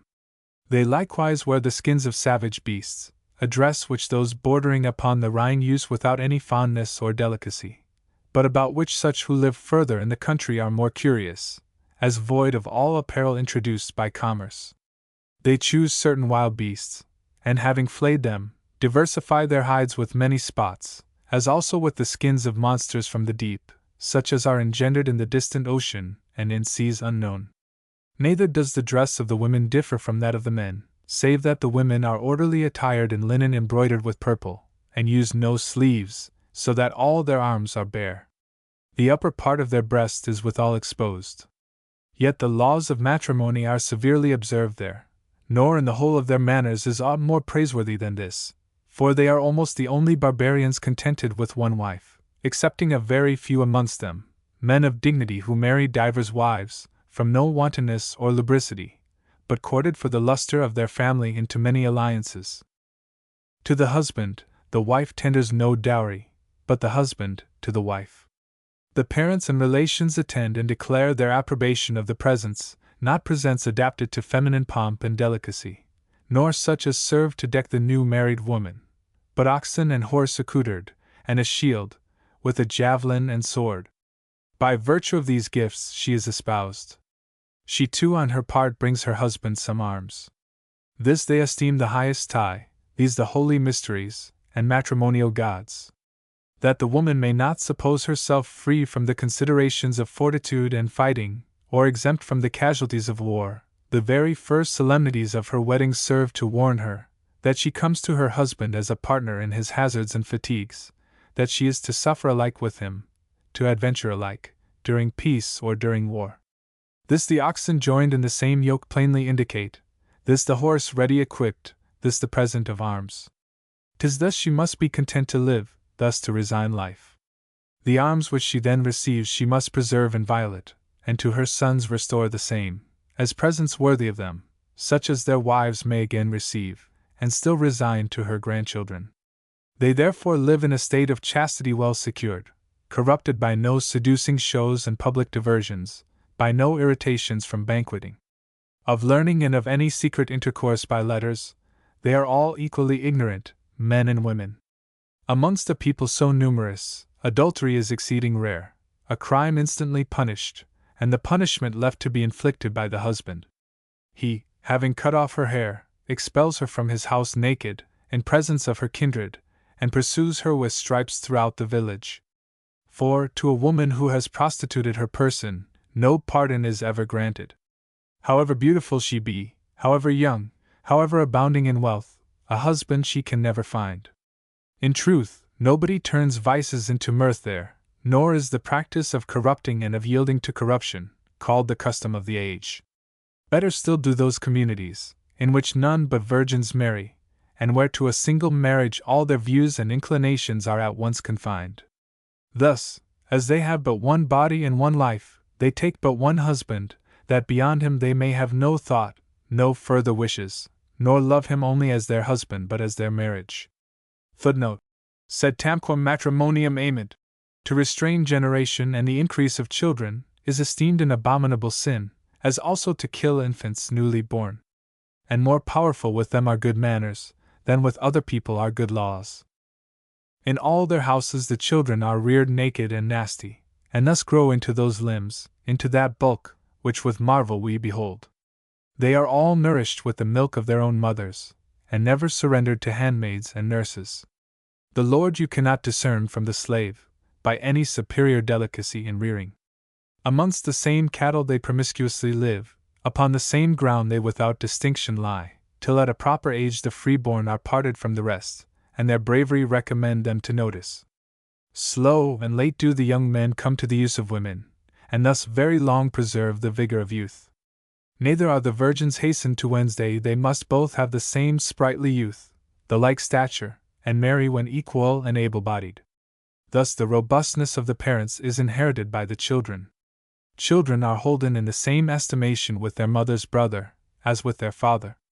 Some hold this tie of blood to be most inviolable and binding, and in receiving of hostages, such pledges are most considered and claimed, as they who at once possess affections the most unalienable, and the most diffuse interest in their family.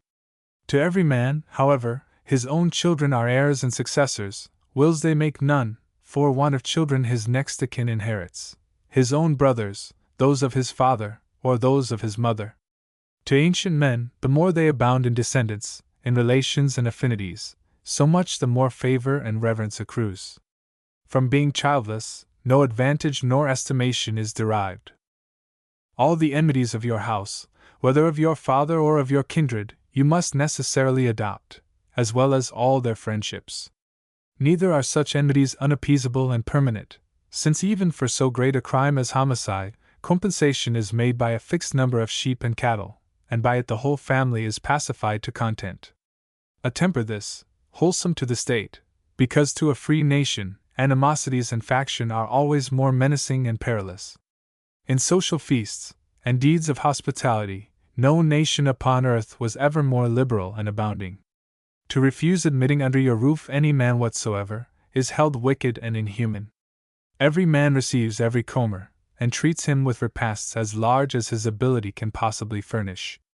When the whole stock is consumed, he who had treated so hospitably guides and accompanies his guests to a new scene of hospitality, and both proceed to the next house, though either of them invited. Nor avails it that they were not, they are there received, with the same frankness and humanity. Between a stranger and an acquaintance, in dispensing the rules and benefits of hospitality, no difference is made. Upon your departure, if you ask anything, it is the custom to grant it, and with the same facility they ask of you. In gifts they delight, but neither claim merit from what they give, nor own any obligation for what they receive. Their manner of entertaining their guests is familiar and kind. The moment they rise from sleep, which they generally prolong till late in the day, they bathe, most frequently in warm water, as in a country where the winter is very long and severe. From bathing, they sit down to meat, every man apart, upon a particular seat, and at a separate table. They then proceed to their affairs, all in arms, as in arms, they no less frequently go to banquet. To continue drinking night and day without intermission is a reproach to no man. Frequent then are their broils, as usual amongst men intoxicated with liquor, and such broils rarely terminate in angry words, but for the most part in maimings and slaughter. Moreover, in these their feasts, they generally deliberate about reconciling parties at enmity, about forming affinities, choosing of princes, and finally about peace and war. For they judge, that at no season is the soul more open to thoughts that are artless and upright, or more fired with such as are great and bold. This people, of themselves nowise subtle or politic, from the freedom of the place and occasion acquire still more frankness to disclose the most secret motions and purposes of their hearts. When therefore the minds of all have been once laid open and declared, on the day following the several sentiments are revised and canvassed, and to both conjectures of time due regard is had. They consult, when they know not how to dissemble, they determine, when they cannot mistake.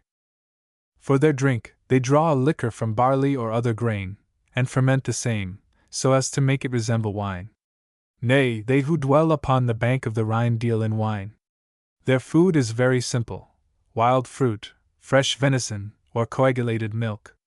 They banish hunger without formality, without curious dressing and curious fare. In extinguishing thirst, they use not equal temperance. If you will but humor their excess in drinking, and supply them with as much as they covet, it will be no less easy to vanquish them by vices than by arms.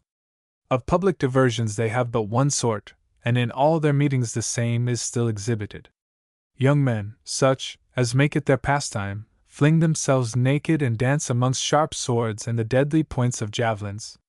From habit they acquire their skill, and from their skill a graceful manner, yet from hence draw no gain or hire, though this adventurous gaiety has its reward, namely, that of pleasing the spectators.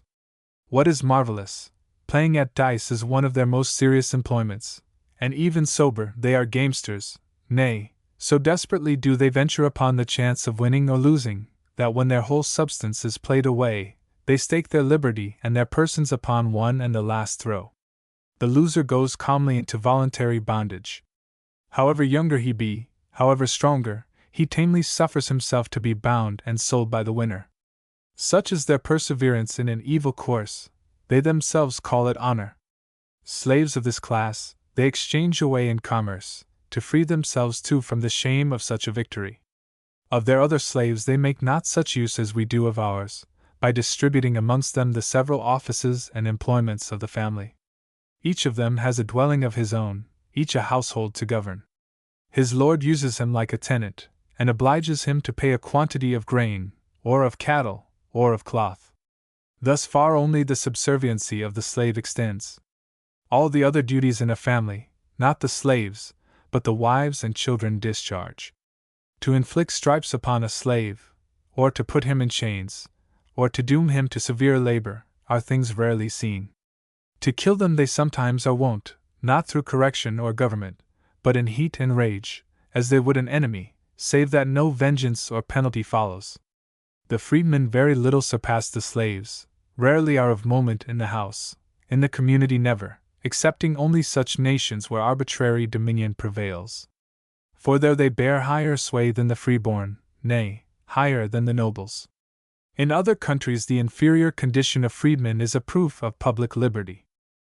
To the practice of usury and of increasing money by interest they are strangers, and hence is found a better guard against it, than if it were forbidden. They shift from land to land, and still appropriating a portion suitable to the number of hands for manuring, anon parcel out the whole amongst particulars according to the condition and quality of each. As the plains are very spacious, the allotments are easily assigned. Every year they change, and cultivate a fresh soil, yet still there is ground to spare. For they strive not to bestow labor proportionable to the fertility and compass of their lands, by planting orchards, by enclosing meadows, by watering gardens. From the earth, corn only is exacted. Hence they quarter not the year into so many seasons. Winter, spring, and summer they understand, and for each have proper appellations. Of the name and blessings of autumn, they are equally ignorant. In performing their funerals, they show no state or vainglory. This only is carefully observed, that with the corpses of their signal men certain woods be burned. Upon the funeral pile they accumulate neither apparel nor perfumes. Into the fire are always thrown the arms of the dead, and sometimes his horse. With sods of earth only the sepulchre is raised. The pomp of tedious and elaborate monuments they contemn, as things grievous to the deceased. Tears and wailings they soon dismiss, their affliction and woe they long retain. In women, it is reckoned becoming to bewail their loss, in men, to remember it. This is what in general we have learned, in the original and customs of the whole people of Germany. I shall now deduce the institutions and usages of the several people, as far as they vary one from another, as also an account of what nations from thence removed, to settle themselves in Gaul. That the Gauls were in times past more puissant and formidable, is related by the prince of authors, the deified Julius, Julius Caesar, and hence it is probable that they too have passed into Germany. For what a small obstacle must be a river, to restrain any nation, as each grew more potent, from seizing or changing habitations, when as yet all habitations were common, and not parted or appropriated by the founding and terror of monarchies. The region therefore between the Hercynian forest and the rivers Menis, Main, and Rhine, was occupied by the Helvetians, as was that beyond it by the Boians, both nations of Gaul. There still remains a place called Boimum, which denotes the primitive name and antiquity of the country, although the inhabitants have been changed. But whether the Araviscans are derived from the Ossians, a nation of Germans passing into Pannonia, or the Ossians from the Araviscans removing from thence into Germany, is a matter undecided, since they both still use the language, the same customs, and the same laws. For, as of old they lived alike poor and alike free, equal proved the evils and advantages on each side the river, and common to both people. The Trevirians and Nervians aspire passionately to the reputation of being descended from the Germans, since by the glory of this original, they would escape all imputation of resembling the Gauls in person and effeminacy. Such as dwell upon the bank of the Rhine, the Vangiones, the Tribotians, and the Nemets, are without doubt all Germans. The Euboeans are ashamed of their original, though they have a particular honor to boast, that of having merited an establishment as a Roman colony, and still delight to be called Agrippinensians, after the name of their founder. They indeed formerly came from beyond the Rhine, and for the many proofs of their fidelity, were settled upon the very bank of the river, not to be there confined or guarded themselves, but to guard and defend that boundary against the rest of the Germans. Of all these nations, the Batavians are the most signal in bravery. They inhabit not much territory upon the Rhine, but possess an island in it. They were formerly part of the Catans, and by means of feuds at home removed to these dwellings, whence they might become a portion of the Roman Empire. With them this honor still remains, as also the memorials of their ancient association with us, for they are not under the contempt of paying tribute, nor subject to be squeezed by the farmers of the revenue. Free from all impositions and payments, and only set apart for the purposes of fighting, they are reserved wholly for the wars, in the same manner as a magazine of weapons and armor.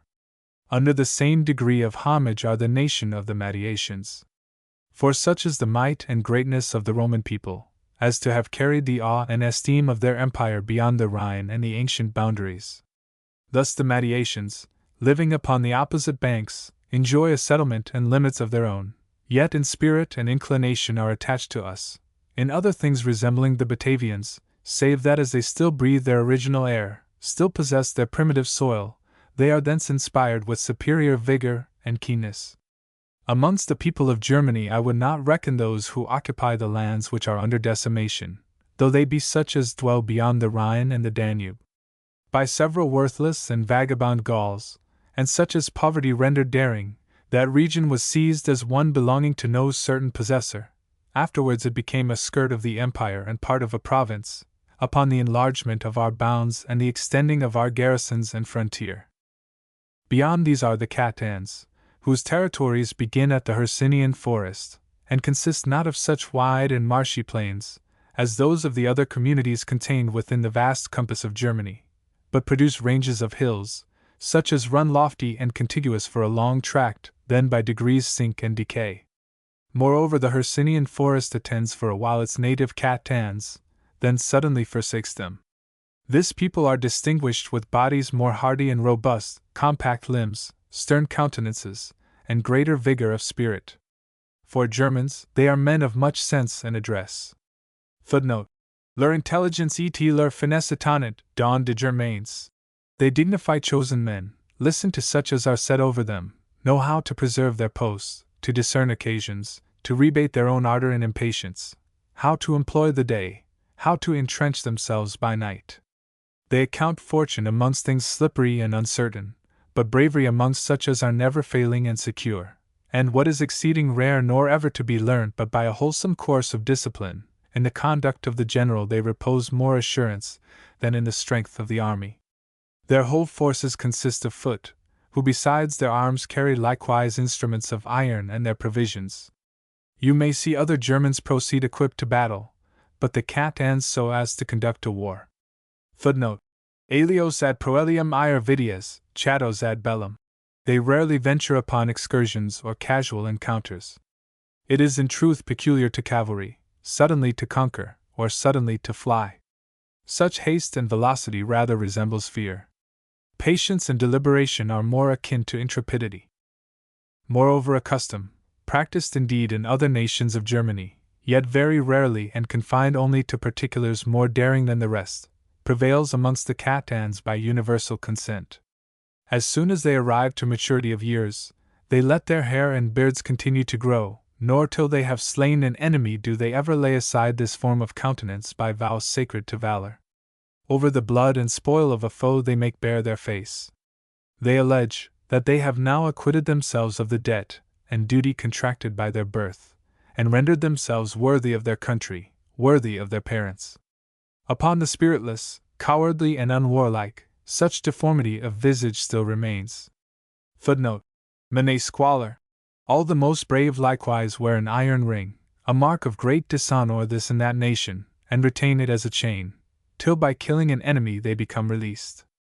Many of the Catans delight always to bear this terrible aspect, and when grown white through age, become awful and conspicuous by such marks, both to the enemy and their own countrymen. By them in all engagements the first assault is made, of them the front of the battle is always composed, as men who in their looks are singular and tremendous. For even during peace they abate nothing in the grimness and horror of their countenance. They have no house to inhabit, no land to cultivate, nor any domestic charge or care. With whomsoever they come to sojourn, by him they are maintained, always very prodigal of the substance of others, always despising what is their own, till the feebleness of old age overtakes them, and renders them unequal to the efforts of such rigid bravery. Next to the Catans, dwell the Usipians and Tencturians, upon the Rhine now running in a channel uniform and certain, such as suffices for a boundary. The Tencturians, besides their wonted glory in war, surpass in the service and discipline of their cavalry. Nor do the Catans derive higher applause from their foot than the Tencturians from their horse. Such was the order established by their forefathers, and what their posterity still pursue. From riding and exercising of horses, their children borrow their pastimes. In this exercise the young men find matter for emulating one another, and in this the old men take pleasure to persevere. Horses are by the father bequeathed as part of his household and family. Horses are conveyed amongst the rights of succession, and as such the son receives them, but not the eldest son, like other effects, by priority of birth, but he who happens to be signal in boldness and superior in war. Contiguous to the Tencturians formerly dwelt the Bructerians, in whose room it is said the Comavians and Angravarians are now settled, they who expulsed and almost extirpated the Bructerians, with the concurrence of the neighboring nations, whether in detestation of their arrogance, or allured by the love of spoil, or through the special favor of the gods towards us Romans. They in truth even vouchsafed to gratify us with the sight of the battle.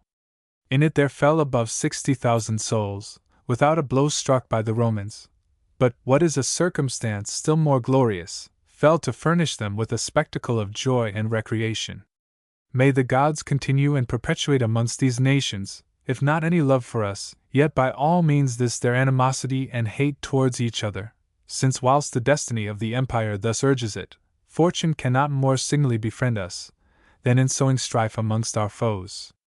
The Angravarians and Comavians are enclosed behind, by the Dulgibinians and Chasarians, and by other nations not so much noted, before the Frisians faced them.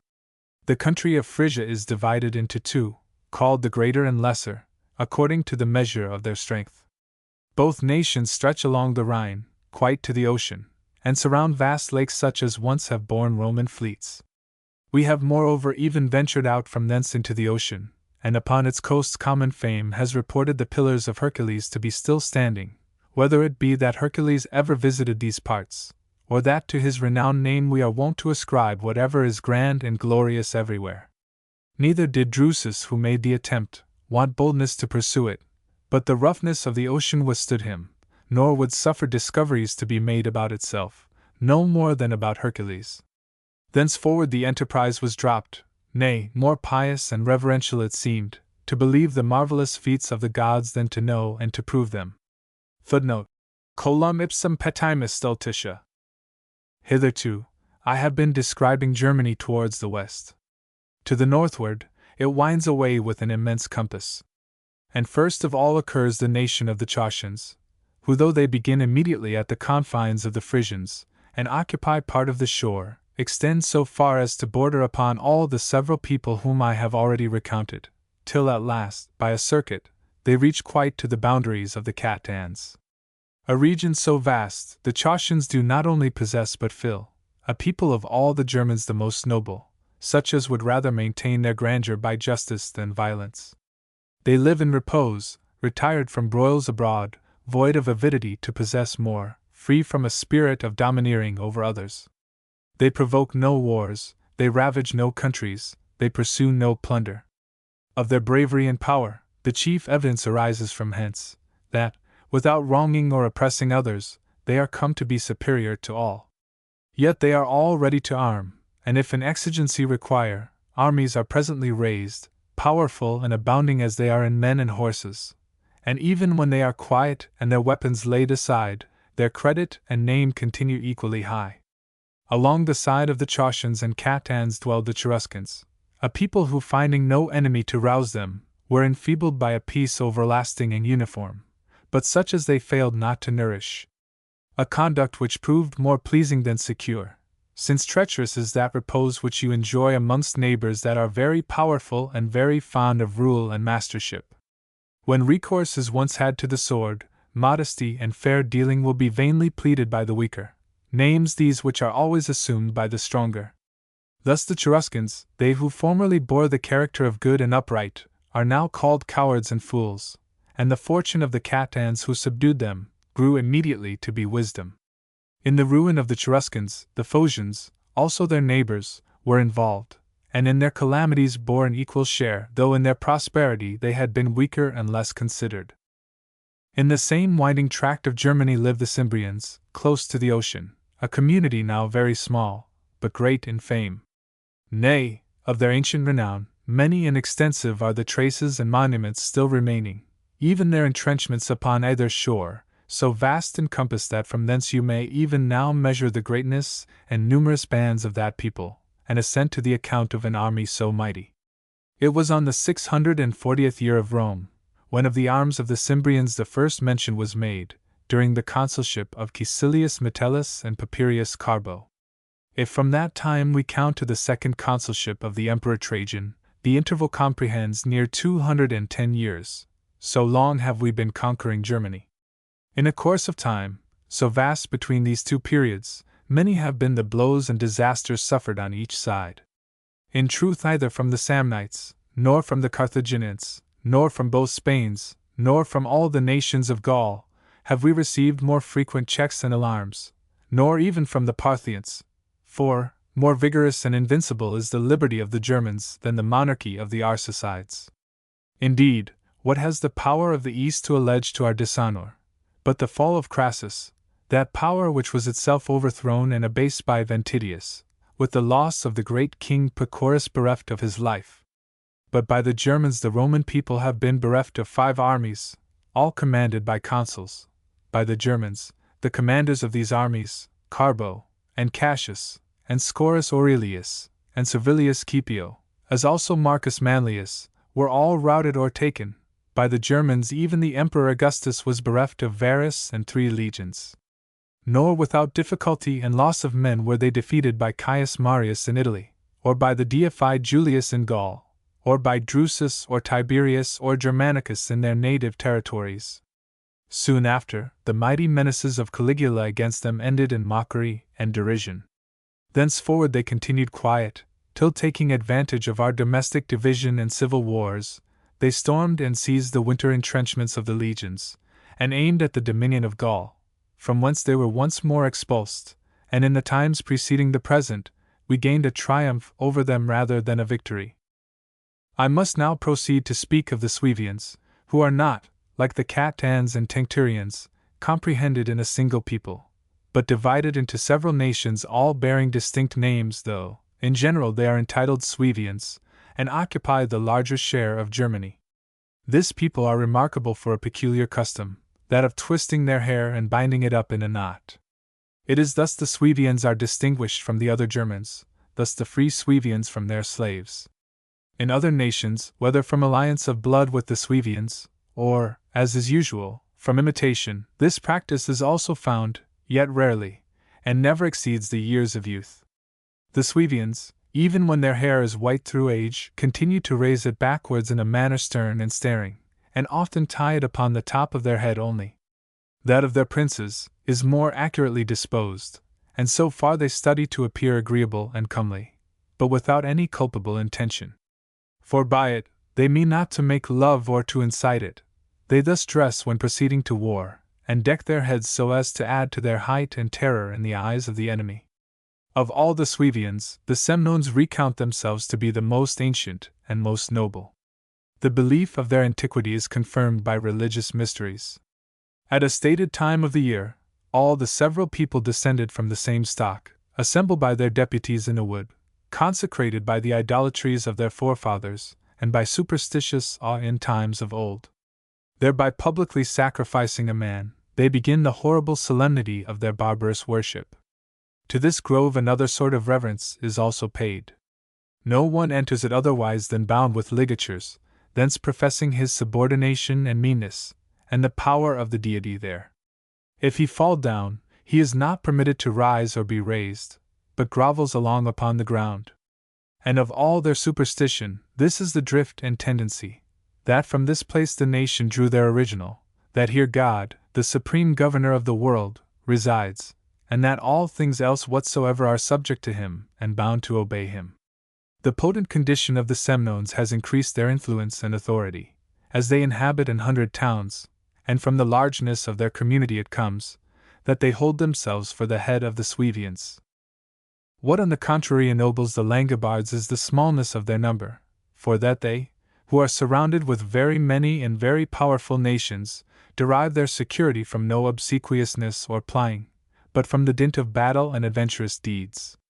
There follow in order the Reudignians, and Avians, and Angles, and Varinians, and Eudices, and Swardones and Nithones, all defended by rivers or forests, nor in one of these nations does aught remarkable occur, only that they universally join in the worship of Hertham, that is to say, the Mother Earth.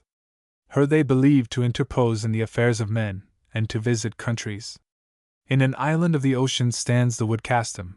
In it is a chariot dedicated to the goddess, covered over with a curtain, and permitted to be touched by none but the priest. Whenever the goddess enters this her holy vehicle, he perceives her, and with profound veneration attends the motion of the chariot, which is always drawn by yoked cows.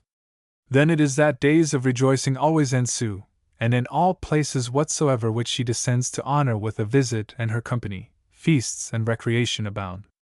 They go not to war, they touch no arms, fast laid up is every hostile weapon, peace and repose are then only known, then only beloved, till to the temple the same priest reconducts the goddess when well tired with the conversation of mortal beings. Anon the chariot is washed and purified in a secret lake, as also the curtains, nay, the deity herself too, if you choose to believe it. In this office it is slaves who minister, and they are forthwith doomed to be swallowed up in the same lake. Hence all men are possessed with mysterious terror, as well as with a holy ignorance what that must be, which none see but such as are immediately to perish. Moreover, this quarter of the Suevians stretches to the middle of Germany. The community next adjoining is that of the Hermundurians, that I may now follow the course of the Danube, as a little before I did that of the Rhine, a people this, faithful to the Romans. So that to them alone of all the Germans, commerce is permitted, not barely upon the bank of the Rhine, but more extensively, and even in that glorious colony in the province of Rhaetia. They travel everywhere at their own discretion and without a guard, and when to other nations, we show no more than our arms and encampments. To this people we throw open our houses and dwellings, as to men who have no longing to possess them. In the territories of the Hermundurians rises the Elbe, a river very famous and formerly well known to us. At present we only hear it named. Close by the Hermundurians reside the Nariskans, and next to them the Marcomannians and Quadians. Amongst these the Marcomannians are most signal in force and renown.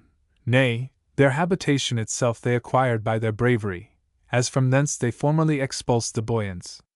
Nor do the Nariskans or Quadians degenerate in spirit.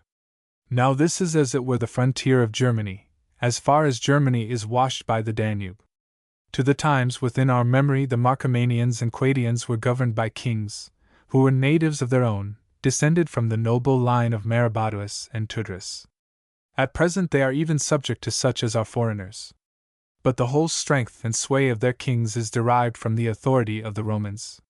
From our arms, they rarely receive any aid, from our money very frequently. Nor less powerful are the several people beyond them, namely, the Marsignians, the Gothinians, the Oesians and the Burians, who altogether enclose the Marcomannians and Quadians behind. Of those, the Marsignians and the Burians in speech and dress resemble the Suevians. From the Gallic language spoken by the Gothinians, and from that of Pannonia by the Oesians, it is manifest that neither of these people are Germans, as it is also from their bearing to pay tribute. Upon them as upon aliens their tribute is imposed, partly by the Sarmatians, partly by the Quadians. The Gothinians, to heighten their disgrace, are forced to labor in the iron mines.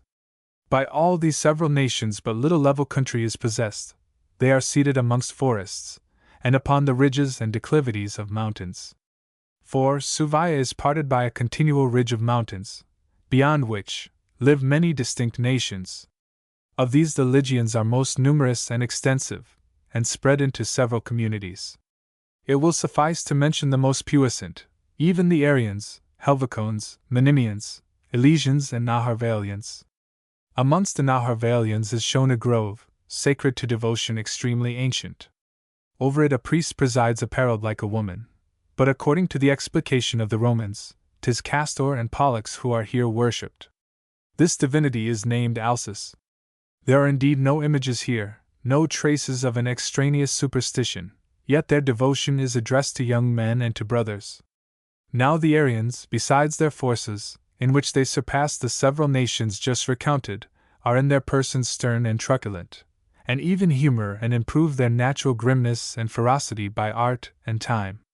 They wear black shields, their bodies are painted black, they choose dark nights for engaging in battle, and by the very awe and ghastly hue of their army, strike the enemy with dread, as none can bear this their aspect so surprising and as it were quite infernal. For, in all battles the eyes are vanquished first. Beyond the Lygians dwell the Goth ones, under the rule of a king, and thence held in subjection somewhat stricter than the other German nations, yet not so strict as to extinguish all their liberty. Immediately adjoining are the Rugians and Lamovians upon the coast of the ocean, and of these several nations the characteristics are a round shield, a short sword and kingly government. Next occur the communities of the Sway ones, situated in the ocean itself, and besides their strength in men and arms, very powerful at sea.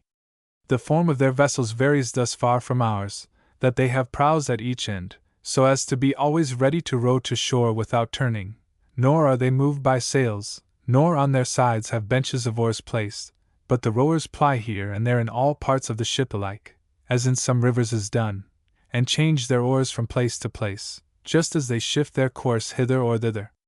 To wealth also, amongst them, great veneration is paid, and thence a single ruler governs them, without all restriction of power, and exacting unlimited obedience. Neither here, as amongst other nations of Germany, are arms used indifferently by all, but shut up and warded under the care of a particular keeper, who in truth too is always a slave, since from all sudden invasions and attacks from their foes, the ocean protects them, besides that armed bands, when they are not employed, grow easily debauched and tumultuous. The truth is, it suits not the interest of an arbitrary prince, to trust the care and power of arms either with a nobleman, or with a freeman, or indeed with any man above the condition of a slave. Beyond the Sway ones is another sea, one very heavy and almost void of agitation, and by it the whole globe is thought to be bounded and environed, for that the reflection of the sun, after his setting, continues till his rising, so bright as to darken the stars. To this, popular opinion has added, that the tumult also of his emerging from the sea is heard, that forms divine are then seen, as likewise the rays about his head. Only thus far extend the limits of nature, if what fame says be true. Upon the right of the Suevian Sea the Estian nations reside, who use the same customs and attire with the Suevians. Their language more resembles that of Britain. They worship the mother of the gods. As the characteristic of their national superstition, they wear the images of wild boars. This alone serves them for arms, this is the safeguard of all, and by this every worshipper of the goddess is secured even amidst his foes.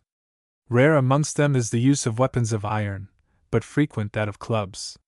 In producing of grain and the other fruits of the earth, they labor with more assiduity and patience than is suitable to the usual laziness of Germans. Nay, they even search the deep, and of all the rest are the only people who gather amber. They call it glassing, and find it amongst the shallows and upon the very shore.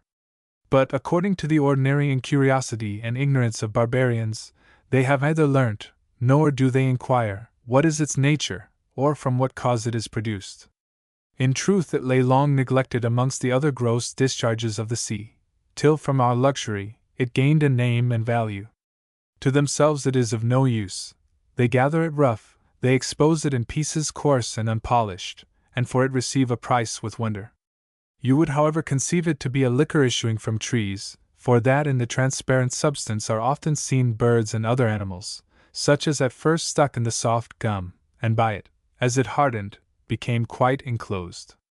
I am apt to believe that, as in the recesses of the East are found woods and groves dropping frankincense and balms, so in the isles and continent of the West such gums are extracted by the force and proximity of the sun, at first liquid and flowing into the next sea, then thrown by winds and waves upon the opposite shore. If you try the nature of amber by the application of fire, it kindles like a torch, and feeds a thick and unctuous flame very high scented, and presently becomes glutinous like pitch or rosin. Upon the sway ones border the people sit ones, and agreeing with them in all other things, differ from them in one, that here the sovereignty is exercised by a woman. So notoriously do they degenerate not only from a state of liberty, but even below a state of bondage. Here end the territories of the Suevians. Whether amongst the Sarmatians or the Germans I ought to account the Pusinians, the Venetians, and the Fenians, is what I cannot determine, though the Pusinians, whom some call Bastarnians, speak the same language with the Germans, use the same attire, build like them, and live like them, in that dirtiness and sloth so common to all.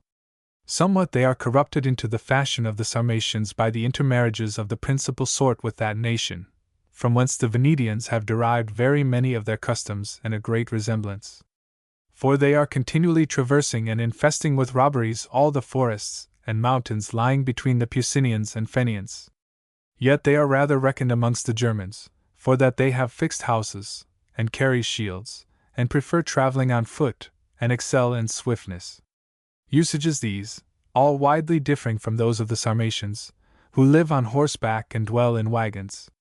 In wonderful savageness live the nation of the Fenians, and in beastly poverty, destitute of arms, of horses, and of homes, their food the common herbs, their apparel skins, their bed the earth, their only hope in their arrows, which for want of iron they point with bones.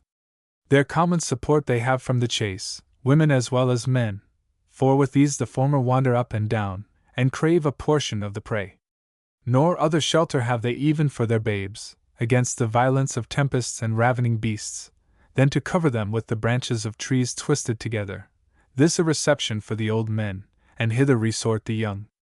Such a condition they judge more happy than the painful occupation of cultivating the ground, than the labor of rearing houses, than the agitations of hope and fear attending the defense of their own property, or the seizing that of others.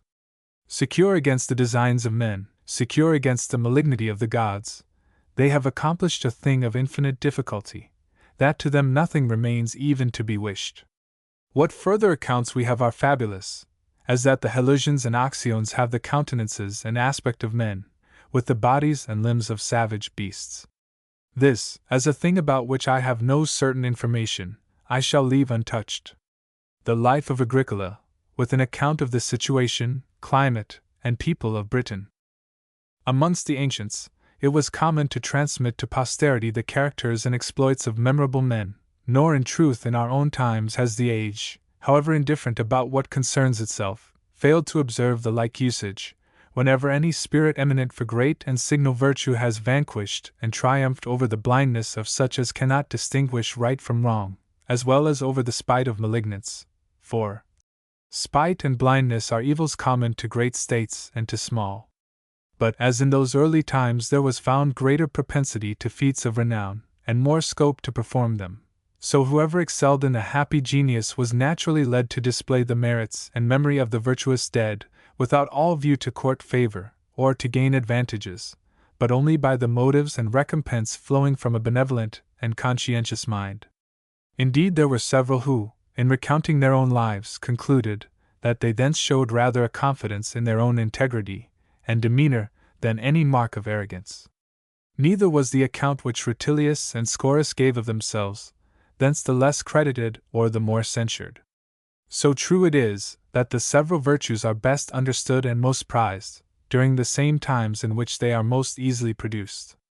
But to myself, who am going to relate the life of a person deceased, I find pardon necessary, which I should not have asked, were I not about to revive and traverse times so sanguinary and baneful to all virtue. We find it recorded that for celebrating the praises of Paetus Thracia, Arulinus Rusticus suffered a deadly doom, as did Herennius Senus, for those of Helvidius Priscus. Nor upon the persons of the authors only was this cruelty inflicted, but also upon the books themselves, since to the triumvirate of justice orders were sent, that in the forum and place of popular elections, the works of men so illustrious for parts and genius should be burned.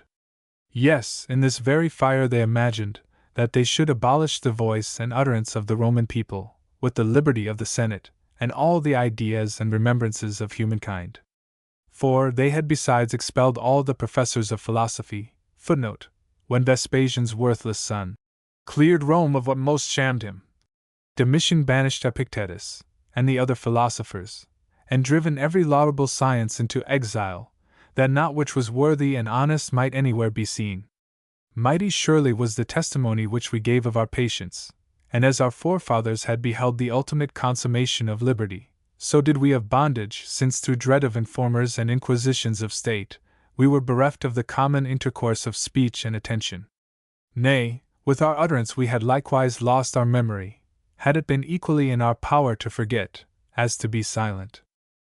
Now indeed at length our spirit returns.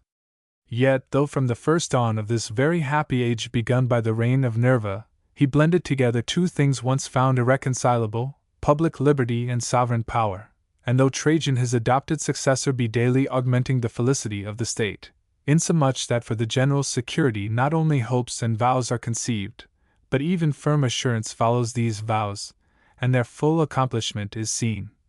Such, however, is the frailty of man and its effects, that much more slow is the progress of the remedies than of the evils, and as human bodies attain their growth by tedious degrees, and are subject to be destroyed in an instant, so it is much easier to suppress than to revive the efforts of genius and study. For, upon the mind there steals a pleasure even in sloth and remissness, and that very inactivity which was at first hated, is at last loved. Will it not be found that during a course of 15 years, a mighty space in the age of mortal man, numbers perished through fortuitous disasters, and all men noted for promptness and spirit were cut off by the cruelty of the emperor? Few we are, who have escaped, and if I may so speak, we have survived not only others but even ourselves, when from the middle of our life so many years were rent, whence from being young we are arrived at old age, from being old we are nigh come to the utmost verge of mortality, all in a long course of awful silence. I shall, however, find no cause of regret from having framed an historical deduction of our former bondage, as also a testimony of the public blessings which at present we enjoy, though, in doing it, my style be negligent and unpolished. To the honor of Agricola my wife's father, this present book is in the meantime dedicated, and, as 'tis a declaration of filial duty and affection, will thence be commended, at least excused. AD 40.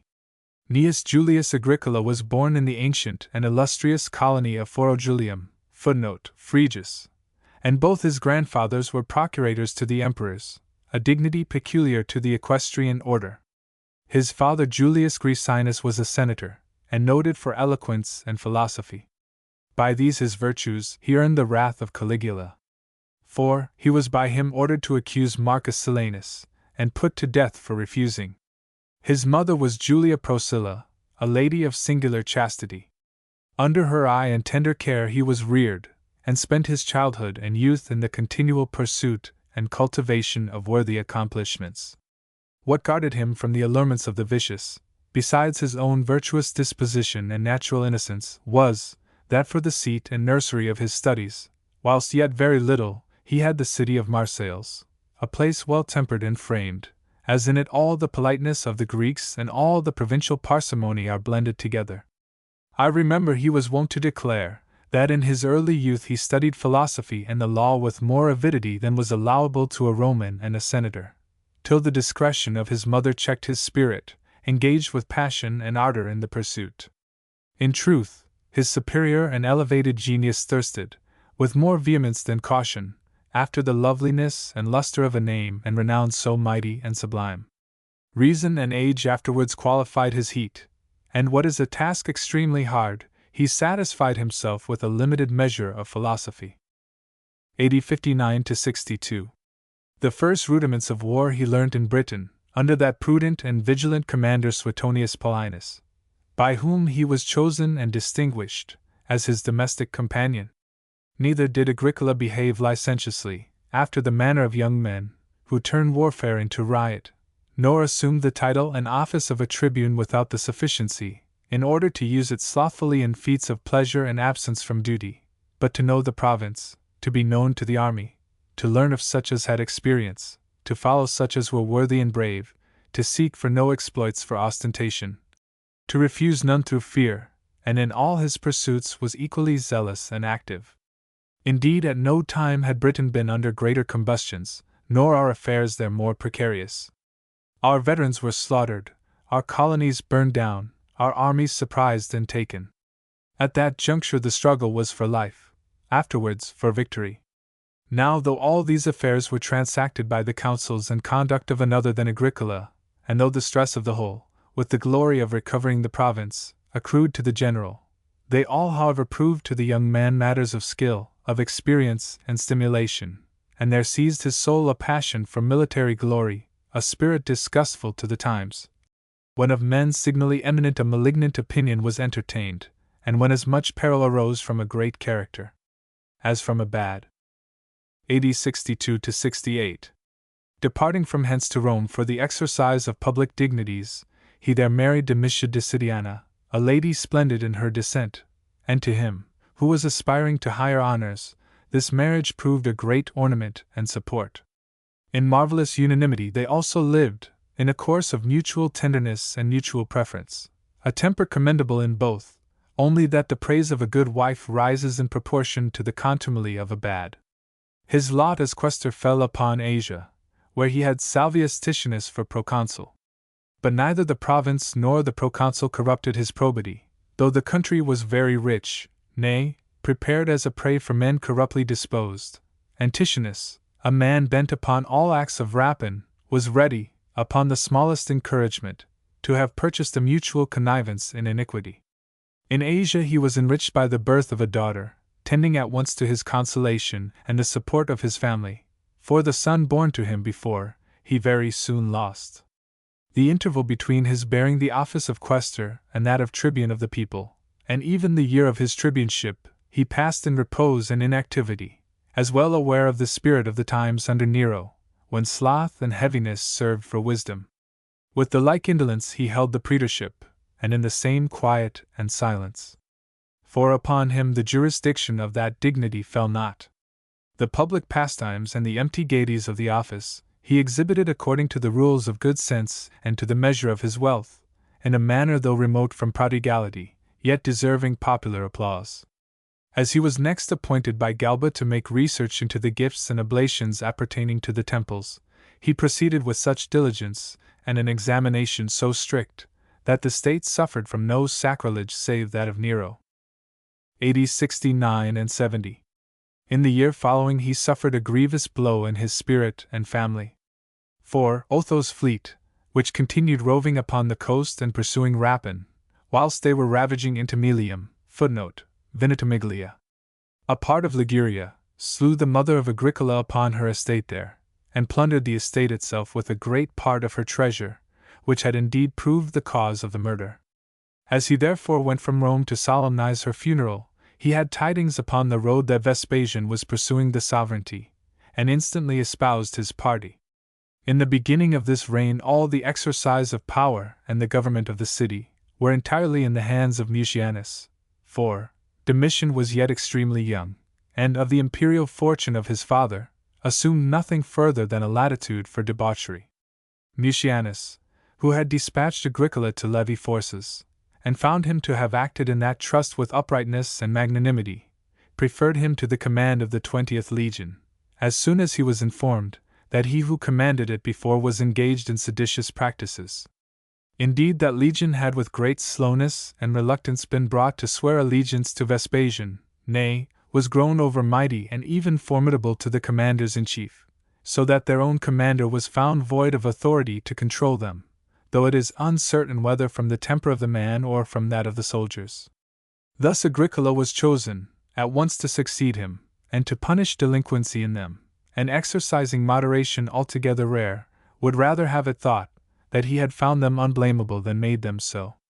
AD 72. Over Britain at that juncture Vettius Bolanus bore rule, but with more complacency than suited a province so fierce and untamed. Hence Agricola restrained his own heat, and held within bounds the ardor of his spirit, as he was well skilled how to show his obedience, and had thoroughly learned to blend what was honorable with what was profitable. Soon after this, Britain received for its governor Patilius Cerealis, one of consular quality. The virtue and abilities of Agricola had now ample space for producing suitable effects. But to him at first Cerealis communicated only the dangers and fatigues. With him anon he likewise shared the glory, frequently, for trial of his prowess, committed to his conduct a part of the army, sometimes, according to the measure of his success, set him at the head of forces still larger. Nor did Agricola ever vaunt his exploits to blazon his own fame. To his general, as to the author of all, he, as his instrument and inferior, still ascribed his good fortune. Thus from his bravery in the execution of his orders, from his modesty in recounting his deeds of bravery, he escaped envy, yet failed not to gain glory. AD 73 to 78. Upon his return from commanding a legion, the deified Vespasian raised him to the rank of a patrician, and afterwards invested him with the government of the province of Aquitaine, a government of the foremost dignity, and given as previous to the consulship, to which that prince had destined him. There are many who believe that to military men subtlety of spirit is wanting, for that in camps the direction of process and authority is rather rough and void of formality, and that where hands and force are chiefly used, there the address and refinements usual to courts are not exercised. Yet Agricola, assisted by his natural prudence, though he was then engaged only with men of peace and the robe, acquitted himself with great facility and great uprightness. He carefully distinguished the seasons of business and the seasons of recess. Whenever he sat in council or upon the tribunals of justice, he was grave, attentive, awful, generally addicted to compassion. The moment he had fulfilled the duties of his office, he personated no longer the man of power. He had then cast off all sternness, all airs of state, and all rigor. Nay, what is very rarely to be seen, his complaisance neither weakened his authority, nor did his severity make him less amiable.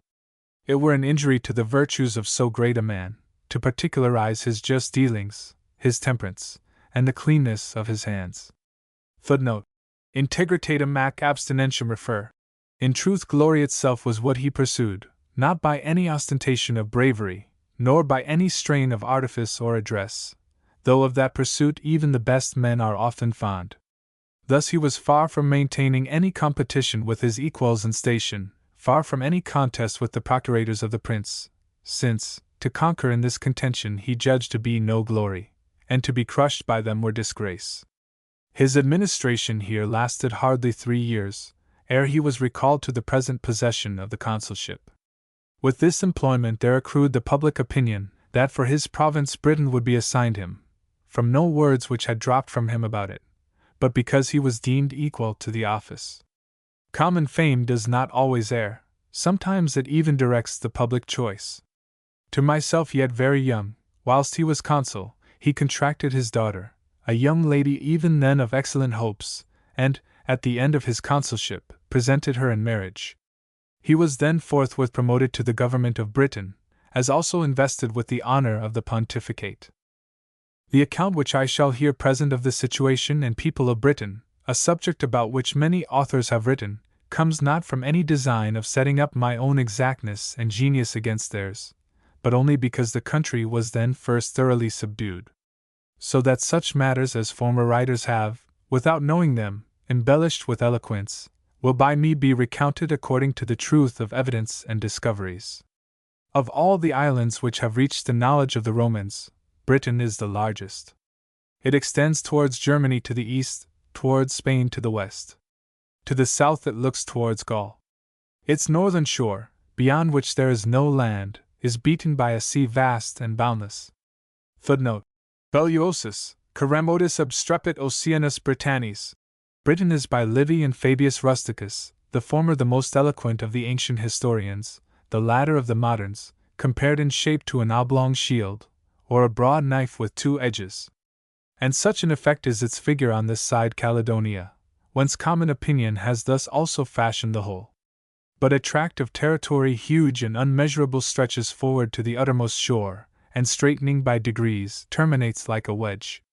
Round the coast of this sea, which beyond it has no land, the Roman fleet now first sailed, and thence proved Britain to be an island, as also discovered and subdued the Isles of Orkney till then unknown. Thule was likewise descried, hitherto hid by winter under eternal snow. This sea they report to be slow and stagnate, difficult to the rowers, and indeed hardly to be raised by the force of winds. This I conjecture to be because land and mountains, which are the cause and materials of tempests, very rarely occur in proportion to the mighty mass of water, a mass so deep and uninterrupted as not to be easily agitated. An inquiry into the nature of the ocean and of the tide is not the purpose of this work, and about it many have written. One thing I would add, that nowhere is the power of the sea more extensive than here, forcing back the waters of many rivers, or carrying them away with its own, nor is its flux and ebbings confined to the banks and shore, but it works and winds itself far into the country, nay forms bays and rocks and mountains, as if the same were its native bed. For the rest, who were the first inhabitants of Britain, whether natives of its own, or foreigners, can be little known amongst a people thus barbarous. In their looks and persons they vary, from whence arguments and inferences are formed. For, the red hair of the Caledonians, and their large limbs, testify their descent to be from Germany. The swarthy complexion of the Silures, and their hair, which is generally curled, with their situation opposite to the coast of Spain, furnish ground to believe that the ancient Iberians had arrived from thence here, and taken possession of the territory. They who live next to Gaul are also like the Gauls, whether it be that the spirit of the original stock from which they sprang still remains, or whether in countries near adjoining, the genius of the climate confers the same form and disposition upon the bodies of men. To one who considers the whole, it seems however credible, that the Gauls at first occupied this their neighboring coast. That their sacred rites are the same, you may learn from their being possessed with the same superstition of every sort. Their speech does not much vary. In daring and dangers they are prompted by the like boldness, and with the like affright avoid them when they approach. In the Britons, however, superior ferocity and defiance is found, as in a people not yet softened by a long peace. For we learn from history that the Gauls too flourished in warlike prowess and renown. Amongst them afterwards, together with peace and idleness, there entered effeminacy, and thus with the loss of their liberty they lost their spirit and magnanimity. The same happened to those of the Britons who were conquered long ago. The rest still continue such as the Gauls once were. Their principal force consists in their foot. Some nations amongst them make also war in chariots. The more honorable person always drives, under his leading his followers fight. They were formerly subject to kings. They are now swayed by several chiefs, and rent into factions and parties, according to the humor and passions of those their leaders. Nor against nations thus powerful does aught so much avail us, as that they consult not in a body for the security of the whole. It is rare that 2 or 3 communities assemble and unite to repulse any public danger threatening to all. So that whilst only a single community fought at a time, they were every one vanquished. The sky from frequent clouds and rain is dull and hazy. Excessive cold they feel not. Their days in length surpass ours. Their nights are very clear, and at the extremity of the country, very short, so that between the setting and return of the day, you perceive but small interval. They affirm, that were it not for the intervention of clouds, the rays of the sun would be seen in the night, and that he doth not rise and fall, but only pass by, for that the extremities of the earth, which are level, yielding but a low shadow, prevent darkness from rising high and spreading, and thence night is far short of reaching the stars and the sky. The soil is such, that except the olive and the vine, and other vegetables, which are wont to be raised in hotter climes, it readily bears all fruits and grain, and is very fertile. It quickly produces, but its productions ripen slowly, and of both these effects there is the same cause, the extreme humidity of the earth and of the sky. Britain yields gold and silver, with other metals, all which prove the prize and reward of the conquerors. The sea also breeds pearls, but of a dark and livid hue, a defect by some ascribed to the unskilfulness of such as gather them. For in the Red Sea they are pulled from the rocks alive and vigorous. In Britain they are gathered at random, such as the sea casts them upon the shore. For myself, I am much apter to believe that nature has failed to give the pearls perfection, than that we fail in avarice. Footnote: Ego facilius creditorum naturam margaritis de esse, quam nobis avaricium. The Britons themselves are a people who cheerfully comply with the levies of men, and with the imposition of taxes, and with all the duties enjoined by government, provided they receive no illegal treatment and insults from their governors, those they bear with impatience. Nor have the Romans any further subdued them than only to obey just laws, but never to submit to be slaves. Even the deified Julius Caesar, the first of all the Romans who entered Britain with an army, though by gaining a battle he frightened the natives, and became master of the coast. Footnote: Caesar conquered to the north of the Thames, yet may be thought to have rather presented posterity with a view of the country, than to have conveyed down the possession. Anon the civil wars ensued, and against the Commonwealth were turned the arms of her own chiefs and leaders. Thus Britain was long forgot, and continued to be so even during peace. This was what Augustus called reason of state, but what Tiberius styled the ordinance of Augustus. That Caligula meditated an invasion of Britain in person is well known, but he possessed a spirit, as precipitate and wild, so presently surfeited with any design whatever, besides that all his mighty efforts against Germany were quite baffled.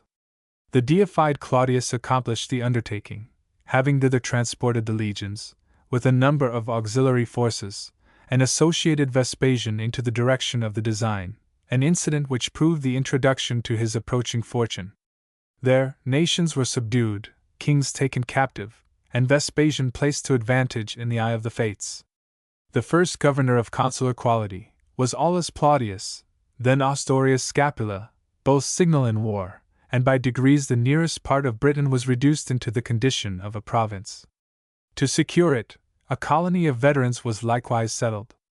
To the British King Cogidanus certain communities were given, a prince who even till our times continued in perfect fidelity to us. For, with the Roman people it is a custom long since received, and practiced of old, that for establishing the bondage of nations, they are to employ even kings as their instruments. Afterwards followed Didius Gallus, and just preserved what acquisitions his predecessors had made, only that further in the island he raised some forts, and very few they were, purely for the name and opinion of having enlarged his government. Next to Didius came Veranius, and died in less than a year. Then immediately succeeded Suetonius Paulinus, who during 2 years commanded with success, subdued fresh nations and established garrisons. Trusting to these, he went to assail the Isle of Anglesey, as a place which supplied the revolters with succors, and thus left the country behind him exposed to the enemy. For the Britons, when through the absence of the governor they were eased of their fear, began to commune together concerning the miseries of bondage, to recount their several grievances, and so to construe and heighten their injuries as effectually to inflame their resentments. Their patience, they said, availed them nothing further than to invite the imposition of heavier burdens upon a people who thus tamely bore any. In times past they had only a single king, they were now surrendered to two. One of these, the governor-general, tyrannized over their bodies and lives, the imperial procurator, who was the other, over their substance and fortunes. Equally pernicious to their subjects was any variance between these their rulers, as their good intelligence and unanimity. Against them the one employed his own predatory bands, as did the other his centurions and their men, and both exercised violence alike, both treated them with equal insults and contumely. To such height was oppression grown, that nothing whatever was exempt from their avarice, nothing whatever from their lust. He who in the day of battle spoiled others, was always stronger than they. But here it was chiefly by the cowardly and effeminate that their houses were seized, their children forced away, and their men obliged to enlist, as if their country were the only thing for which the Britons knew not how to die. In truth, what a small force would all the soldiers arrived in the island appear, would the Britons but compute their own numbers? It was from this consideration that Germany had thrown off the same yoke, though a country defended only by a river, and not like this, by the ocean. To animate themselves to take arms, they had their country, their wives, their parents, whilst these their oppressors were prompted by nothing but their avarice and sensuality, nor would they fail to withdraw from the island, as even the deified Julius had withdrawn, would the natives but imitate the bravery of their forefathers, and not be dismayed with the issue of an encounter or two. Amongst people like themselves reduced to misery, superior ardor was ever found, as also greater firmness and perseverance.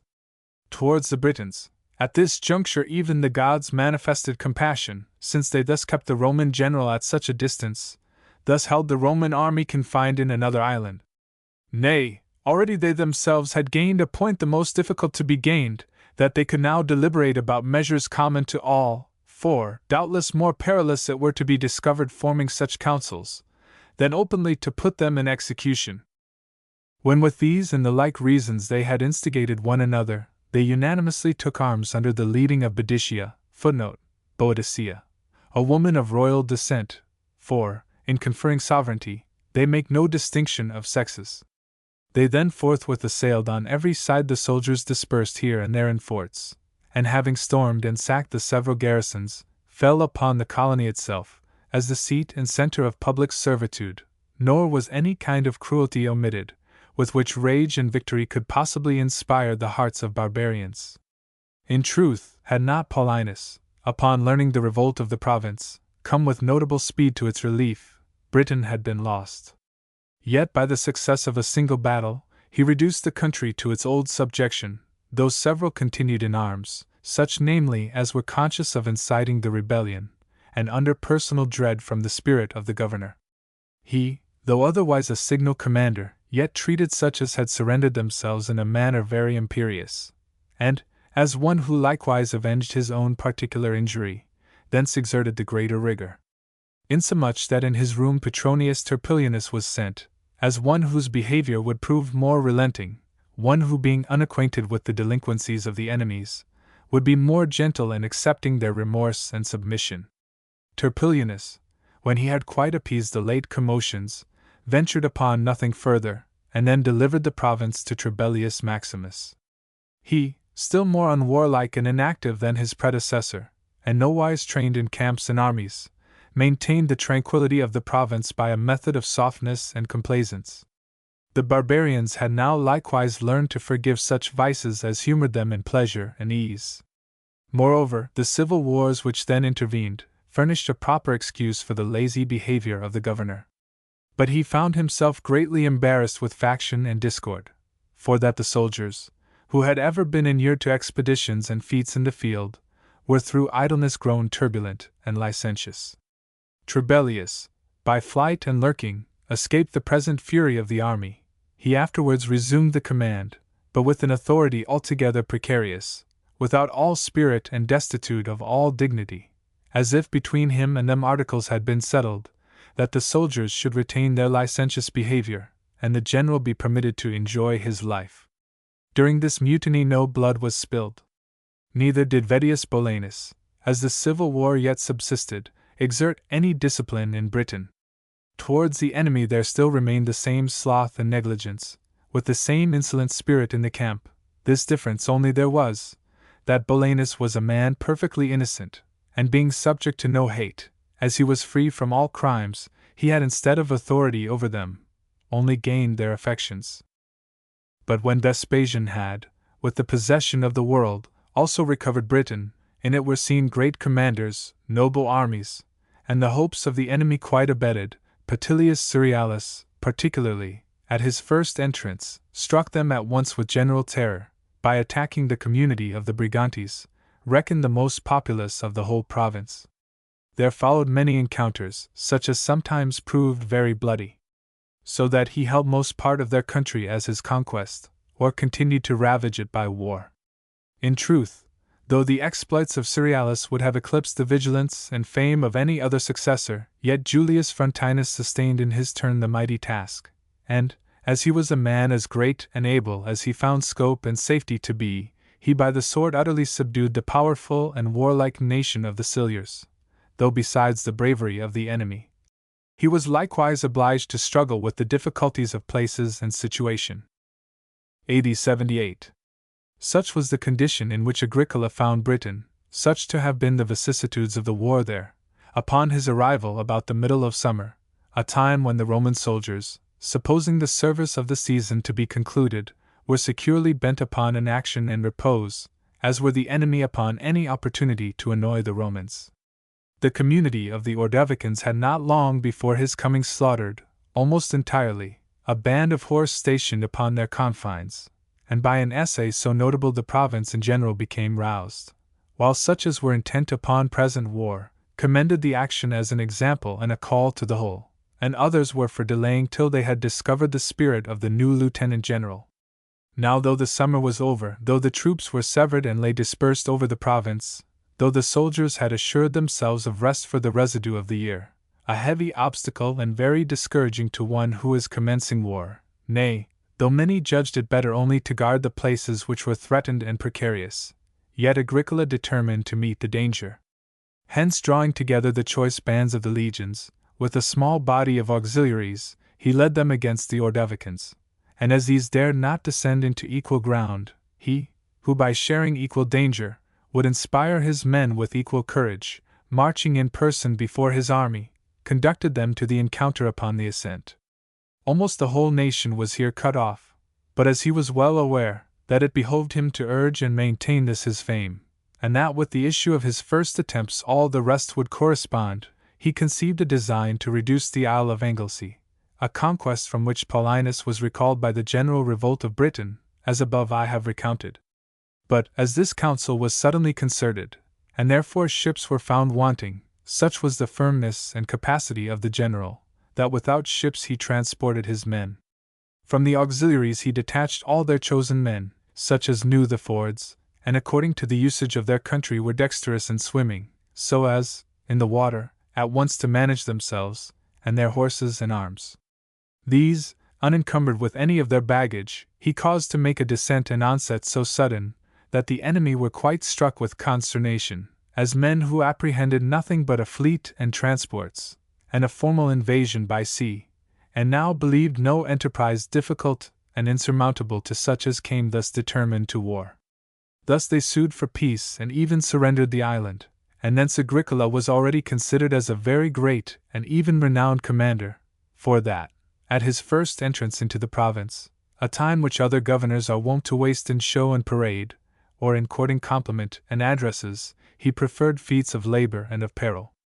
Nor did he apply this his good fortune and success to any purpose of vainglory, so that upon the bridling of such as were vanquished before, he would not bestow the title of an expedition or of victory, nor in truth would he so much as with the bare honor of the laurel distinguish these his exploits. But even by disguising his fame, he enlarged it, as men considered how vast must be his future views, when he thus smothered in silence deeds so noble. For the rest, as he was acquainted with the temper of the people in his province, as he had also learned from the conduct and experience of others that little is gained by arms where grievances and oppressions follow, he determined to cut off all the causes of war. Beginning therefore with himself and those appertaining to him, he checked and regulated his own household, a task which to many proves not less difficult than that of governing a province. By none of his domestics, bond or freed, was aught that concerned the public transacted. In raising the soldiers to a superior class, he was swayed by no personal interest or partiality, nor by the recommendation and suit of the centurions, but by his own opinion and persuasion that the best soldiers were ever the most faithful. All that passed he would know, though all that was amiss he would not punish. Upon small offences he bestowed pardon, for such as were great he exercised proportionable severity. Nor did he always exact the punishment assigned, but frequently was satisfied with compunction and remorse. In conferring offices and employments he rather chose men who would not transgress, than such as he must afterwards condemn for transgressing. Though the imposition of tribute and of grain had been augmented, yet he softened it by causing a just and equal distribution of all public burdens, since he abolished whatever exactions had been devised for the lucre of particulars, and were therefore borne with more regret than the tribute itself. For the inhabitants were forced to bear the mockery of attending at their own barns, locked up by the publicans, and of purchasing their own corn of the monopolists, nay, of selling it afterwards back again at a poor price. They were moreover enjoined to take long journeys, and carry grain across the several countries to places extremely distant, insomuch that the several communities, instead of supplying the winter quarters which lay adjoining, must furnish such as were remote and difficultly travelled, to the end that what was easy to be had by all might produce gain to a few. AD 79. By suppressing these grievances immediately in his first year, he gained a high character to a state of peace, a state which, either through the neglect or connivance of his predecessors, was till then dreaded no less than that of war. But upon the coming of summer, he assembled his army, then proceeded to commend such of the men who in marching observed their duty and rank, and to check such as were loose and straggling. He himself always chose the ground for encamping, the salt marshes, friths, and woods he himself always first examined, and to the enemies all the while allowed not a moment's quiet or recess, but was ever distressing them with sudden incursions and ravages. Then, having sufficiently alarmed and terrified them, his next course was to spare them, thus to tempt them with the sweetness and allurements of peace. By this conduct, several communities which till that day had asserted a state of equality and independence, came to lay down all hostility, gave hostages, and were begirt with garrisons and fortresses, erected with such just contrivance and care, that no part of Britain hitherto known escaped thenceforward from being annoyed by them. The following winter was employed in measures extremely advantageous and salutary. For, to the end that these people, thus wild and dispersed over the country, and thence easily instigated to war, might by a taste of pleasures be reconciled to inactivity and repose, he first privately exhorted them, then publicly assisted them, to build temples, houses and places of assembling. Upon such as were willing and assiduous in these pursuits he heaped commendations, and reproofs upon the lifeless and slow. So that a competition for this distinction and honor had all the force of necessity.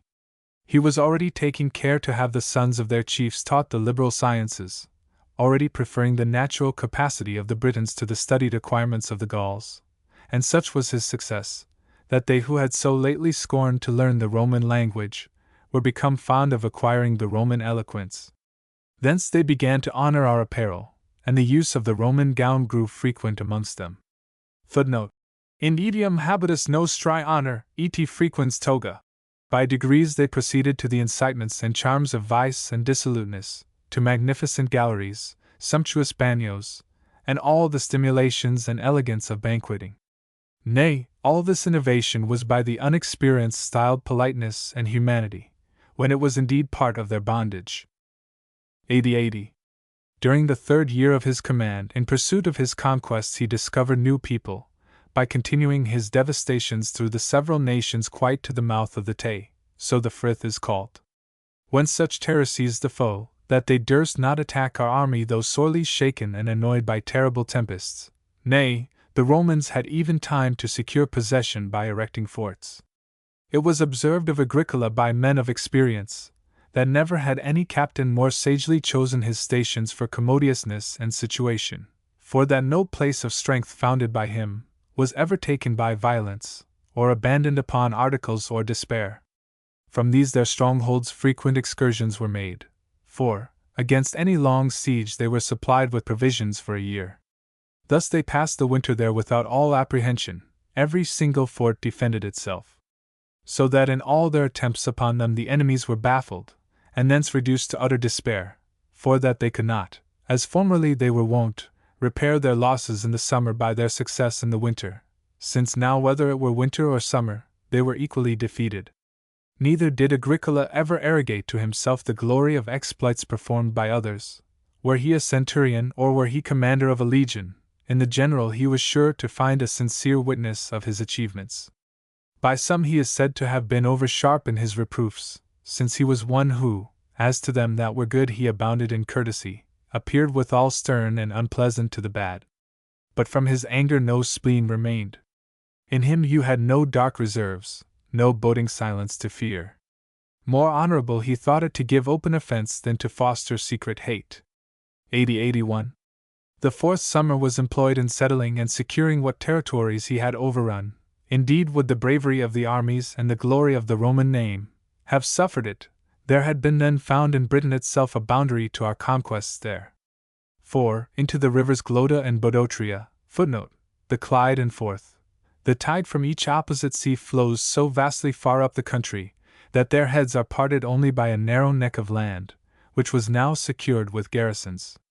Thus of all on this side we were already masters, since the enemy were driven as it were into another island. 80-82. In the 5th year of the war, Agricola passing the Frith, himself in the first ship that landed, in many and successful encounters subdued nations till that time unknown, and placed forces in that part of Britain which fronts Ireland, more from future views than from any present fear. In truth Ireland, as it lies just between Britain and Spain, and is capable of an easy communication with the coast of Gaul, would have proved of infinite use in linking together these powerful limbs of the empire. In size it is inferior to Britain, but surpasses the islands in our sea. In soil and climate, as also in the temper and manners of the natives, it varies little from Britain. Its ports and landings are better known, through the frequency of commerce and merchants. A petty king of the country, expelled by domestic dissension, was already received into protection by Agricola, and under the appearance of friendship, reserved for a proper occasion. By him I have often heard it declared, that with a single legion and a few auxiliaries Ireland might be conquered and preserved, nay, that such an acquisition were of moment for the securing of Britain, if, on all sides the Roman arms were seen, and all national liberty banished as it were out of sight. 80-83. For the rest, on the summer which began the 6th year of his administration, as it was apprehended, that the nations forward would universally take arms, and that the ways were all infested with the enemy's host, his first step was to coast and explore the large communities beyond Bodotria, the Forth, by the means of his fleet, which was from the beginning employed by him as part of his forces, and in attending him at this time made a glorious appearance, when thus by sea and land the war was urged. In truth, the same camp often contained the foot and the horse and the marines, all intermixed, and rejoicing in common, severally magnifying their own feats, their own hazards and adventures. Here were displayed the horrors of steep mountains and dismal forests, there the outrages of waves and tempests. These boasted their exploits by land and against the foe, those the vanquished ocean, all vying together according to the usual vaunts and ostentation of soldiers. Upon the Britons also, as from the captives was learned, the sight of the fleet brought much consternation and dismay, as if, now that their solitary ocean and recesses of the deep were disclosed and invaded, the last refuge of the vanquished was cut off. To action in arms, the several people inhabiting Caledonia had immediate recourse, and advanced with great parade, made still greater by common rumor, as usual in things that are unknown, for that they daringly assailed our forts, and by thus insulting and defying us, created much fear and alarm. Nay, there were some who, covering real cowardice under the guise of prudence and counsel, exhorted a return to the nether side of Bodotria, to retreat south of the Forth, for that it were more eligible to retire back than to be driven. He was apprised the while that the enemy meant to attack him in divers bands, so that, as they surpassed him in numbers and in the knowledge of the country, he too divided his army into 3 parts, and thus marched, to prevent their surrounding him. As soon as this disposition of his was known to the enemy, they suddenly changed theirs, and all in a body proceeded to fall upon the 9th Legion as the least sufficient and weakest of all, and, as the assault was in the night, they slew the guards and entered the trenches, aided by the general sleep or general dismay there. They were already pursuing the fight in the camp itself, when Agricola, having from his spies learned what route the enemy had taken, and closely following their track, commanded the lightest of his foot and cavalry to charge them, whilst yet engaged, in the rear, and the whole army presently after to give a mighty shout. Moreover, at break of day, the Roman banners were beheld refulgent. Thus were the Britons dismayed with double peril and distress, and to the Romans their courage returned. Hence, seeing their lives secure, they now maintained the conflict for glory. They even returned the attack upon the enemy, insomuch that in the very gates of the camp a bloody encounter ensued, till the enemy were quite routed, for both these our armies exerted their might, the one contending to show that they had brought relief, the other to appear not to have wanted assistance. Indeed, had not the woods and marshes served for shelter to the fugitives, by this victory the war had been determined. By this success, with such valor gained, and followed with such renown, the army was become elated and resolute. With fierce din they cried that to their bravery nothing could prove insurmountable. They must penetrate into the heart of Caledonia, and advance in a continual succession of battles, till they had at last found the utmost limits of Britain. Thus it was that they, who a little before had been so wary and so wise, were now, after the event was determined, grown full of boasts and intrepidity. Such is the lot of warfare, very unequal and unjust. In success all men assume part, the disasters are all imputed to one. Now the Britons, conjecturing the victory to proceed not from superior courage, but from circumstances improved and the address of our general, lost nothing of their spirit and defiance, but armed their young men, removed their wives and children into places of security, and in general conventions of their several communities engaged them in a league ratified by solemn sacrifices. And thus they mutually retired for the winter, with minds on both sides abundantly irritated. During the same summer, a cohort of Usipians levied in Germany, and thence transported to Britain, adventured upon a feat very desperate and memorable. When they had slain the centurion and soldiers placed amongst them for training them in discipline, and to serve them for patterns and directors, they embarked in 3 pinnaces, forcing the pilots to conduct them, and since one of these forsook them and fled away, they suspected and therefore killed the other 2. As the attempt was not yet divulged, their launching into the deep was beheld as a wonder. Anon they were tossed hither and thither at the mercy of the waves, and, as they often engaged for spoil with several of the Britons, obliging them to defend their property thus invaded, in which conflicts they frequently proved victorious, and were sometimes defeated, they were at last reduced to want so pressing, as to feed upon one another, first upon the weakest, then upon whomsoever the lot fell. In this manner were they carried round about Britain, and having lost their vessels through ignorance how to manage them, they were accounted robbers and pirates, and fell into the hands first of the Suevians, afterwards of the Frisians. Nay, as they were bought and sold for slaves, some of them, through change of masters, were brought over to our side of the Rhine, and grew famous from the discovery of an adventure so extraordinary. AD 84. In the beginning of the summer, Agricola suffered a sore blow in his family, by losing his son born about a year before. A misfortune which he either bore with an ostentation of firmness and unconcern, like many other men of magnanimity, nor with lamentations and tears worthy only of women. Besides that for this affliction, war proved one of his remedies. When therefore he had sent forward the navy, which by committing devastations in several places, would not fail to spread a mighty and perplexing terror, he put himself at the head of his army lightly equipped, and to it had added some of the bravest Britons, such as had been well proved through a long course of peace. Thus he arrived at the Grampian Hills, upon which the enemy were already encamped. For the Britons, nothing daunted by the issue of the former battle, and boldly waiting either to take vengeance or to suffer bondage, taught withal at last that a general union was the best way to repel common danger, had by embassies and confederacies drawn together the forces of all their communities.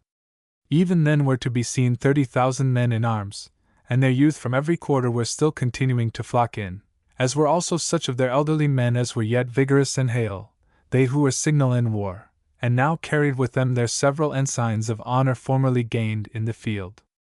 And now Galgacus, he who amongst their several leaders surpassed all in valor and descent, is said to have spoken this strain to the multitude all very pressing for battle. Whenever I contemplate the causes of the war, and the necessity to which we are reduced, great is my confidence that this day and this union of yours will prove the beginning of universal liberty to Britain. For, besides that bondage is what we have never borne, we are so beset that beyond us there is no further land, nor in truth is there any security left us from the sea whilst the Roman fleet is hovering upon our coasts. Thus the same expedient which proves honorable to brave men, is to cowards too become the safest of all others, even present recourse to battle and arms. The other Britons, in their past conflicts with the Romans, whence they found various success, had still a remaining source of hope and succor in this our nation. For, of all the people of Britain we are the noblest, and thence placed in its innermost regions, and, as we behold not so much as the coasts of such as are slaves, we thus preserve even our eyes free and unprofaned by the sight of lawless and usurped rule. To us who are the utmost inhabitants of the earth, to us the last who enjoy liberty, this extremity of the globe, this remote tract unknown even to common fame, has to this day proved the only protection and defense. At present the utmost boundary of Britain is laid open, and to conquer parts unknown, is thought matter of great pomp and boasting. Beyond us no more people are found, nor aught save seas and rocks, and already the Romans have advanced into the heart of our country. Against their pride and domineering you will find it in vain to seek a remedy or refuge from any obsequiousness or humble behavior of yours. Plunderers of the earth these, who in their universal devastations finding countries to fail them, investigate and rob even the sea. If the enemy be wealthy, he inflames their avarice, if poor, their ambition. They are general spoilers, such as neither the Eastern world nor the Western can satiate. They only of all men thirst after acquisitions both poor and rich, with equal avidity and passion. To spoil, to butcher, and to commit every kind of violence, they style by a lying name, government, and when they have spread a general desolation, they call it peace. Footnote: Ubis solitudinem facient, pacem appellant. Dearest to every man are his children and kindred by the contrivance and designation of nature. These are snatched from us for recruits, and doomed to bondage in other parts of the earth. Our wives and sisters, however they escape rapes and violence as from open enemies, are debauched under the appearance and privilege of friendship and hospitality. Our fortunes and possessions they exhaust for tribute, our grain for their provisions. Even our bodies and limbs are extenuated and wasted, while we are doomed to the drudgery of making cuts through woods, and drains in bogs, under continual blows and outrages. Such as are born to be slaves are but once sold, and thenceforward nourished by their lords. Britain is daily paying for its servitude, is daily feeding it. Moreover, as in a tribe of household slaves, he who comes last serves for sport to all his fellows, so in this ancient state of slavery to which the world is reduced, we, as the freshest slaves and thence held the most contemptible, are now designed to destruction. For, we have no fields to cultivate, nor mines to dig, nor ports to make, works for which they might be tempted to spare us alive, besides that ever distasteful to rulers is magnanimity and a daring spirit in their subjects. Indeed our very situation, so solitary and remote, the more security it affords to us, does but raise the greater jealousy in them. Seeing therefore you are thus bereft of all hopes of mercy, rouse now at last all your courage, both you to whom life is dearest, and you to whom glory. The Brigantes, even under the leading of a woman, burn their colony, stormed their entrenchments, and had not such success degenerated into sloth, might have quite cast off the yoke of slavery. Let us who still preserve our forces entire, us who are still unsubdued, and want not to acquire liberty but only to secure it, manifest at once, upon the first encounter, what kind of men they are that Caledonia has reserved for her own vindication and defense. Do you indeed believe the Romans to be equally brave and vigorous in war, as during peace they are vicious and dissolute? From our quarrels and divisions it is that they have derived their renown, and thus convert the faults of their enemies to the glory of their own army, an army compounded of many nations so different, that as it is success alone which holds them together, misfortunes and disasters will surely dissolve them. Unless you suppose that the Germans there, that the Gauls, and many of the Britons, whom with shame I mention, men who however have been all much longer their enemies than their slaves, are yet attached to them by any real fidelity and affection, whilst presenting their blood to establish a domination altogether foreign and unnatural to them all. What restrains them is no more than awe and terror, frail bonds of endearment, and when these are removed, such who cease to fear will immediately begin to manifest their hate. Amongst us is found whatever can stimulate men to victory. The Romans have no wives to hearten and to urge them. They have here no fathers and mothers to upbraid them for flying. Many of them have no country at all, or at least their country is elsewhere. But a few in number they are, ignorant of the region and then struck with dread, whilst to their eyes, whatever they behold around them, is all wild and strange, even the air and sky, with the woods and the sea, so that the gods have in some sort delivered them enclosed and bound into our hands. Be not dismayed with things of mere show, and with a glare of gold and of silver. This is what can neither wound nor save. In the very host of the enemy we shall find bands of our own. The Britons will own and espouse their own genuine cause. The Gauls will recollect their former liberty. What the Usipians have lately done, the other Germans will do, and abandon the Romans. Thereafter nothing remains to be feared. Their forts are ungarrisoned, their colonies replenished with the aged and infirm, and between the people and their magistrates, whilst the former are averse to obedience, and the latter rule with injustice, the municipal cities are weakened and full of dissensions. Here you see a general, here an army, there you may behold tributes and the mines, with all the other train of calamities and curses ever pursuing men enslaved. Whether all these are to be forever imposed, or whether we forthwith avenge ourselves for the attempt, this very field must determine. As therefore you advance to battle, look back upon your ancestors, look forward to your posterity.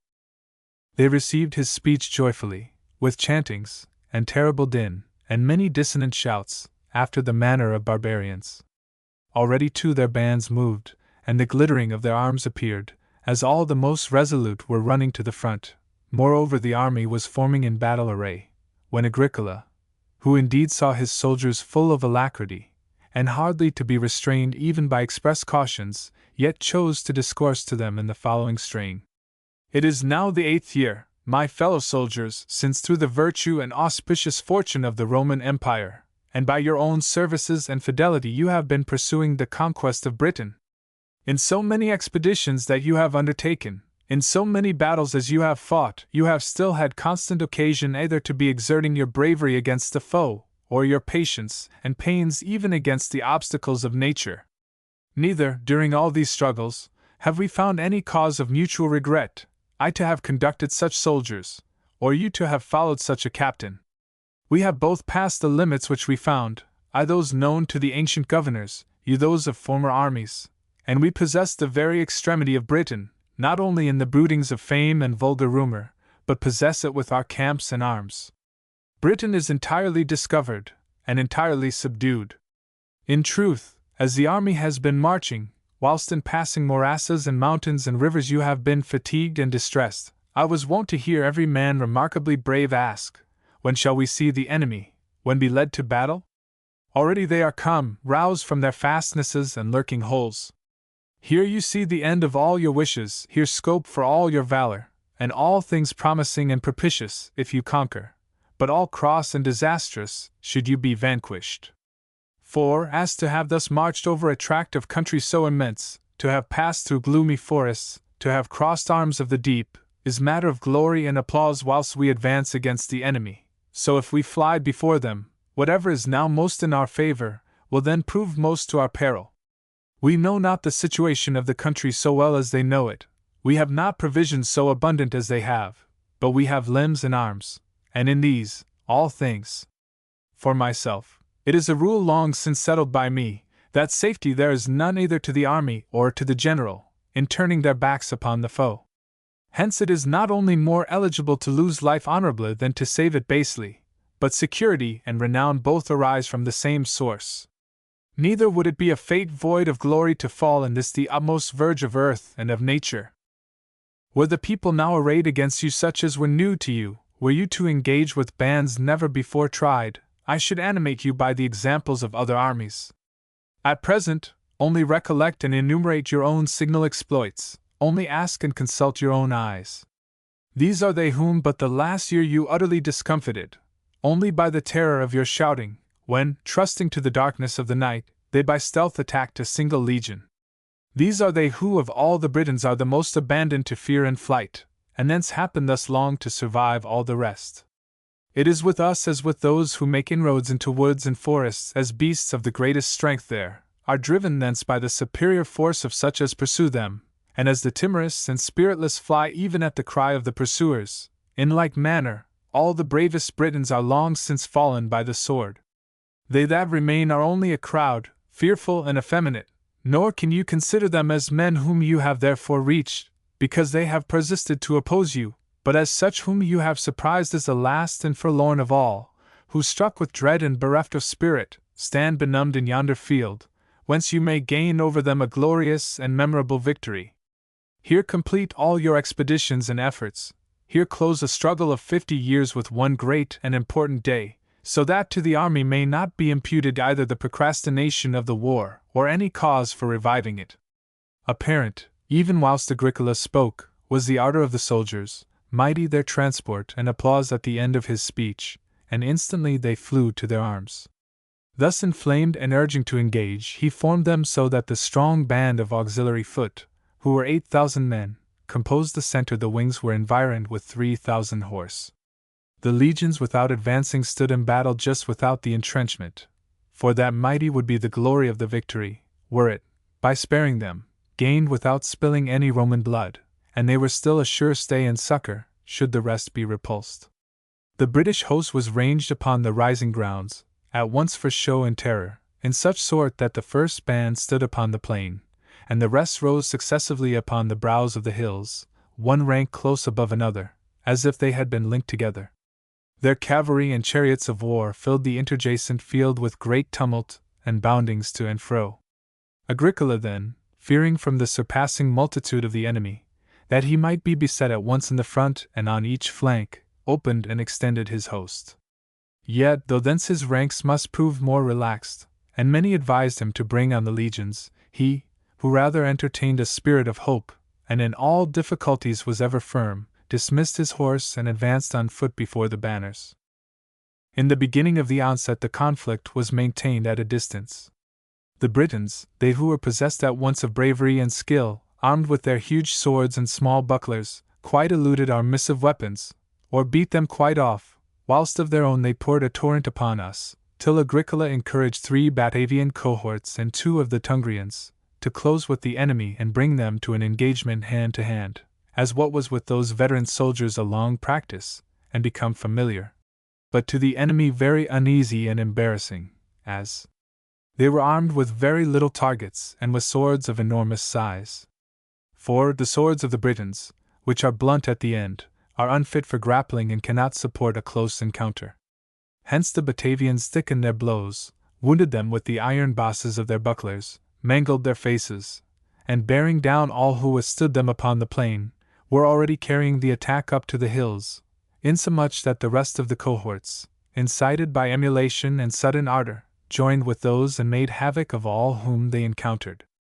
Nay, such was the impetuosity and hurry of the victory, that many were left behind but half dead, others not so much as wounded. In the meantime their troops of cavalry took to flight. The chariots of war mingled with the battalions of foot, and though they had so lately struck terror, were now themselves beset and entangled with our thick bands, as also with the unevenness and intricacy of the place. Of a combat of cavalry this bore not the least appearance, since here, standing obstinately foot to foot, they pressed to overthrow each other by the weight and bodies of their horses. Moreover, the war chariots, now abandoned and straggling, as also the horses destitute of managers and thence wild and affrighted, were running hither and thither just as the next fright drove them, insomuch that all of their own side, who met them or crossed their way, were beaten down by them. Now those of the Britons who were lodged upon the ridges of the hills and had hitherto no share in the encounter, like men yet pressed by no peril, looked with scorn upon our forces as but few in number, and began to descend softly and to surround them in the rear, whilst they were urging their victory. But Agricola, who had apprehended this very design, dispatched to engage them 4 squadrons of horse, such as he had reserved near him for the sudden exigencies of the field, and by this providence of his, the more furiously they had advanced, the more keenly were they repulsed and utterly routed. Thus against the Britons themselves their own devices were turned, and by the order of the general, the squadrons of cavalry which charged in front, wheeled about and assailed the enemy behind. Then in truth, all over the open fields was to be seen a spectacle prodigious and tragical, incessant pursuits, wounds and captivity, and the present captives always slaughtered, as often as others occurred to be taken. Now the enemy behaved just as they happened to be prompted by their several humors. Sometimes they fled in large troops with all their arms, before a smaller number that pursued them. Others, quite unarmed, rushed into peril, and desperately presented themselves to instant death. On all sides lay scattered arms and carcasses, and mangled limbs, and the ground was dyed with blood. Nay, now and then even by the vanquished was exerted notable wrath and bravery. When once they drew near the woods, they rejoined and rallied, and thus circumvented the foremost pursuers, such as, without knowing the country, had rashly ventured too far. Whence we must have suffered some notable disaster, from such confidence void of caution, had not Agricola, who was assiduously visiting every quarter, ordered the stoutest cohorts lightly equipped to range themselves in the form of a toil, a net or web, to encompass them, such as Herodotus describes, for clearing out a vanquished enemy, to invest them, also some of the cavalry to dismount, and enter the straight passes, and the rest of the horse, at the same time, to beat the more open and passable parts of the woods. Now, as soon as they perceived our forces to continue the pursuit with ranks regular and close, they betook themselves to open flight, in no united bands as before, no one man regarding or awaiting another, but quite scattered, and each shunning any companion, they all made to places far remote and desert. What ended the pursuit was night and a satiety of slaughter. Of the enemy were slain 10,000. There fell of our men 340, amongst these Aulus Atticus, commander of a cohort, won by his own youthful heart, as also by a fiery horse, hurried into the midst of the enemies. It was indeed a night of great joy to the conquerors, both from victory and spoil. The Britons, who wandered in despair, men and women uttering in concert their dismal wailings, dragged along their wounded, called to such as were unhurt, deserted their houses, nay, in rage even set them on fire, made choice of lurking holes, then instantly forsook them, then met to consult, and from their counsels gathered some hope, sometimes, upon beholding their dearest pledges of nature. Their spirits became utterly sunk and dejected, sometimes, by the same sight, they were roused into resolution and fury. Nay, 'tis very certain, that some murdered their children and wives, as an act of compassion and tenderness. The next day produced a more ample display of the victory, on all sides a profound silence, solitary hills, thick smoke rising from the houses on fire, and not a living soul to be found by the scouts. When from these, who had been dispatched out every way, it was learnt that whither the enemy had fled no certain traces could be discovered, and that they had nowhere rallied in bodies. When the summer was likewise past and thence an impossibility of extending the operations of war, he conducted his army into the borders of the Horestians. After he had there received hostages, he ordered the admiral of the fleet to sail round Britain. For this expedition he was furnished with proper forces, and before him was already gone forth the terror of the Roman power. he himself the while led on his foot and horse with a slow pace, that thus the minds of these new nations might be awed and dismayed even by prolonging his march through them. He then lodged his army in garrisons for the winter.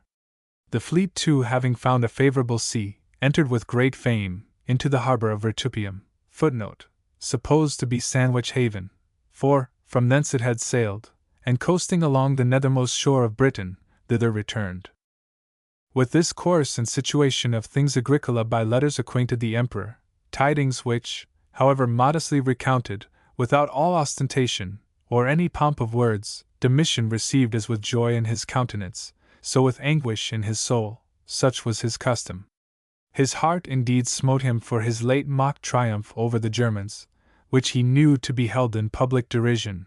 As to adorn it, he had purchased a number of slaves, who were so decked in their habits and hair, as to resemble captives in war. But here a victory mighty and certain, gained by the slaughter of so many thousands of the enemy, was universally sounded by the voice of fame, and received with vast applause. Terrible above all things it was to him, that the name of a private man should be exalted above that of the prince.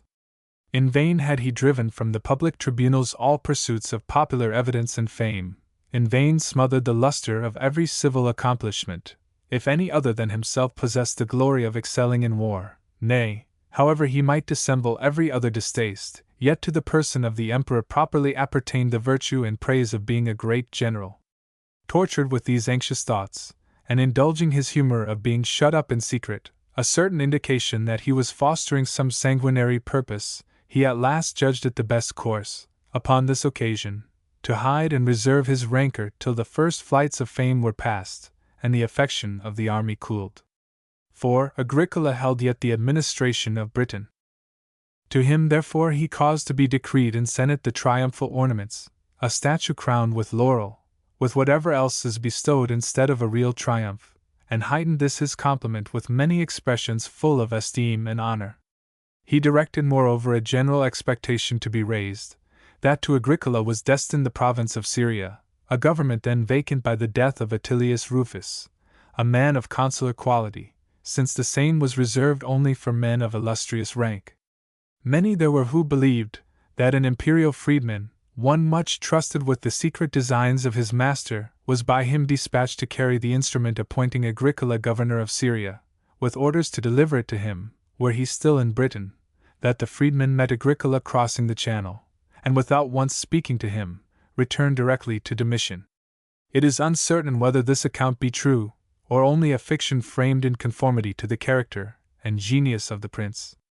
To his successor, in the meantime, Agricola had surrendered the province, now settled in perfect peace and security. Moreover, to prevent all remarks upon the manner of his entry into Rome, from any popular distinction paid him, and any concourse of people to meet him, he utterly declined this observance of his friends, and came into the city by night, and by night, as he was directed, went to the palace. He was there received by the emperor, with a short embrace, but without a word said, then passed, undistinguished, amongst the crowd of servile courtiers. Now, in order to soften with other and different virtues the reputation of a military man, a name ever distasteful to those who live themselves in idleness, he resigned himself entirely to indolence and repose. In his dress he was modest, in his conversation courteous and free, and never found a company with more than one or two of his friends. Insomuch that many, such especially as are wont to judge of great men by their retinue and parade, all calculated to gain popular admiration, when they had beheld and observed Agricola, sought to know whence proceeded his mighty fame. There were indeed but few who could account for the motives of his conduct. Frequently, during the course of that time, was he accused in his absence before Domitian, and in his absence also acquitted. What threatened his life was no crime of his, nor complaint of any particular for injuries received, nor aught else save the glorious character of the man, and the spirit of the emperor hating all excellence and every virtue. With these causes there concurred the most mischievous sort of all enemies, they who extolled him in order to destroy him. Moreover, in the commonwealth there ensued such times as would not permit the name of Agricola to remain unmentioned, so many were the armies which we had lost in Moesia, in Dacia, in Germany, in Pannonia, all by the wretched conduct of our generals, either altogether impotent or foolhardy. So many withal were the brave officers, with so many bands of men overthrown and taken. Neither was the question and contest now about maintaining the limits of the empire and guarding the rivers which served for its boundaries, but about defending the standing encampments of the legions and preserving our own territories. Thus, when public misfortunes were following one another in a continual train, when every year was become signal for calamities and slaughters, Agricola was by the common voice of the populace required for the command of our armies. For all men were comparing his vigor, his firmness, and his mind trained in war, with the sloth and timidity of the others. With discourses of this strain, it is certain that even the ears of Domitian himself were teased, whilst all the best of his freedmen advised and pressed him to this choice, out of pure affection and duty, as did the worst out of virulence and envy, and to whatever appeared most malignant that prince was ever prone. In this manner was Agricola, as well through his own virtues as through the base management of others, pushed upon a precipice even of glory. AD 90. The year was now arrived when to the lot of Agricola was to fall the proconsulship of Asia or of Africa, and, as Civica had been lately murdered, even whilst proconsul of the former province, Agricola was either unprepared what course to pursue, nor Domitian unfurnished with an example to follow.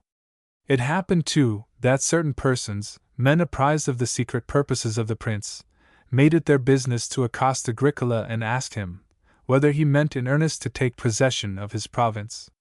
Nay, they began, at first indeed with some reserve, to extol a life of tranquillity and repose. Anon they proffered their good offices to procure his demission and excuse. At last, throwing off all disguise, and proceeding at once to dissuade and to intimidate him, they prevailed with him to be carried, with this as his suit, to Domitian. He, already prepared to dissemble his sentiments, and assuming a mien of haughtiness, not only received the petition of Agricola to be excused, but when he had granted it, suffered himself to be presented with formal thanks, nor was he ashamed of conferring a grace so unpopular and odious. To Agricola, however, he gave not the salary which was wont to be paid to proconsuls, and which he himself had continued to some. Whether he were affronted that it was not asked, or whether restrained by his own guilty mind, lest he might seem to have purchased with money what he had hindered by his interposition and power. It is the nature of men, that whomsoever they injure they hate. Now Domitian was in his temper apt to be suddenly transported into rage, and in proportion as he smothered his vengeance, the more irreconcilable he always certainly proved. Yet by the prudence and moderation of Agricola, he was softened. For, by no contumacy of his, nor by any vain ostentation of a spirit of liberty ill-timed, did he court fame, or urge his fate. Let such who are wont to admire things daring and forbidden, know, that even under evil princes great men may be produced, and that by the means of modesty and observance, provided these be accompanied with application and vigor, they may rise to an equal measure of public estimation and praise with that of many, who through a conduct very stubborn and precipitate, but of no advantage to the commonweal, have distinguished themselves by dying only to gain a great name. AD 93. Afflicting to us his family proved the end of his life, sorrowful to his friends, and even to foreigners and such as knew him not, matter of trouble and condolence. The commonalty likewise, and such people as were void of employment, or it may be thus translated. The body of the people, though chiefly intent upon such affairs as concern not the state. Gordon. Burnouf is better. See Pupple, Chu occupant Diotres interits.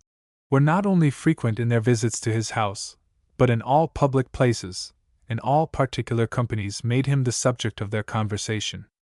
Nor, when his death was divulged, was there a soul found who either rejoiced at it, or presently forgot it. What heightened the public commiseration and concern, was a prevailing rumor that he was dispatched by poison. That there was any proof of this, I dare not aver. Yet it is true, that during the whole course of his illness, Domitian caused frequent visits to be made him, indeed much more frequent than princes are wont to make, both by his favorite freedmen and most trusty physicians, whether through real concern for his health, or solicitude to learn the probability of his death. It is well known that on the day in which he expired, continual accounts were, by messengers purposely placed, every instant transmitted to the emperor, how fast his end was approaching, and no one believed that he would thus quicken such tidings, had he been to feel any sorrow from hearing them. In his face, however, and even in his spirit, he affected to show some guise of grief, for he was now secure against the object of his hate, and could more easily dissemble his present joy than lately his fear. It was abundantly notorious how much it rejoiced him, upon reading the last will of Agricola, to find himself left joint heir with his excellent wife and tender daughter. This he took to have been done out of judgment and choice, and in pure honor to himself. So blind and corrupt was his mind rendered by continual flattery, as not to know that to no prince but a bad one will any good father bequeath his fortune. Agricola was born on the 13th of June, during the third consulship of the Emperor Caligula. He died on the 24th of August, during the consulship of Calega and Priscus, in the 56th year of his age. If posterity be desirous to know his make and stature, in his person he was rather genteel and regular than tall. Footnote: Descenture quam sublimior fut. In his aspect there was nothing terrible. His looks were extremely graceful and pleasing. A good man you would have readily believed him, and been glad to have found that he was a great man. Nay, though he was snatched away whilst his age was yet in full vigor, if however his life be measured by his glory, he attained to a mighty length of days. For every true felicity and acquisition, namely, all such as arise from virtue, he had already enjoyed to the full. As he had been likewise dignified with the consular and triumphal honors, what more could fortune add to his luster and renown? After enormous wealth he sought not, an honorable share he possessed. As behind him he left surviving his daughter and his wife, he may be even accounted happy, since by dying whilst his credit was nowise impaired, his fame in its full splendor, his relations and friends yet in a state of security, he escaped the evils to come. For, as before us, he was wont to express his wishes, that he might survive to see this truly blessed age, and Trajan swaying the sovereignty, wishes which he uttered with presages as of what would surely ensue. So it was a wondrous consolation attending the quickness of his death, that thence he evaded the misery of the latter times, when Domitian, who had ceased to exert his tyranny by starts only and intermissions, was come now to rend the commonwealth by cruelties without all respite, and to overthrow it as it were by one great and deadly stroke. For Agricola saw not the court of the Senate besieged, nor the Senate enclosed by armed men, nor the butchery of so many men of consular dignity, nor the flight and exile of so many ladies of the prime nobility, all effected in one continued havoc. Till then Carus Medius, the accuser, was only considerable for having been victorious in one bloody process. Till then the cruel motions of Messallinus rang only within the palace at Alba, footnote, a country palace of Domitian, and in those days Massabibius, afterwards so exercised in arraigning the innocent, was himself arraigned as a criminal. Presently after we, with our own hands, dragged Helvidius to prison and execution, we beheld the melancholy doom of Mauricus and Rusticus.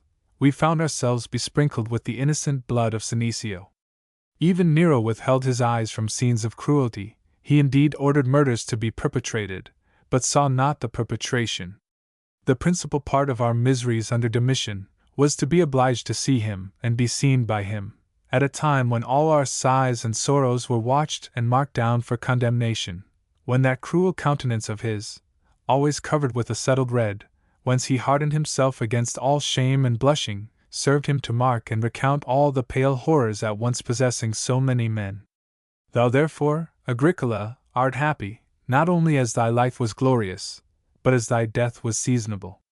According to the account of such who heard thy last words, thou didst accept thy fate cheerfully and with firmness, as if thou thus didst thy part to show the emperor to be guiltless. But to myself and thy daughter, besides the anguish of having our father snatched from us, it proves a fresh accession of sorrow, that we had not an opportunity to attend thee in thy sickness, to solace thy sinking spirits, to please ourselves with seeing thee, please ourselves with embracing thee. Doubtless, we should have greedily received thy instructions and sayings, and engraved them forever upon our hearts. This is our woe, this a wound to our spirit, that by the lot of long absence from thee thou wast already lost to us for 4 years before thy death. There is no question, excellent father, but that with whatever thy condition required thou wast honorably supplied, as thou wast attended by thy wife, one so full of tenderness for her husband, yet fewer tears accompanied thy course, and during thy last moments somewhat was wanting to satisfy thine eyes. If for the manes of the just any place be found, if, as philosophers hold, great spirits perish not with the body, pleasing be thy repose. Moreover, recall us thy family from this our weakness in regretting thee, and from these our effeminate wailings, to the contemplation of thy virtues, for which it were unjust to lament or to mourn. Let us rather adorn thy memory with deathless praises and, as far as our infirmities will allow, by pursuing and adopting thy excellencies. This is true honor, this the natural duty incumbent upon every near relation. This is also what I would recommend to thy daughter and thy wife, so to reverence the memory of a father and a husband, as to be ever ruminating upon all his doings, upon all his sayings, and rather to adore his immortal name, rather the image of his mind than that of his person. Not that I mean to condemn the use of statues, such as are framed of marble or brass. But as the persons of men are frail and perishing, so are likewise the portraitures of men. The form of the soul is eternal, such as you cannot represent and preserve by the craft of hands or by materials foreign to its nature, nor otherwise than by a similitude and conformity of manners. Whatever we loved in Agricola, whatever we admired, remains, and will forever remain implanted in the hearts of men, through an eternity of ages, and conveyed down in the voice of fame, in the record of things. For, many of the great ancients, by being buried in oblivion, have thence reaped the fate of men altogether mean and inglorious. But Agricola shall ever survive in his history here composed and transmitted to posterity.